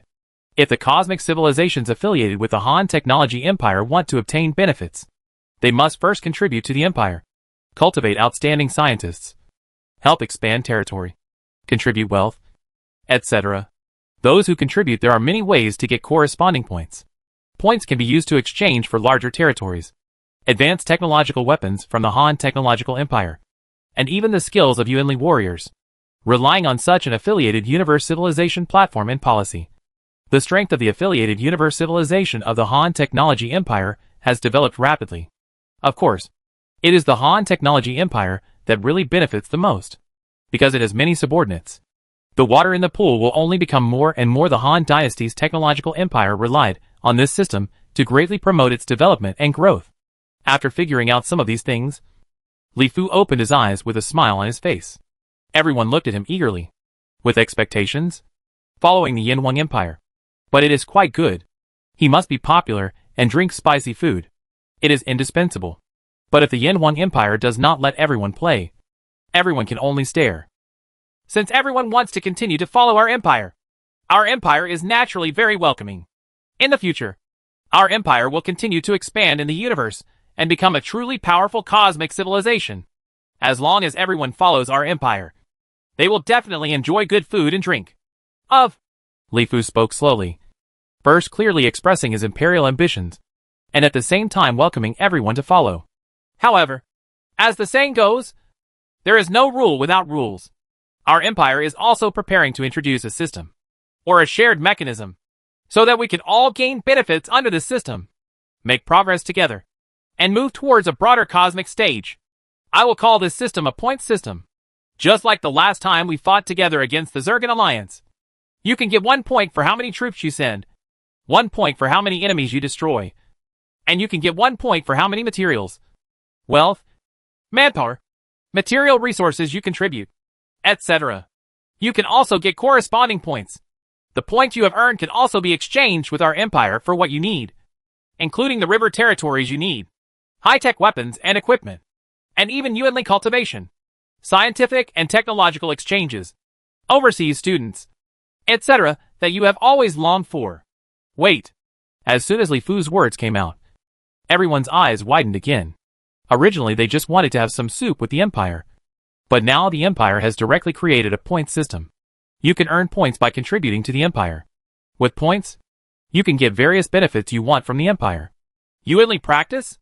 Legolas's breathing suddenly became rapid, and he looked at Li Fu. This old monster who had lived for tens of millions of years had not shown any signs of aging until now. The Blood Moon Empire also knew now that the Yin Wang Empire, there is a method of cultivating Yuanli inside. If you practice to a certain level, you can gain the ability to live forever. This is tantamount to a fatal temptation for Legolas. The universe is very big and beautiful. Everyone wants to live a few more years. But lifespan is limited. He has almost reached the end of his life. He has tried all kinds of methods, but has no way to continue his life. For the Yin Wang Empire is extremely eager to practice Yuanli. Technology exchange? Sending overseas students? Exchange the river system? Each of the civilization leaders were similar to Legolas, and their breathing became rapid. I didn't expect that the Yin Wang Empire would open up so many areas, and they were all things that everyone wanted to get. The biotechnology and space technology of the Yin Wang Empire. It is precisely because of these two technologies that the Yin Wang Empire is what it is today. There is also the Yin Wang Empire's Yuanli cultivation method. This is also something that makes people jealous. If possible, everyone can't wait to join together. Divide the Yin Wang Empire. But such thoughts only pass by for a moment. The Yin Wang Empire is not a soft persimmon. If the Yin Wang Empire knows that it has such thoughts, it may bring disaster to its own civilization in the next moment. No one thought that the Yinhuang Empire would open these areas to everyone. Although you know with your own feet, the points of the Yinhuang Empire are definitely not easy to obtain. And you will definitely need a lot of points to redeem these good things. But at least there is one. It's not the way. Chapter 694. Arriving at the Star Boundary. In the Hanyuan River system of Nanyuan Prefecture in the Chinese Star Boundary, the void where the gate of time and space is located is an extremely busy scene. With the implementation of the Empire's external point system, the Empire's development has once again made a leap forward. Each civilization has made a huge leap in exchange for the Empire. I have a good thing in my hand, but I tried my best to exchange it for points. In order to allow one's people to study abroad in the Yinhuang Empire and learn advanced space technology and biotechnology, one place requires tens of thousands of points. In order to allow one's people to go to the Empire to learn Yuanli cultivation methods, one place requires 100,000 points. And even if you learn the Yuanli method, you can't teach it to others. The territory is not big enough. If you want to exchange for a river system, you can. The points required for a river system are astronomical. In short, points are difficult to obtain, but they are very not durable. However, each of these civilizations are willing to join the pirate ships of the Empire, because at least there is a way and a hope to make their civilization more powerful, so that they can obtain longer life, stronger body. The younger brothers are all going crazy, although they are still undergoing large-scale immigration. All kinds of resources, wealth, etc. are desperately moving to the Empire in order to exchange for those precious points. The influx of a large amount of wealth and resources has greatly promoted the implementation of the Empire's large-scale immigration work, reduced the financial pressure on the Empire, and accelerated the plan for the 10 time and space gates in the Empire's 10 mansions. At the same time, this building was used to attack the launch star. The gate of time and space in the world can also be completed faster. At this time, in the void, a huge time and space gate has been completed. This time and space gate is different from the Empire's first time and space gate. Its technology is more advanced and larger. It is only used to the number of stars serving as the energy core reached 18. Of course, its transmission range also exceeds the Empire's first space-time gate. In theory, it can transmit a distance of 200 million light-years at a time, enough to easily reach the star boundary. The world that was originally dark, pitch black, and cold was now illuminated by 18 stars in the void, dispelling all the darkness in the void and releasing majestic energy. In the surrounding void, the huge spaceports are also very busy, with spaceships coming and going, space battleships rising and falling, and space fluctuations in the distant void that never stop. Accompanied by the ripples of space, spaceships and space battleships disappeared from here, and new space battleships and spaceships arrived here. The Gate of Time test begins! Here at the control and command center of the Gate of Time, Chief Engineer Long Xiaofei no longer had the excitement when he first built the Gate of Time, but more confident with a smile on his face. Under his leadership, the Empire's space transmission technology has continued to develop over the years. Although it cannot be said to have developed by leaps and bounds, it has always made progress and continued to expand in this field. As his order was issued, the 18 stars above the Gate of Time and Space began to dim, and the surrounding void was once again shrouded in darkness. The majestic energy on the stars began to be extracted, and the originally dark the Gate of Time and Space began to light up. Energy is constantly flowing on the Gate of Time and Space, along the complicated lines, like meridians. The majestic energy is blood, which is constantly circulating. The void where the Gate of Time and Space was located began to stir up ripples and circles, and the space became distorted and folded. However, soon all these phenomena disappeared. The void within the Gate of Time and Space began to boil, and the colorful ocean of time and space filled it. Faint. Soon in the vast ocean of time and space, the space-time wormhole spread rapidly as soon as it appeared, and soon filled the entire space-time gate, connecting an unknown world. Set coordinate parameters and prepare the first team of unmanned spacecraft. In the void near the Gate of Time and Space, a group of more than 10 large spaceships were on standby. Soon, they flew into the Gate of Time and Space at a very fast speed, disappearing into the Gate of Time and Space as if sinking into an unknown lake. A few seconds later, the Control Command Center received the information, and the fleet blocked the set area very safely, accurately and quickly. The test is proceeding slowly. 100 light-years, 10,000 light-years, 1 million light-years, 10 million light-years, 100 million light-years, and the Gate of Time and Space have all successfully delivered the tested unmanned spacecraft to its destination. Sure enough, it's still the same. The farther the distance, the greater the deviation. After 100 million light-years, the position deviation of the transmission is actually thousands of light-years different. Long Xiaofei frowned at this time. The farther the distance, the less accurate the space teleportation is. This will easily lead to problems. Just like using a missile to attack the target. The higher the accuracy, the greater the effect of the missile. Otherwise, the deviation will be greater. If it is too large, a costly missile is likely to land somewhere without any value. No matter what, let's go over and take a look at the situation in the Qihong star boundary first. The next transfer point is to set sail to the star realm, 150 million light-years away. Long Xiaofei shook his head. He had been thinking of ways to solve this problem, but he hadn't thought of any good solution yet. After thinking about it, he decided to ignore the problem and go see the situation in the Qihong star boundary first. The first one set over was also a group of unmanned spaceships. More than 100 large spaceships poured into the Gate of Time and Space, and soon completely disappeared into the Gate of Time and Space. The void is 150 million light-years away from the Chinese star boundary. The distance of 150 million light-years. Even flying at the speed of light would take 150 million years to reach. However, the space transmission through the Gate of Time and Space only takes more than 10 hours to cross such a distant void. On the edge of the Qihong star boundary, in the dark abyss, eternal darkness shrouds everything. Even the light of the nearest Qihong star boundary has changed very weakly here. It is dark and cold here, with an atmosphere of eternal desolation, and even seems to be able to hear the cry from the depths of the universe. Suddenly, the space continued to agitate, and circles of space ripples appeared. Soon, the colorful world of the vast ocean of time and space added new colors to the dark void.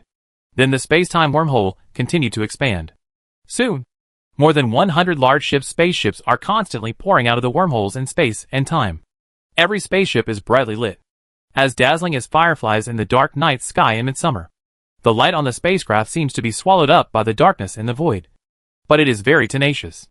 Dee. The various scientific instruments on the uncontrolled spacecraft began to operate crazily. Countless detectors continued to spread out in all directions for free, and all kinds of information began to be collected continuously. Soon, I had a preliminary understanding of the void around me. Successfully arrived at the sailing star boundary and started data analysis. Located here at the headquarters of the Chinese star boundary. As the data continues to be transmitted back, the scientists of the Empire have begun to become more busy, analyzing the various information collected in order to decide whether to send the Imperial Army to the star boundary in the next step.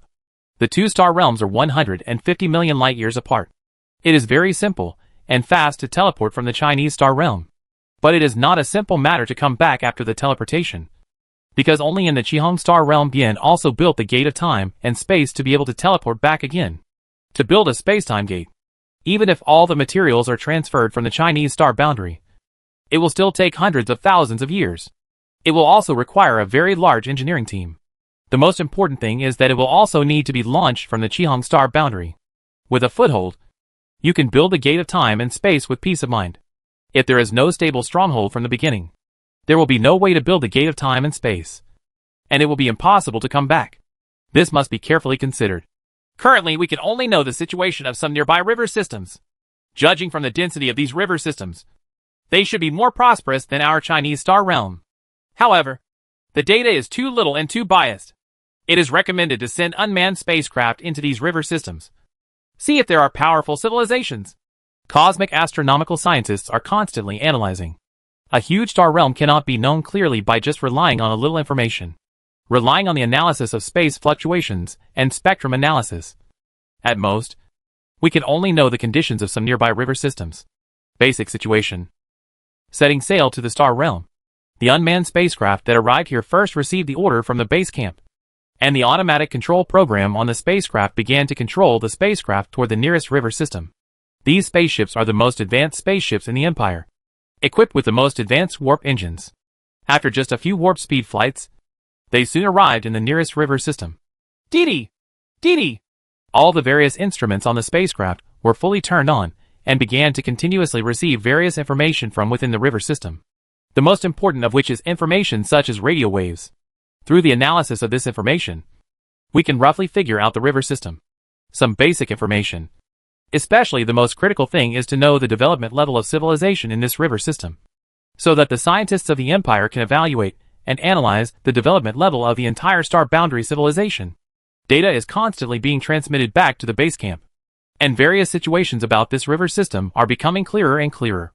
The mass of the black hole in the center of the river system, the number of stars it contains, etc. were first calculated by the Empire scientists. However, the cosmic civilization race that the Imperial scientists most expected to be discovered has not been discovered for a long time. It was not until the spacecraft began to enter the center of this river system that the cosmic civilization race that the scientists expected finally appeared. However, in this river system the civilized race and it surprised the scientists of the Empire. Chapter 695. The civilization of the starry sky beasts set sail for the Cancer River system in the star realm. The Cancer River system is a vortex river system. Under the strong gravity of the core black hole, matter in the universe continues to gather from afar, forming this prosperous Cancer River system. The Cancer River galaxy is not very large or wealthy. It has about the same number of stars as the Milky Way, with only 350 billion stars. It is considered the most ordinary river system in the universe. In the center of the Cancer River system, an uncontrolled spaceship appeared in the void accompanied by bursts of space fluctuations. Various instruments on the spacecraft began to continuously receive various information from the void. Biowaves! It turns out to be biological radio waves! At the base camp of the Chinese star boundary, the scientists of the Empire were paying full attention at this time. Soon some scientists began to explain that biowave communication technology is one of the more advanced communication technologies among many. The general level of civilization has it can only be researched if it has developed to the river system overlord level civilization.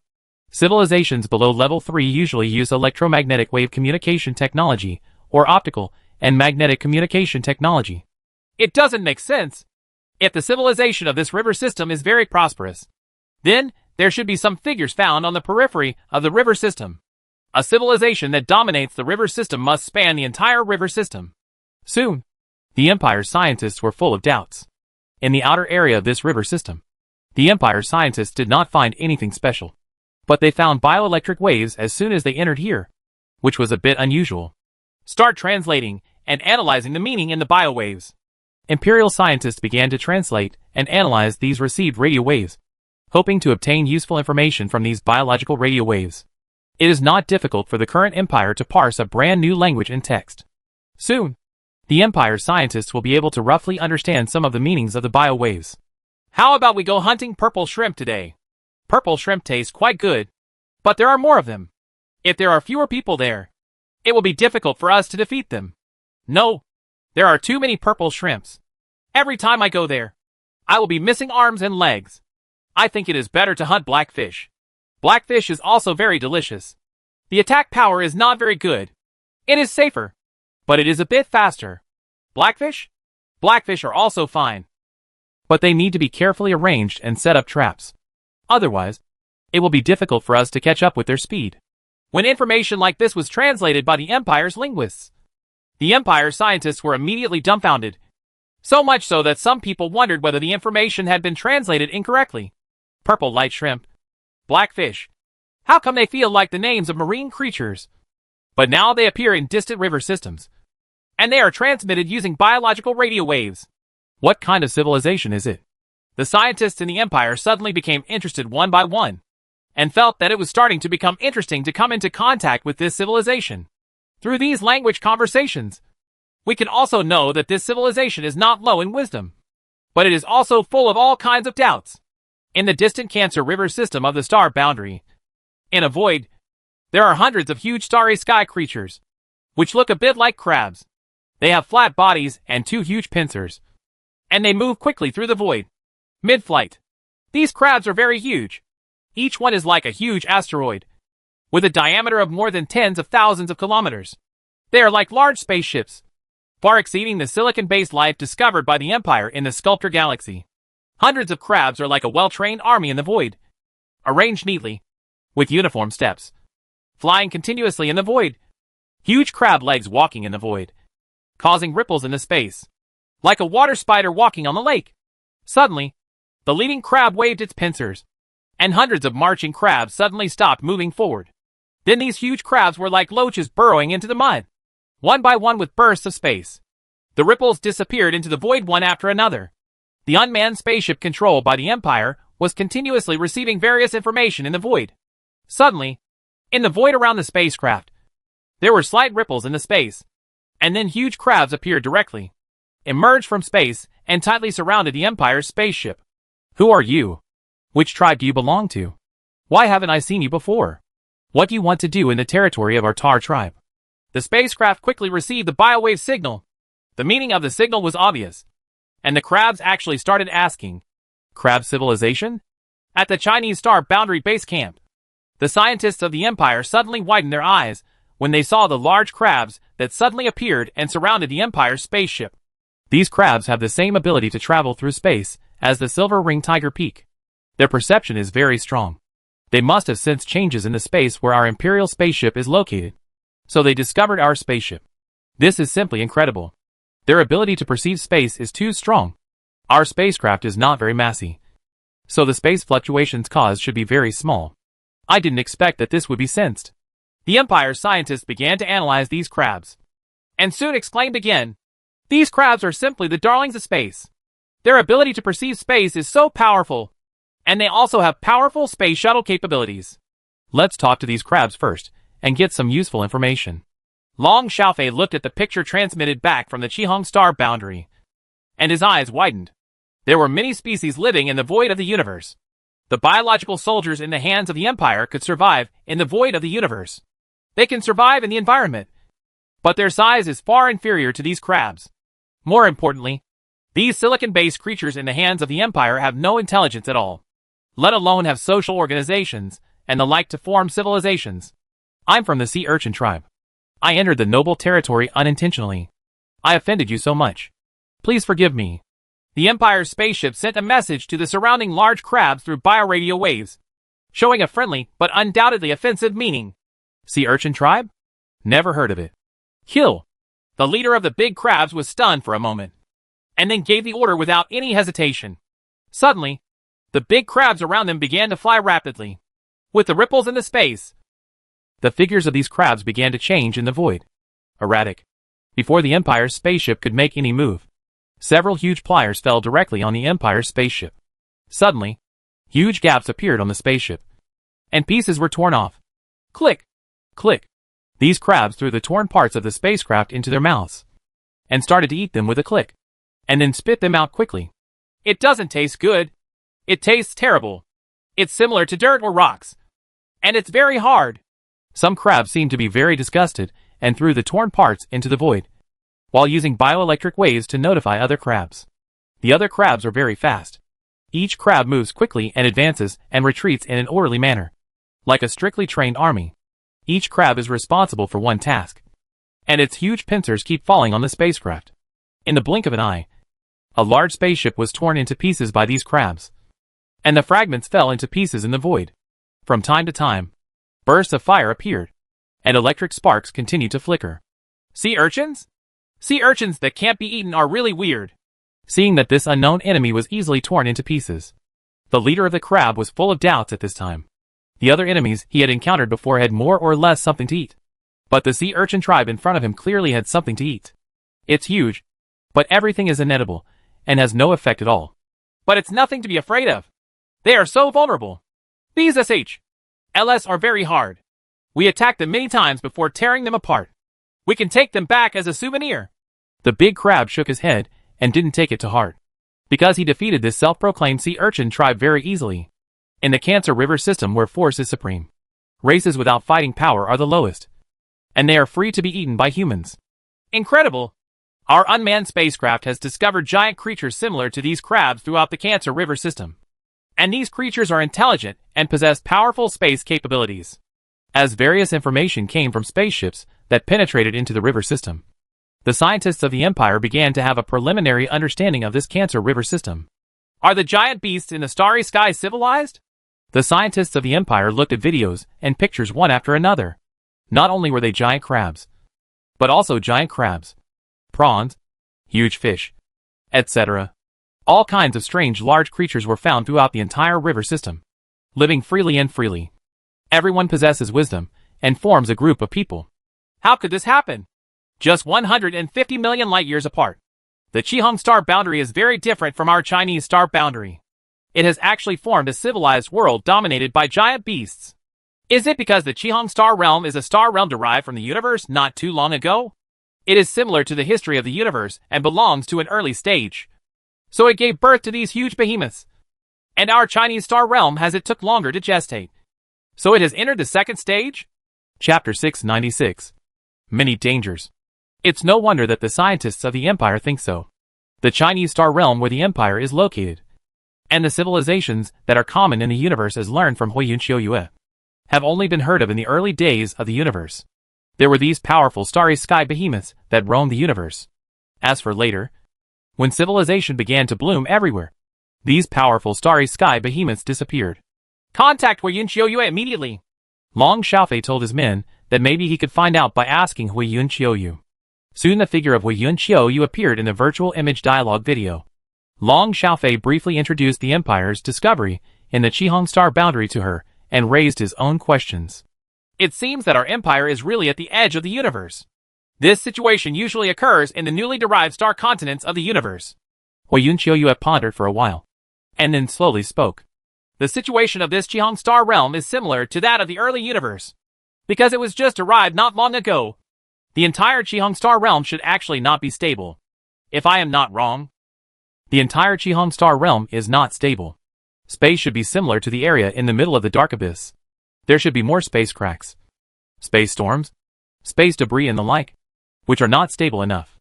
These starry sky behemoths born in the entire star realm should be similar to the starry sky behemoths that appeared in the early universe, and have powerful space magical powers. Our empire is going to be rich now. Huiyun Qiuyue had a smile on her face. Get rich? Long Xiaofei is a little confused here. Logically speaking, such an unstable star realm is not suitable for human survival. There are many space cracks and space storms. If one is unlucky, the living planet he lives in will be destroyed. Here in the Cancer River system, the fact that there are no civilized races in the outer areas of the river system can illustrate this point. As for these giant beasts in the sky, although their space powers are quite good, they have already acquired wisdom. It is definitely not easy to conquer them. Even if they are conquered, it is not possible to make a fortune. You'll find out later. Huiyun Qiuyue kept it secret for a while and didn't say it directly. Don't let people's appetites rise. How do you get rich? Long Xiaofei immediately went crazy. The feeling of being tempted was very uncomfortable. Think about it. Why are the powerful civilizations in the universe keen to occupy these newly derived star continents? Is it just to occupy new territories? There are many treasures in every newly derived star continent. I didn't find them in the Chinese star boundary before. But now I can definitely say that there will definitely be in the Qihong star boundary. Huiyun Qiuyue continued to say with a smile, but still didn't say it directly.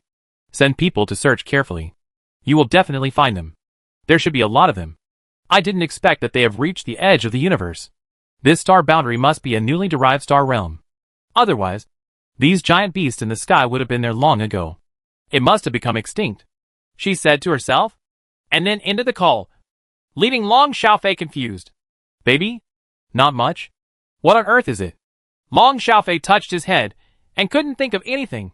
He actually said that the empire had become rich. For a huge empire, there weren't many things that could be considered treasures. And when he said that he had become rich, it's even more difficult to imagine. Ignore it for now. We will send some people there. Well, these giant star beasts are all very powerful. The key is that they have wisdom. It seems that we need to find a way to defeat them. Setting sail in the Cancer River system in the star realm, a huge fleet accompanied by strong space fluctuations crossed a long distance and arrived in the Cancer River system. On one of the space battleships, Su Qianji quietly felt the void. As a well-known space element warrior genius in the empire, although his cultivation level is not as good as that of Sun Qinyuan, it is not too far behind. He has also cultivated to the immortal level.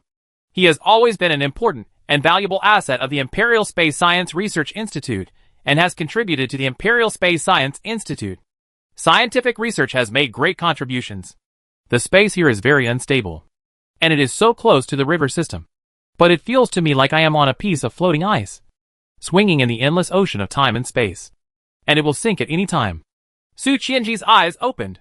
The Yuanli warriors of the space system were very precise and sensitive to space. They were more sensitive than the Empire's most advanced space scientific detection instruments. The situation here is better than the situation in the dark abyss in the middle of the river system. I will inform you that everyone must obey my command from now on. Otherwise problems will easily occur. The fleet slowly advanced in the void and began to be more cautious. The number of unmanned spacecraft originally sent was small, and the impact on space was relatively small. Now the scale of the Imperial fleet is large, and the impact on space is large. If we mess around again, big problems are likely to occur. No. There is a space crack. Su Qianji had just called out. And several more space battleships on the left wing of the fleet were cut in half by something without warning. Figures kept flying out of the battleships, flying towards other space battleships next to them. Go. The people sent here this time are all masters of the Imperial military. Each of them has good Yuanli cultivation. Crossing the void is the most basic, but it did not cause any casualties. The fleet continued to move forward in the void, becoming more cautious. There is a space storm happening right ahead. All warships will stop moving forward and slow down immediately. Su Qianji was constantly sensing the void around him. His eyes were looking at the void ahead, in the calm void of the universe, which seemed to have no waves. There were asteroids, meteorites, etc., that were originally moving along their own trajectories. Planets, and so on, were instantly torn into pieces. There was even a star that followed the achievement and exploded instantly. The huge energy formed a huge energy tide that continuously impacted in all directions. Even if a place like this were to give us an empire, no one would dare to emigrate there. After a long time, the space returned to calm. Su Qianji also secretly breathed a sigh of relief. The journey along the way was really thrilling. Space cracks and space storms could happen at any time. Although it was better than the central area of the dark abyss, but it is still full of dangers. The fleet flew towards the central area of the Cancer River system. As it flew towards the central area, the space became more stable. Although there were occasional space cracks that appeared, the number had been greatly reduced, and the space storm had completely disappeared. This was also let the speed of the fleet start to become faster. It's finally safe now. There are no space cracks at all. I finally understand why there are no civilized races in the outer areas of the Cancer River system. The space is so turbulent, not to mention the civilized races. Even the living planets, stars, etc. are in danger. And this is the only way. In the central area of the Cancer River system, space is truly stable. Arriving at the central area of the Cancer River system, Su Qianji breathed a sigh of relief. The space he sensed became very stable, and there were no more space cracks or space storms. Su Qianji, have you made any major discoveries here? Long Xiaofei's figure appeared in the video call. Long Xiaofei seemed a little anxious at this time, eager to know what the treasure in Huiyun Qiuyu's mouth was. The outer space of the entire Cancer River system is very unstable. There are many space cracks and space storms. Only the core area is truly safe and stable. As for other discoveries, there are no other discoveries yet. Su Qianji gave a brief report here. It seems that building a time and space gate is not an easy task. We still have no way to carry out precise space transmission. The spacecraft responsible for transporting these materials will definitely have troubles, and the cost of construction will also increase. Straight up. Long Xiaofei frowned and thought about building the gate of time and space. Without building the gate of time and space, those who set sail for the star realm in the past would not be able to come back. But now, if they want to build the gate of time and space, they can only go to the Cancer River, central area of the system. The outer space of the river system is unstable, and there are too many space cracks and space storms, which will greatly increase the risk. The spacecraft transporting accessories is prone to accidents, which will cause the cost of construction to skyrocket.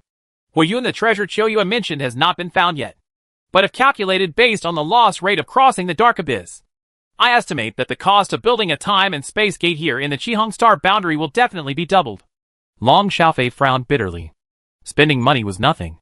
The empire was now rich and wealthy, and had never been a petty person. However, if something went wrong and someone died, that would be a big deal. Building a gate of time and space requires a very large engineering team. The spacecraft transporting accessories alone will cost hundreds of millions, because before the construction is completed, all spaceships can only fly from the Chinese star realm to the sailing star realm. There is no way to fly back. It seems that unmanned spacecraft can only be used on a large scale. Those dilapidated space battleships left over from the Battle of the Galaxy can now be put to use. Long Xiaofei shook his head helplessly.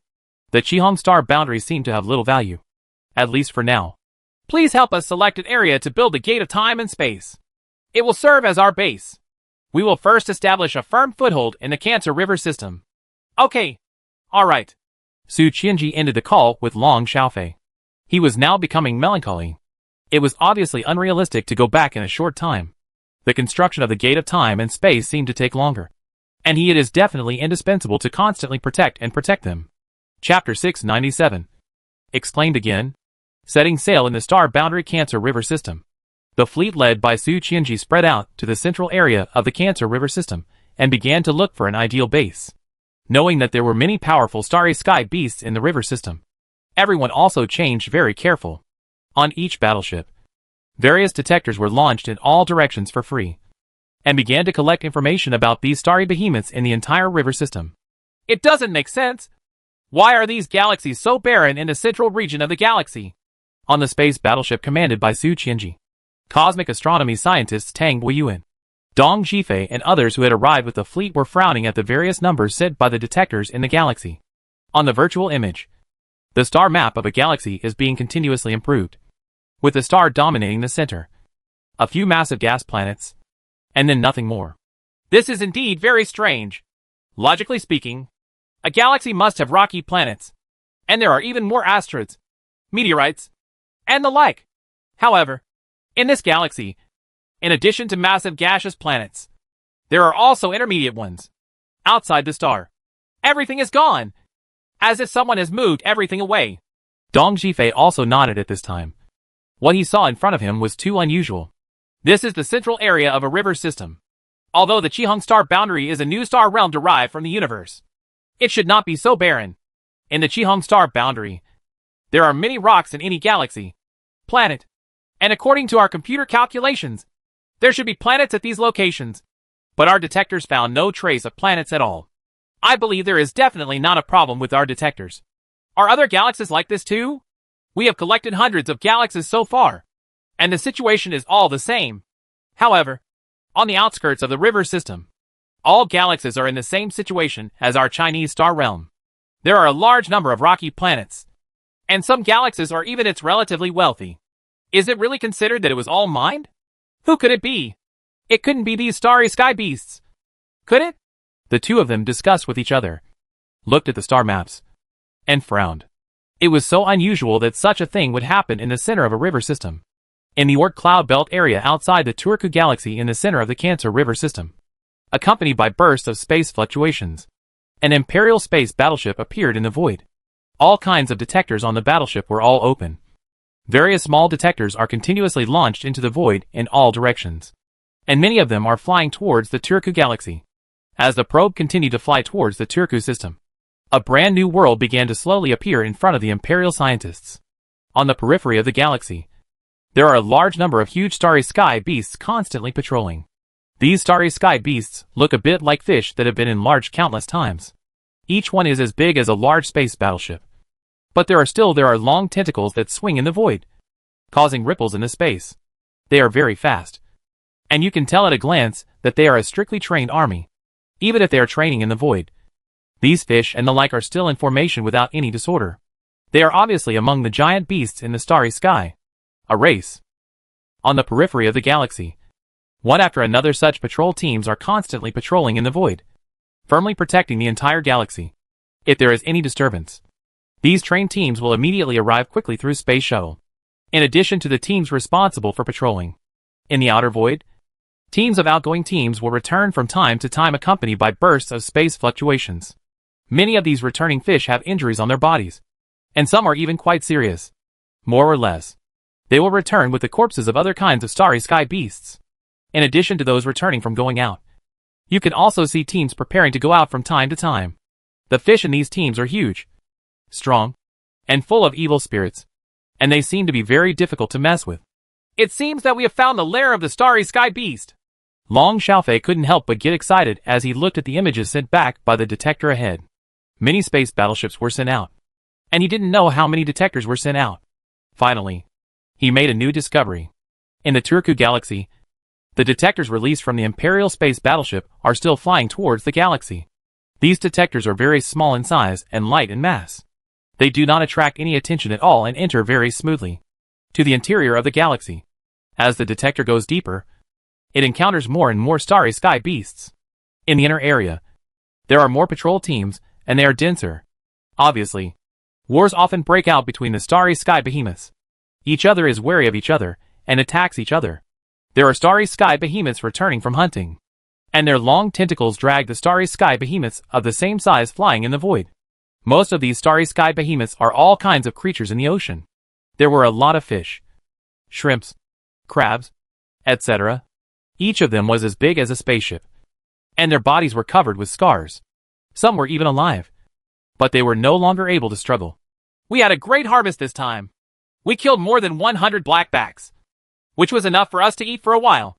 No, these blackbacks are just bigger in size. In fact, they are very stupid and have no fighting power at all. We're going to hunt these blackbacks next time. The tar people are really hard to mess with. We went to more than 100 people and lost more than half of them. But we only killed more than 20 tar people. These are disgusting hard lead animals. If it weren't for their large pincers, we would certainly be able to kill them at will. You have to fight even if you can't beat them. These crabs are already lawless. They dare to hunt our Turku tribe. They really think that we are as easy to bully as the black-backed and purple shrimps. Yes, we have to fight even if we can't beat them. We can't let others bully us. Once they get used to being bullied, they will bully us every day. Welcome home. You have worked hard. It looks like you have gained a lot this time. It's okay. It's okay. The Hema people are quite easy to bully. We didn't even get hurt. It doesn't look like your team is going well. There are so many casualties. Oh, don't mention it. We encountered the tar crabs and lost more than half of them. It's really abominable. In the void, biological radio waves are continuously transmitted. These starry sky beasts are constantly communicating with each other. The intelligent race has formed a group as a group. Some are responsible for going out to hunt, and some are responsible for patrolling and protecting their homes at home. There is a division of labor, clear and hierarchical. This is like an intelligent group, but now it looks almost like a primitive social group.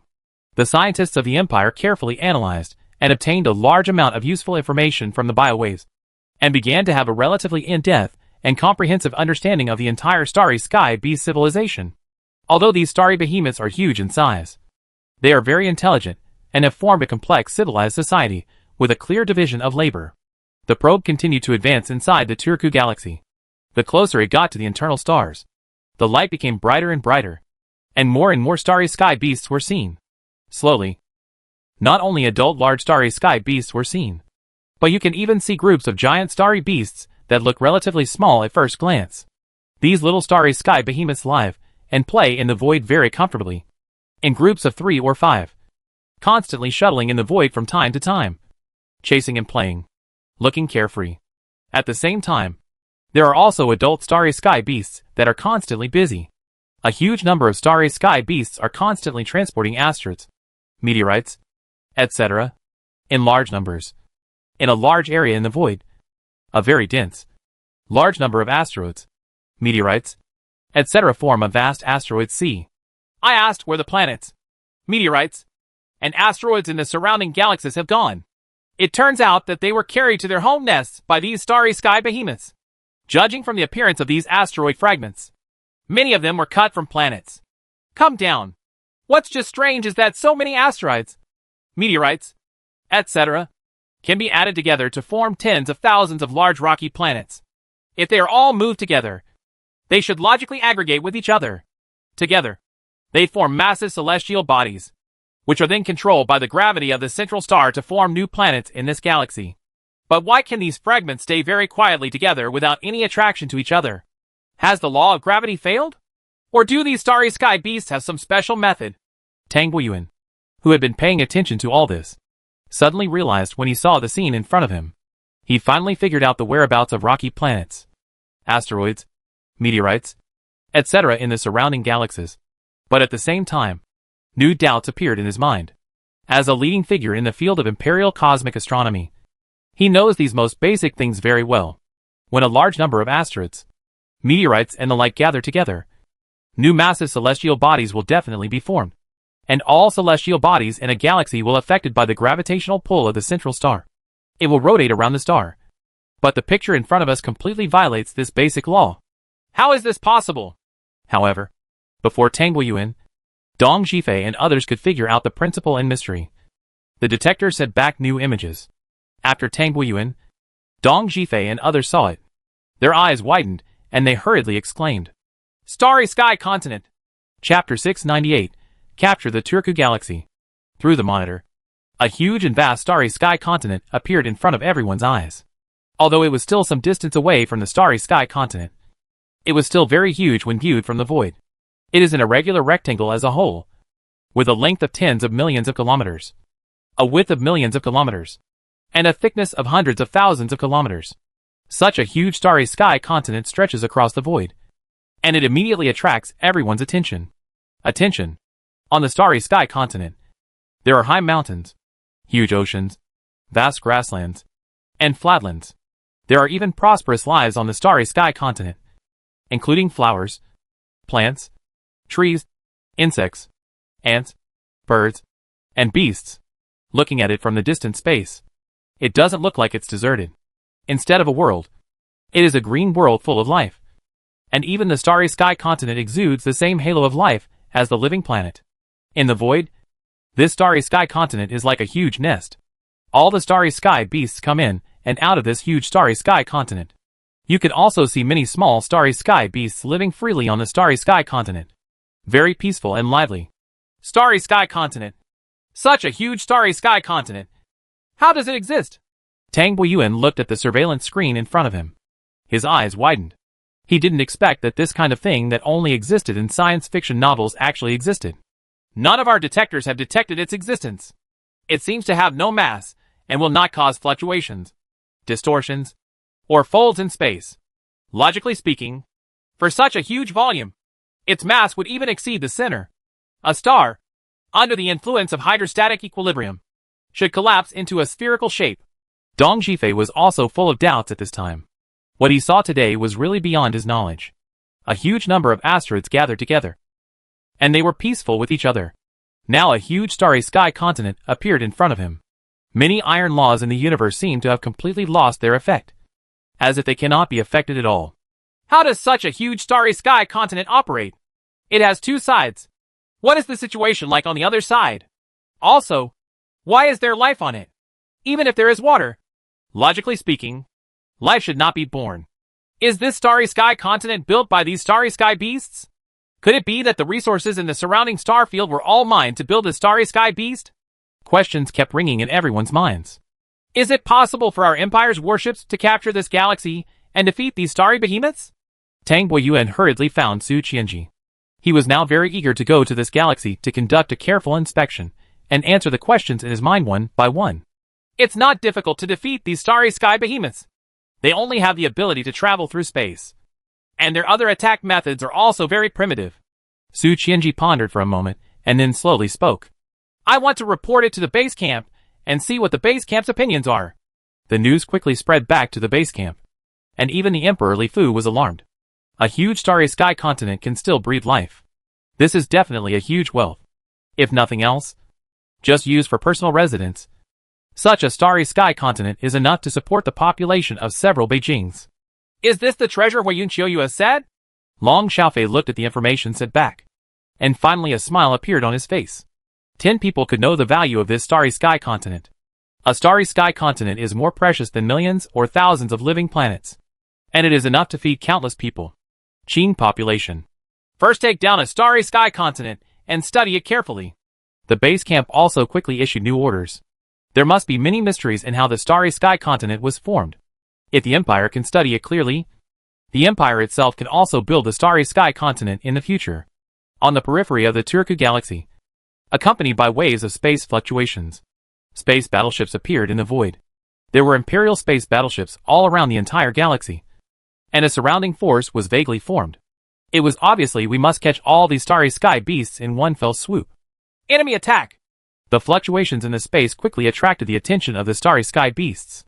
The starry sky beasts responsible for patrolling were the first to react and began to burrow into the space like loaches, rushing towards the Empire's space battleships. To dare to attack our Turku tribe is to seek death. No one will be spared, and all enemies will be destroyed. The Starry Sky Behemoths are very angry. Although the Turku tribe is not the most powerful Starry Sky Behemoth tribe in the entire Cancer River system, they are not bullied by just anyone. Very few Starry Sky Behemoths dare to attack the Turku tribe. Core territory. Near an Imperial space battleship. As space rippled, a huge Starry Sky beast emerged from the ocean of time and space. As soon as it appeared, its many tentacles were like terrifying whips.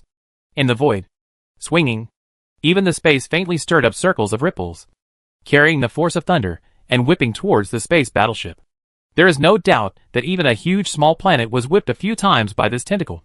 Also seems to burst. However, all its tentacles seem to have disappeared, entering an unknown realm, and did not cause any damage to the space battleship at all. The space above the space battleship was folded for defense and folded up a large space, and its tentacles were simply out of reach. Wave. Just as its attack fell, an invisible wave attacked it from the space battleship. In an instant, a space crack appeared, like the sharpest knife. There was no reaction from this starry beast. Just cut it in half. Space cutting? This is a powerful weapon created after the space strangulation of space technology mastered by the Empire. It uses the strangulation and cutting power of space to form an attack. Not to mention the Starry Sky Behemoth. Even a huge planet will be easily cut into two pieces like fruit. Half. The same scene kept playing out in the void. These Starry Sky beasts appeared menacingly beside the Imperial space battleship, trying to defeat the invaders. However, in the blink of an eye, all the Starry Sky beasts that rushed up had turned into one. Corpses were floating quietly in the void. The Starry Sky beasts patrolling the periphery of the Turku galaxy were almost wiped out in one encounter. The Empire space battleships continued to move into the galaxy without any pause. In the galaxy, a Starry Sky beast responsible for reporting information returned to its home nest. The entire Starry Sky beast clan began to boil. The Turku clan was actually attacked by a powerful enemy. The enemy was attacking towards the galaxy at this time. One by one, the Starry Sky beasts were constantly shuttling through the void, moving towards the outer reaches of the galaxy to provide support. Kill all the invaders! The dignity of the Turku people cannot be violated. How dare you come to our Turku tribe's lair? It's simply unforgivable. The Starry Sky beasts of the Turku tribe shuttled rapidly through the void, and at the same time, their brain waves continued to release their anger, and the anger even made the Starry Sky faintly burn. Wave! The space cracks are like extremely precise scalpels, killing the Starry Sky beasts that rush up one after another. However, these Starry Sky beasts are not afraid of death, and they still keep rushing up, waving their tentacles, photographing the Empire's space battleship again and again. Obviously all this was in vain, and the Starry Sky beasts were deceived. Which ethnic group do these strange spherical shapes belong to? Why have I never seen them before? And why are their attacks so powerful? Why do our attacks have no effect? Retreat. Retreat quickly. We can't defeat them at all. If this continues, our Turku tribe will be destroyed. The Starry Sky beasts were dumbfounded. The enemy was beyond imagination. Even if they had encountered the most powerful Cancer clan in the entire Cancer River system, the Turku clan Starry Sky beasts were not completely invincible. But today, the battle was completely one-sided. The Turku tribe's Starry Sky beasts' attack did not cause any damage to the enemy at all, and the enemy's attack easily tore the Turku tribe's warriors into pieces. Compared with the speed at which they rushed up, the Starry Sky beasts of the Turku tribe fled faster, constantly shuttling through the void and flying towards their home lair. Take all the children away quickly. Let's go! The highest leader of the Turku tribe is very reluctant to give up. This Starry Sky continent has been slowly managed by the Turku tribe for countless years, and they never thought that there would be a day to give up. But now, it knows that if it does not give up here and die to the enemy, the Turku tribe will definitely not escape the fate of destruction, because the enemy is too powerful and is attacking the core Starry Sky continent from all directions. One by one, the Starry Sky behemoths shuttled through the void, catching the carefree little Starry Sky behemoths playing with their tentacles, and then gathered them together and began to shuttle continuously in the void, escaping for their lives. In the blink of an eye, the Turku galaxy, which was originally bustling with activity, suddenly became quiet, and each of the Starry Sky beasts disappeared into the void with waves of space fluctuations. You escaped very quickly. So that's good. We are left with some unnecessary trouble. On a space battleship, Su Qianji felt the Starry Sky behemoths escaping rapidly in the void. and had no intention of killing them all. Since he had escaped, he could forget it. Anyway, his purpose was to occupy this place. Not to kill these starry sky behemoths. Kill them all. Chapter 699. Starry Sky Continent and Space Debris. In the Turku Galaxy, space battleships flew from all directions of the galaxy towards the location of the Starry Sky Continent. As the battleships flew, they released various detectors and monitors to prevent the Turku people from attacking. The Starry Sky beasts are back to attack again. These giant beasts in the Starry Sky are intelligent, and they know how to escape even if they cannot be defeated. They are not the kind of creatures that do not know how to live or die and have no intelligence. So they are very likely to come back to attack again, which is something that must be guarded against. It's simply a miracle. If I hadn't seen it with my own eyes, I wouldn't have believed what I saw. In the void, the figure of the Starry Sky Continent continues to magnify in the field of vision. Everyone who has witnessed all this can't help but exclaim again. Only when you are truly in it will you know the vastness of the Starry Sky Continent and feel your own. Small, a huge Starry Sky Continent stretches across the void, with a wild atmosphere. It is as vast as the Earth formed by Pangu when the world first opened. Let alone a person. Even a planet like the Earth compares to this huge one. The Starry Sky also looks very small.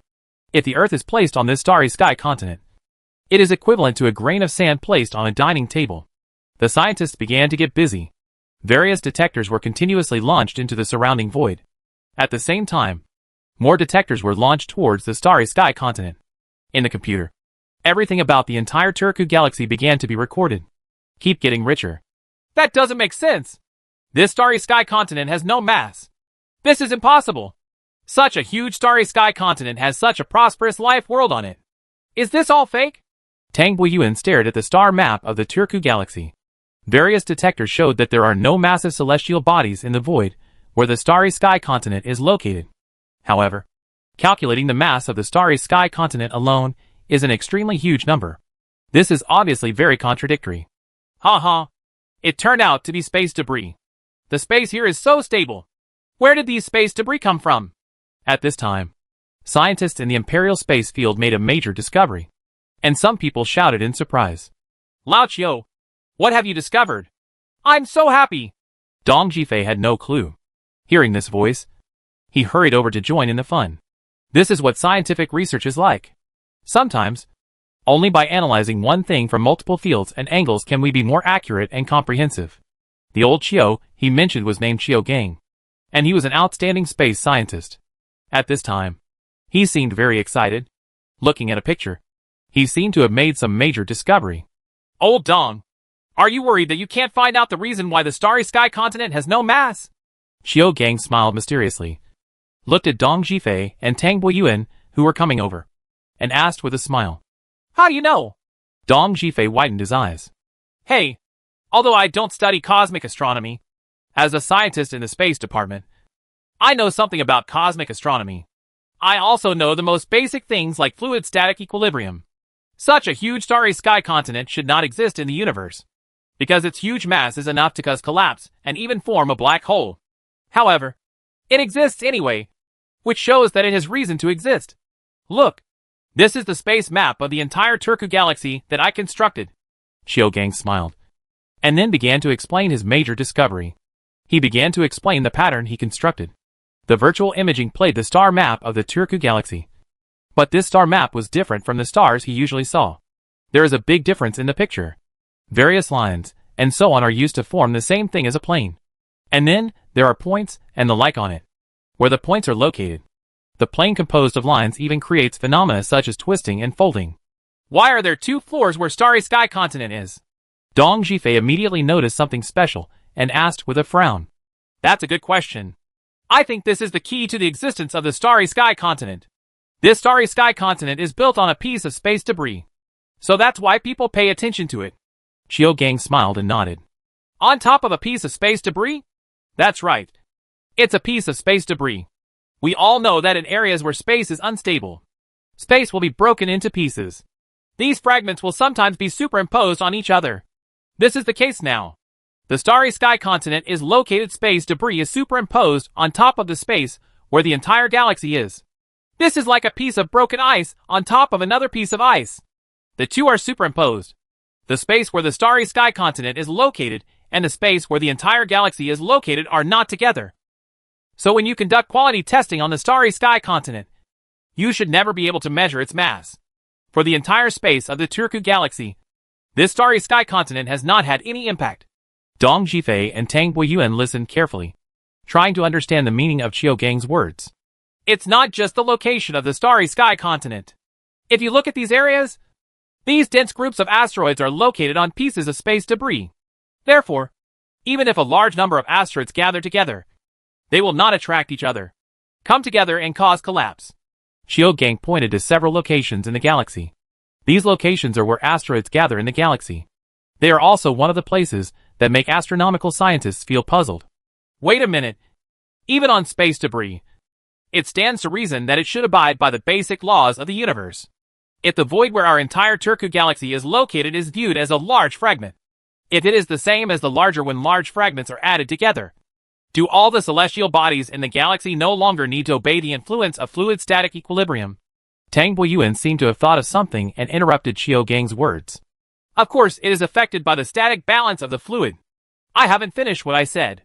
The reason why the starry sky continent exists is not just because it is on a piece of space debris.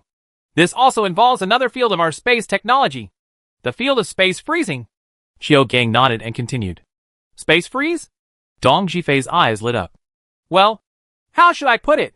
Space technology is actually divided into many fields, such as space folding field, space strangulation field, space transmission field, space cutting field, etc. Space freezing is also a field in space technology, and it is also the field of these recent ones. This is an area that our space scientists have only discovered and proposed in the past few years. To give a simple example, if we all live in water, this water is space, and space has various characteristics. If space solidifies, it will be like water freezing. This phenomenon is called space freezing. The small fragment where the starry sky continent is located is in a state of frozen space. So no matter how massive this starry sky continent is, it will not collapse. When space is frozen, many iron laws in the universe will change, such as the speed of light. When space is frozen, its speed may exceed or fail to reach its original speed. Qiu Gang tried to use simple and easy to understand language to make people understand the freezing of space and understand his words. Dong Jifei and Tang Boyuan seemed to understand what Qiu Gang said, but they couldn't really figure out the key point. If space is frozen, it should be impossible to move. But these starry sky beasts can move in and out freely. There are also huge groups of life on the starry sky continent. Tang Boyuan frowned. It was still difficult to understand a field that he didn't understand at all across scientific fields. But he wanted to understand everything in front of him. Space freezing does not mean that everything in the ice cube is frozen like an ice cube. It is just a metaphor, a way for people to understand. You can understand that space is frozen and ordinary space is frozen. Space is different and has its own laws, so it may be easier to understand. Qiu Gang smiled and shook his head. Space freezing is also a new research field for our Empire's scientists. But no one can really understand it now. I only know a little bit about it. As for what the space will look like after space freezing, in fact, it still needs to be studied carefully. This is also reason why I'm so excited. The current technology of our Empire cannot create a frozen space. Now there is a ready-made frozen space. As long as we are given time, it is possible for us to develop space freezing. Once the space freezing is developed, our Empire will space science and technology can achieve another leap forward. Qiu Gang became excited while talking at this time. For a scientist, nothing is more attractive than this. Clearly displaying what you want to study clearly allows you to better study, and there are too few good things like learning. With space debris and space freezing, it seems that we also need to learn about space technology. This study of cosmic astronomy alone is still too one-sided and too narrow. Tang Boyuan thought about it and said very seriously, the more science and technology develops, many fields require talents in all aspects. They must understand and be proficient in each field. Only in this way can they be better qualified for scientific research work. Otherwise, just if you are proficient in one field, you will probably be like today, unable to explain everything in front of you. Fortunately, Yuanli cultivation is prevalent in the Empire, and everyone's lifespan is very long.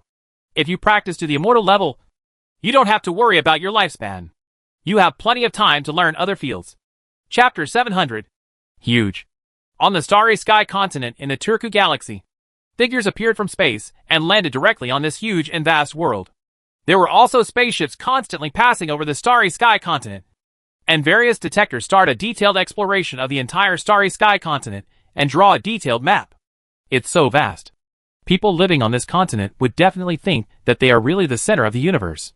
At a high altitude in the starry sky continent, Tang Boyuan looked down at the earth beneath his feet. He could not see the edges or the end at a glance. He couldn't help but sigh. The surface area of a planet is only a few 100 million square kilometers. Bigger life forms, the planet is only a few billion square kilometers at most. But the huge starry sky continent in front of us has an area of hundreds of billions of square kilometers, which is hundreds of thousands of times the surface area of a living planet. And this is just one surface. The entire starry sky continent has 6 surfaces, even if only the 2 largest surfaces are calculated. Its area exceeds 200 trillion square kilometers, which is equivalent to the surface area of hundreds of thousands of living planets. It is conceivable how vast this starry sky continent is. A person standing on the living planet will feel extremely small. When one is in such a vast starry sky continent, it can no longer be described as small. Seen from space, there is a very small lake on the starry sky continent. When you are really in it, you will find that this lake is many times larger than the Pacific Ocean on the Earth. And such a small lake is in there everywhere on the starry sky continent. It can no longer be called a lake, but a vast ocean. The wind and waves set off at any time can easily exceed 100 meters. The hurricane on the ocean can reach level 20. The amount of water rolled up by the tornado is enough to destroy a large city. Submerged. A mountain peak on the starry sky continent that doesn't look too high can reach tens of thousands of meters in height. The bottom may be a dense tropical jungle. And then there is a temperate forest. And then there is an alpine snowfield. Until the peak covered with ice and snow, surrounded by smoke and clouds, is like a fairyland. Everything on the starry sky continent is very vast. There is a truly vast and boundless grassland here. The animals on it may not be able to get out of this huge grassland in their entire lives. Here there is the broadest plain, stretching as far as the eye can see, and countless lives are free in it. It also has the most turbulent rivers and the largest oceans, and any of them are wider than those on the earth. The energy is still very abundant. Dong Zhifei closed his eyes, carefully felt the vitality on the starry sky continent, opened his eyes, and said with a smile, "No wonder Hui Yunqiu has said that our empire is going to get rich this time. Such a vast starry sky continent is definitely the most precious wealth. I don't know how these starry sky beasts were built, and how long it took to build them. This huge starry sky continent is completed." Tang Boyuan nodded. Although starry sky continent has a lot of bad weather and many areas do not seem to be very friendly to humans, most areas are still quite good and very suitable for human habitation. If you calculate it casually, the habitable population of the entire starry sky continent is very huge. In a space battleship located in space, Long Xiaofei looked at the virtual image. What was playing in the image was the map of the starry sky continent, as well as various information. As the probe continues to penetrate deeper into the starry sky continent, all the information about the starry sky continent begins to be gathered here. And the understanding of this starry sky continent is getting deeper and deeper. The starry sky continent is very close to the core star, only 0.8 astronomical units, which is about 90 million kilometers. Both sides can receive light from the star, and the illumination levels are basically about the same. From the change of illumination angle, the area closest to the star has sufficient illumination and high temperature, forming a tropical climate. The farther away from the star, the lower the illumination angle, the less energy it receives, and the climate gradually becomes colder. However, because there is no autobiography, the light exists 24 hours a day, so the entire starry sky continent is still quite warm as a whole, and the overall climate environment is within the temperate and subtropical range. The virtual image is simulating the relationship between the stars in the starry sky continent and the Turku galaxy, and the climate divisions on the starry sky continent are divided. There are many lakes on the starry sky continent, which can be said to be dotted all over the place.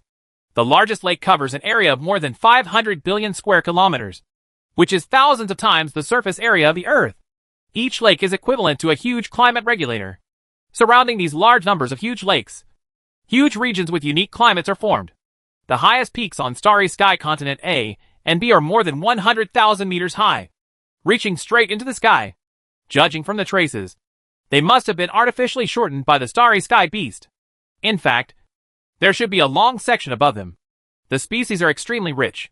Nowadays, creatures of almost all categories have been found in the Imperial Biological Database. Some of them are even creatures specially raised in captivity by starry sky beasts. They are huge in size, and the largest ones can reach tens of thousands of tons. Obviously, they were kept in captivity and used as food. Various data are constantly gathering. Although the starry sky beasts are intelligent, their size is too large, and their own strength is powerful, so they have not actually formed any civilization. Just in the form of a simple ethnic group exist. Of course, this also has a lot to do with the number of starry sky behemoths. The starry sky behemoths are too huge, and each starry sky behemoth consumes a huge amount of energy every day, in addition to constantly going out to hunt and obtain creatures. The many creatures on the starry sky beast are also an important source of food for the starry sky beast. There are many large creatures in the huge ocean and vast land. Of course, even the largest creatures are also there is no way to compare with the starry sky beast. The output of the entire huge starry sky continent is not much. The number of the Turku starry sky behemoths occupying this place is actually very small. No more than 10,000. And this is already considered one of the entire Cancer River system. The tribes are strong, and some groups with a small number may only have a few hundred heads. There are only a few starry sky behemoths that can exceed 10,000 in the entire Cancer River system. Some are powerful groups in the entire river system, and some are groups that rely on numbers to survive, such as other starry sky behemoths. Food. The construction of a starry sky continent often requires hollowing out a prosperous and huge star field. In the entire Cancer River system, there are only a few hundred ethnic groups that own the starry sky continent. Each ethnic group occupies a vast star field. The core of this star field is the starry sky continent they built, and there are also some areas with living planets within it. Surrounding these living planets, there are also some relatively small starry sky behemoths living, forming groups, and these groups are often the food of larger starry sky behemoths. Low level. Small starry behemoths feed on the creatures on the living planet, forming a complete food chain. At the top are the Turku, Tar and other ethnic groups that are large in size and have powerful attack power. They are at the top of the food chain. The low-end ones are small and large groups such as purple light shrimps and black backs. Of course, generally speaking, because the starry sky behemoths are too large, consume too much energy, and grow slowly, the total number of starry sky behemoths in the entire river system is actually very small, and there is simply no way for them to be like humans. The number is the same. It's always hundreds or hundreds of millions. Of course, this is also related to the fact that the starry sky behemoths themselves have not really developed civilization. These intelligent starry sky behemoths themselves do not know how to use technological means to develop themselves. If humans are allowed to manage and develop, with a huge as far as the resources of the river system are concerned, as long as they are properly managed, the number of starry sky beasts will explode exponentially. This is just like in ancient times. Human civilization was still very primitive. They only knew how to hunt and gather, but did not know how to breed animals or plant plants. Therefore, the number of humans has always been very small, and it is difficult to form large tribes. The larger the population, the greater the need for the bigger the territory is, the more it can support. As the territory becomes larger, gathering and hunting become more difficult. There is an upper limit to the population of a tribe. When the population reaches a certain level, either there will not be enough food supply and some people will die, or some people will start to move further away. Only when humans slowly figured out how to keep animals in captivity and plant plants, and their food supply became more stable and abundant, did the number of humans begin to surge. Every leap in productivity is accompanied by a large-scale growth in population. The principle is the same. The starry sky beasts now understand this truth. There are many animals and plants in captivity on the starry sky continent, which is equivalent to learning how to raise and plant them in captivity. However, their size is too large and their daily energy consumption is too great. Such a very rudimentary productivity is not enough to allow the number of starry behemoths to grow explosively. It is not difficult to occupy the entire river system, and it is also very easy to kill all these starry sky beasts. However, these starry sky beasts are still very valuable. At least, they are quite good labor force. If you can conquer these starry sky beasts if it is used by the Empire, it will be easy and simple for the Empire to build many things in the future. In terms of building the starry sky continent alone, these starry sky behemoths are a very good labor force. Otherwise, it would be impossible to build such a huge starry sky continent. Well, it seems that we can have a good talk with some starry sky beasts. Long Xiaofei carefully thought about the Empire's development path here. Chapter 701. Conquering the Tar Tribe. Setting sail to the territory of the Tar Tribe in the Cancer River system in the Star Realm. Space battleships descended into the territory of the Tar Tribe accompanied by bursts of space fluctuations.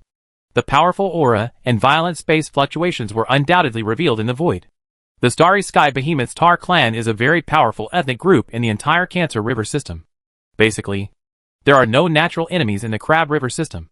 There are very few Starry Sky Behemoths that can defeat the Tar clan. So the Tar clan, the days are relatively good.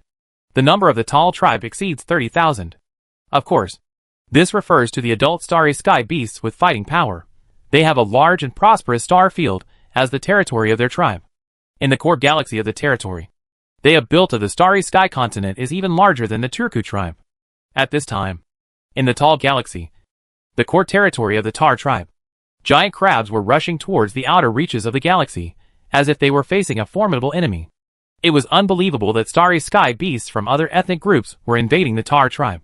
The key is that the opponent's number is very large. More than 100,000, actually more than 100,000 space battleships. In the eyes of the Starry Sky beast, a space battleship is a Starry Sky beast, because the size is actually about the same.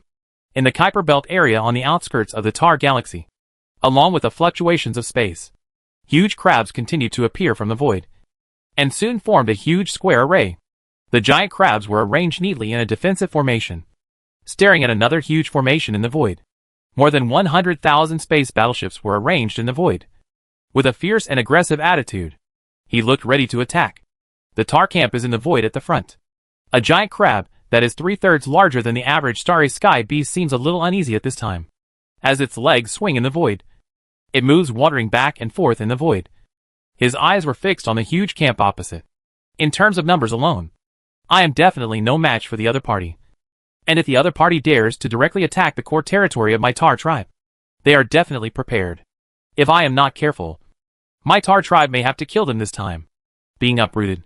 These strange balls are exactly the same as the ones we killed last time. Are they all from the same ethnic group?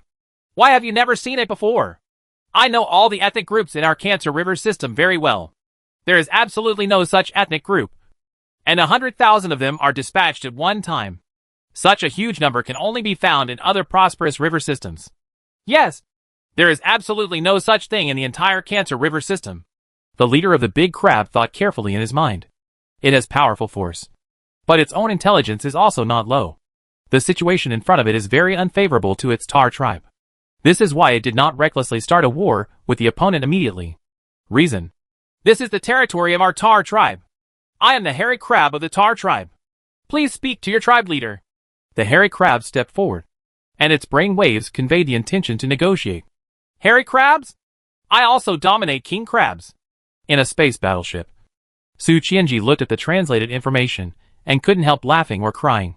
He was not afraid that crabs would bite people, but that crabs were cultured and the names they gave could make people laugh out loud after eating for 3 days. My name is Su Qianji, and I am the person in charge here. However, Su Qianji responded quickly and directly. He was here to conquer these crab star beasts this time. So the conversation was definitely indispensable. Which ethnic group do you belong to? Why haven't I seen you before? And why do you want to invade our Tar tribe? The hairy crab raised several questions one after another. If it were normal and encountered a group that was weaker than itself, the hairy crab would not talk nonsense like this. It would definitely go up and do it without hesitation. However, the current situation is seriously unfavorable to itself, and it would not dare to do so easily. Taking action is, after all, a matter of life and death for one's own ethnic group. We are from the Yin Huang Empire. We are not here to invade your Tar tribe. We have something to discuss with you. Su Qianji's huge spiritual consciousness directly enveloped the void, and his spiritual consciousness transmitted sound to the hairy crab's mind. Yin Huang Empire? I've never heard of it. Are you from other river systems? The hairy crab thought for a while, and continued to ask. Yes. We are not from the Cancer River system. Su Qianji admitted it simply. You are so mobilized. What do you want to discuss with us? The hairy crabs are still very intelligent, but they seem a little dissatisfied at this time, since they are discussing matters They should send envoys over instead of pressing down the border with an army. Raise an army? A mere 100,000 space battleships are nothing to our empire. I am looking for you this time in the hope that your Tar tribe can surrender to our Yan-Wang empire. Su Qianji chuckled and spoke directly, his tone sounding very domineering and powerful. Impossible. Our Tar tribe will never surrender to anyone, even if we all die in battle. The hairy crabs, on the other hand, refused categorically and without hesitation. Among the giant beasts in the starry sky, weak ethnic groups can attach themselves to powerful ethnic groups. Under each powerful ethnic group, there are many weak ethnic groups, like the Tal tribe, which has a vast and prosperous star field. Many other starry beasts also live there. These weak starry sky behemoths can provide their own people to the Tar tribe as food in exchange for the chance of survival. This is also part of the source of food for the powerful tribe. When I think about the Tar tribe becoming food for other tribes in the future, hairy crabs naturally. This side will not agree. Hey, it's not up to you. If you don't surrender, then today will be the day when your Tar tribe will be exterminated. Of course, if you are willing to surrender to our empire will also give you unimaginable benefits. Su Qianji is still doing the same thing, using carrots and sticks. Humph. We, the Tar tribe, will never accept any threats. Kill them! The hairy crab waved its huge claws and directly ordered an attack. The proud Tar people will not bow their heads easily, even if the situation seems to be unfavorable for them now. No one will know the enemies on the other side unless there is a real fight. How powerful is the ball? Among the starry sky beasts, there are also some starry sky beasts that are numerous in number, but are eaten by mermaids. Ha ha! It seems that if I don't teach you a lesson, you won't surrender to our empire. Attack! When Su Qianji saw the swarm of crabs rushing over from the opposite side, he smiled and shook his head. This is true for any creature, especially intelligent creatures. It is not that easy to conquer them. Wave. Following Su Qianji's sub-zero sound, wave after wave of waves surged in the void, and space cracks emerged out of thin air, directly attacking the Tar camp. The Empire's space battleships had already aimed at their respective targets. Of course, this time, only 10,000 space battleships launched an attack. In the void, the rapidly advancing crab army sends the terrifying space cracks into space. Suddenly, the phalanx was in chaos, and each crab hurriedly began to avoid it. However, the attack speed of these space cracks is very fast, and the distance between them is very close. Almost in the blink of an eye, countless blood flowers arose in the crab camp of the Tar tribe, and each big crab was hit by the space cracks. The attack cut him in half. One wave of attacks wiped out 1/3 of the Tar tribe, turning them into corpses floating quietly in the void. Suddenly, the entire void became quiet, and all the crabs he was frightened and stunned by the fierce attack of the Imperial warship. This. Why are they able to carry out long-range attacks? We don't even have close-range attacks yet? Oh my god! What are we dealing with? In the void, the huge crabs were trembling with fear. They looked at the corpses around them, and did not dare to move at all. Without any warning, they lost 1/3 of them in almost the blink of an eye. Tribesmen, will you surrender or not? I said, if you don't surrender to our empire, today will be the day when your Tar tribe will be exterminated. If you are willing to surrender to our Yan-Wang empire, then your Tar tribe will become even more glorious in the future. In the void, Su Qianji's voice sounded again, this time directly transmitted to the mind of every crab. Su Qianji's voice was as majestic as a god, making each of these crabs feel dizzy. Clan leader, what should we do? We can't defeat them at all. Their attacks are too weird. They can attack with space cracks. Our hard carapace is of no use at all. One wave of attacks wiped out nearly 10,000 of our clan members. It doesn't take several waves of attacks to destroy us. Waves of biological radio waves spread in the void, and the crabs began to get confused. At this time, the enemy troops looking at the opposite side looked extremely panicked, because they didn't know whether the next wave of attacks would be aimed at them. If they continued to fight, he will become a corpse just like the tribesmen around him. We, the Tar tribe, are willing to surrender to your Yan-Wang empire. But please stop killing my people. The leader of the hairy crabs was also dumbfounded at this time. The enemy was stronger than he imagined, and the methods he had were too unbelievable. With one order, 1/3 of his clan members were reduced. If he did not surrender, the next wave of attacks would it is really possible to destroy the remaining members of the Tar tribe. Choosing to surrender very decisively. It is not a shameful thing to surrender to a group that is stronger than oneself. This is the same among the starry sky beasts. Ha ha. Surrender sooner rather than later. If you follow our empire, you Tar tribe will only enjoy the good things and drink hot food. Our empire will not treat you badly. Su Qianji laughed happily. He thought he would have to spend more energy. But unexpectedly, these crabs simply chose to surrender. Chapter 702. Siegwankuan set sail to the Kai Point Galaxy in the inner circle of the Cancer River system in the Star Realm. No one knows the original name of the Kai Point Galaxy. The scientists of the Empire chose this place to build the Gate of Time and Space and renamed it the Kai Point Galaxy, which means the Empire's conquest, the beginning of the entire voyage to the Star Realm. The Kai Point Galaxy is a very barren galaxy. Almost all the material in the galaxy has been mined by the starry sky beasts. Even the asteroids, meteorites, etc. in the Kuiper Belt and Oort Cloud Belt regions have been mined.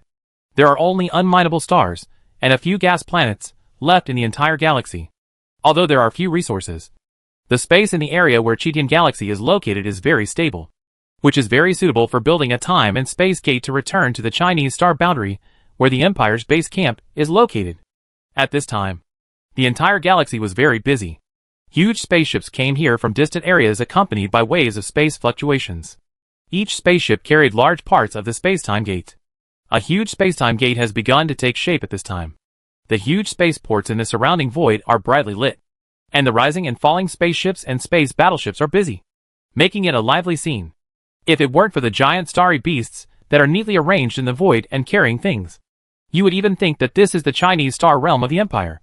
In the busy void, there are huge starry sky behemoths, including tar crabs, purple light shrimps, and black-backed behemoths.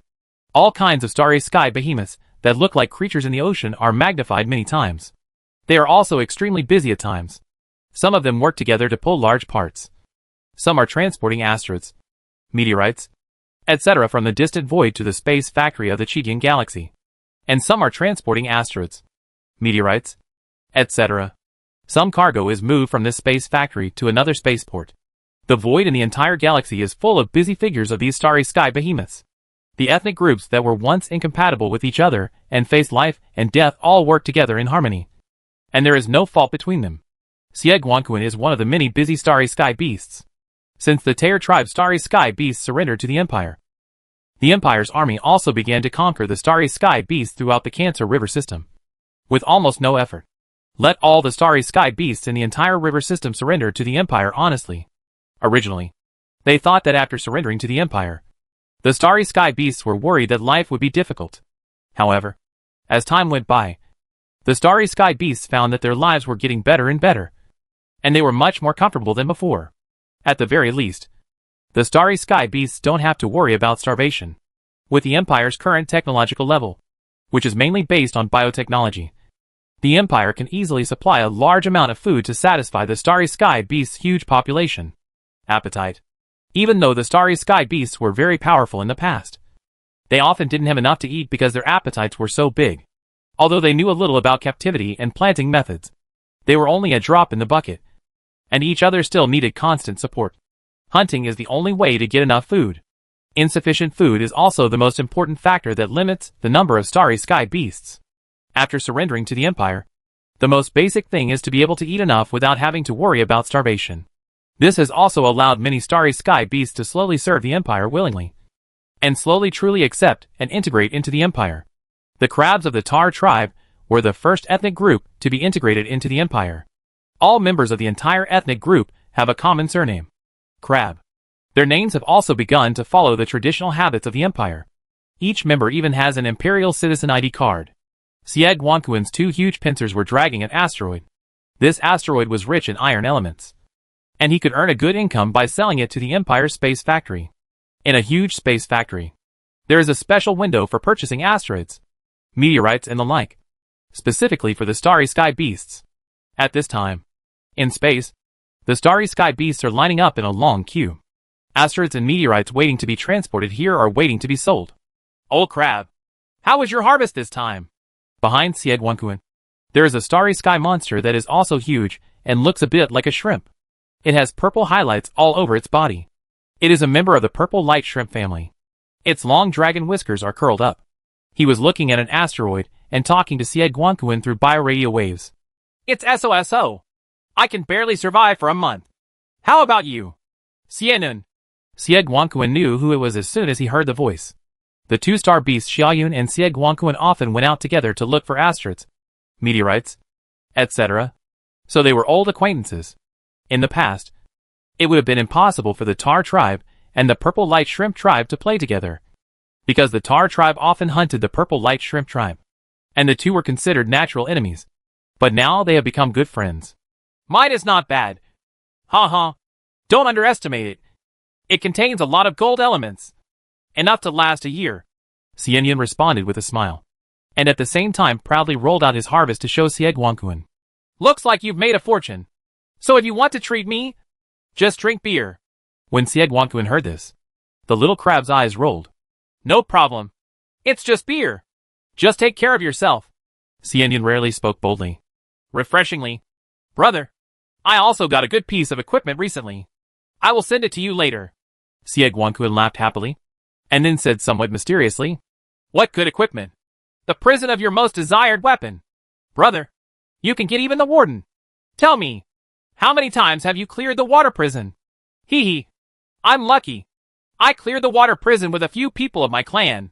I didn't expect it to come out in one go. Others just didn't want it. I remembered that you just needed a weapon. So I came down. That's enough. Buddy, let's go have barbecue together later. I'll treat you. Brother, it's just a prison. Isn't eating barbecue too luxurious? No. You don't know. In order to clear the prison here, I have downloaded the water prison instance countless times. I have a dark face and have never cleared it. Ha. You must not have looked at the almanac. Xie Guanquan and Xiaoyun chatted happily. They actually met in the game first. And then, they found out they were very close when they asked each other about their identities. They fell in love with each other as soon as they met. After the Starry Sky Beasts joined the Empire, the scientists of the Empire also equipped the Starry Sky Beasts with biological computers based on the characteristics of the Starry Sky Beasts, so that they could connect to the Empire's virtual network anytime and anywhere.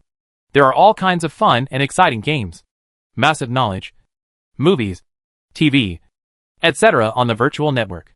The Starry Sky Beasts are completely trapped almost as soon as they come into contact with them. People like Xie Guanquan and Xiaoyun, who are addicted to online games. There are many behemoths in the Starry Sky. In the past, the Starry Sky Beasts were divided into groups, and the number of each group was very small. Most of them only had a few thousand heads, and a powerful group only had tens of thousands of heads. Coupled with the huge size of the Starry Sky Beasts, there are not many entertainment activities at all. At most, they shuttle back and forth in their own territory, or chase them in the void. Where can there be a variety of colorful life and entertainment like the human world? And in the virtual network, they all have a human identity, and other people have no idea that this is a Starry Sky behemoth. All kinds of people seem to have entered a colorful world, indulged in the ocean of knowledge and the world of games. The Starry Sky Beasts were just like the ordinary people of the Empire, having enough food, having fun, and having a secure and colorful life is also an important reason why the Starry Sky Beasts are willing to integrate into the Empire. Now if we ask them to go back to the past, they will definitely not agree. In the past, you didn't have enough to eat, and you had to worry about being attacked and hunted by other giant beasts in the sky. Your life was monotonous and colorless. But now, as long as you work hard, you don't have to worry about not having enough to eat or being hungry.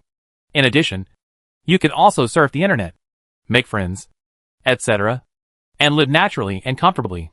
In the long queue, there were many Starry Sky behemoths like Xie Guanquan and Xiaoyun.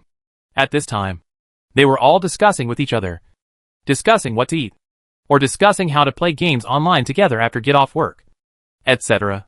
Soon it was Xie Guanquan's turn, and he very skillfully placed the asteroid he brought back in the monitoring area. Xie Guanquan, this harvest is good. Worth 12 million Chinese coins. I wonder if you have any opinions. The person in charge of acquiring asteroids at the space factory looked at the data in the computer and said to the behemoth in front of him with a smile, 12 million? No, not at all. When Xie Guanquan heard the quotation, he responded very readily. The price was almost the same as what he had calculated, and there was almost no error. In this regard, the prices of the major space factories in the Empire were actually similar. And they were also very fair in doing things. There is a phenomenon of deliberately defrauding the starry sky beast. Okay, let's move the asteroid to the warehouse. And I'll transfer the money directly to your bank account. The man nodded cheerfully and transferred the 12 million yuan directly into Xie Guangquan's bank account. Xie Guangquan soon received the notification of the payment in his bank account, and he started to put the money in his head happily. The asteroid is transported to the warehouse of the space factory. Xiaoyun, I'll go over first. I'll wait for you outside the warehouse area. Sold the asteroid. Xie Guangquan said to Xiaoyun. Okay, you go over there first. I'll be right back. Xianyun is also very skillful in placing his asteroid in the detection area. You're lucky. I found an asteroid that contains a lot of gold elements. I can give you a valuation of 200 million for this asteroid. Do you want to sell it to us? Yes, of course I do. Chapter 703. Starry Sky Beast Restaurant. A void in the Cheetian galaxy is filled with dense asteroids, meteorites, etc. Huge starry sky beasts carry asteroids from a distance and place them here. There are also some specially used by the Imperial Space Factory. The hired starry sky beasts carry the asteroids, transportation, etc. stored here to the smelting factory. Looking up, the number of asteroids in the entire area is very, very large, and very, very dense. However, they are very harmonious and peaceful with each other. It is not because of the accumulation and collapse of a large amount of matter. This area is on a piece of space debris that's frozen in space. Xie Guangquan placed the asteroids he sold as required and waved his pliers, seemingly very relaxed. With the fluctuations of space, he came to the void outside the warehouse area and waited quietly for the shrimps. Cloud. Xie Guangquan, let's go online and clear the dungeon together later. Okay. Okay. Remember to send me a notice when the time comes. Old crab. It looks like the harvest this time is good. Come on. Come on. Treat me to a drink. Go. Go. You always want to cheat me out of food and drinks. Last time you sold more than 100 million yuan and didn't even treat me to a drink. The circle of starry sky beasts is relatively small. From time to time, familiar starry sky beasts greet Xie Guangquan in the void. Some invite them to play games online together, and some invite them to eat and drink together. Soon, Xiaoyun also completed the delivery of his asteroid and found Xie Guangquan. How was it? How much did you sell? Hey, 200 million. You really made a fortune this time. 200 million. And you can go out of business and stay at home in 2 years. Let's go. Let's eat meat and drink wine. Xiaoyun and Xie Guangquan were walking side by side, still discussing with each other. When they came to an open area, the two starry sky beasts disappeared into the Cheetian galaxy along with bursts of space fluctuations. It was obvious that they had traveled through space, in the void somewhere more than 100 light-years away from the Cheetian galaxy. With the fluctuations of space, the figures of Xie Guangquan and Xiaoyun appeared again, flying towards a huge starry sky continent nearby in a very familiar way. This huge starry sky continent is called the Tar Starry Sky Behemoth Restaurant. It was a place opened by the original hairy crab of the Tar clan to recruit starry sky beasts. The starry sky beasts are intelligent. Not every starry sky beast is working as a coolie for the empire. Smart starry sky beasts will also think of other ways to make money. The hairy crab, the leader of the Tar tribe, thought of opening a restaurant dedicated to hosting starry behemoths. The starry sky beasts are huge in size and have huge appetites. It is not easy to run a catering business for them. Just choosing a place is a headache. The only choice is to do this business on a huge starry sky continent. At this time, this huge starry sky continent named after the Tar people was very busy. Starry sky beasts continued to come here from space. And some starry sky beasts, who had eaten and drank enough, left contentedly. On the starry sky continent, there are huge starry sky beasts that are constantly busy. These starry sky beasts control huge kitchen utensils to cook delicious food. How big are these kitchen utensils? A large pot can easily hold an entire Earth. When the cooking started, large spaceships descended on the large pot one after another. The spacecrafts were loaded with various ingredients, seasonings, etc. A spaceship kept pouring in. So much so that a spectacular assembly line was formed on top of the cauldron. And the spacecraft never stopped, as if it would never be able to fill the cauldron. The cauldron is made of degenerate materials and has a complete nuclear fusion power system for cooking. Even the entire cauldron is very smart and controlled by a computer, which can fully ensure that the food cooked is in line with the starry sky. the appetites and nutritional needs of the behemoths. There is also a huge barbecue grill on the other side.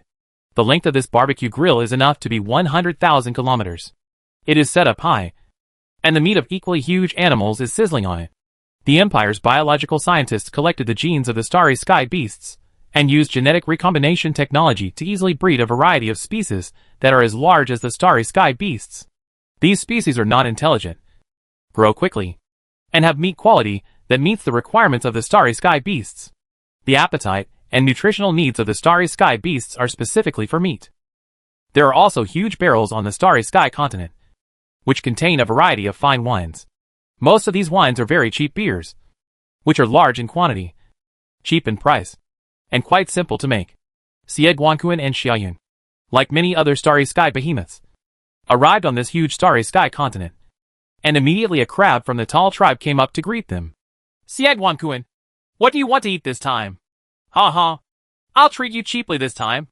Guanquan smiled and greeted his tribesmen. This is a restaurant opened by the head of the Tar tribe, and the employees are all big crabs from the Tar tribe. First serve 4 portions of barbecue, 6 portions of beer, and then 2 portions of staple food. Xianyun said very generously that generally speaking, 1 serving of barbecue or 1 staple food is enough to feed the starry sky beasts. This time, Guanquan gave it a coveted gaming equipment. Xianyun was also generous.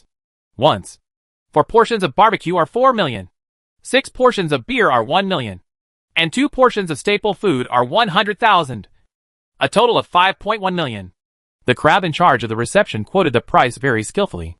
The Starry Sky Beast restaurant opened by the Tar tribe leader paid the bill first, and then served the food. Well, it somewhat retained a bit of the majesty of the Tar tribe in the past. I have already transferred the money to you. Have you received it? Xianyun is very proficient in using his own bank account to transfer money. With the help of the biocomputer, transferring money is just a matter of thought. Okay, please wait a moment. I'll be up soon. After receiving the transfer, the big crab started to prepare what they ordered. While Guanquan was laughing and chatting with Xianyun, he looked around. Starry Sky Continent was full of starry sky beasts gathering in groups of 3 to 5. Just like having an open-air party. There were no houses or anything like that. Some were feasting on barbecued meats, nodding their heads while eating. The starry sky beasts used to eat raw food, but since they surrendered to the Empire, they also gradually liked to eat cooked food. Barbecues with various seasonings are more effective for the starry sky beasts. It has extremely huge temptation. The piles of meat hundreds of meters high are enough to scare people to death. But this is only the amount of a meal for a starry sky beast. And the size of the starry sky beast is really too big. Soon, the food ordered by Guanquan and Xiaoyun came up. Several big crabs carried 4 large mountains of meat, and several crabs carried 2 large buckets. 2 crabs carried 2 large meat mountains. Ayama, which is more than 500 meters high and looks like a mountain, is brought up. It was very directly placed next to Guanquan and Xiaoyun, and immediately crushed the vast forest below, as if mountains were coming. Come on! Come on! Old crab! Let's eat and drink to our heart's content today. Let's go to the Buddha Kingdom dungeon together. With the prison, my attack power can be increased by dozens of points, and I can output a lot of leverage. If we find some people, we can definitely clear the Buddha Kingdom dungeon. Xianyun Longshu rolled up a big bucket and started drinking. Dry! Guanquan was also rude. He held the meat with his huge tongs and drank heavily. The vat containing the wine was very big, enough to hold all the water in a large lake. But it was filled with beer. The giant beasts in the starry sky were eating with no grace at all. Guanquan was seen waving his 2 huge pincers constantly, and the mountain-like pile of barbecue was getting shorter at a speed visible to the naked eye. The shrimp cloud is similar. The SHL of the purple light shrimp glows purple in the sun, making it look very strange. The long beards continuously roll up pieces of meat and staple food and push them into their mouths. They eat them at no speed at all. Not slower than Guanquan. Just as the 2 of them were feasting. On the Starry Sky continent, the hairy crab, the original leader of the Tar tribe, was wandering around the Starry Sky continent very casually. He was living a very relaxed life now. Opening such a restaurant. The business was very good. It's very popular and very profitable. Times have changed.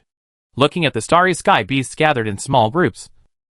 Many of these Starry Sky beasts came from different ethnic groups, talking and laughing together in perfect harmony with each other. The hairy crabs couldn't help but sigh. This is something that is simply unimaginable when we are together. The first reaction of the Starry Sky Beasts from the weak tribe, when they see the Starry Sky Beasts from the powerful tribe, is to run as far as they can. Otherwise they will become the malice of other Starry Sky Beasts. Food. But now, we can sit down and call each other brothers. That's good. At least now everyone has enough to eat, and no need to starve. Moreover, with the help of the Empire, the number of ethnic groups is also growing rapidly. The life of our Tar tribe will only get better and better, including work, study, and life. Entertainment. It would be perfect if our size could be smaller. The hairy crab looked at the busy Starry Sky continent. Some small Starry Sky giants also gathered together very casually, playing and playing. He thought about the lives of the people now. There seems to be nothing bad about it. Maybe the only bad thing is, it's just that the size of the Starry Sky Beasts is too huge. If the Empire wants to conquer the entire Star Realm in the future, it will definitely need a lot of Starry Beast warriors. Maybe the children of the tribe can be asked to practice more. With the advanced weapons developed by the scientists of the Empire, they will definitely be invincible. Hairy Crab is a tribesman. Although he has joined the Empire, he still has a great influence on his tribe. Well, forget it. Don't worry about these things. This is not what I should worry about. From now on, everything will be subject to the Empire's instructions. If we organize training privately now, it will cause unnecessary trouble, which will not be good for our Tar people. Chapter 704. Armed Starry Sky Behemoth. Setting sail in the void somewhere in the Cancer River system of the star boundary. Su Qianji's eyes flickered as he looked at the two huge Starry Sky beasts fighting in the void. One was a big crab from the Tar tribe, and the other was a large shrimp from the purple shrimp family. I saw two huge Starry Sky beasts walking very easily in the void.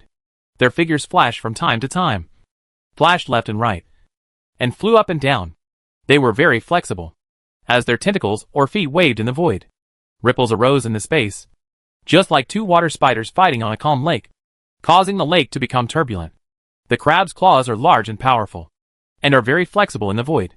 They are like a huge pair of scissors, waving in the void, making the space constantly turbulent. The big pliers clamped together, carrying the force of thunder, so that its opponent, the purple light shrimp, was tired of dodging and fell into the void space.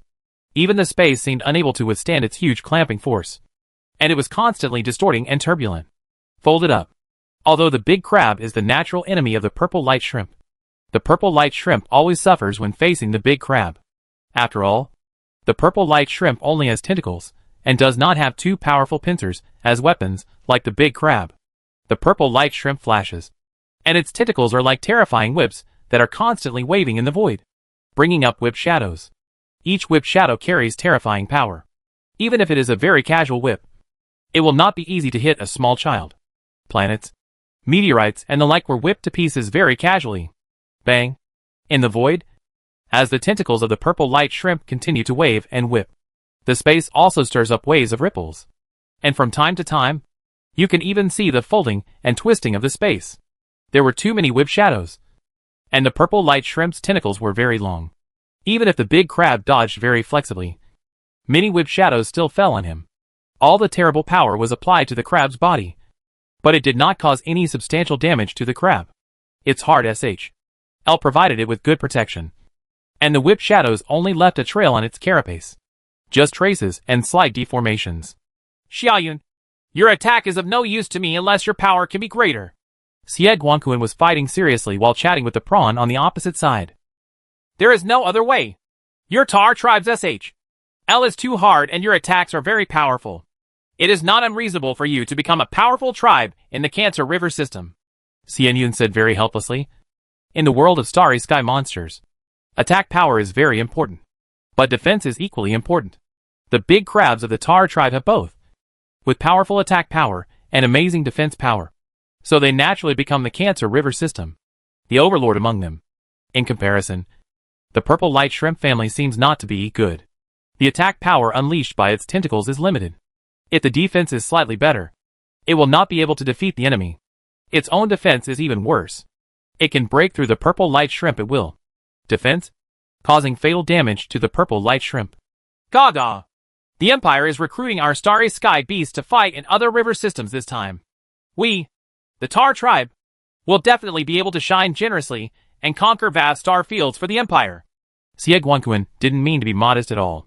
Hearing Xiaoyun's words, he waved his pliers very proudly. You two can stop now. Su Qianji's figure flashed in the void and suddenly appeared near the battle between the two. Yes! Xie Guanquan and Xiaoyun immediately stopped fighting and stood very respectfully. They knew how much energy the little dot in front of them contained, and they did not dare to be disrespectful at all. Xie Guanquan, your attack power is strong enough and your defense power is not bad.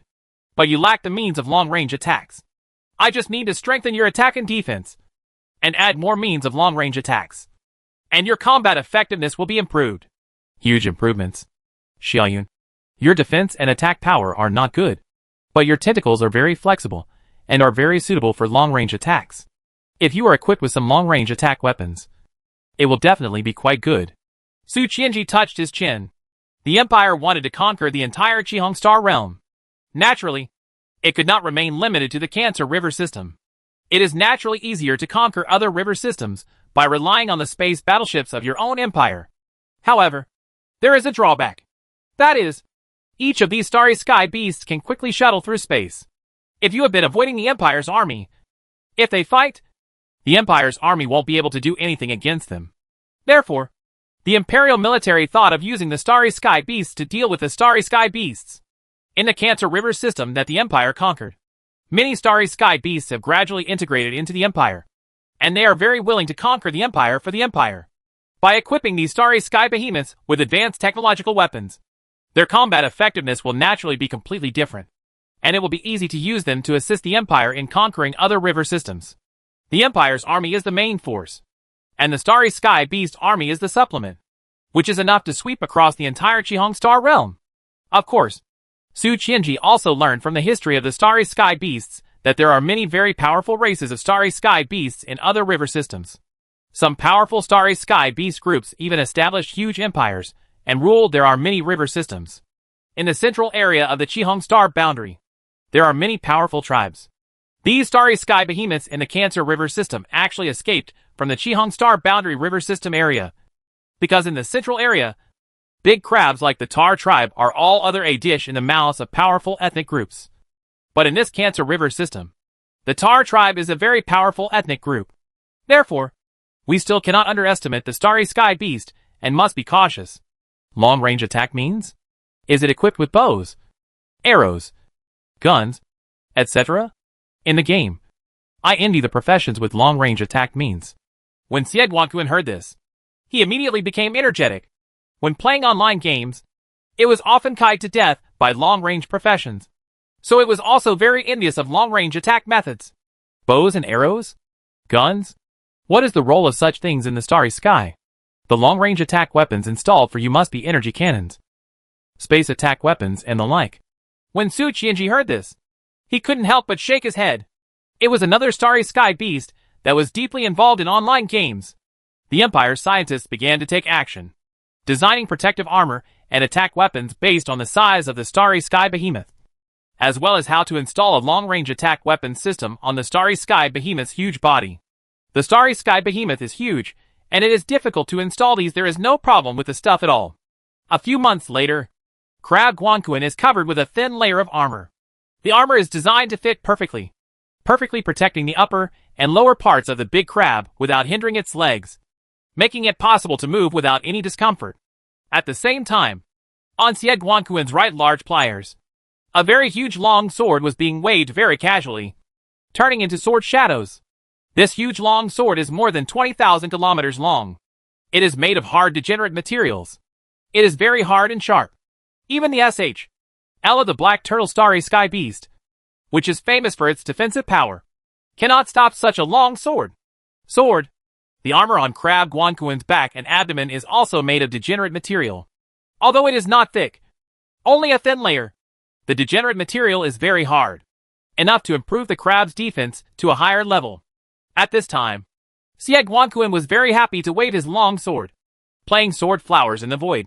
The shadow of the sword was erratic like a fleeting light, carrying a terrifying aura, causing the space to constantly stir, fold, and even cracks were cut by the sharp degenerate sword. The power of the big crab of the Tar tribe is very terrifying. Now that it has a powerful degenerate sword in its hand, it is even more powerful.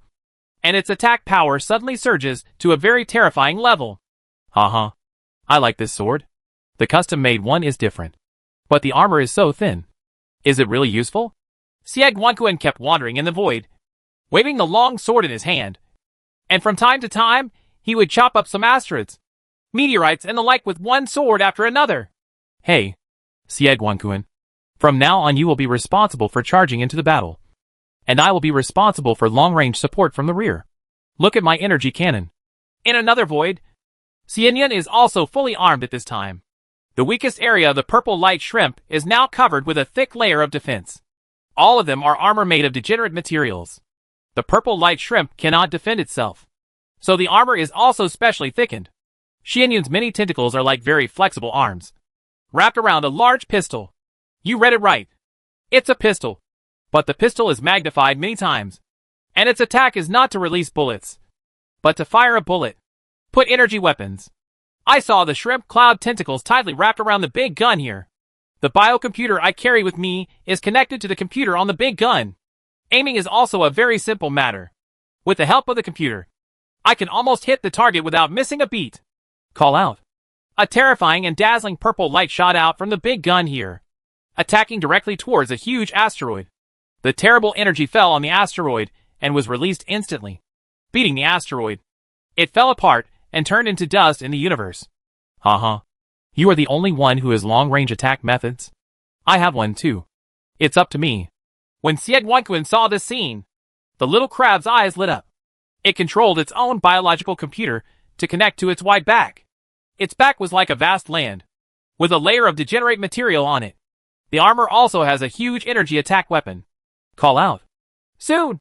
A terrifying energy shot out from Siegwonkuin's back, smashing an asteroid into pieces in the void. Haha. From now on, I, Siegwonkuin, can conquer all corners of the country.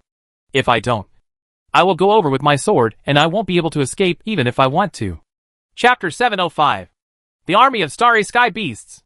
Starting from the Yunling River System, which is only 4 million light-years away from the Cancer River System. In the void outside a huge starry sky continent, two armies of starry sky beasts are constantly fighting at this time. On one side is a group of starry sky beasts that look like snakes, but have claws and horns. These starry sky beasts are more than 100,000 kilometers long, and are several kilometers thick at their thickest parts. They are like huge snakes, silhouetted in the void, continuously twisting. Along with the twisting of the huge body, the space stirred up circles of ripples, folding and twisting layers, and the huge mouth opened, like a sky-swallowing beast, which could easily swallow a large spaceship. With its huge body rolled up, it can easily smash a planet into pieces. Its sharp claws are enough to easily break the hard LS of other starry sky beasts. This terrifying starry sky behemoth is called the cloud-swallowing snake. It is a very powerful group in the entire Yunling River System. There are few other starry sky behemoths that can rival it. The group number exceeds 100,000 and occupies the entire Yunling River System, a huge starry sky continent. However, at this time, the cloud-swallowing snake seemed very helpless, and the battle turned out to be a one-sided massacre. The cloud-swallowing snake's opponents were a seemingly motley army, composed of various starry sky behemoths, some of which looked like they were crabs, some looked like prawns, and some looked like sea fish. There were all kinds of them. The number of each type was not large, only a few thousand, but in total, the number was more than 100,000. The battle in the void was very fierce. The cloud-swallowing snake had never been so aggrieved before. He was killed in his lair. The key was that he still couldn't defeat the opponent, an extremely large cloud-eating snake. Its size is 3/3 larger than other cloud-eating snakes. Its speed is so fast that it is like a pitch-black shadow winding in the void.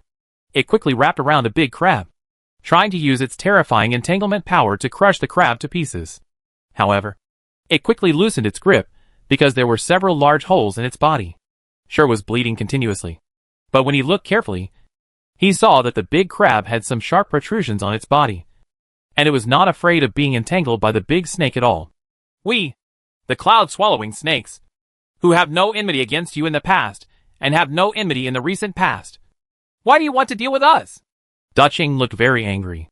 As the leader of the cloud-eating snake, it had never been so aggrieved. A group of miscellaneous soldiers came to its territory and asked them to surrender to the Yin Wang Empire. The proud cloud-eating snake would naturally not agree. Immediately organized an army and started a bloody battle with the opponent. However, the battle situation was one-sided. At this time, the corpses of the cloud-eating snakes were everywhere in the void. 1 or 2 pieces. Although some were already dead, the corpses were still moving around in the void. These seemingly ordinary beasts in the starry sky have quite terrifying combat capabilities, amazing defense, and very powerful attack power. The big crab in front of them makes it feel like they have nowhere to start. The cloud-eating snake relies on it to survive. With these great skills, there is absolutely no way they can defeat each other. Aren't you going to surrender? It will be too late if you are cut in two by my big sword later. Xie Guangquan waved the sharp sword in his hand. Shut Daqing pointed at the opponent and continued to persuade the opponent to surrender. We, the cloud-swallowing snake, are not that easy to bully. Let you taste the power of my fangs. Daqing's figure is winding in the void. Very fast. And very flexible.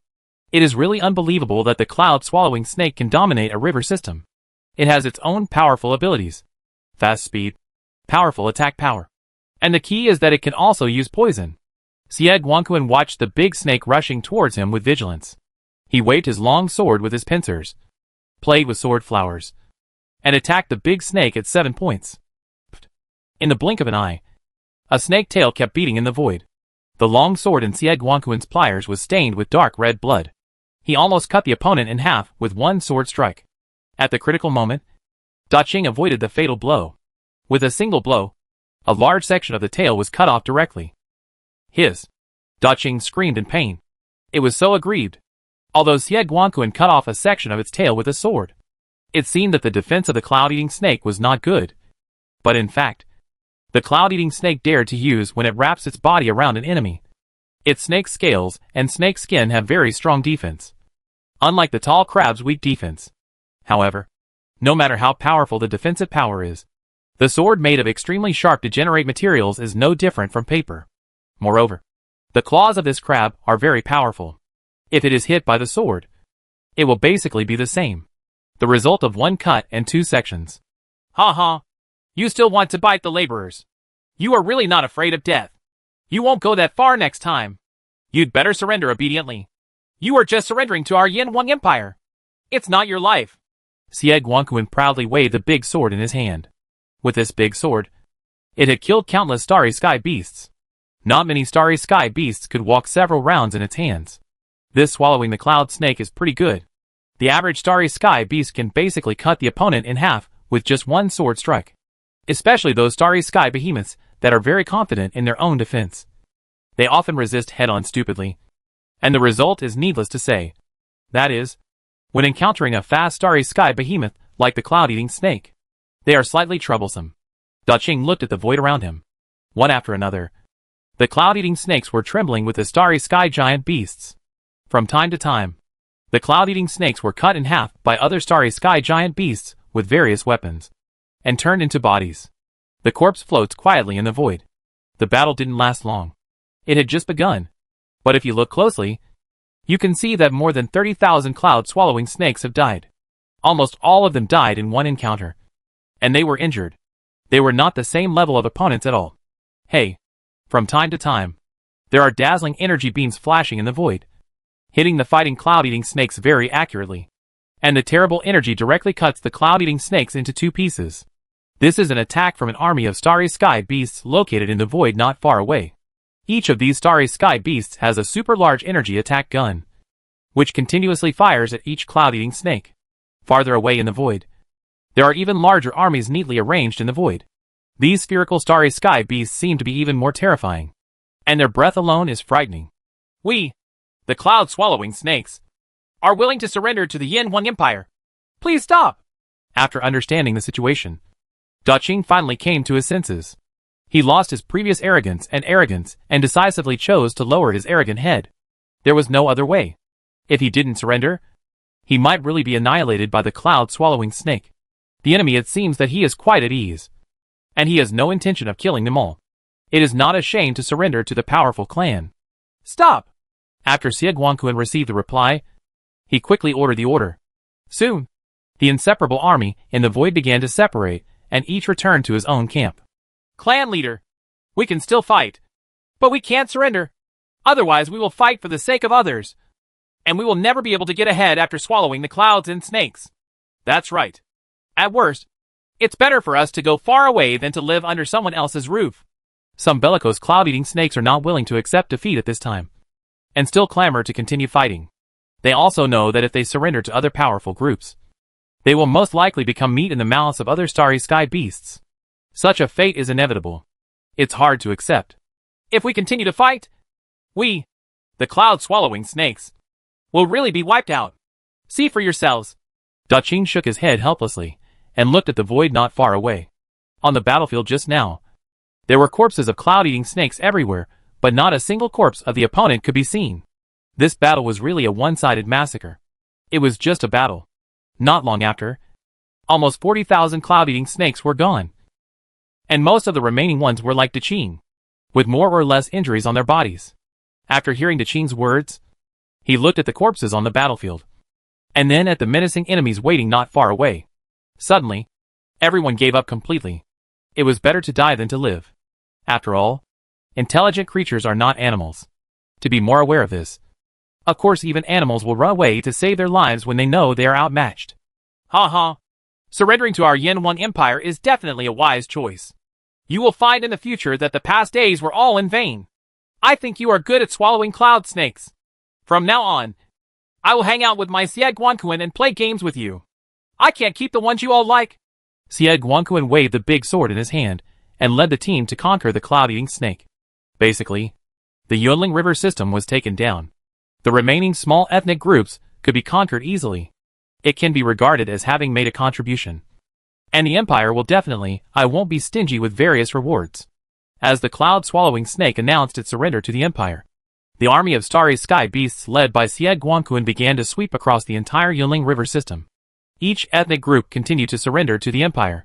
Soon, the entire Yunling River system was included in the Empire, within the rule. But the Empire's footsteps did not stop, and its expansion speed became faster and faster. As more groups of starry sky beasts were brought under the rule of the Empire's army of starry sky beasts became larger and larger. The starry sky behemoths, with powerful attack power and amazing defense power, impulsively charge into the vanguard army. They are equipped with armor made of degenerate materials specially created by Imperial scientists. Their pliers, tentacles, claws, etc. are nestled on various degenerate materials. A terrifyingly sharp weapon. The army of starry sky beasts armed to the teeth has no opponent at all. Rushing into the enemy's camp is just a meal of chopping melons and vegetables. Any starry sky beast group can only choose to bow down to their arrogant leader when facing such a terrifying army. Surrender to the Empire. Chapter 706. Central Dynasty. Time is slowly passing by, and the Empire's army of starry sky beasts in the Star Realm is getting bigger and bigger. And the river systems it has conquered are getting bigger and bigger. From the Cancer River system that just started, it is slowly moving towards the Star Realm. The central area expands. With the continuous expansion of the Empire's army, more and more starry sky beasts in the entire Qihong Star Realm slowly know the existence of the Empire. After all, not every ethnic group will choose to surrender to the Empire. There are always some fish that slip through the net. And starry sky behemoths basically have the ability to travel through space. They use river systems as their homes, and it is normal for them to escape to other river systems along the time and space ocean currents. Various rumors about the Yin Huang Empire also continue to spread in various river systems of Qihong Star Boundary, and slowly spread to the central area of Qihong Star Boundary. Set sail to the Heavenly King Realm in the central area of the Star Realm. Although the Heavenly King God Realm is called a realm, it is actually a huge starry sky continent. This starry sky continent is far beyond the starry sky continent built by the big crabs of the Tar tribe. With a length of it is 1 light year long and 0.6 light years wide. Compared with such a huge and vast starry sky continent, the Tar clan starry sky continent is as insignificant as a leaf compared with the surface area of the Earth. Simply to provide energy and sufficient light for life on this starry sky continent. There are dozens of stars on each of the 2 main faces that continuously provide light and heat to this starry sky continent. If there was Hou-Yi on this starry sky continent, he would probably have died of exhaustion, because dozens of stars are not so easy to shoot down. Standing on the starry sky continent and looking up, the suns of different sizes will last forever, tirelessly hanging high in the sky. On the huge Heavenly King Realm, Countless figures are constantly flashing and shuttling on it. This starry sky continent is so big that even flying at the speed of light would take a year to fly to the end. If it weren't for these starry sky, the giant beasts all have the ability to travel through space. And it is simply difficult to get out of this huge starry sky continent. The figures that shuttled back and forth. Each figure was huge. Some looked like fish, shrimps, crabs in the ocean. Some looked like beasts on land, birds in the sky, and some looked strange. The giant beast in the starry sky looks very ferocious and menacing. All kinds of starry sky behemoths continuously descended on this huge starry sky continent from space, and then hurriedly shuttled towards the center of the starry sky continent, looking very anxious. At the same time, on the void continent, in the space outside, you can see groups of patrolling starry sky beasts from time to time. These starry sky beasts look like apes. Some have golden, thick hair, and some have black hair, red, purple, etc. hair. Although the colors of their hair are different, these apes are huge in size, have very strong muscles, and are powerful, like giants running rampant in the void and the universe. A team of 9 starry sky beasts were arranged neatly. As the footsteps moved, it was like stepping on the water. With the fluctuations in the space, the speed was very fast, and the figures kept flashing. On the void continent and in the space, continuous patrols. The number is very large, and the patrol teams are also very dense. There are such patrol teams within a few dozen light years around the starry sky continent of the Heavenly King God Realm.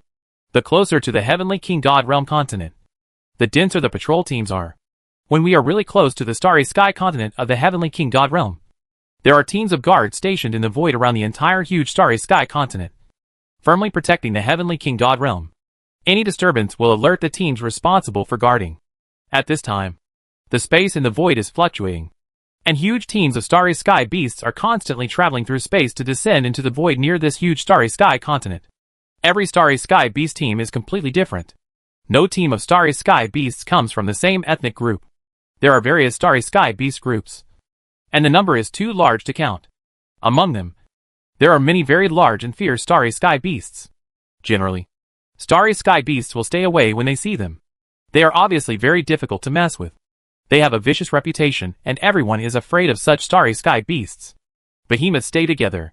However, after these starry sky beasts came to the Heavenly King God Realm, each of them appeared to be very honest, restrained their evil aura, and appeared to be very well behaved. The team carried the treasures collected by their tribe to the Heavenly King God Realm. On the vast continent of the Heavenly King God Realm, the entire vast starry sky continent is full of small starry sky beasts that are constantly playing and fighting. These small apes are running vigorously and fast on the starry sky continent. Wherever they passed, mountains of several hundred meters were easily trampled flat.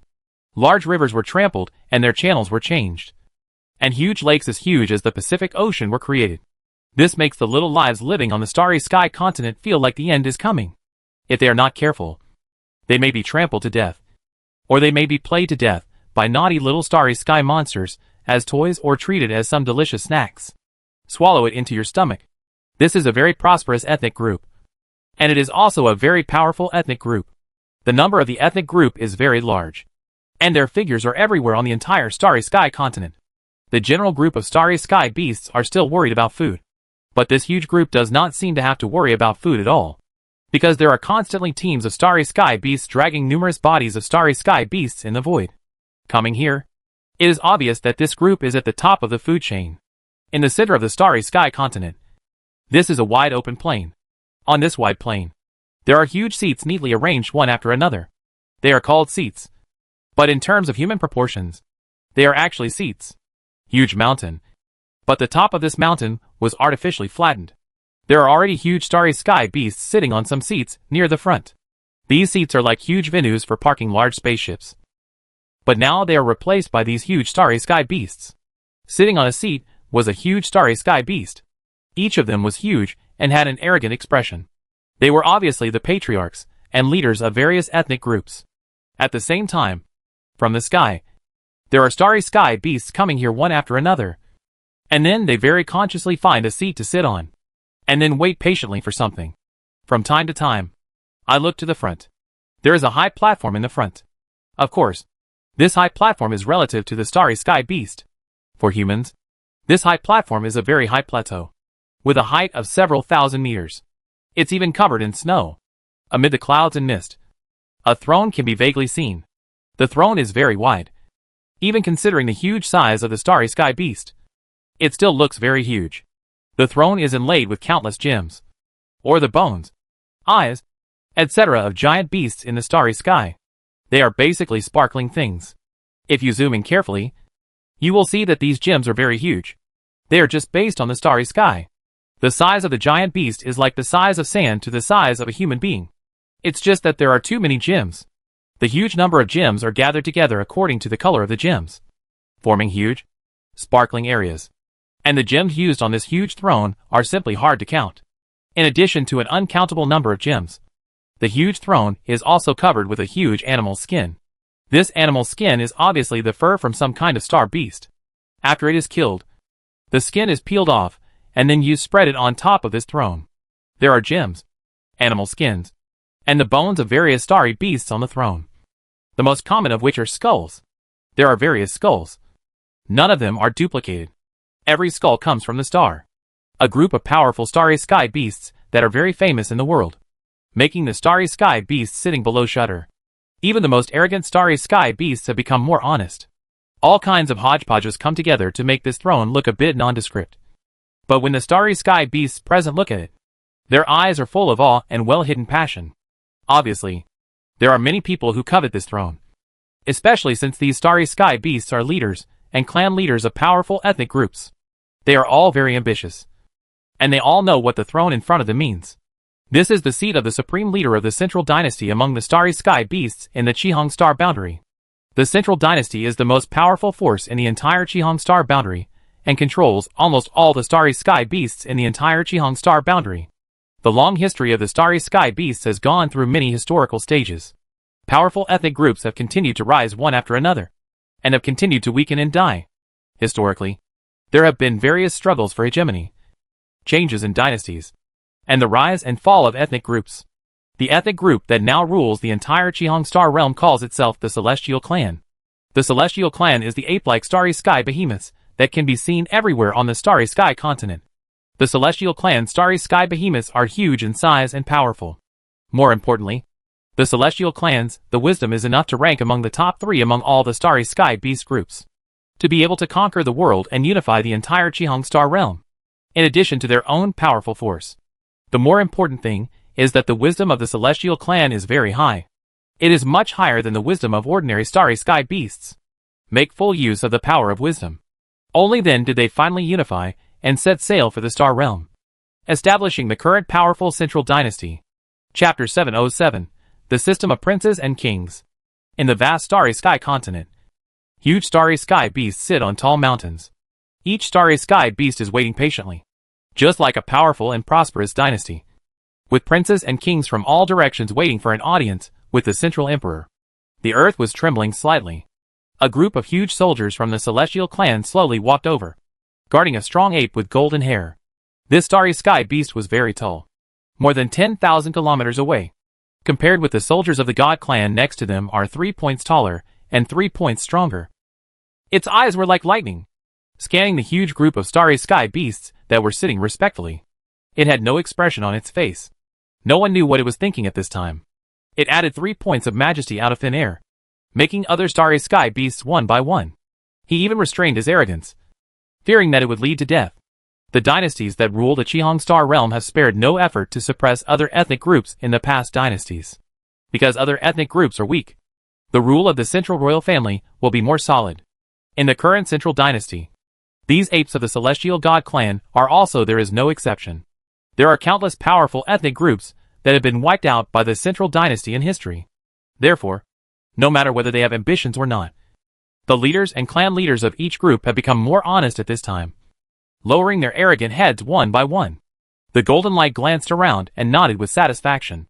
As soon as its order was given, basically all the princes and kings from various regions ruled by the Central Dynasty had arrived.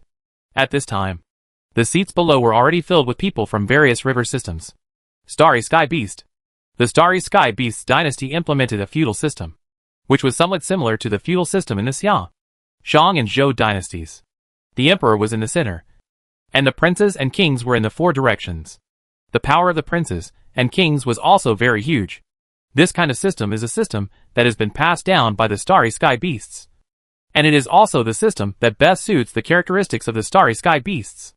After all, the starry sky beasts are too large, and only the vast starry sky can have enough resources to support them. Of course, each of the starry sky behemoths has the ability to travel through space. And river systems are connected by space-time ocean current channels. For these starry sky behemoths, it does not cost them much to rush from one river system to another. With too much time, one can naturally traverse the entire Qihong star realm. Throughout the Qihong star realm, the distribution of resources is constantly decreasing from the inside to the outside. The closer to the core area, the denser and richer the river system, the more powerful the starry sky beasts occupying these areas are naturally. Like the outermost river systems of the sailing star realm, such as the Cancer River system and the Yunling River system, belong to the kind of very marginal, remote, and barren countryside. Even the slightly more powerful ethnic groups look down upon such places. As the rulers of the Central Dynasty, the Celestial Clan has always spared no effort to develop its own strength to fight against potential competitors, occupying the core, most prosperous, and most fertile area of the entire Qihong star realm. The number has always been the largest, maintaining a strong deterrent to other ethnic groups. This is why under Jin Guang's order, all the princes and ethnic groups in the Qihong star realm rushed over immediately and tirelessly. Now is the time when the Celestial Clan is at its strongest and most prosperous. No one dares to have any orders from the Central Dynasty. Violate it. Otherwise the consequences you will face will definitely be unbearable. Jin Guang has the thick golden hair unique to the Celestials. It has a huge body and walks among the clouds. Its eyes are like lightning, shining with light. Its steps are steady and powerful, and it is very confident.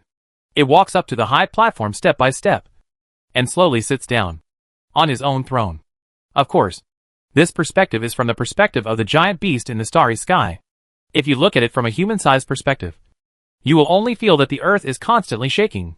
Strong winds are blowing, and the rivers, lakes, hills, etc. on the earth are trampled. The sky is torn apart, and tall giants are constantly walking on the clouds in the sky. People can't help but worship in the clouds and mist. See my king!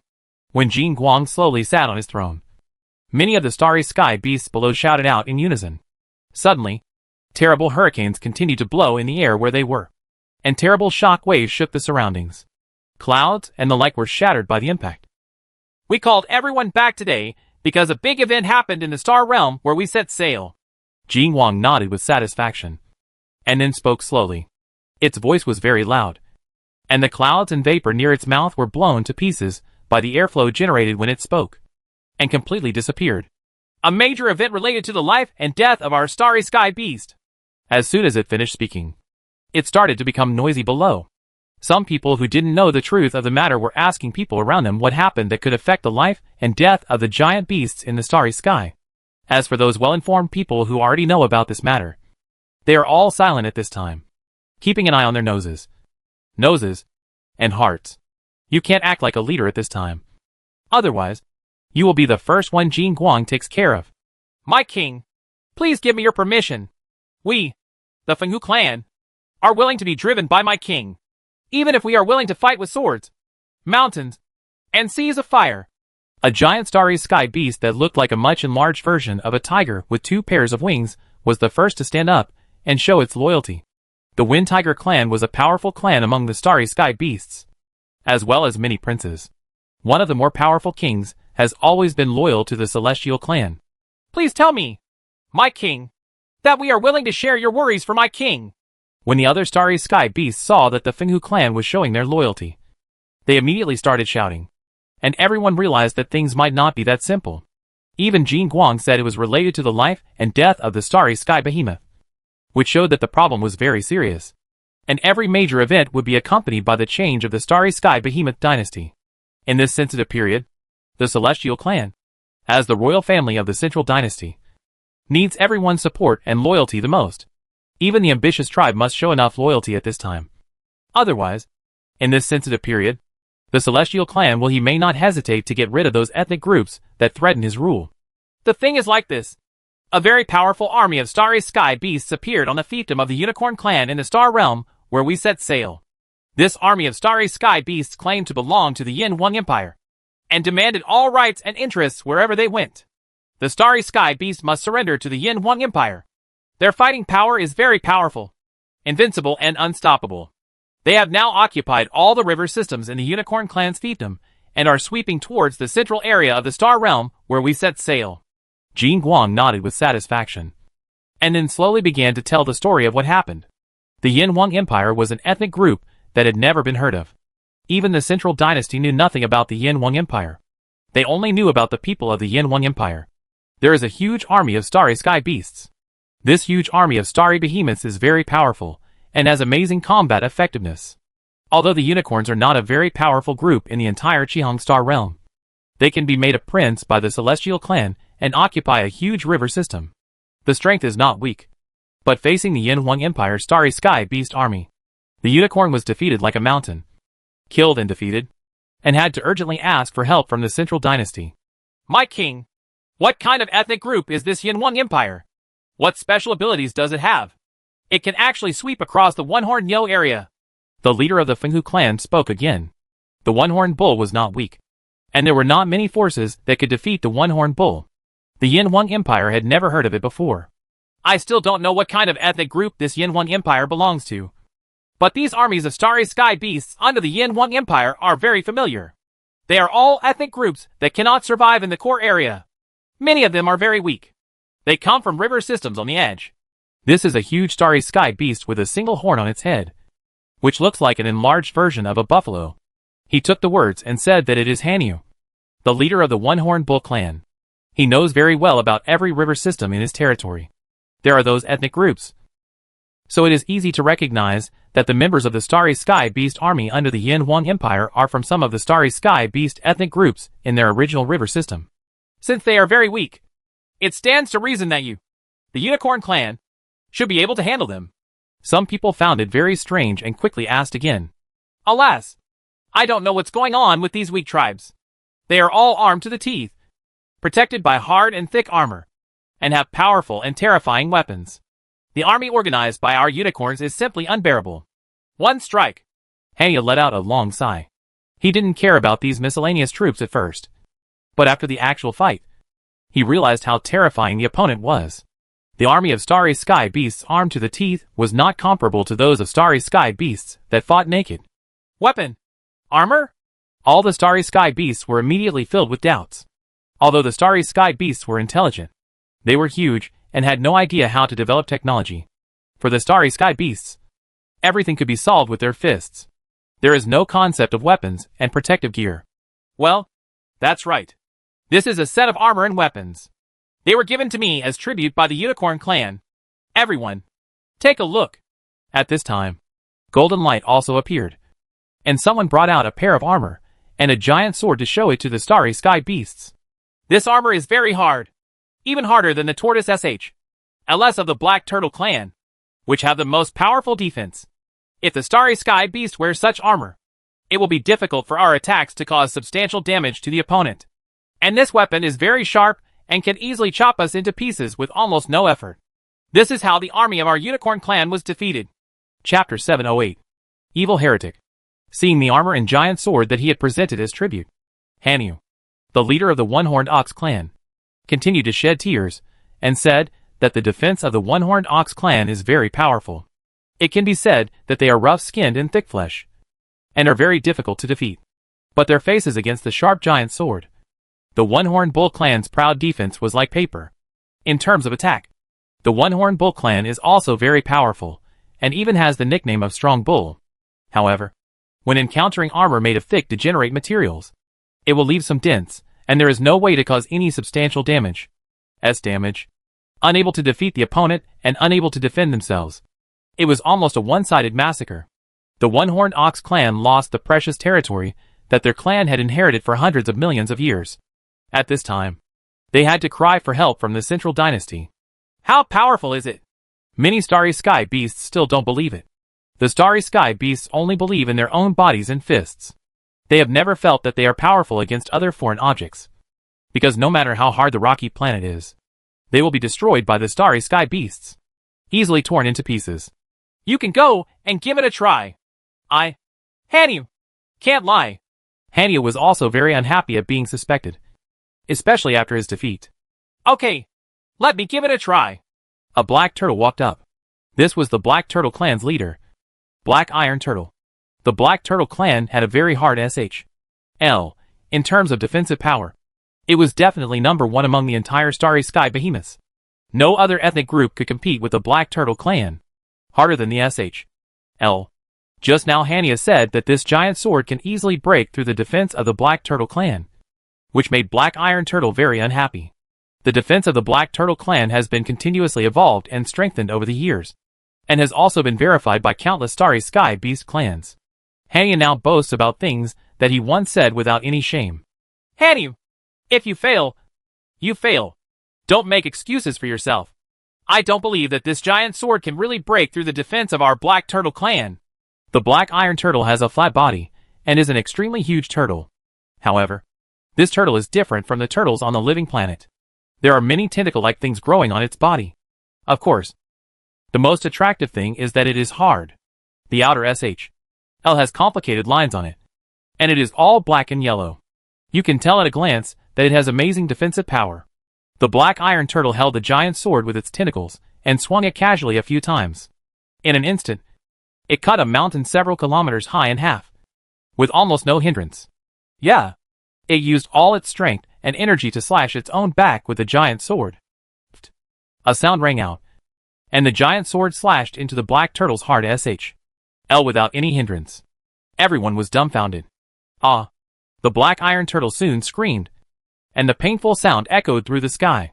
He quickly pulled out the giant sword with his tentacles, bringing out blue blood, forming a small lake in a small depression on the Starry Sky continent below.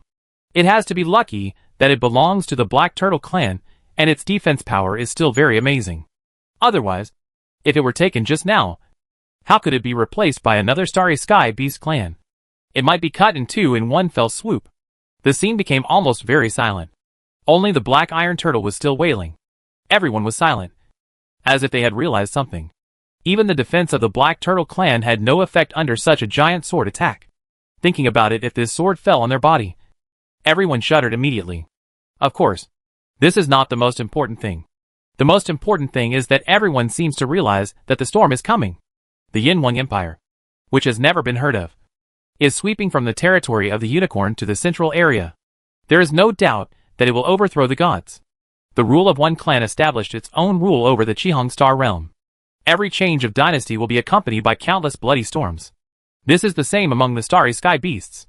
The pursuit of power by intelligent life will never change. Of course, moments like this will be accompanied by the rise and fall of an ethnic group. It is very important to stand in line. If you follow the right group, your ethnic group can take off. If you follow the wrong group, you may face the fate of extinction. For ambitious ethnic groups, this is also a good time to replace them. The last time, they set sail for a large-scale war between the Starry Sky Beasts. The Celestials were the biggest beneficiaries. They stood out among many powerful ethnic groups, and finally succeeded in overthrowing them. The old dynasty became the master of the new dynasty. Jing Guang's eyes scanned the lower hair, and it knew very well that it now had to face not only the unknown Yin-Wang Empire, but also the following powerful princes, who now respected it. If the Celestial clan were defeated, these princes would, there is no doubt that the tribe will stab you in the back. Because this is how the Celestial clan came to power. With internal and external troubles, it felt unprecedented pressure. And the Celestial clan's biggest test was coming. The more I do it this time, the more I have to be strong and not show any weakness. Otherwise, in his mind, Jing Guang knew very well the posture he needed to show on the spot. This Yin-Wang Empire uses things we don't know. We Starry Sky Beasts have always believed in ourselves and our own power. The Yin-Wang Empire is evil and crooked. They use power that does not belong to them. This armor and giant sword do not belong to their power. Any Starry Sky Beast can become very powerful if they get it. The Yin-Wang Empire is shaking our entire Starry Sky. The behemoth wants to destroy all of us Starry Behemoths. Jing Guang directly put a big hat on the Yin-Wang Empire. This was what it had planned from the beginning. It was famous for its masters. What's more, it was for the entire Starry Sky Beast clan, not for the rule of its own Celestial God clan. The excuse was natural. It is easy to find. The Starry Sky Beast clan believes in its own power. But now the Yin Empire is using power that is not its own. This is obviously to shake the foundation of the Starry Sky Beast clan. As Jin Guang's words rang out, some of the Starry Sky Beasts present nodded secretly, thinking that this kind of power that did not belong to them was indeed evil. However, some of the Starry Sky Beast leaders had bright eyes, and their own group's strength was not enough. If they could contacting the Yin Empire and obtaining a batch of such armor weapons will give them more confidence when facing other powerful ethnic groups. The behemoths in the Starry Sky have different thoughts. The ambitious people are eager to have a big turmoil now. They are eager to fight to the death between the Celestial God clan and the Yin Empire, so that they can benefit from it. My king, this Yin Empire is an evil heretic. We will never tolerate it. We must send troops to clean them out completely. We, the Fenghu clan, are willing to fight to the end for my king. Fiishenhu, the leader of the Fenghu clan, stood up and has always been a lackey of the Tianshan clan. Well, I have never doubted the loyalty of the Fenghu clan. Jin Guang nodded with satisfaction. We are willing to share your worries for my king.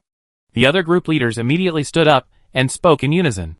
The voice was so loud that it resounded through the sky. Countless small animals on the Starry Sky continent were shocked to death. There were even a large number of fish in the lake and ocean below. The sound in my belly caused my swim bladder to burst. The size of the Starry Sky behemoths is so huge. Each one is tens of thousands of kilometers away. When they scream in unison, it is nothing short of a disaster for these creatures living on the Starry Sky continent. Very well. Although the evil heretics are powerful, as long as we work together, we will definitely defeat these evil heretics. Defend the home of our Starry Sky Beasts, and defend the civilization that our Starry Sky Beasts have inherited for countless years. Jin Guang also stood up and clenched his fists, appearing very confident and determined to win.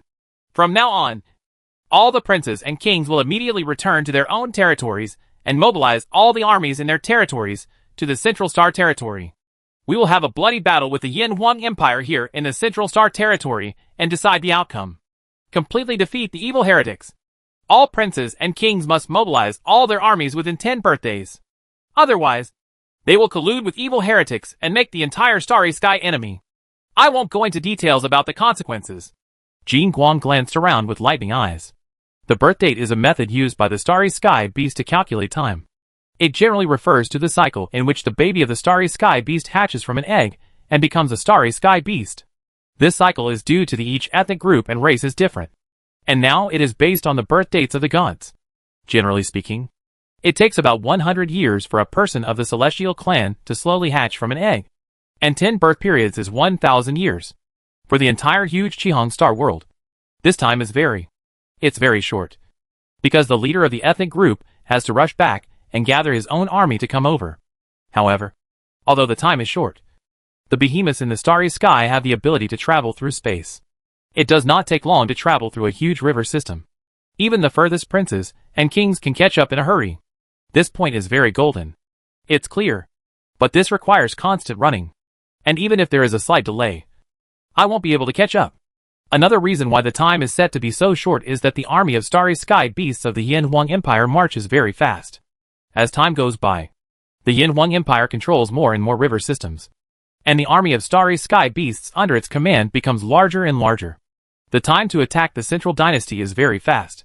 Jin Guang needs time to prepare for war, and it also needs time to stabilize its rear. The Celestial clan has come forward with wisdom. It is acting in a hurry now. In fact, to leave a certain amount of leeway. If anyone is disobedient by then, it will definitely killing chickens and frightening monkeys. Yes! The leaders of the Starry Sky Beasts lowered their proud heads one by one and responded in unison. And then, their figures began to disappear one by one. Following the waves of space fluctuations, these group leaders began to hurriedly return to their group's territory. Chapter 709. Traitor. In the Cancer River system of the Qihong Star boundary, the huge Starry Sky continent that originally belonged to the Tar tribe has now become the base camp for the Empire to invade the Qihong Star boundary. In the outer space of the huge Starry Sky continent, spaceports are dotted and brightly lit. The space battleships above were constantly rising and falling. Very busy. Small spaceships are constantly traveling from space to and from the Starry Sky continent. And the first batch of immigrants from the Empire have begun to take root in this huge Starry Sky continent. A huge Starry Sky continent is enough to accommodate an unbelievably huge population. At this time, The Starry Sky continent is also in full swing, and cities are under construction. In Su Qianji's office, Su Qianji was carefully studying the next march route. As the Empire's army expanded to a wider area, the Empire also obtained more intelligence and information, and invested in the Empire. There are more and more Starry Sky beasts under his command, and a lot of information is gathered together.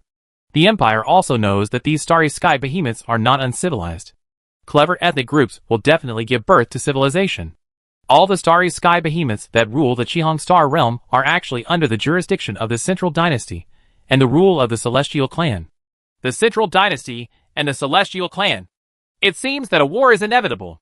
Su Qianji pondered slightly.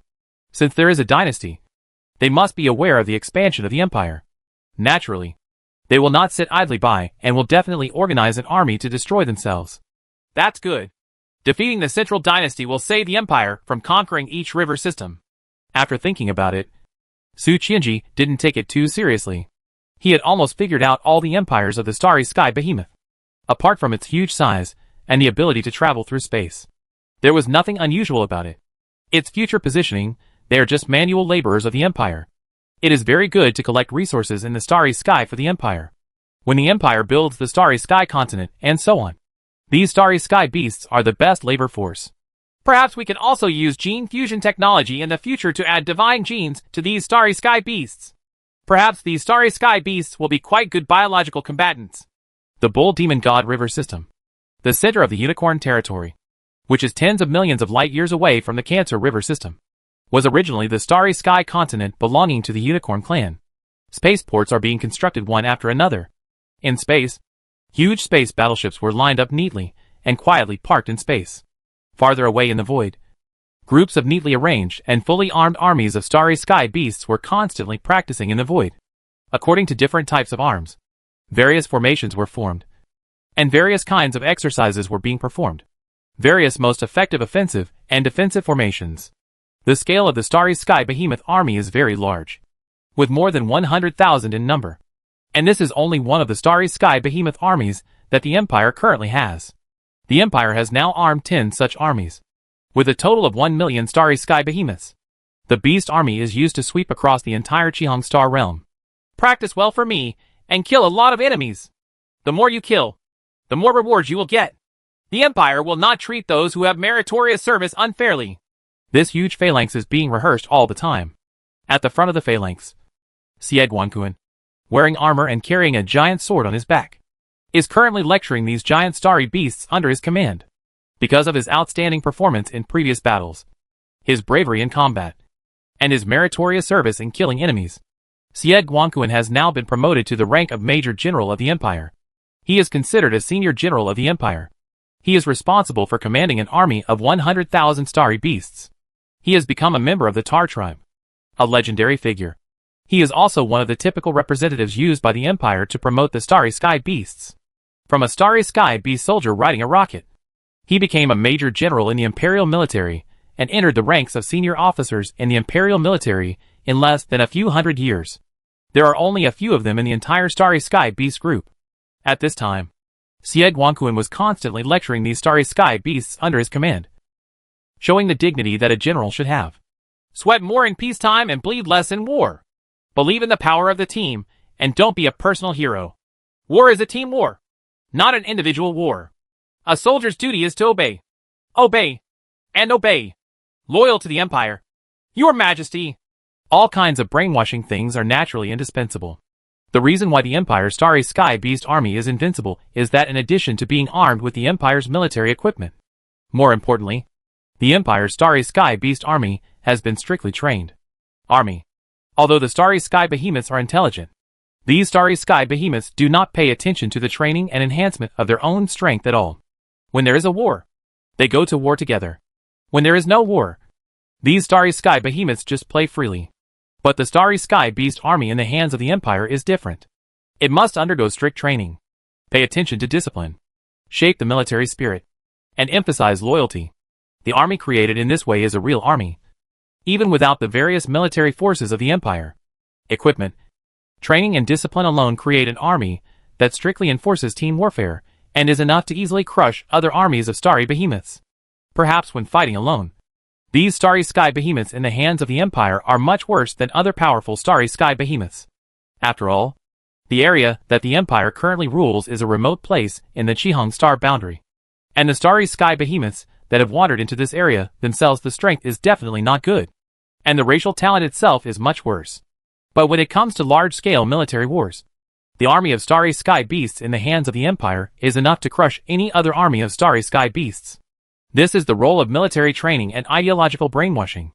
An army built with iron discipline and ideas will still not flinch even in the face of mountains of swords and seas of fire. On the contrary, an army of starry sky beasts that has not undergone strict training, no matter how powerful it is individually, is still a kind of stragglers.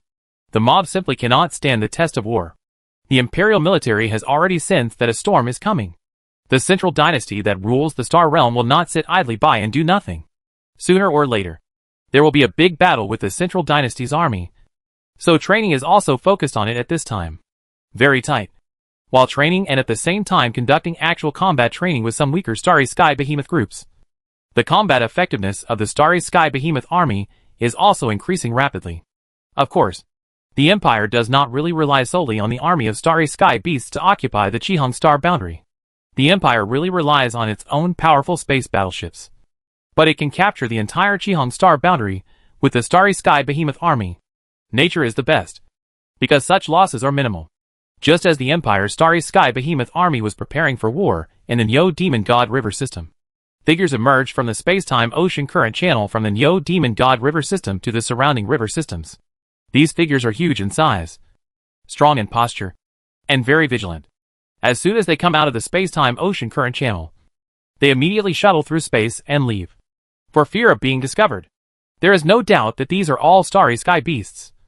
And they are all starry sky beasts that have rushed over from other areas of the Qihang star boundary. Each of them seems to be very anxious. But they also appear to be very cautious, for fear that their whereabouts will be exposed. In the central area of the Bull Demon God River system, the galaxy where the One-Horned Bull clan originally located the Starry Sky continent, and the area where the Empire's army is heavily stationed, there are patrols composed of starry sky beasts on the periphery of the river system, constantly training according to their own routes in the void. There are also various detectors sent by the Imperial military to quietly monitor the void. It can be said that any disturbance will be immediately known to the army of the Empire. Even if a fly wants to fly in, it will be discovered. In the cold, dark void, ripples arose in the space. A figure walked out of the space and looked around nervously. Instead of continuing to fly or shuttle through space, it waited uneasily. Who is this person? How dare you break into the Yin Wang Empire's military camp? It didn't take long for a patrol consisting of starry sky beasts to arrive here through space shuttle. The starry sky beasts headed by it looked very strange. A bit different. They were wearing armor, and their thick tentacles held a spear and pointed pointedly. The starry sky beast that just traveled through space said in a very cold voice, I am the envoy of the Dongjun King Hujia clan. I have important matters to discuss with you. Seeing the menacing Imperial Starry Sky Behemoth patrol, the other party looked very nervous. He hurriedly said that he was afraid that he would be killed if he spoke slowly. At the same time, he secretly breathed a sigh of relief. He finally found someone from the Yin Wang Empire. The King of East Commandery is from the Tiger Clan? I know the Tiger Clan. But you don't look like a member of the Tiger Clan at all. Upon hearing this, the captain of the patrol team looked at the other party carefully, and then said sternly, the Tiger Dragon Clan is also quite famous in the entire Qihang Star Realm. The team leader immediately knew the leader of the Tiger Dragon Clan through a search on his personal computer. What it was like. It was very different from the Starry Sky Beast in front of me. I am just an envoy of the Hujia clan. It does not mean that I am a member of the Huju clan. I am a red flower from the Huali clan. Our Huali clan is one of the affiliated tribes of the Huju clan. This time we really have important matters to discuss, Chiwa said anxiously. The reason is actually very simple. The Hujia clan wanted to collude with the Yin Wang Empire, but they were afraid that the matter would be exposed. Naturally, they could not let their own people come over, so they asked the Huali clan to send people over. Even if the incident comes to light in the future, you can always find an excuse to turn it down. The Huali clan? The patrol team leader looked at it carefully again, and then began to contact his superiors to briefly report the matter. Soon the news reached the senior officials of the Imperial military stationed in the Star Boundary. In that case, come with me. Chapter 710. Ignorant Starry Sky Behemoth. Are you the envoy of Dong Jun Wang Hujia's clan? General Ren Yuan, the top person in charge of the Neo Demon God River Empire's military, met with Chihuahua, looking at the starry sky beast in the void in front of him, which was smaller than other starry sky beasts and looked like a fox overall. Ren Yuan still have some doubts. That's right. I am Chihuahua, the envoy of Dong Jun Wang Hujia clan. I came here specially to discuss something very important with your empire. Chihuahua widened her eyes and looked at this little thing in the void carefully. Compared with the huge size of the starry sky beast, the person from the Yan Wang Empire in front of her was simply insignificant. However, Chihuahua did not dare to have any contempt, because any Yuan exuded a strong dangerous aura, making him feel as if he was being targeted by a powerful starry sky beast. Do you have anything to prove your identity? Ren Yuan nodded slightly, still a little unconvinced. The group of starry sky beasts was very large and diverse. There were countless kinds of starry sky beasts. It was impossible to believe the other party just based on his words. This is a token given to me by the leader of our Dong Jun King Hujia clan. Chihuahua protruded a scale from her belly. This scale had the color of a tiger's stripes and shone with an intoxicating luster. This was the most important reverse scale on the body of the Tiger Dragon clan, and was used by the Tiger Dragon clan as a weapon. Certificate of token. This is indeed a token of the Tiger Dragon clan. Tell me, why did you come to see us? Ren Yuan looked at it carefully, then nodded and said, We, the Tiger Dragon clan, are here this time to tell you that you are about to face a disaster. The Central Dynasty has convened a meeting of princes and summoned an army to besiege and kill your Yan Wang Empire. Chihuahua swallowed the token back into her stomach, and then slowly spoke. A catastrophe is imminent? Surrounding our empire? Well, this information is indeed very useful to our empire. Thank you very much to the Tiger clan. However, it seems that your Tiger clan is also a vassal king of the Central Dynasty. Why do you want to inform our empire again? Ren Yuan narrowed his eyes, frowned, then thought about it, and said with a smile, The Central Dynasty's Celestial God clan has vigorously suppressed other ethnic groups since they ruled the Qihong Star realm, causing the entire Starry Sky Beast tribe to live in dire straits. We, the Tiger Dragon clan, have long wanted to overthrow the Celestial God clan's rule. This time your empire if there is an uprising. We, the Tiger Dragon clan, are willing to cooperate with your empire internally and externally to overthrow the cruel rule of the Celestial God clan. Chihuahua was silent and hesitant for a while, then seemed to make up his mind and spoke out in one breath. Cooperate inside and outside to overthrow the rule of the gods? Ren Yuan's eyes suddenly lit up. He had known for a long time that the interior of the Starry Sky Beast was not monolithic. There were constant wars and disputes between the various Starry Sky Beast groups. Many groups were even incompatible with each other and seemed to be extremely powerful.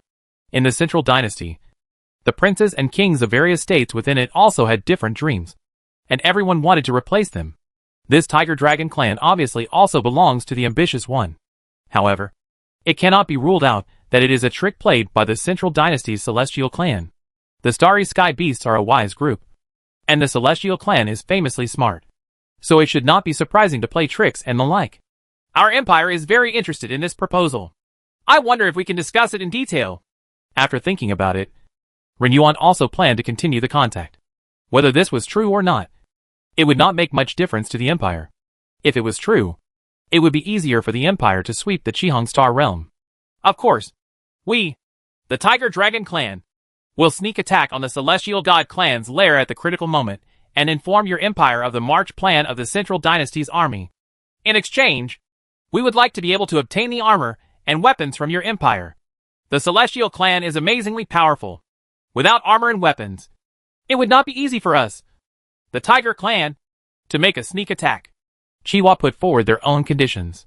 In fact, they are nothing more than providing information and intelligence to the empire, stabbing the Celestials at the critical moment to coordinate internally and externally. At the same time, they are interested in the armor and weapons in the hands of the empire. Armor and weapons? This is no problem. Our empire can give some to the Tiger clan for free. Ren Yuan pondered for a while, thought about it and nodded. If you don't want armor and weapons, I can't control you. Since you want armor and weapons, it would be better. Install antimatter bombs and quantum foam in the armor and weapons. Bombs and the like. If the Tiger Dragon clan is sincere, and with the empire to overthrow the rule of the Celestial clan, then forget it. If it is fake and is a chess piece sent by the Celestial clan to test and defraud the Empire of armor and weapons, then some of them will cry. We hope that your empire can provide 100,000 sets of armors and weapons to our Tiger clan. When Xihua heard that the Yin Huang Empire had agreed, she immediately laughed happily. The most important thing for coming here this time is actually armor and weapons. As long as the armor and weapons are used again, the strength of the Tiger Dragon clan will be greatly increased, and they will be defeated by then. Whether the Celestial clan competes with other ethnic groups for hegemony in the future, their own strength is the most fundamental thing. 100,000 sets? No problem. Where do you want us to send them? Ren Yuan also agreed readily. I hope you will order more. The more you ask for, the more starry sky beasts will be bound to armor weapons in the future. It will be easier for the Empire to destroy these starry sky beasts. Not only will it be given to you for free, but also free shipping. You're also guaranteed delivery? Thank you so much to your Empire. Could you please help deliver it to the Huali River system, where our Huali clan in East County is located? Xihua was also overjoyed. The Yin Huang Empire was simply perfect. The equipment was given free of charge and included in the package. This left a lot of trouble. Originally, the Dongjun Wang Huju clan was still worried about how to transport equipment. The matter was settled very simply. Xihua hurried back with a set of armors and weapons, as well as a communication system presented by the Empire. She did not dare to stay longer for fear that the affairs of the central dynasty behind the East Commandery King Hujiao clan would be exposed in advance. Although the starry sky beasts are intelligent, they are too big. Since ancient times, all covenants and the like have been verbal covenants. Of course, few starry sky beasts will violate the covenant, and there is no need to sign a paper contract or the like things.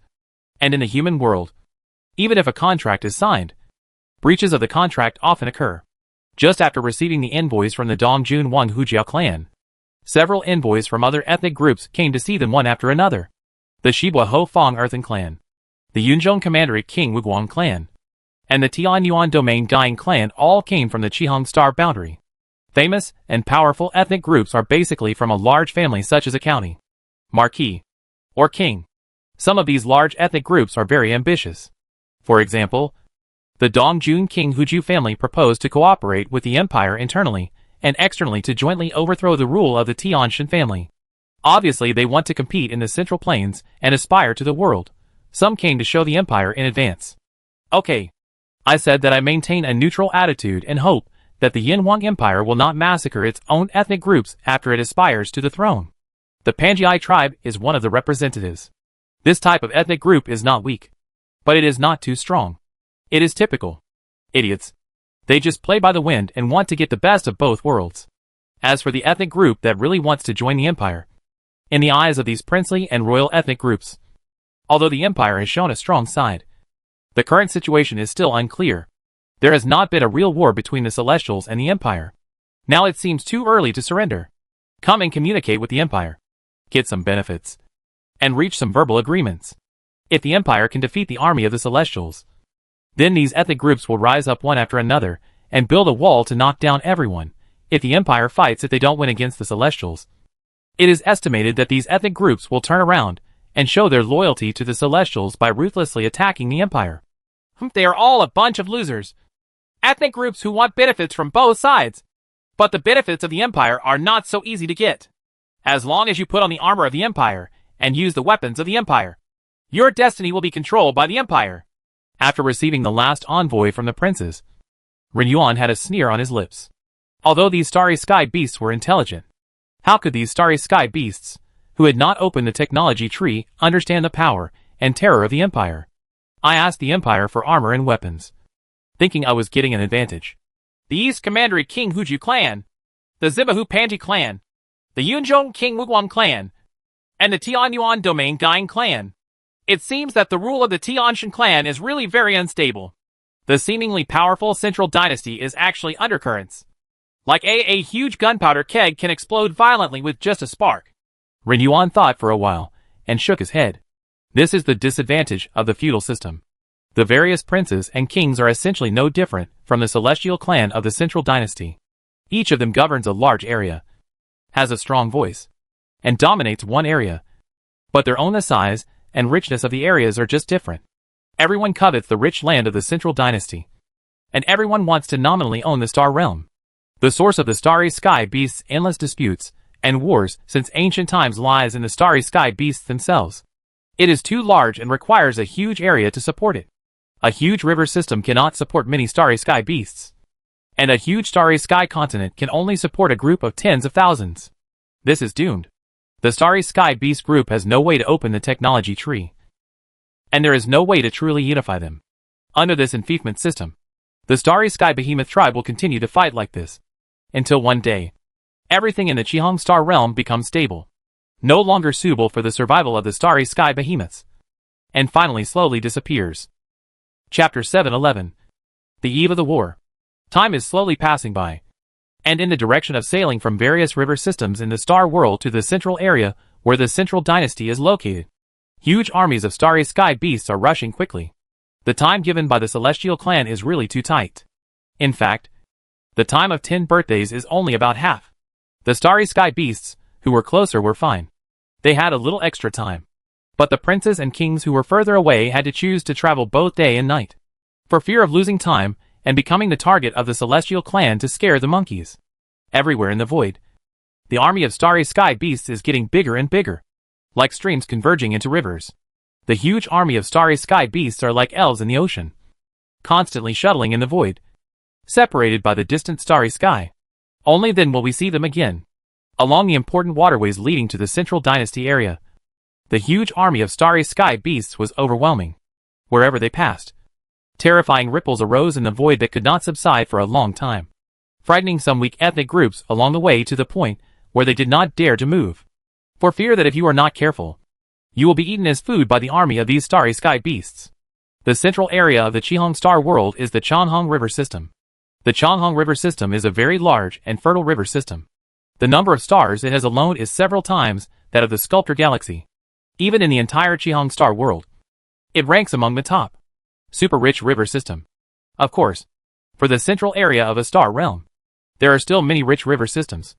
Any river system that comes out will not be much worse than the Sculptor Galaxy. This is why many starry sky beast groups are jealous of the Celestial God clan. The richest and most fertile areas of the entire Qihong star realm are occupied by the Celestial clan. Any river system here is richer than the most prosperous river systems of other princes and kings. What is more important is Qihong star. In the central area of the world, the distance between river systems is very small. The river system is dense. There are many heaven and earth spiritual materials nourished by vitality. And there are also many kinds of creatures. Relying on the prosperity of the central area, the Celestial clan has developed from a group similar to ordinary princes and kings to the most powerful ethnic group in the entire Qihong star realm. The number of the Celestial clan far exceeds that of other princes and kings. The Changhong River system is the river system designated by the Celestial clan this time. And it is also the place where many starry behemoth armies gather. The reason why this place was chosen is because the Changhong River system is close enough to the territory of the unicorn. And at the same time, the river system is rich enough. And there are enough resources to supply the consumption of the starry sky beast army. You must know that all the giant beasts in the starry sky are big eaters. The food they consume every day is a terrible number. They can easily eat many planets.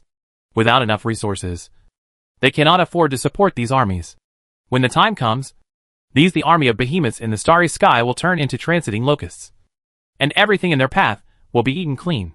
The supply of food for the army must be timely. It is best to reserve more. Before the war, everyone must have an open stomach and be full to be able to fight. On a huge starry sky continent in the Changhong River system, Jin Guang was inspecting his food reserves at this time. Looking at a huge mountain. These mountains were all composed of the corpses of giant starry sky beasts. With a height of tens of thousands meters, covering a very wide area. Like a huge mountain range. The Tianshan clan gave an order.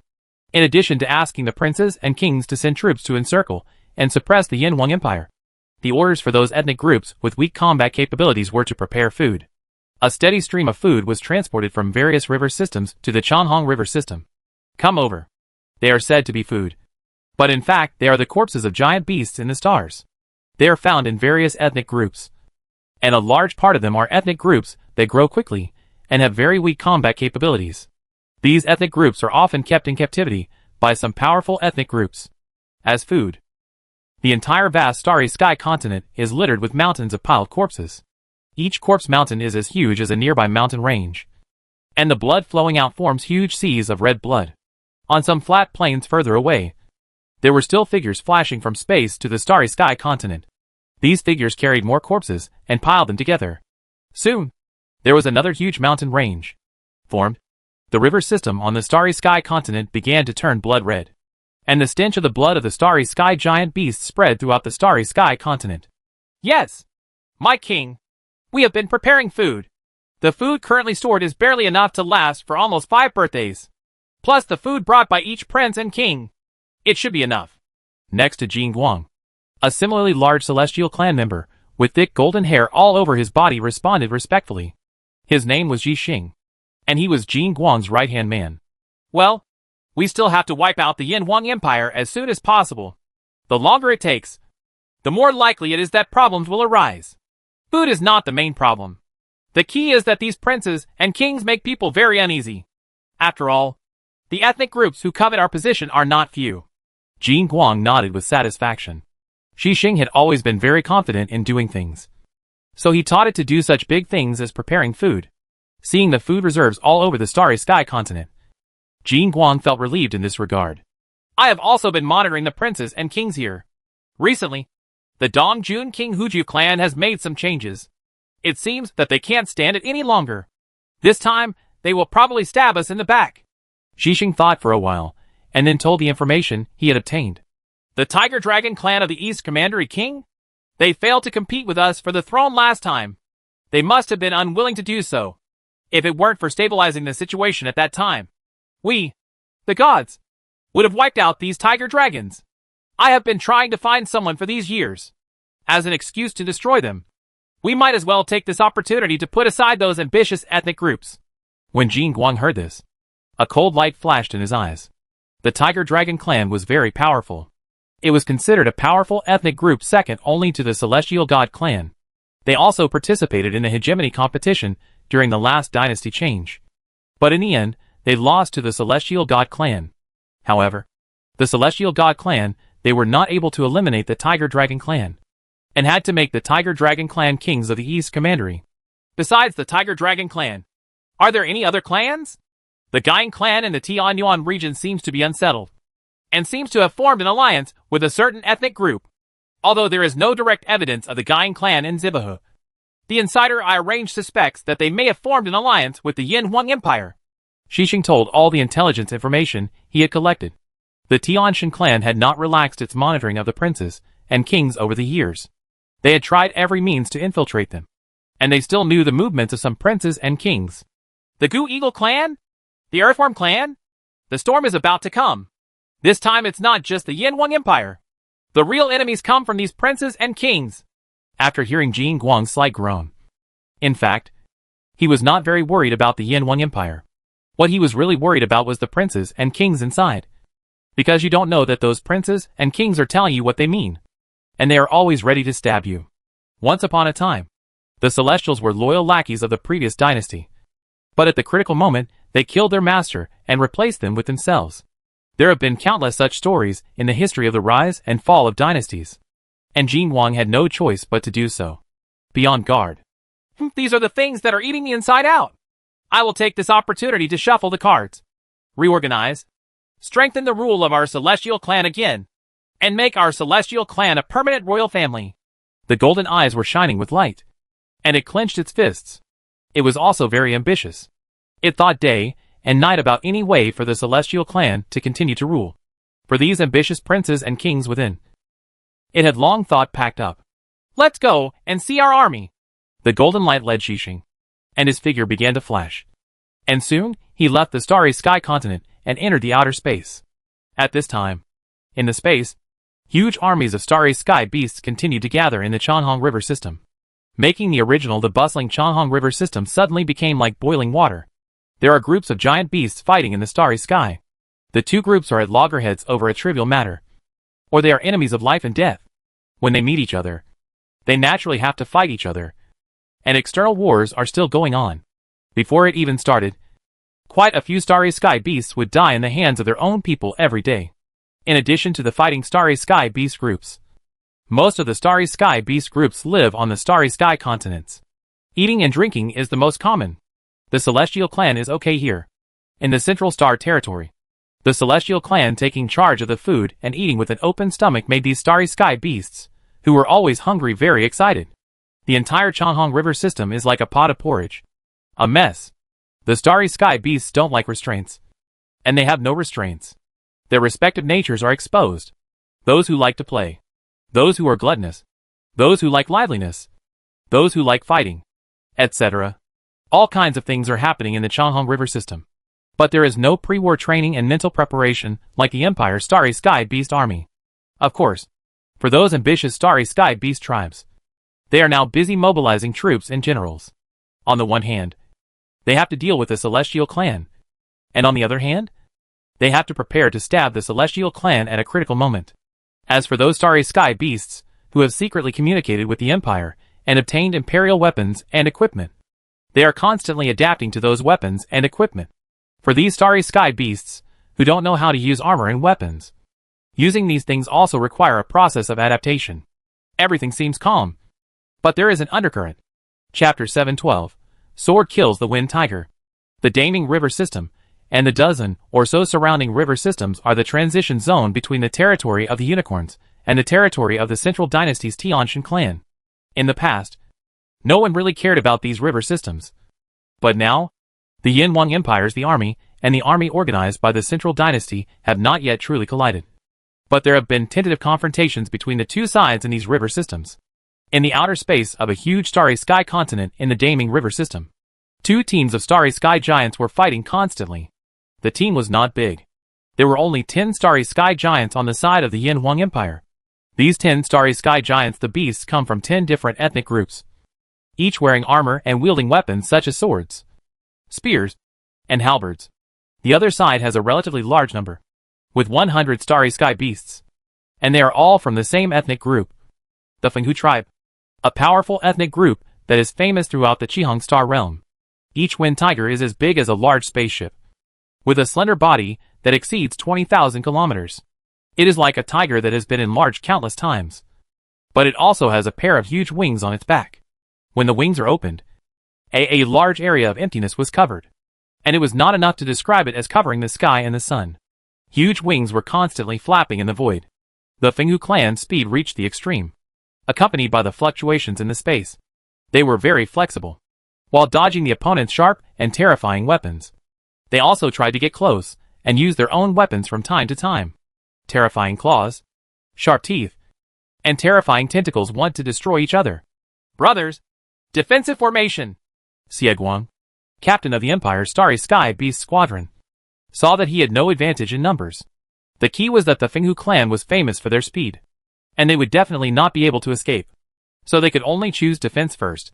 Following its command, 10 Starry Sky Beasts quickly formed a spherical defensive formation in the void. No matter which side the Fenghu clan attacked from, they would be blocked. You don't have to worry about other directions, and just concentrate to the enemy in front of you. This is the Fenghu clan. I didn't expect that we would have the opportunity to fight against such a powerful clan. It doesn't look that good now. A giant beast in the starry sky looked at the Fenghu clan's team that was constantly wandering in the void not far away, and laughed happily. The starry sky beasts recruited by the Empire come from a very wide range of ethnic groups. Most of them were weak ethnic groups in the past, and their strength was not very good. There is no way to compare with large ethnic groups like the Fenghu clan. It's really not that good. I only know where to walk around, but I don't dare to attack. Xie Guang also laughed and said that there was no concealment in the conversation between them, and it was also heard by people from the Fenghu clan. This made the captain of the Fenghu clan very angry. When had the Fenghu clan been so despised? Not to mention a group of small tribes that have never been heard of. Attack! Tear them apart! Finally getting impatient, or maybe for the honor of his Fenghu clan, the leader finally gave the order to attack. Call out! As soon as it gave the order, a terrifying and dazzling purple energy beam shot over from the Yin Huang Empire's Starry Sky Behemoth squad, hitting the leader of the Wind Tiger clan very accurately and perfectly. And the terrifying energy completely exploded from its body, directly punched a big hole in the head of this Wind Tiger, and it could not die anymore. Hey, I've never been sure about the leader. Since you want to die, I'll help you first. Among Xie Guang's team, A petite starry sky beast was holding a super large energy attack weapon. It seemed slightly proud at this time.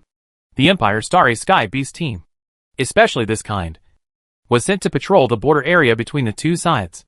The teams are carefully and strictly configured. There are gunners responsible for long-range attacks, tanks responsible for defense, soldiers responsible for offense, and even correspondents responsible for rescue and contact with the command center, etc. The 10 Starry Sky Beasts are a complete combat team, enough to deal with all kinds of unexpected situations. Well done! Xie Guang couldn't help but happily raised his big pliers. Kill! Avenge the leader! The Fenghu clan's eyes turned red all of a sudden. Their leader was killed in a blink of an eye. The other Fenghu suddenly became angry and started to kill Xie Guang and others in the void. The space array in the void, the fluctuations of the waves stirred up waves of ripples, just like a violent storm on a calm lake. Bump! The battle between the giant beasts in the starry sky is so powerful that it can easily tear apart huge planets. The Wind Tiger clan is very fast, like a bolt of lightning, and the huge claws carrying endless anger fall on the thick armor and emit loud noise. However, before the attacking Wind Tiger clan could evacuate in time, the long-trained Imperial Starry Sky Behemoth wielded its giant weapons very skillfully. Giant swords, giant axes, spears, etc. made of degenerate materials were like the sickle of death. Wherever it passed, the Fenghu attacking one after another were easily chopped into pieces. The blood spread in the void, which was very cold. The blood that flowed out quickly condensed into a large piece of ice floating in the void. However, before it floated for a long time, it was crushed and shattered by the terrifying wave of attacks.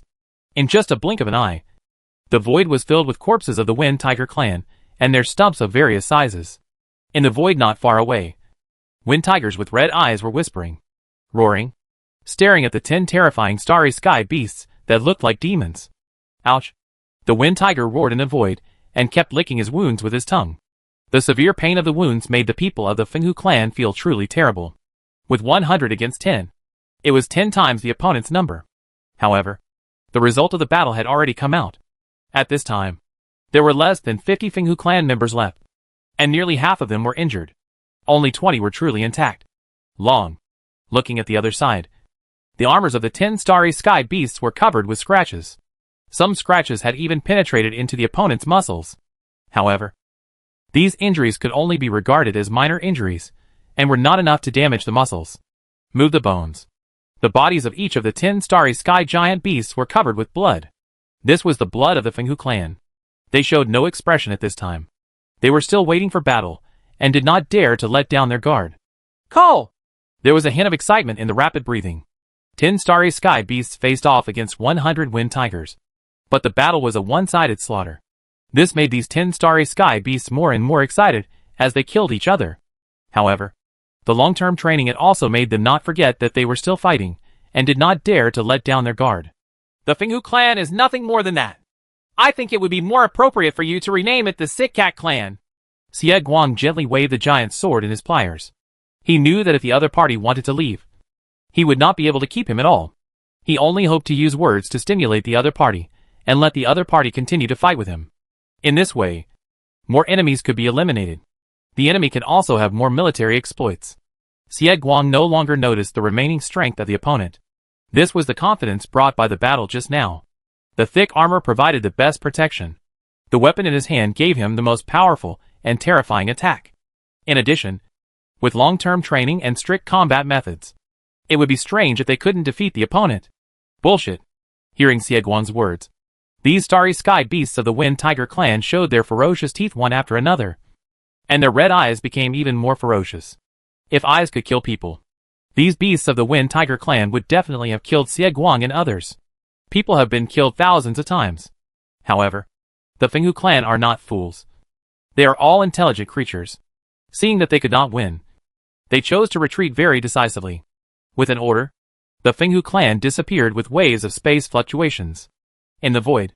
Yeah, oh yeah. Haha, what we defeated was the Fenghu clan. The Fenghu clan is famous in the entire Qihong Star realm. With 10 versus 100, we were intact. I think I can brag about it for the rest of my life. Look at how promising you are. You are from the Fenghu clan. In the future, we will have to fight with the Tianshan clan and kill them to pieces. A mere Fenghu clan will make you happy. As soon as the Fenghu clan left, Xie Guang's team immediately relaxed, and each one began to shout excitedly, appearing very happy. They all came from a weak clan. In the past, they had no chance to face a large clan like Fenghu. Any possibility of victory. But now the Fenghu clan has been beaten to the point of losing their armor and fleeing. TSK. Everyone, don't move for now. I'll take a photo and record a video first and send it to moments later. Xie Guang also started to get excited at this time, using the biocomputer he carried with him to start taking photos and recording videos of the surrounding void, preparing to send them to his circle of friends. Haha. I just recorded the video. TSK. All my heroic and invincible postures were filmed. I used this to propose to my dear flower girl at that time. The Starry Sky Beast smiled proudly at this time and began to look through his computer to see the effect of the video he had just taken. Captain, what do you think of my posture? Is it handsome enough? There was also a giant beast in the starry sky that came to the corpse of a Wind Tiger clan angrily, posed in a handsome pose, put the giant sword in its hand on the head of the Wind Tiger clan, and asked Xie Guang to help take pictures. Haha. Handsome. Come on. Let's strike a pose together and take a photo together. Xie Guang laughed happily, and quickly called his Starry Sky Beast to gather together, and then controlled the portable computer to take pictures, relying on the corpses of the Wind Tiger clan to continuously pose powerful and majestic poses. Daming River System. Sword kills the Wind Tiger. A very irritating message on WeChat Moments began to circulate crazily among the Empire's Starry Sky Beasts. Chapter 713. The Final Battle 1. This kid Xie Guang is really naughty. Xie Guangquan couldn't help laughing when he saw the new news in his circle of friends. As the Starry Sky Beasts slowly integrated into the Empire, the Starry Sky Beasts also became more and more interested in making friends. Do you have any questions? Everything must be posted on Moments. Although these Starry Sky Behemoths are under the control of the Imperial military, the Imperial military naturally says that they cannot really demand these Starry Sky Behemoths according to the requirements of the Imperial soldiers. So this kind of circle of friends is still allowed. It seems that the decisive battle is about to begin. Now our two sides have almost completed their exploration in the Daming River system. I think Jin Guang can't sit still. Xie Guangquan looked at the huge army of Starry Sky Beasts in the void with a slightly expectant expression, imagining that he would lead the huge army of Starry Sky Beasts to crush the Central Dynasty's army of Starry Sky Beasts and unify the entire Qihang Star realm. Through the trials of the armies of both sides over the years, it is very clear that the Empire's Starry Sky Beast army, which is armed to the teeth, is much stronger than the Central Dynasty's Starry Sky Beast army. The battles similar to those of small teams are almost always carried out with one person. It ended in overwhelming victory. If it continues like this, the situation for the Empire will become more and more favorable. But the situation for the Celestials will become increasingly unfavorable, because more and more ethnic groups are fighting against the Empire's army of Starry Sky Beasts. Knowing that the Empire's Starry Sky Giants with the power of the Beast army, the confidence in the Celestial clan is getting lower and lower. At that time, the grassroots side will definitely turn to the Empire, and those ethnic groups who are ready to stab the enemy will become more confident, and some originally loyal ethnic groups will also become swaying. Such a situation is definitely not what the Celestials want to see. So the Celestials will definitely launch a decisive battle in the hope of defeating the Empire, and then free up their hands to solve internal hidden dangers. In fact, Xie Guangquan's estimate was not wrong at all. In the Changhong River system, in a vast void, huge armies of Starry Sky Beasts formed phalanxes. Each phalanx belonged to an army of one ethnic group, arranged neatly in the void. The most central area is the phalanx belonging to the Celestial clan. More than 5 million Celestial clan warriors are silent at this time, staring quietly ahead. Each one has thick golden hair on their body, and they are illuminated by the light of stars. The golden patch under the sky really looks like heavenly soldiers and generals. The golden light moved gently in the void, and every step it took was very determined. The void stirred up circles of ripples. It was patrolling its army, and its eyes shone with confidence and perseverance, making those who saw it the behemoths in the starry sky were in high spirits. This time, the armies of all the princes and kings of the Qihang Star realm were gathered together, plus the 5 million troops of the Celestial clan themselves. A total of more than 100 million huge starry beasts gathered in the Changhong River system. This was an unprecedentedly huge army. No one has been able to gather such a huge force in any previous war. The number of starry sky behemoths is very rare. The number of starry sky behemoths in a river system will not exceed 10 million. To gather 100 million starry sky behemoths is not simply to gather together the starry sky behemoths from 10 river systems. So simple. These 100 million starry sky beasts are the most powerful starry sky beasts in the entire Qihang star realm. Each one comes from a powerful ethnic group and has amazing fighting power. If there are no armors and weapons, any one of them can easily crush them. Overwhelming 10 giant crabs of the Tar tribe. These starry sky behemoths are the elite among the elite, and are the most powerful force in the hands of various princes and kings. Looking at the neatly arranged square formations in the void, and the strong starry sky beasts, a trace of anxiety flashed in the golden and confident eyes. Just as Xie Guangquan had estimated, with the exploratory confrontations one after another, Jin Guang truly saw clearly how terrifying and powerful the Yin Huang Empire's starry sky beast army was. With all the data gathered here, the losses between the two sides were basically compared. It's not on the same line. The one-sided massacres made Jin Guang really pay attention to the Yin Huang Empire. He didn't think the Yin Huang Empire was scary at first, so he didn't pay too much attention to it. What he really worried about was the other princes and kings. Now it knows that even if no other princes and kings engage in civil strife, and everyone works together to deal with the Yin Huang Empire, the chance of victory is really hard to say. Although there are various signs, the army of 100 million starry sky beasts in its hands is the Yin Huang Empire. It is 100 times stronger than the behemoth army in the starry sky, but it still doesn't have much confidence to say that it will definitely win. Although armor and weapons are a very important factor, the Yin Huang Empire's starry behemoth army has strict discipline and smooth team combat coordination. This is truly terrifying. Jin Guang has summarized the real strength of the Yin Huang Empire's starry sky beast army. Compared with the Yin Huang Empire's army, these starry sky beast armies in front of him are like a ragtag, chaotic group. Great starry sky beasts! Today, we swear here that we will defeat the evil heretics, defend the starry sky of our starry sky beasts, and completely defeat the Yin Huang Empire. The bioelectric waves of golden light spread rapidly in the void, appearing very confident. It seemed that it would be easy to defeat the evil heretics in the Yin Huang Empire. Ouch. As Jin Guang's words fell, the silent void began to boil. Countless starry sky beasts in the starry sky beast formations began to howl, and the void began to ripple in circles. In Jin Guang's own celestial clan, the strong celestial clan apes began to beat their strong chests. Their eyes revealed a fierce light, and they bared their teeth, looking powerful and invincible, like an extremely angry King Kong, trying to kill the enemy, tear it to pieces. Must win! Jin Guang also began to beat his chest, showing a ferocious and terrifying expression, and shouted at the same time, "We must win! We must win!" One by one, the giant beasts in the starry sky shouted, and began to show their powerful side. Some kept flapping their huge wings, causing ripples and circles, and some kept waving their claws, tentacles, etc., made space cracks appear faintly in the void, and some even opened their bloody mouths, enough to swallow small planets. Terrifying roars burst out from them, making the surrounding void agitate. Attack! After beating his chest and feet for a while, Jin Guang seemed to become more confident. With a wave of his arm, he directly ordered an attack on the river system where the Yin Huang Empire's army was located. The huge phalanx of starry sky beasts began to leave in sequence, one phalanx after another, along with huge space fluctuations. One after another the starry sky beasts stepped into the void, and the space shuttle disappeared.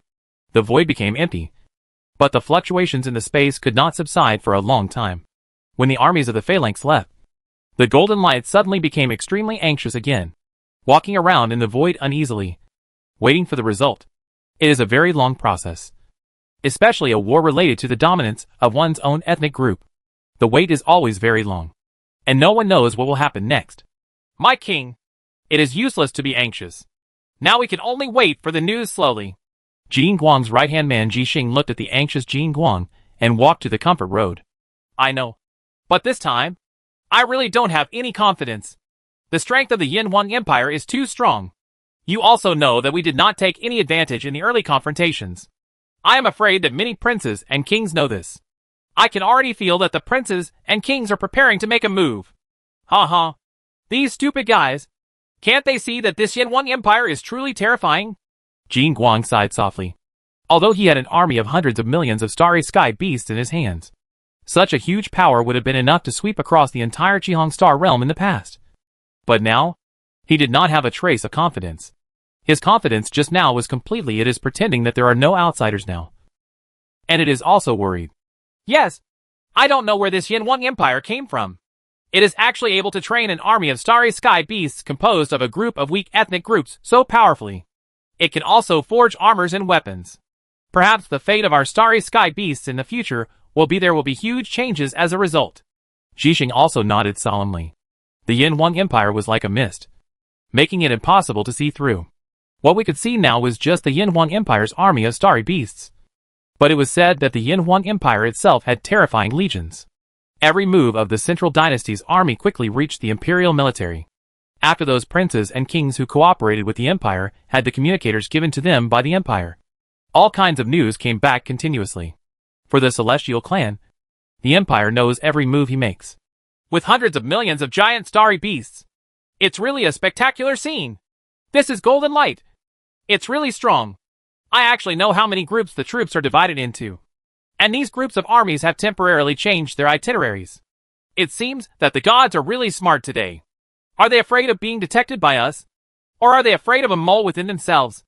In the virtual conference hall, Su Qianji, Ren Yuan and other high-level officials from the empire gathered in the Qihong star boundary and looked at the several armies displayed on the star map.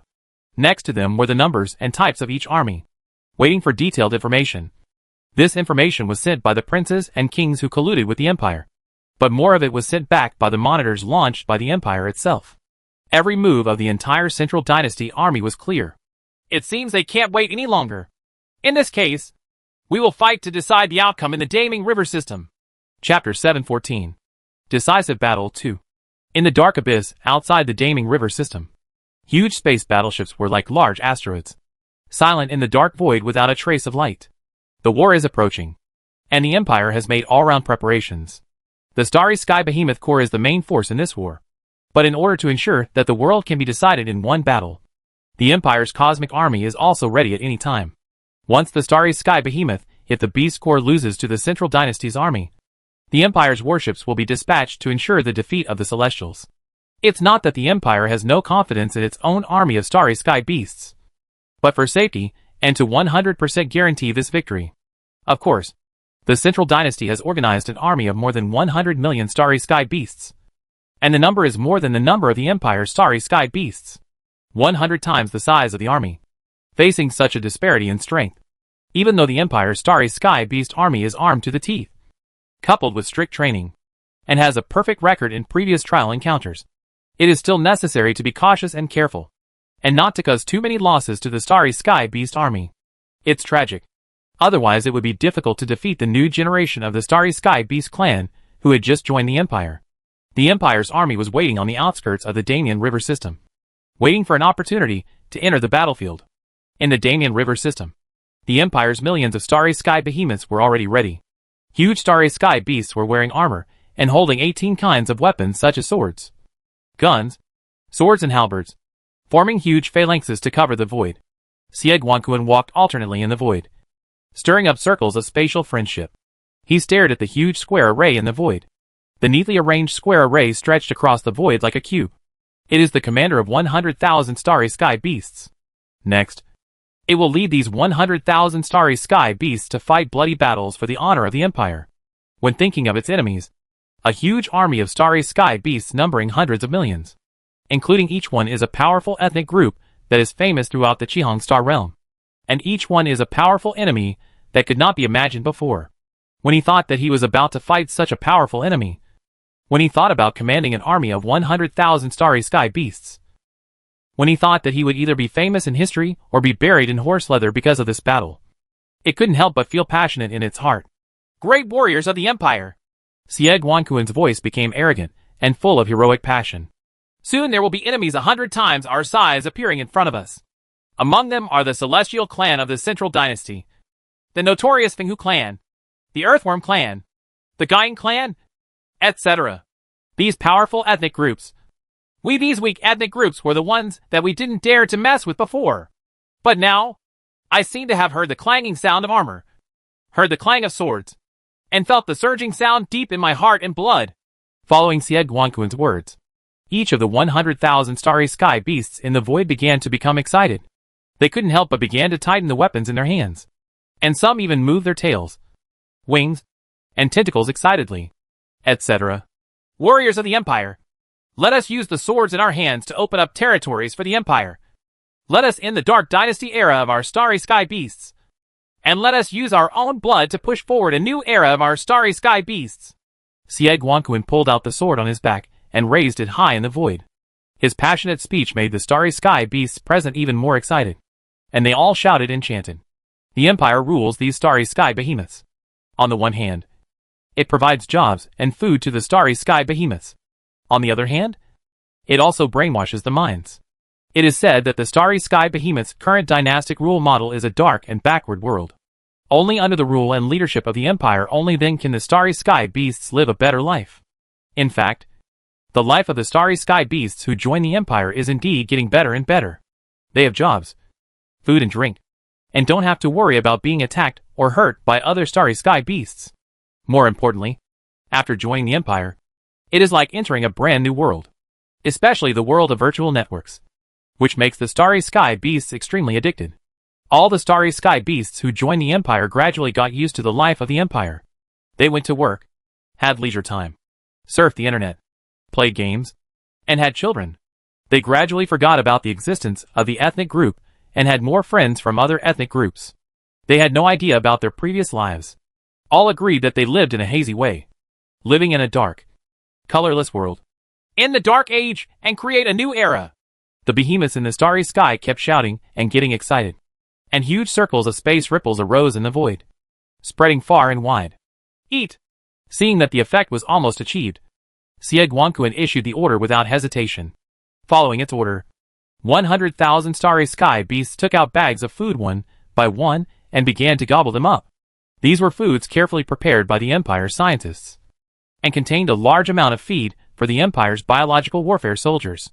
There are a lot of heaven and earth spiritual materials in it.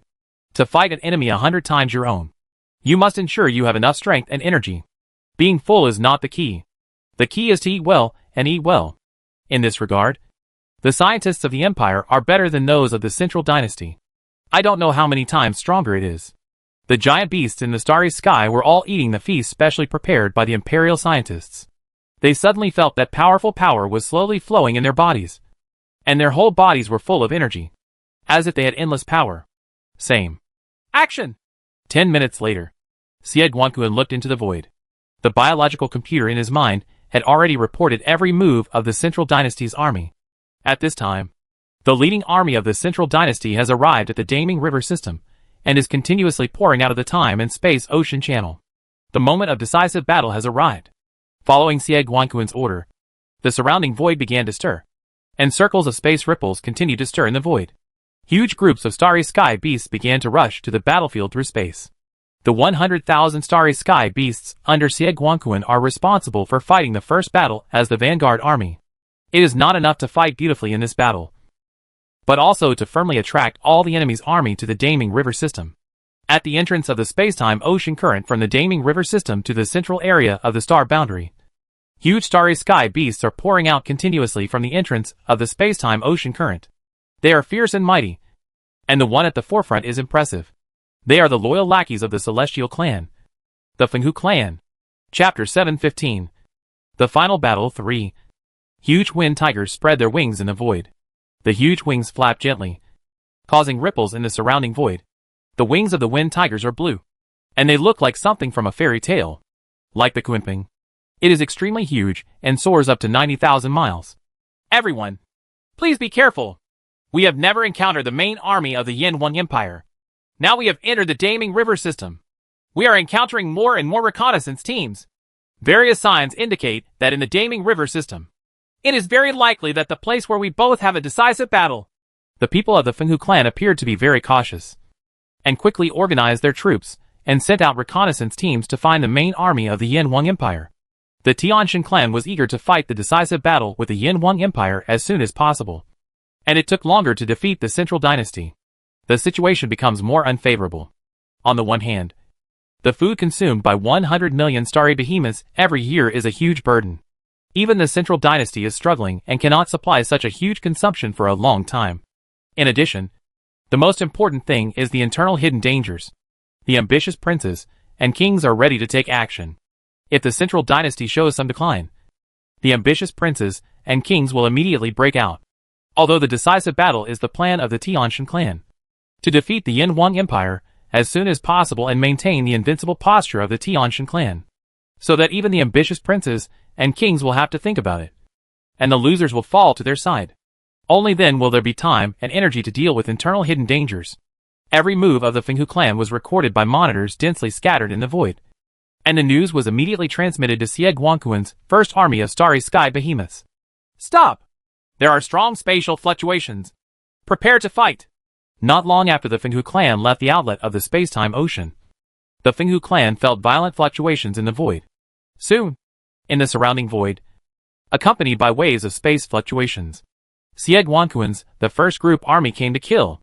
There is indeed the main army of the Yin Wang Empire in the Daming River system. Please leave and inform my king. Kill me! We are the powerful Fenghu clan. Kill all these nameless clansmen. The Fenghu clan reacted very quickly. On the one hand, they sent people back to contact the Tianshan clan. At the same time, they also did not hesitate and attacked directly towards the Empire's army of starry sky beasts. For the honor of the Empire, end darkness and create light! Xie Guangquan's first group army, one after another, the starry sky beasts walked out of the space, shouted loudly, drew their weapons one after another, and used the training methods in the past to kill the Fenghu clan very bravely. Hey! Purple energy beams cut through the void, and the terrifying energy condensed into the essence seemed to be the sharpest sword in the world. It seemed as if even the space was about to be cut into pieces, causing slight ripples. This is the gunner responsible for long-range attacks in the army of starry sky beasts. The starry sky beast that serves as the gunner is small in size, and very flexible and agile. It constantly wanders in the void, allowing itself to be surrounded by tanks at all times. Underneath, there is also a computer in charge, controlling huge energy laser guns to launch deadly and terrifying attacks. In the void, each wind tiger has a strong figure and moves quickly. Its huge wings are constantly flapping, causing terrifying ripples in space. Just like its name, the wind tiger family is as fast as the wind and as elusive as the wind. In terms of speed alone, there are few ethnic groups in the entire Qihong Star realm that can match the Fenghu clan.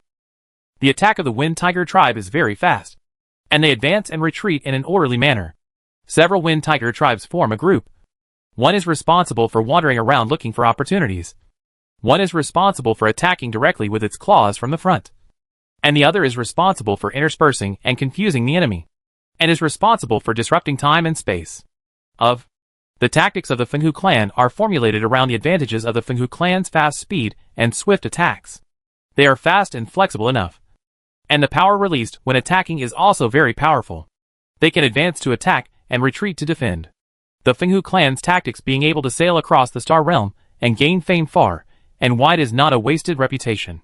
However, what they encountered was the Empire's army of starry sky beasts, which was also tightly organized, had a strict division of labor, could advance and retreat freely, had powerful attacks, and varied methods.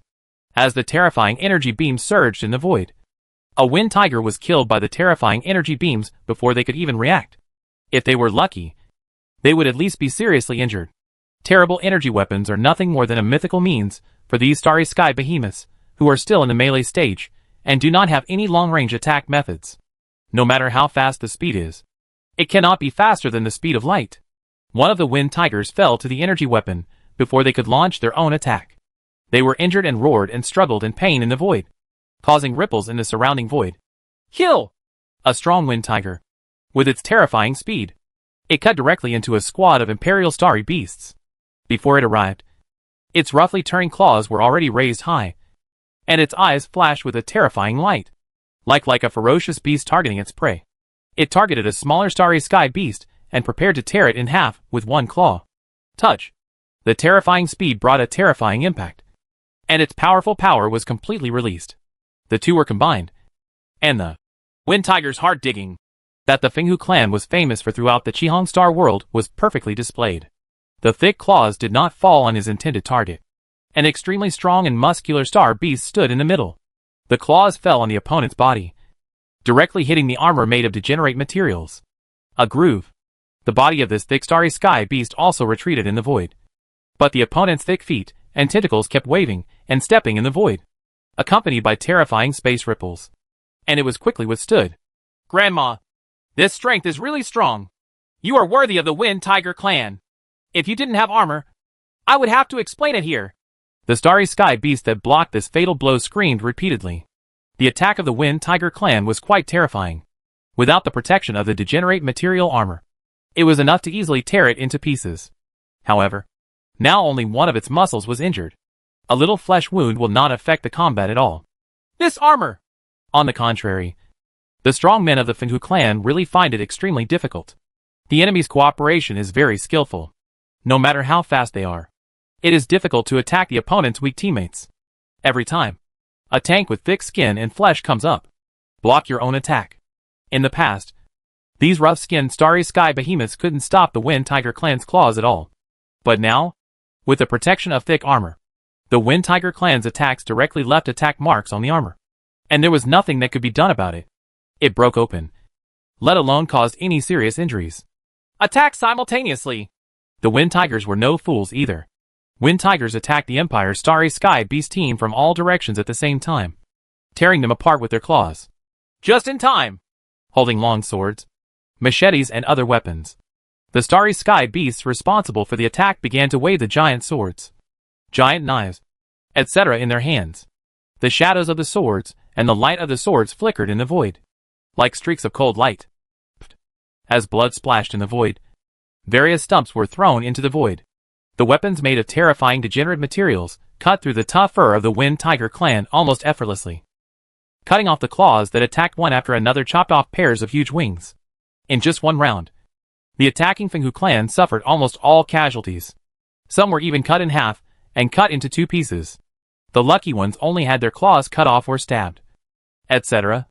And they quickly hurry and hide far away. However, he roared and struggled in pain. His eyes turned blood red, and he stared at the enemy, wanting revenge. But he was also very afraid. Looking at the weapon in the opponent's hand, he could only roar continuously, causing ripples in the space. Express your inner emotions. In the entire void, the armies of both sides were mixed together, fighting each other, and the void was constantly agitating, like a lake with heavy rain that could not calm down for a long time. Soon, the void gradually returned to calm. The armies of both sides were like dueling cavalry. After the fierce confrontation, they turned around and gathered together again. They looked at each other in the distance. Their bodies kept rising and falling, and their eyes became blood red, as if they were recalling, just like the fierce battle just now. In the camp of the Fenghu clan, there were not many intact Fengdas, and most of them were injured. At this time, there were low roars, groans, and painful struggles. The army looked very chaotic, like a pile of loose sand. His pride also disappeared, and there was fear in his eyes. He only bared his teeth and raised his hair to make himself look more terrifying. On the other hand, the Empire's starry sky beast army, under the command of each squad leader, quickly arranged neatly again. Weapons such as swords, guns, swords and halberds were erected high, and the armor shone with a cold light, covered with blood. Each of the starry sky beast warriors was slightly excited. The legendary Wind Tiger clan was nothing more than that. Under their swords, they still looked very fragile. At this time, they became more confident. With firm eyes, the sword in his hand was held tighter. Rise! Xie Guanquan's armor was stained with blood and a piece of meat. He raised his giant sword high and pointed it at the Wind Tiger clan's camp. He shouted loudly, and suddenly, in the camp of the Empire's starry sky beast army, a series of the cold light flashed again, all pointing in the direction of the Fenghu clan's camp, like a huge and extremely precise machine crushing the Fenghu clan again. Chapter 716. The Final Battle for. In the void near the entrance to the time-space ocean outflow of the Daming River system, the Fenghu clan's army and Xie Guanquan's first army were fighting each other. Blood was sprinkled across the starry sky, and broken limbs were constantly floating in the void. Powerful space fluctuations, it continues to surge towards the void in the distance. The battle was very tragic. Of course, this was for the Fenghu clan. After just a few people came back, hundreds of thousands of the Fenghu clan's army had been killed and injured. The remaining Fenghu clan began to tremble in fear and looked at it with scarlet eyes. Looking at the Empire's starry sky behemoth army, that is still extremely neat. Rise! Following Sieg Wankuen's order, the army of starry sky beasts under his command once again raised their swords. Like steel behemoths that didn't know life or death, their eyes were very cold and flashed with excitement. They were famous throughout the world. The Fenghu clan, who had set sail to the Star World, had been almost killed by him, and his losses were almost negligible. In one more round of battle, the Fenghu clan could be completely defeated. However, before the battle was over, the space-time ocean flowed into the entrance, and huge starry sky beasts emerged again. This time it was the real main force of the Central Dynasty. Armies from various princes and kings, and various powerful starry sky beasts. Behemoths emerged from the colorful channels of ocean currents. Kill! When Sieg Wankuen saw it, he immediately ordered an attack without hesitation. Suddenly, the 100,000 starry sky beasts under his command were like a rolling torrent, killing the remaining Fenghu clan. The void began to stir up terrible ripples, one after another. Circle. A series of terrifying energy attacks carrying unrivaled energy took the lead in sliding into the void. Our mission has been completed. Bullshit. The Fenghu clan is not a fool. They saw that Sieg Wankuen was trying to annihilate them, and immediately ordered a retreat. After all, the Fenghu clan was basically miserable, and could withdraw from the war stage this time. The main army of the Yin Wang Empire. Kill. Naturally, the main army of the Central Dynasty saw what was happening in the void. Each of the starry sky monsters was a little unbelievable. Although the Fenghu clan was not the most powerful clan, it was definitely not a cat or a dog. However, in the void where the two sides were fighting, the corpses of the Wind Tiger clan tell all the starry sky beasts how tragic this war was. The starry sky beast of the Celestial clan, who was in charge of commanding the army, did not hesitate. He could not watch his loyal lackeys being killed like this, and commanded the army to press towards Sieg Wankuen's 100,000 strong army. The main force of the Central Dynasty includes tens of millions of starry sky beasts. At this time, space-time ocean current channels are constantly emerging, and more than 5 million starry sky beasts have appeared in the void. The huge army of starry sky beasts is like a huge nebula, covering a void. The starry sky beasts are constantly roaring, waving their wings and tentacles, and running in the void. The surrounding space begins to boil, and terrifying space ripples continue. The waves agitated and poured out in all directions. The army has not yet arrived, but it is full of momentum. Stop. Seeing the Fenghu clan escaping, Sieg Wankuen had no intention of pursuing him. Not everyone could catch up with the Fenghu clan. If they ran away, then they would run away. Anyway, they would have killed the Fenghu clan army. 7, 7, 8, 8. Organize the army. Seeing the Central Dynasty army rushing over with great momentum, Sieg Wankuen didn't panic at all. With an order, the army that had been in chaos due to the impact instantly returned to order. Like a huge cube, lying across the void, all the starry sky beasts were silent at this time, clenching the weapons in their hands tightly. Millions of starry sky beasts from the other side rushed over, including all kinds of powerful ethnic groups. The pressure this time was unprecedentedly huge. However, the first army has a very important mission, which is to attract all the enemy's armies to the Daming River system for a decisive battle. The number of enemy troops currently appearing in the Daming River system is not even 10 million, and it has not yet arrived. When retreating, what's more, in the battle just now, Sieg Wankuen's first group army did not suffer many casualties, and its combat effectiveness was still full. They defeated the Wind Tiger clan, and these starry sky beasts became more confident. At this time, although they faced enemies dozens of times their size, they were not afraid. Instead, they began to become more excited. All the starry sky beasts were looking forward to a battle in which they could fight passionately. Rise. Sieg Wankuen raised the giant sword in his hand high. The huge pliers clamped a giant sword, which was shining with clear light. The blood of the Wind Tiger clan on it had gradually turned into ice. 100,000 starry sky beasts followed and raised their weapons high, pointing at the charging army. In darkness and create light. The slogan of the Empire's Starry Sky Behemoth Army once again sounded in the void. For this Starry Sky Behemoth Army built with discipline and belief. The war they are conducting at this time is the most just war. They are working hard to end the previous Dark Dynasty. The rule of the times has ushered in a beautiful and bright era of hearts for the vast group of starry sky beasts. There is a huge difference between a person with faith and a person without faith. The same is true for the starry sky beasts. They firmly believe that everything they do is for a better future And tomorrow for the starry sky beasts. The power comes from the depth of their blood, constantly being inspired. The behemoths in the starry sky are like brave warriors who are not afraid of death, even if there are mountains of swords, seas of fire, and abyss of H.L. in front of them. They will rush forward with their own beliefs. Two huge armies of starry sky beasts collided together, instantly stirring up countless blood. Lights and shadows waved in the void, and terrifying claws, long teeth, and bloody mouths revealed their ferocious scenes in the void.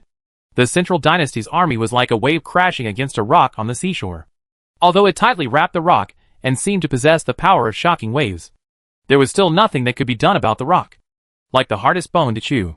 Sieg-Wanquan's 100,000 starry sky beasts always maintain a huge square array in the void. Strong and powerful tanks wearing thick armor stand outside, welcoming wave after wave. The terrifying impact firmly protected the petite gunner inside, who was responsible for long-range attacks. The starry sky beast responsible for the attack kept waving the sword in his hand, forming a series of sword lights and sword shadows, crossing the void everywhere, cutting the starry sky beasts in half. The blood continued to flow in the void, and was quickly cooled by the cold environment, condensing into a large, spherical blood crystal, accompanied by the broken limbs of the starry sky beast in the void. The fluctuations in space continue to drift away. The battle situation is still one-sided, with strict discipline, terrifying beliefs, and sophisticated weapons and equipment. Although there is a big difference in numbers, the Empire's army is an elite army that has been trained for a long time, while the Central Dynasty's army is a group that has just been put together. Although there are many stragglers, there is still no problem in fighting a smooth battle. Once they encountered the army of the Empire, it was like an egg hitting a stone, and countless blood flowers burst out. After several rounds of fighting, the void was filled with the corpses of the starry sky beasts, and there were also injured starry sky beasts. Shirzai was wailing and roaring in pain, looking at Sieg-Wanquan's army with fierce eyes. Both sides returned to their own voids, and the bodies of the starry sky beasts were constantly rising and falling, trembling slightly. The collision of muscles with muscles, the collision of strength with strength, which consumed a lot of physical strength. Organize the army. Sieg-Wanquan's eyes became more determined. In the battle just now, even though he faced an enemy dozens of times his own, the result was the same as before. The loss on his side was very small, but the other side at least left behind hundreds of thousands of corpses, and several more. The opponent can be completely defeated in just one confrontation.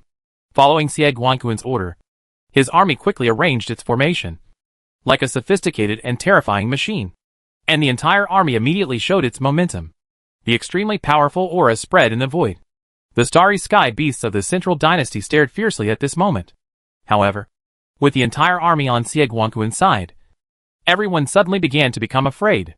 It was difficult to suppress the fear in my heart. The enemy is really terrifying.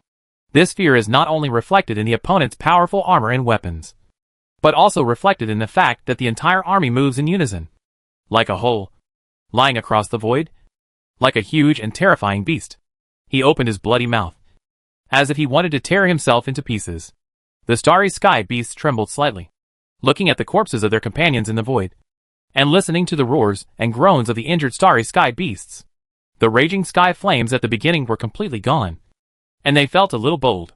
The small starry sky beast was even faintly retreating. Rise! Sieg-Wanquan ignored the other party's thoughts. With a command, he raised the giant sword in his pliers and pointed it at the enemy again. The army under his command and the giant starry beasts also raised their weapons, seeing the shining clear weapons one after another, like the size of the god of death, with solidified blood and remaining flesh and blood on them. So neat and uniform. The terrifying murderous intention rose in the void, causing the surrounding Central Dynasty's starry giants to the beasts became even more frightened, as if they had seen a demon, and they trembled even more violently. Kill! Sieg-Wanquan's huge crab legs stepped hard in the void, causing ripples and circles. He took the lead and rushed over again. The army of starry beasts behind him also immediately followed, like a torrent of steel, trying to block everything. All enemies were crushed. Kill! The commander of the Central Dynasty's army, from the Celestial clan, looked at the enemy troops that were charging forward again. He shouted coldly, jumped violently and charged forward with his men again. Chapter 717. The Final Battle 5. Setting sail in the Daming River system in the Star Realm. The first army of the Empire's Starry Sky Behemoth Corps and the Central Dynasty's army were fighting desperately. With strong space fluctuations, swords and sword shadows, Starry Sky Beasts continue to fall. But still there are more Starry Sky Beasts coming one after another. At the entrance of the space-time ocean current passage, the Central Dynasty's army is still pouring out in a steady stream. Huge Starry Sky Beasts are arranged in square formations in the void according to their own ethnic groups. But they do not participate in the fight in front of them. Seems to be admiring or observing the battle method of the Empire's Starry Sky Beast War. As the 5 million strong apes from the Celestial Clan headquarters also arrived in the Daming River system. The last army of huge Starry Sky Beasts organized by the Celestial Clan had all arrived in the Daming River system. Like stars over the moon. Surrounded by a group of princes and kings. The golden light also came to the Daming River system. At this time, its eyes flashed with golden light, looking at the ongoing war, nodding from time to time, and frowning from time to time. The Yinhuang Empire is indeed a serious problem for our Starry Sky Beasts. If you take a closer look, their army of Starry Sky Beasts are composed of some very weak ethnic groups, such as crabs and shrimps. These ethnic groups have set sail for us. Those in the Star Realm are at the bottom, and they are our food. But now, look at the battlefield. These Starry Sky Behemoths advance and retreat in an orderly manner and move in unison, relying on powerful armor and weapons. They actually killed our army composed of powerful ethnic groups and defeated them. If the Yinhuang Empire wins this war, then there will be no place for strong races like us to survive. This starry sky will be the world of these weak races from now on. Jinguang's voice sounded in the minds of all the princes and kings, and its words aroused the approval of many princes and kings. If it was originally just a war between the Yinhuang Empire and the Central Dynasty, now after Jinguang said this, it has become a powerful one. The war between ethnic groups and weak ethnic groups is a war related to whether these powerful ethnic groups present can continue to live a happy life in the Qihong Star boundary. This made many princes and kings who were initially wavering firm their determination to fight with Jinguang to the end, because everything in front of them was constantly shaking their hearts. The Central Dynasty's army, composed of powerful ethnic groups, had an absolute numerical advantage. But millions of Starry Sky Beasts were unable to do anything against 100,000 Starry Sky Beasts. Every time the two sides collide, hundreds of thousands of Starry Sky Beasts from the Central Dynasty will be killed. But very few Starry Sky Beasts from the Yinhuang Empire die. And they are not opponents on the same level at all. My king, please give the order. This must be the main force of the Yinhuang Empire. We will annihilate them in one fell swoop and let them know that food is always food. Some princes and kings stood up and looked very unwilling and a little disbelieving. The other smart princes and princesses acted as if they were watching a show. They did not see that the leader of the Fenghu clan, who was always positive, had a dark face at this time. The corpses of the Wind Tiger clan are enough to explain everything. Well, you elders are determined. Don't rush now. When they kill them until they have no strength left, you elders will go up and annihilate this enemy in one fell swoop. Jinguang nodded happily, but had no intention of continuing to attack with more troops. He still continued to watch every move on the battlefield with interest, seeming very confident. The main army of the Central Dynasty has all arrived, with a total of more than 80 million Starry Sky Beasts. And there are probably more than 10 million Starry Sky Beasts still at the entrance of the space-time ocean current channel. We can launch a full-scale attack. Su Qianji, who was always paying attention to the battlefield, looked at the data in the computer. Every move of the Central Dynasty's army was very clear. At this time, basically all the Central Dynasty's army had arrived in the Daming River system. The Starry Sky Beast Legion obeys the order and attacks immediately. In an empty and dark void, huge Starry Sky Beasts were waiting in full force, wearing armor and holding swords, guns, swords and halberds. When Su Qianji's order was conveyed here, the huge Starry Sky Beasts army instantly seemed to be activated. Like the Iron Legion, they began to take action. Waves of space ripples stirred up in the void, and the huge army of Starry Sky Beasts began to rush towards the battlefield where the first group army was located. In the void near the entrance of the space-time ocean outflow, huge Starry Sky Beasts formed huge phalanxes, lying across the permit, watching the battle in the void not far away. At this time, the battle has entered a white-hot stage. Both sides have turned red-eyed. Various roars, painful groans, etc. are heard one after another in the void. The fluctuations in the space have never stopped, and the blood condensed into the beads kept shooting in the void. Huh? Xie Guangquan swung his giant sword and chopped off the head of a giant starry beast. The continuous fighting made him feel very tired. But he was indeed getting more and more excited in his heart, as if there were powerful forces surging from his body out, so that it can still swing the giant sword in its hand again and again. If we don't come again, we may really not be able to hold on. Xie Guangquan looked at his first group army. With the protracted battle, casualties were also increasing. But the most important thing was fatigue. This kind of collision of strength and strength, the bite of muscle and muscle, and the struggle for life. The fighting consumes the most physical energy. Everyone already looks very tired, and their bodies are constantly heaving. Oh crap! We're here! Ha ha! Let's enjoy the killing! Here we come! As rough voices sounded in the minds of the starry sky behemoths in the void, and with waves of ripples, huge starry sky behemoth phalanxes walked out of the space one by one. And all 10 armies of the imperial starry sky behemoths all here. 9 huge phalanxes and 900,000 huge starry sky beasts. Their appearance immediately attracted the attention of all the starry sky beasts. Even the armies of both sides that were constantly fighting gradually stopped fighting and each returned to their own. The camps are in the void, looking at each other from afar. Jin Guang, I advise you to surrender now. Otherwise, after today, your celestial clan will most likely be exterminated. Xie Guangquan calmed himself down slowly, then walked to the front and said in the direction of the golden light. It's still unclear who will win. Your Yanwang Empire is a crooked way and a demon that shakes the foundation of our starry sky beast's rule. Today, I also owe you to surrender early, and don't try to use your arms to control the chariot. I can also consider sparing you a life. Jin Guang snorted, still very confident. Ignorant, only for the benefit of their own tribe. It is because of you ignorant starry beasts that we, the starry sky beasts, have not made any progress for countless years. Now the Yanwang Empire leads us out of the darkness, welcomes the light, and creates our own starry sky. This is the new era of giant beasts. This is the trend of history, and all those who compete with history are the mantises who act like chariots and do not overestimate their own capabilities. Xie Guangquan shook his head helplessly. It was obvious that there was no way to defeat the enemy with mouth escape. He raised the sword in his hand high. In darkness and create light. Kill! The Empire's starry sky beast corps raised their weapons one after another. And following Xie Guangquan's order, they attacked the Golden Central Dynasty army.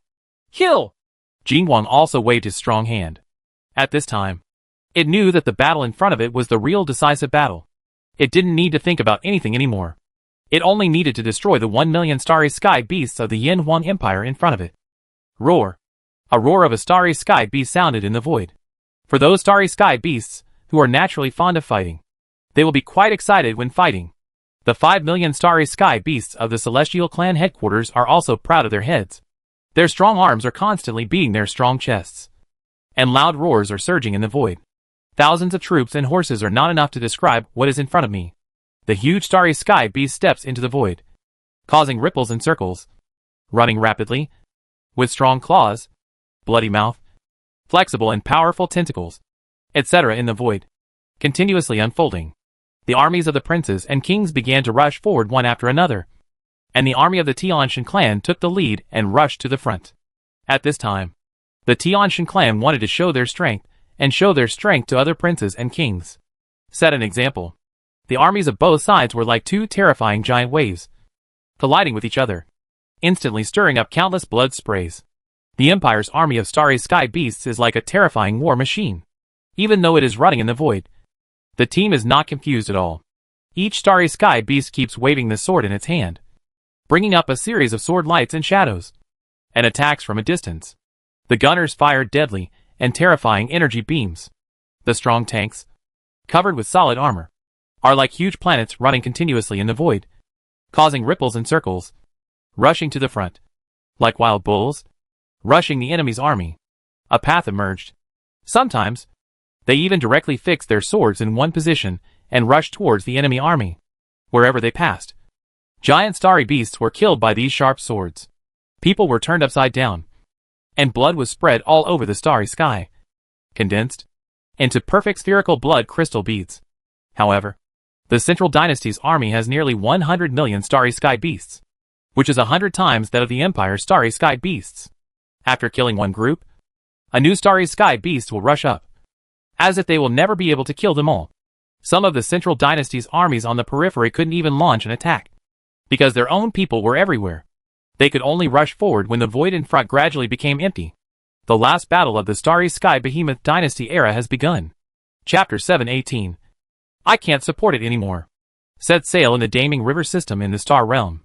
In the dark and cold void, two armies are constantly fighting. The void is full of terrifying space ripples, which are constantly surging. The wave in front has not yet subsided, and the waves behind it continue. The waves keep coming. Blood droplets condensed from blood are everywhere. Broken limbs and broken arms are constantly shooting in the void, and the corpses of huge starry sky beasts are quietly suspended in the void. The behemoths in the starry sky with red eyes were either roaring in a low voice, wailing loudly in pain, fighting hard, swimming around quickly, or escaping. The Empire's army of starry sky beasts is like a flesh and blood chariot, rolling and crushing in the void. Wherever it passes, countless blood bursts out, and each starry sky beast is torn apart. In the huge army of starry sky beasts, fighting a bloody path, the lights and shadows of swords, the collision of muscles and steel, the showdown between speed and passion, the collision of strength and wisdom. The stars in the sky seem to have lost their color, and the empty and lonely void of the universe suddenly became extremely lively and noisy. Sieg Guanquan waved the giant sword in his hand, bringing up sword shadows one after another. The sword shadows passed through the void, bringing up masses of blood flowers. He could no longer remember how many starry sky beasts he had killed, but he felt that he was getting more and more tired. The giant sword in his hand became heavier and heavier. Every time he swung it, it was as heavy as carrying a large planet. The armor on his body was stained with blood, with scratches, bite marks, dents, etc. on it. The body was constantly rising and falling. Looking at the enemy troops, who were charging forward again without fear of death, Sieg Guanquan once again raised the giant sword in his hand high and pointed at the enemy from a distance.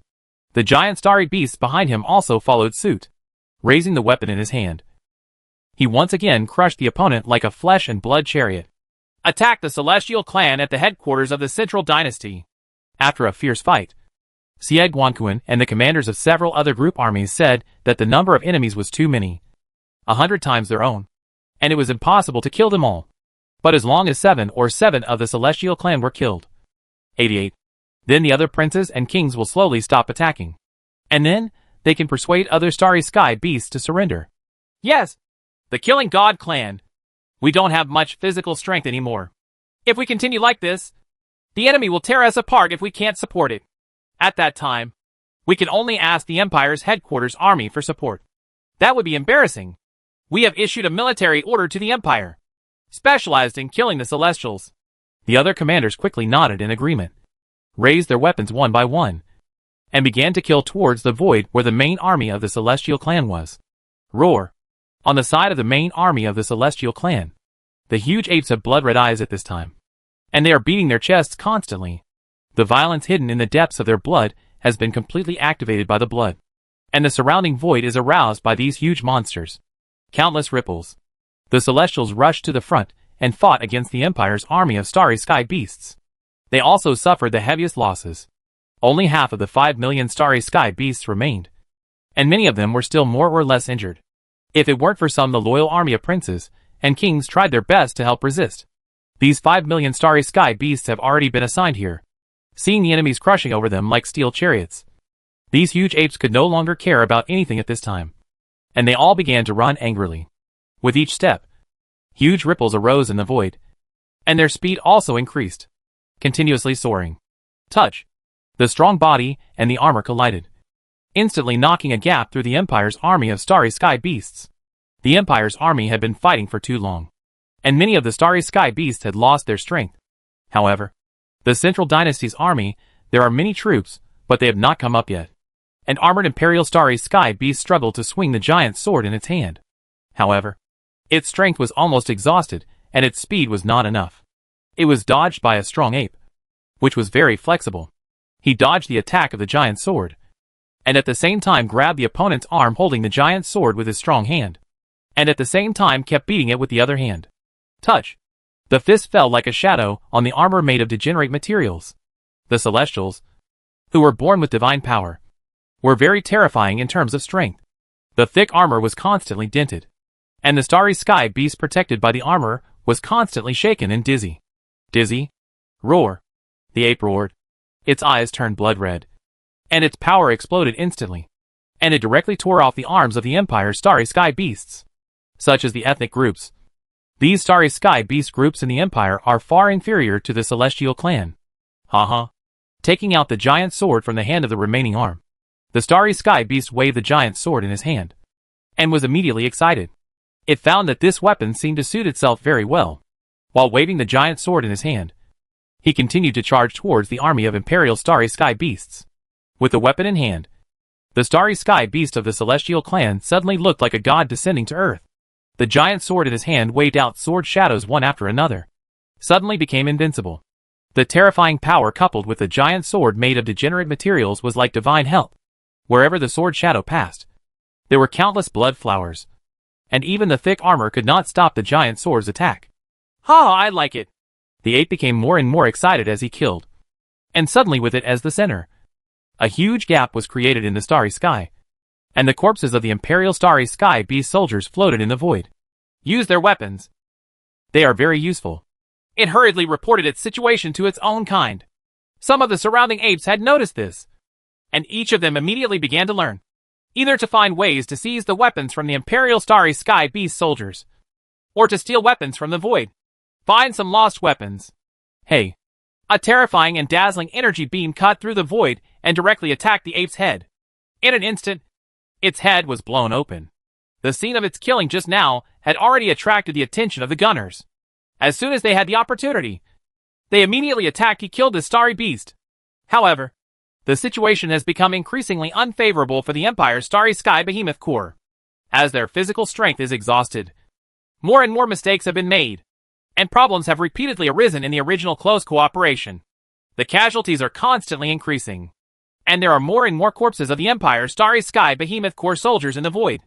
More armors and weapons are beginning to fall into the hands of the enemy, which in turn makes the enemy's combat effectiveness continue to increase. There are more and more Imperial starry behemoths in the hands of their own weapons. We can't keep going like this. Sieg Guanquan waved the giant sword in his hand to fight with an ape. The ape also held a giant sword in his hand. The power was so terrifying that Sieg Guanquan's pincers were shaking faintly. He escaped from the attack time and time again in a very thrilling way. Attack! Hey! Behind Sieg Guanquan, the gunner responsible for long-range attacks came over in time and killed the ape opposite Sieg Guanquan with one shot, allowing him to breathe a little. Its eyes looked into the void. The previously invincible steel chariot seemed to have suddenly run out of oil, and seemed to have fallen into a quagmire. It was struggling hard at this time, and it completely lost its invincible spirit at the beginning. Scenes! It knows that this is because everyone's physical strength is no longer good. There are tens of millions of corpses of giant starry beasts in the surrounding void, but there are hundreds of millions of enemies. If you remove tens of millions, you still have more than half of the strength, and many of them have not yet participated in the war from beginning to end. There is no other way. Please ask your superiors for support. We can't let all the children be naked. We won't be able to explain to the various ethnic groups when we go back. Hey, this is the only way. The commanders of each group army also nodded helplessly and agreed. It is already quite good to be able to fight to this point. The differences between the starry sky beast races are really too big. If it were not for armors and weapons, there would be with strict training. They will never be opponents of these powerful ethnic groups. Even if it's the other way around, these starry sky beasts composed of weak ethnic groups may not be the opponents of the Central Dynasty's army at a ratio of 10 to 1. One starry sky beast from the Celestial clan can easily kill 10 big crabs from the Tall clan. If they are against when it comes to purple light shrimps, you can take out dozens or hundreds of them without any problem. The racial differences are so huge.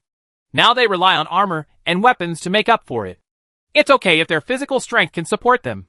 Once this physical strength is consumed too much and cannot be supported, the situation will suddenly reverse. The starry sky behemoth core obeys the order and evacuates the battlefield immediately. However, before they could request support from their superiors, an order was conveyed to them. Su Qianji has also been paying close attention to the changes on the battlefield. He knows that the Empire's army of starry beasts is almost unable to support it.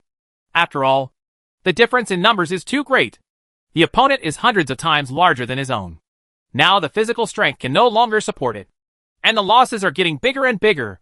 If this continues, the Starry Sky Beast core that the Empire has worked so hard to build will most likely be handed over here. This is not what the Empire wants to see. So Su Qianji had the Imperial army waiting in the void on the periphery very early, ready to enter the battlefield at any time. Retreat! As soon as Xie Guangquan and other commanders received the order, they all immediately knew what to do. They had witnessed the power of the Empire's headquarters army with their own eyes. A large area of attack formed a sea of energy that enveloped an area. In an instant, they could destroy everything within the range. If you stay here, you will only cause more trouble. If you are accidentally injured, you will not even have a place to cry. As Xie Guangquan's order was issued, the Empire's starry sky behemoths gathered their troops. And with bursts of space fluctuations, they immediately began to shuttle through space. Of course, in the eyes of the Central Dynasty's starry sky behemoths, this was an embarrassing escape after being beaten. Chapter 719. The Fall of the Dynasty. Ha ha! We won! We won! These cowards! If you have the guts, don't run away. In the void, the starry sky beasts of the Central Dynasty began to cheer. The Yin Huang Empire's starry sky beast army fled in a very embarrassed manner. This was a sign of surrender and failure in the war of the starry sky beasts. For them, now his victory means winning. And of course constant cheering is indispensable. The Yin Huang Empire was defeated like this? The leader of the Fenghu clan was a little unbelievable at this time. He was originally preparing for a life and death fight between the Yin Huang Empire and the Central Dynasty. The Fenghu clan joined other clans who were preparing to rebel to reap the benefits. But now, the Yin Huang Empire, the army of starry sky beasts, actually fled directly. And they suddenly didn't know what to do. The Yin Huang Empire is really cunning. They are obviously running out of physical strength. If they retreat now and come back after they are full, it will be difficult for us to fight in the wild. The golden light is very clear about the situation on both sides. Although there are cheers everywhere in the void, it does not feel any joy, because its eyes are looking at the huge corpses in the void. Hundreds of millions of stars in the sky behemoths. Tens of millions were lost at this station. But I saw their disadvantages in this battle. We captured a lot of armors and weapons. We gathered them together and armed some starry sky beasts. It will be easier when we encounter the Yin Huang Empire starry sky beasts army. We will definitely not a miserable victory like this one. The Yin Huang Empire took the initiative to retreat. And we won our first victory. The ambitious princes and kings of the Fenghu clan, the Fanghu clan, and the Wuguang clan may not know what to do now. Thinking of this, Jin Guang finally showed a smile. In any case, according to the traditional rules of the Starry Sky Beast, the Central Dynasty's army won this battle. The Starry Sky Beasts were cheering, and some even started to eat the corpses in the void. The fierce battle just now consumed these Starry Sky Beasts very much. Some Starry Sky Beasts were looking for armor on the battlefield. Weapons are obviously aware of the huge role of these things. However, before they could cheer for long, a large group of light enveloped them from the distant void. And at the same time, there were also terrifying space fluctuations attacking from far to near. In the void, the cheering starry sky beasts suddenly became quiet. They carefully felt the space fluctuations and energy fluctuations in the void, and then looked over one by one. When he saw it clearly, the void in the distance seemed to be a group of light coming from the depths of the universe. It gradually enlarged in the field of vision, and suddenly turned into a huge ocean of energy, which was composed of countless terrifying energy beams. The energy ocean attacked with unparalleled momentum. Everything in its path was completely destroyed, and even the void was trembling faintly. In addition to the huge energy ocean, there are also space cracks, the number of which is very large, like a large wind blade, forming a terrifying space storm, covering a large area of void, and attacking directly. Run away! I didn't know it was the giant starry sky beast that screamed in the void. Suddenly all the starry sky giant beasts who were stunned came to their senses, and they were so frightened that they couldn't choose their way out and fell into a mess. The space in the void is constantly stirring, and the starry sky beasts are desperately trying to shuttle away through the space. However, the number of starry sky beasts is too much and too dense. And at this time, the space attack launched by the Imperial Space Battleship has arrived. The surrounding space has become extremely turbulent, and it is not suitable for space travel at all. A space crack was like the sharpest sword light, passing through the void. Where it passed, there happened to be a row of starry sky beasts. All the starry sky beasts were cut in half by this terrifying space crack. Blood suddenly filled the surrounding void. Hey! Along with the terrifying space cracks, energy attacks came almost at the same time. The terrifying energy beams attacked the starry sky beasts. The powerful energy was released instantly, directly punching through the starry space. It was unlucky. Some were even blown up directly. The behemoth in the starry sky that was originally bustling with excitement and was constantly celebrating its victory suddenly became like a garden blown by cold wind, or like a flower bush struck by hail. The starry sky behemoths were hit by a double blow of space attacks and energy attacks before they even had time to react. Even the starry sky behemoths were good at traveling through space, but under the double blow, they suffered heavy casualties. After a long time, the void gradually returned to calm, and the energy slowly dissipated. The originally dense and mighty army of starry sky beasts disappeared. Only broken corpses were still floating quietly in the void. Everything returned to calm. Jin Guang climbed up from the pile of corpses. At the critical moment, the celestial warriors, who were responsible for protecting him, used their bodies to block the fatal attacks for Jin Guang. But even so, Jin Guang was very embarrassed, and a lot of the golden hair on his body was burned away by the powerful energy. Jin Guang was stunned, as if he had been stunned by the storm-like attack just now. He stared blankly at the surrounding void, as if he was looking for his huge army of starry sky beasts. It didn't disappoint him too much. There were waves of slight space ripples in the void. One after another, the starry sky beasts came out of the space, and another one after another. The starry sky beasts recovered from the corpses. These are all lucky. Son, he was able to survive the violent attack. But most of them, like Jin Guang, were dumbfounded at this time. In the blink of an eye, the remaining tens of millions of starry sky beasts were wiped out. At this time, the surviving starry sky beasts may not be there yet. To 1 million. And most of them have injuries on their bodies, many of which are missing arms or legs. What is going on? Jin Guang was dumbfounded. The double blow of the space storm and the energy ocean was the first time in the history of the war that set sail for the star world. Tens of millions of starry sky beasts were taken away by a wave of attacks. What else could there be with such terrifying power? It can be competed with. There were waves of space ripples in the void, and space battleships walked out of the void one after another. The battleships were brightly lit, and there was a faint wave of powerful energy. Then, starry sky beasts wearing armor and holding weapons also appeared in the void, forming neat and unified square formations. At this time, each of them was desperately eating food, replenishing energy, and ready to fight again at any time. On a space battleship, Su Qianji's figure flashed out and appeared in the void. His body was very insignificant compared to the huge corpses and huge starry beasts around him. But the appearance immediately attracted the attention of the remaining people on Jin Guang's side, because there is a powerful aura emanating from Su Qianji's body. This aura is as deep as a prison, as if it is a god from the depths of the universe, just standing in the void. The powerful aura makes people unable to help but be impressed. Newborn worship. This seems to be a huge gap in the level of life.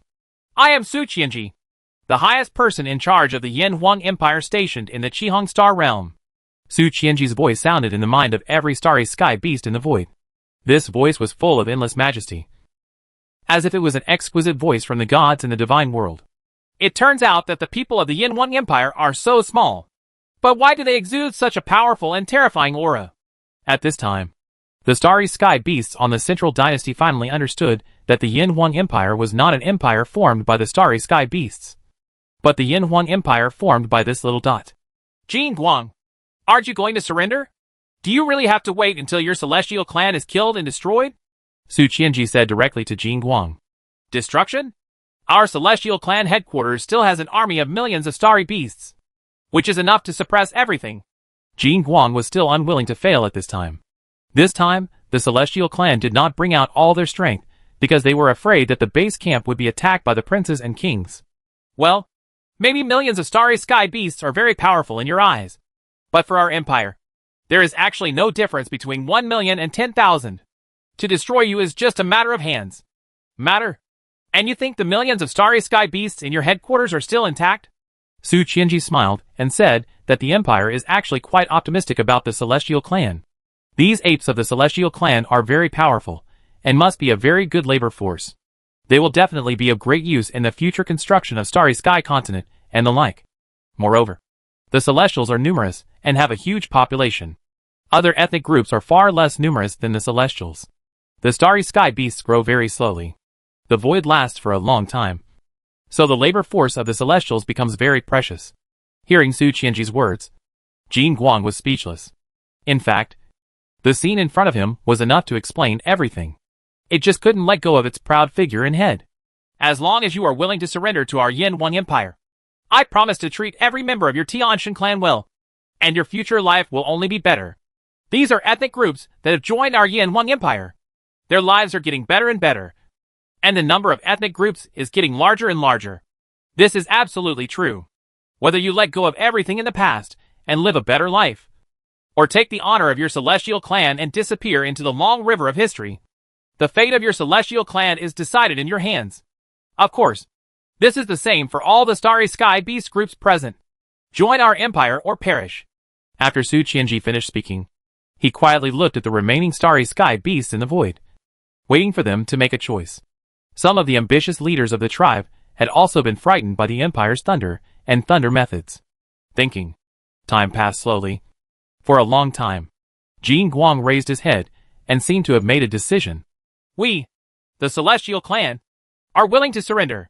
The Central Dynasty will end from today. We also ask your empire to fulfill its promise and treat each of our starry sky behemoths kindly. You and I also suggest that you all surrender to the Yin Wang Empire. The dynasty of the starry sky beasts is over. Jin Guang sighed, and finally ordered to surrender helplessly. The war has reached this point, and it has fully awakened and understood that resistance is futile, and will only cause more blood to be shed in vain. Chapter 720. Don't talk nonsense about treating guests to dinner. Set sail to the Star World. As the Central Dynasty's army was defeated by the Empire, the Celestial Clan officially chose to surrender to the Empire under the leadership of Jin Guang. The next thing became much simpler. The Empire's army of starry beasts began to sweep across the entire set of sail. In the Star Realm, the ambitious princes and kings thought that they could compete with the Empire after possessing a large number of armors and weapons.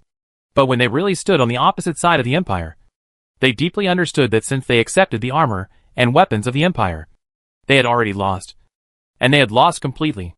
The powerful clans of princes and kings such as the East Commandery King Huji clan, the Shibwa Hofeng Earthworm clan, and the Tianyuan Territory Gu Ying clan successively revolted, and were successively wiped out by the Empire's army with thunderous force. From the army of the Central Dynasty to the armies of various princes and kings, the incomparable power of the Imperial Army deeply shocked every starry sky beast group in the Qihong Star Realm. Wherever the Imperial Army went, everyone surrendered, and the entire Qihong Star Realm quickly once again unified by the Empire. As the Qihong Star boundary was incorporated into the Empire's rule, the development work of the entire Qihong Star boundary was also put on the agenda, and a vast army of imperial immigrants also continuously migrated from the Chinese Star boundary, where the Empire's headquarters was located. Compared with the Chinese Star boundary, the Qihong Star boundary is more mature, but it has its own unique advantages. In every river system in the entire star boundary, there are huge starry sky continents, and these starry sky continents are all starry sky giants. What the beast has built little by little over the years is the most precious asset in the entire star realm. A starry sky continent is very vast, with two most important sides, each of which can accommodate a huge population. It has a superior environment and rich resources, making it very suitable for large-scale space immigration.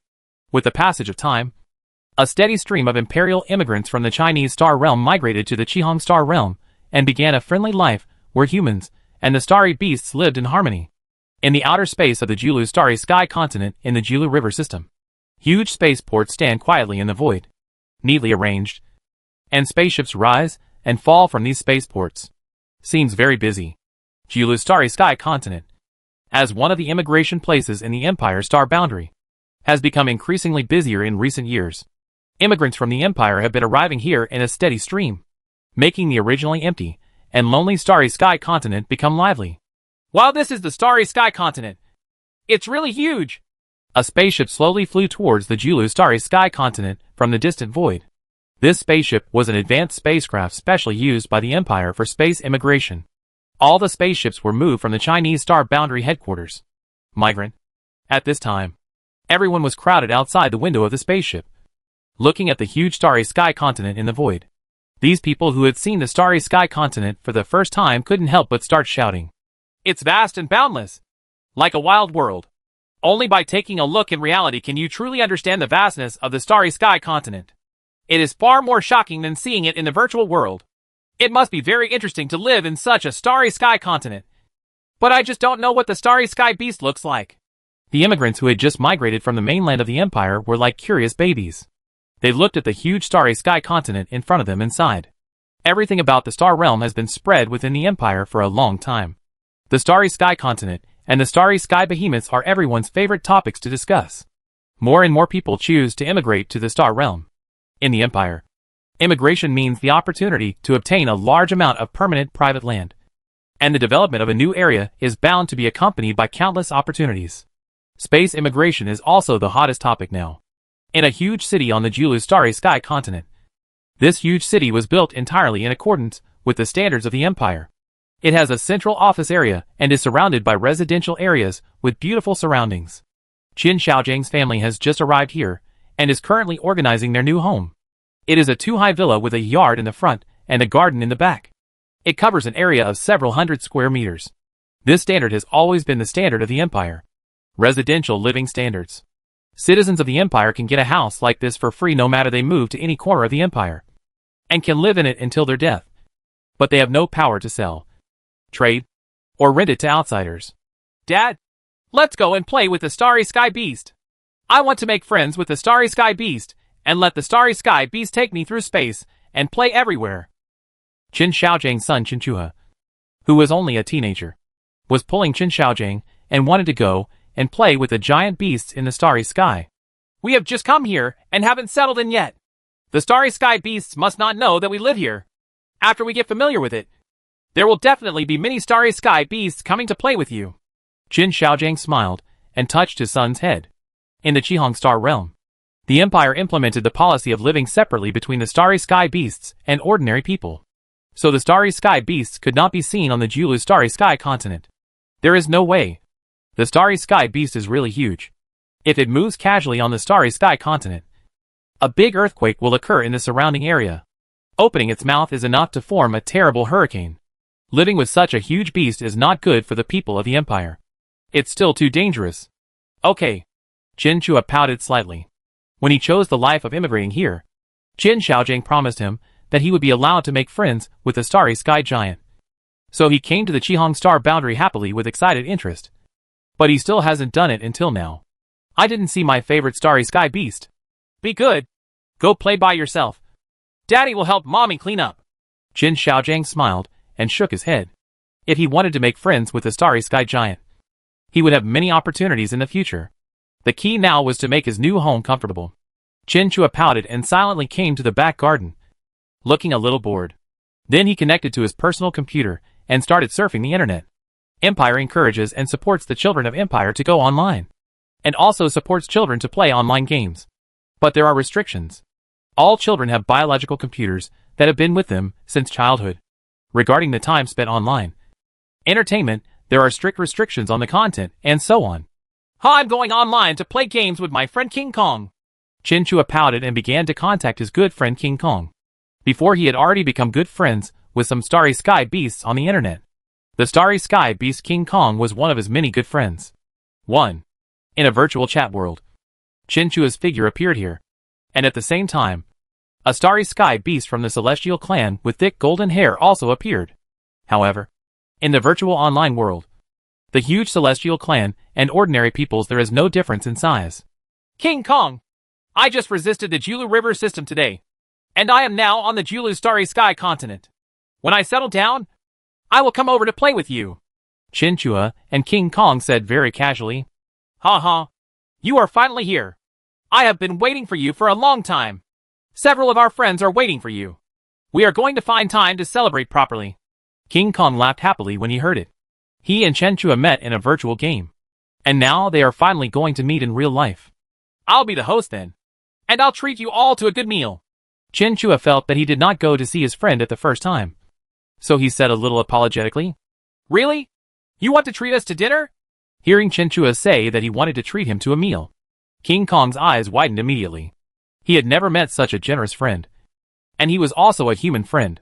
He said that he wanted to treat him to a meal as soon as he opened his mouth. Isn't it just a treat? I used to treat my good friends to dinner. Chinchua didn't seem to realize anything yet, and said very grandly, "Ha ha. That's great. You are indeed my good friend. Let's go play games together." King Kong happily patted Chinchua on the shoulder and pulled Chinchua to play. After dinner in the evening, Chinchua chatted with his parents about the Starry Sky Beast friends he had met while eating. The parents of the Empire were generally very supportive of making friends. The environment of the Empire was very good, and there was no need to worry about meeting people. If something unkind happens, you don't have to worry about being cheated or anything like that. Dad, my friends from those Starry Sky Beasts said they would pick up the win for me in a few days. I'm going to go find them and have a good time. Chinchua finished his meal very obediently and told his plan. Where will we go, and how long will it take? Qin Xiaojiang nodded. Although the star space is huge, and it seems dangerous to get along with the Starry Sky Beasts, nothing has happened so far. So Qin Xiaojiang has no objection to making friends with the Starry Sky Beasts. It will take about half a month to go to the Tianshan River system. Chinchua thought for a while and said, Now is the summer vacation. There is no need to go to school. But he has planned to go out and have fun. Well, go ahead and contact me if you need anything. Chinchua nodded readily and agreed. For the people of the Empire, it seemed normal for a teenage child to run around in the starry sky. There was nothing unsafe or uneasy about it. I promised to treat my friends to dinner. Can you give me a little more money? You promised to treat your Star Beast friends to dinner? When Chinchua heard this, his eyes suddenly darkened. His son had always been generous. He used to treat his friends to meals, snacks, etc. But now that he has arrived in the star realm, he actually wants to treat his starry sky. The giant beast friends are eating. Doesn't he know how huge the appetite of the starry sky giant beasts is? The appetite of the starry sky beast means that a casual meal will cost millions of Chinese coins. If you want to eat something better, with wine and meat, it will cost at least several million Chinese coins. This is not a small sum. For a family in the empire, a few million Chinese coins is also a huge sum of money. Yeah. What's wrong? Chinchua looked at Qin Xiaojiang with his big eyes. His father had never been very supportive of inviting friends to dinner. So why did he ask suddenly this time? Are you inviting a lot of starry sky beasts to dinner? There must be 7 or 8 of them. We had a great time. Qin Xiaojiang couldn't help but start to hold on to the table, for fear that he would have a heart attack. Okay. Just this once. Don't talk nonsense about inviting guests to dinner in the future.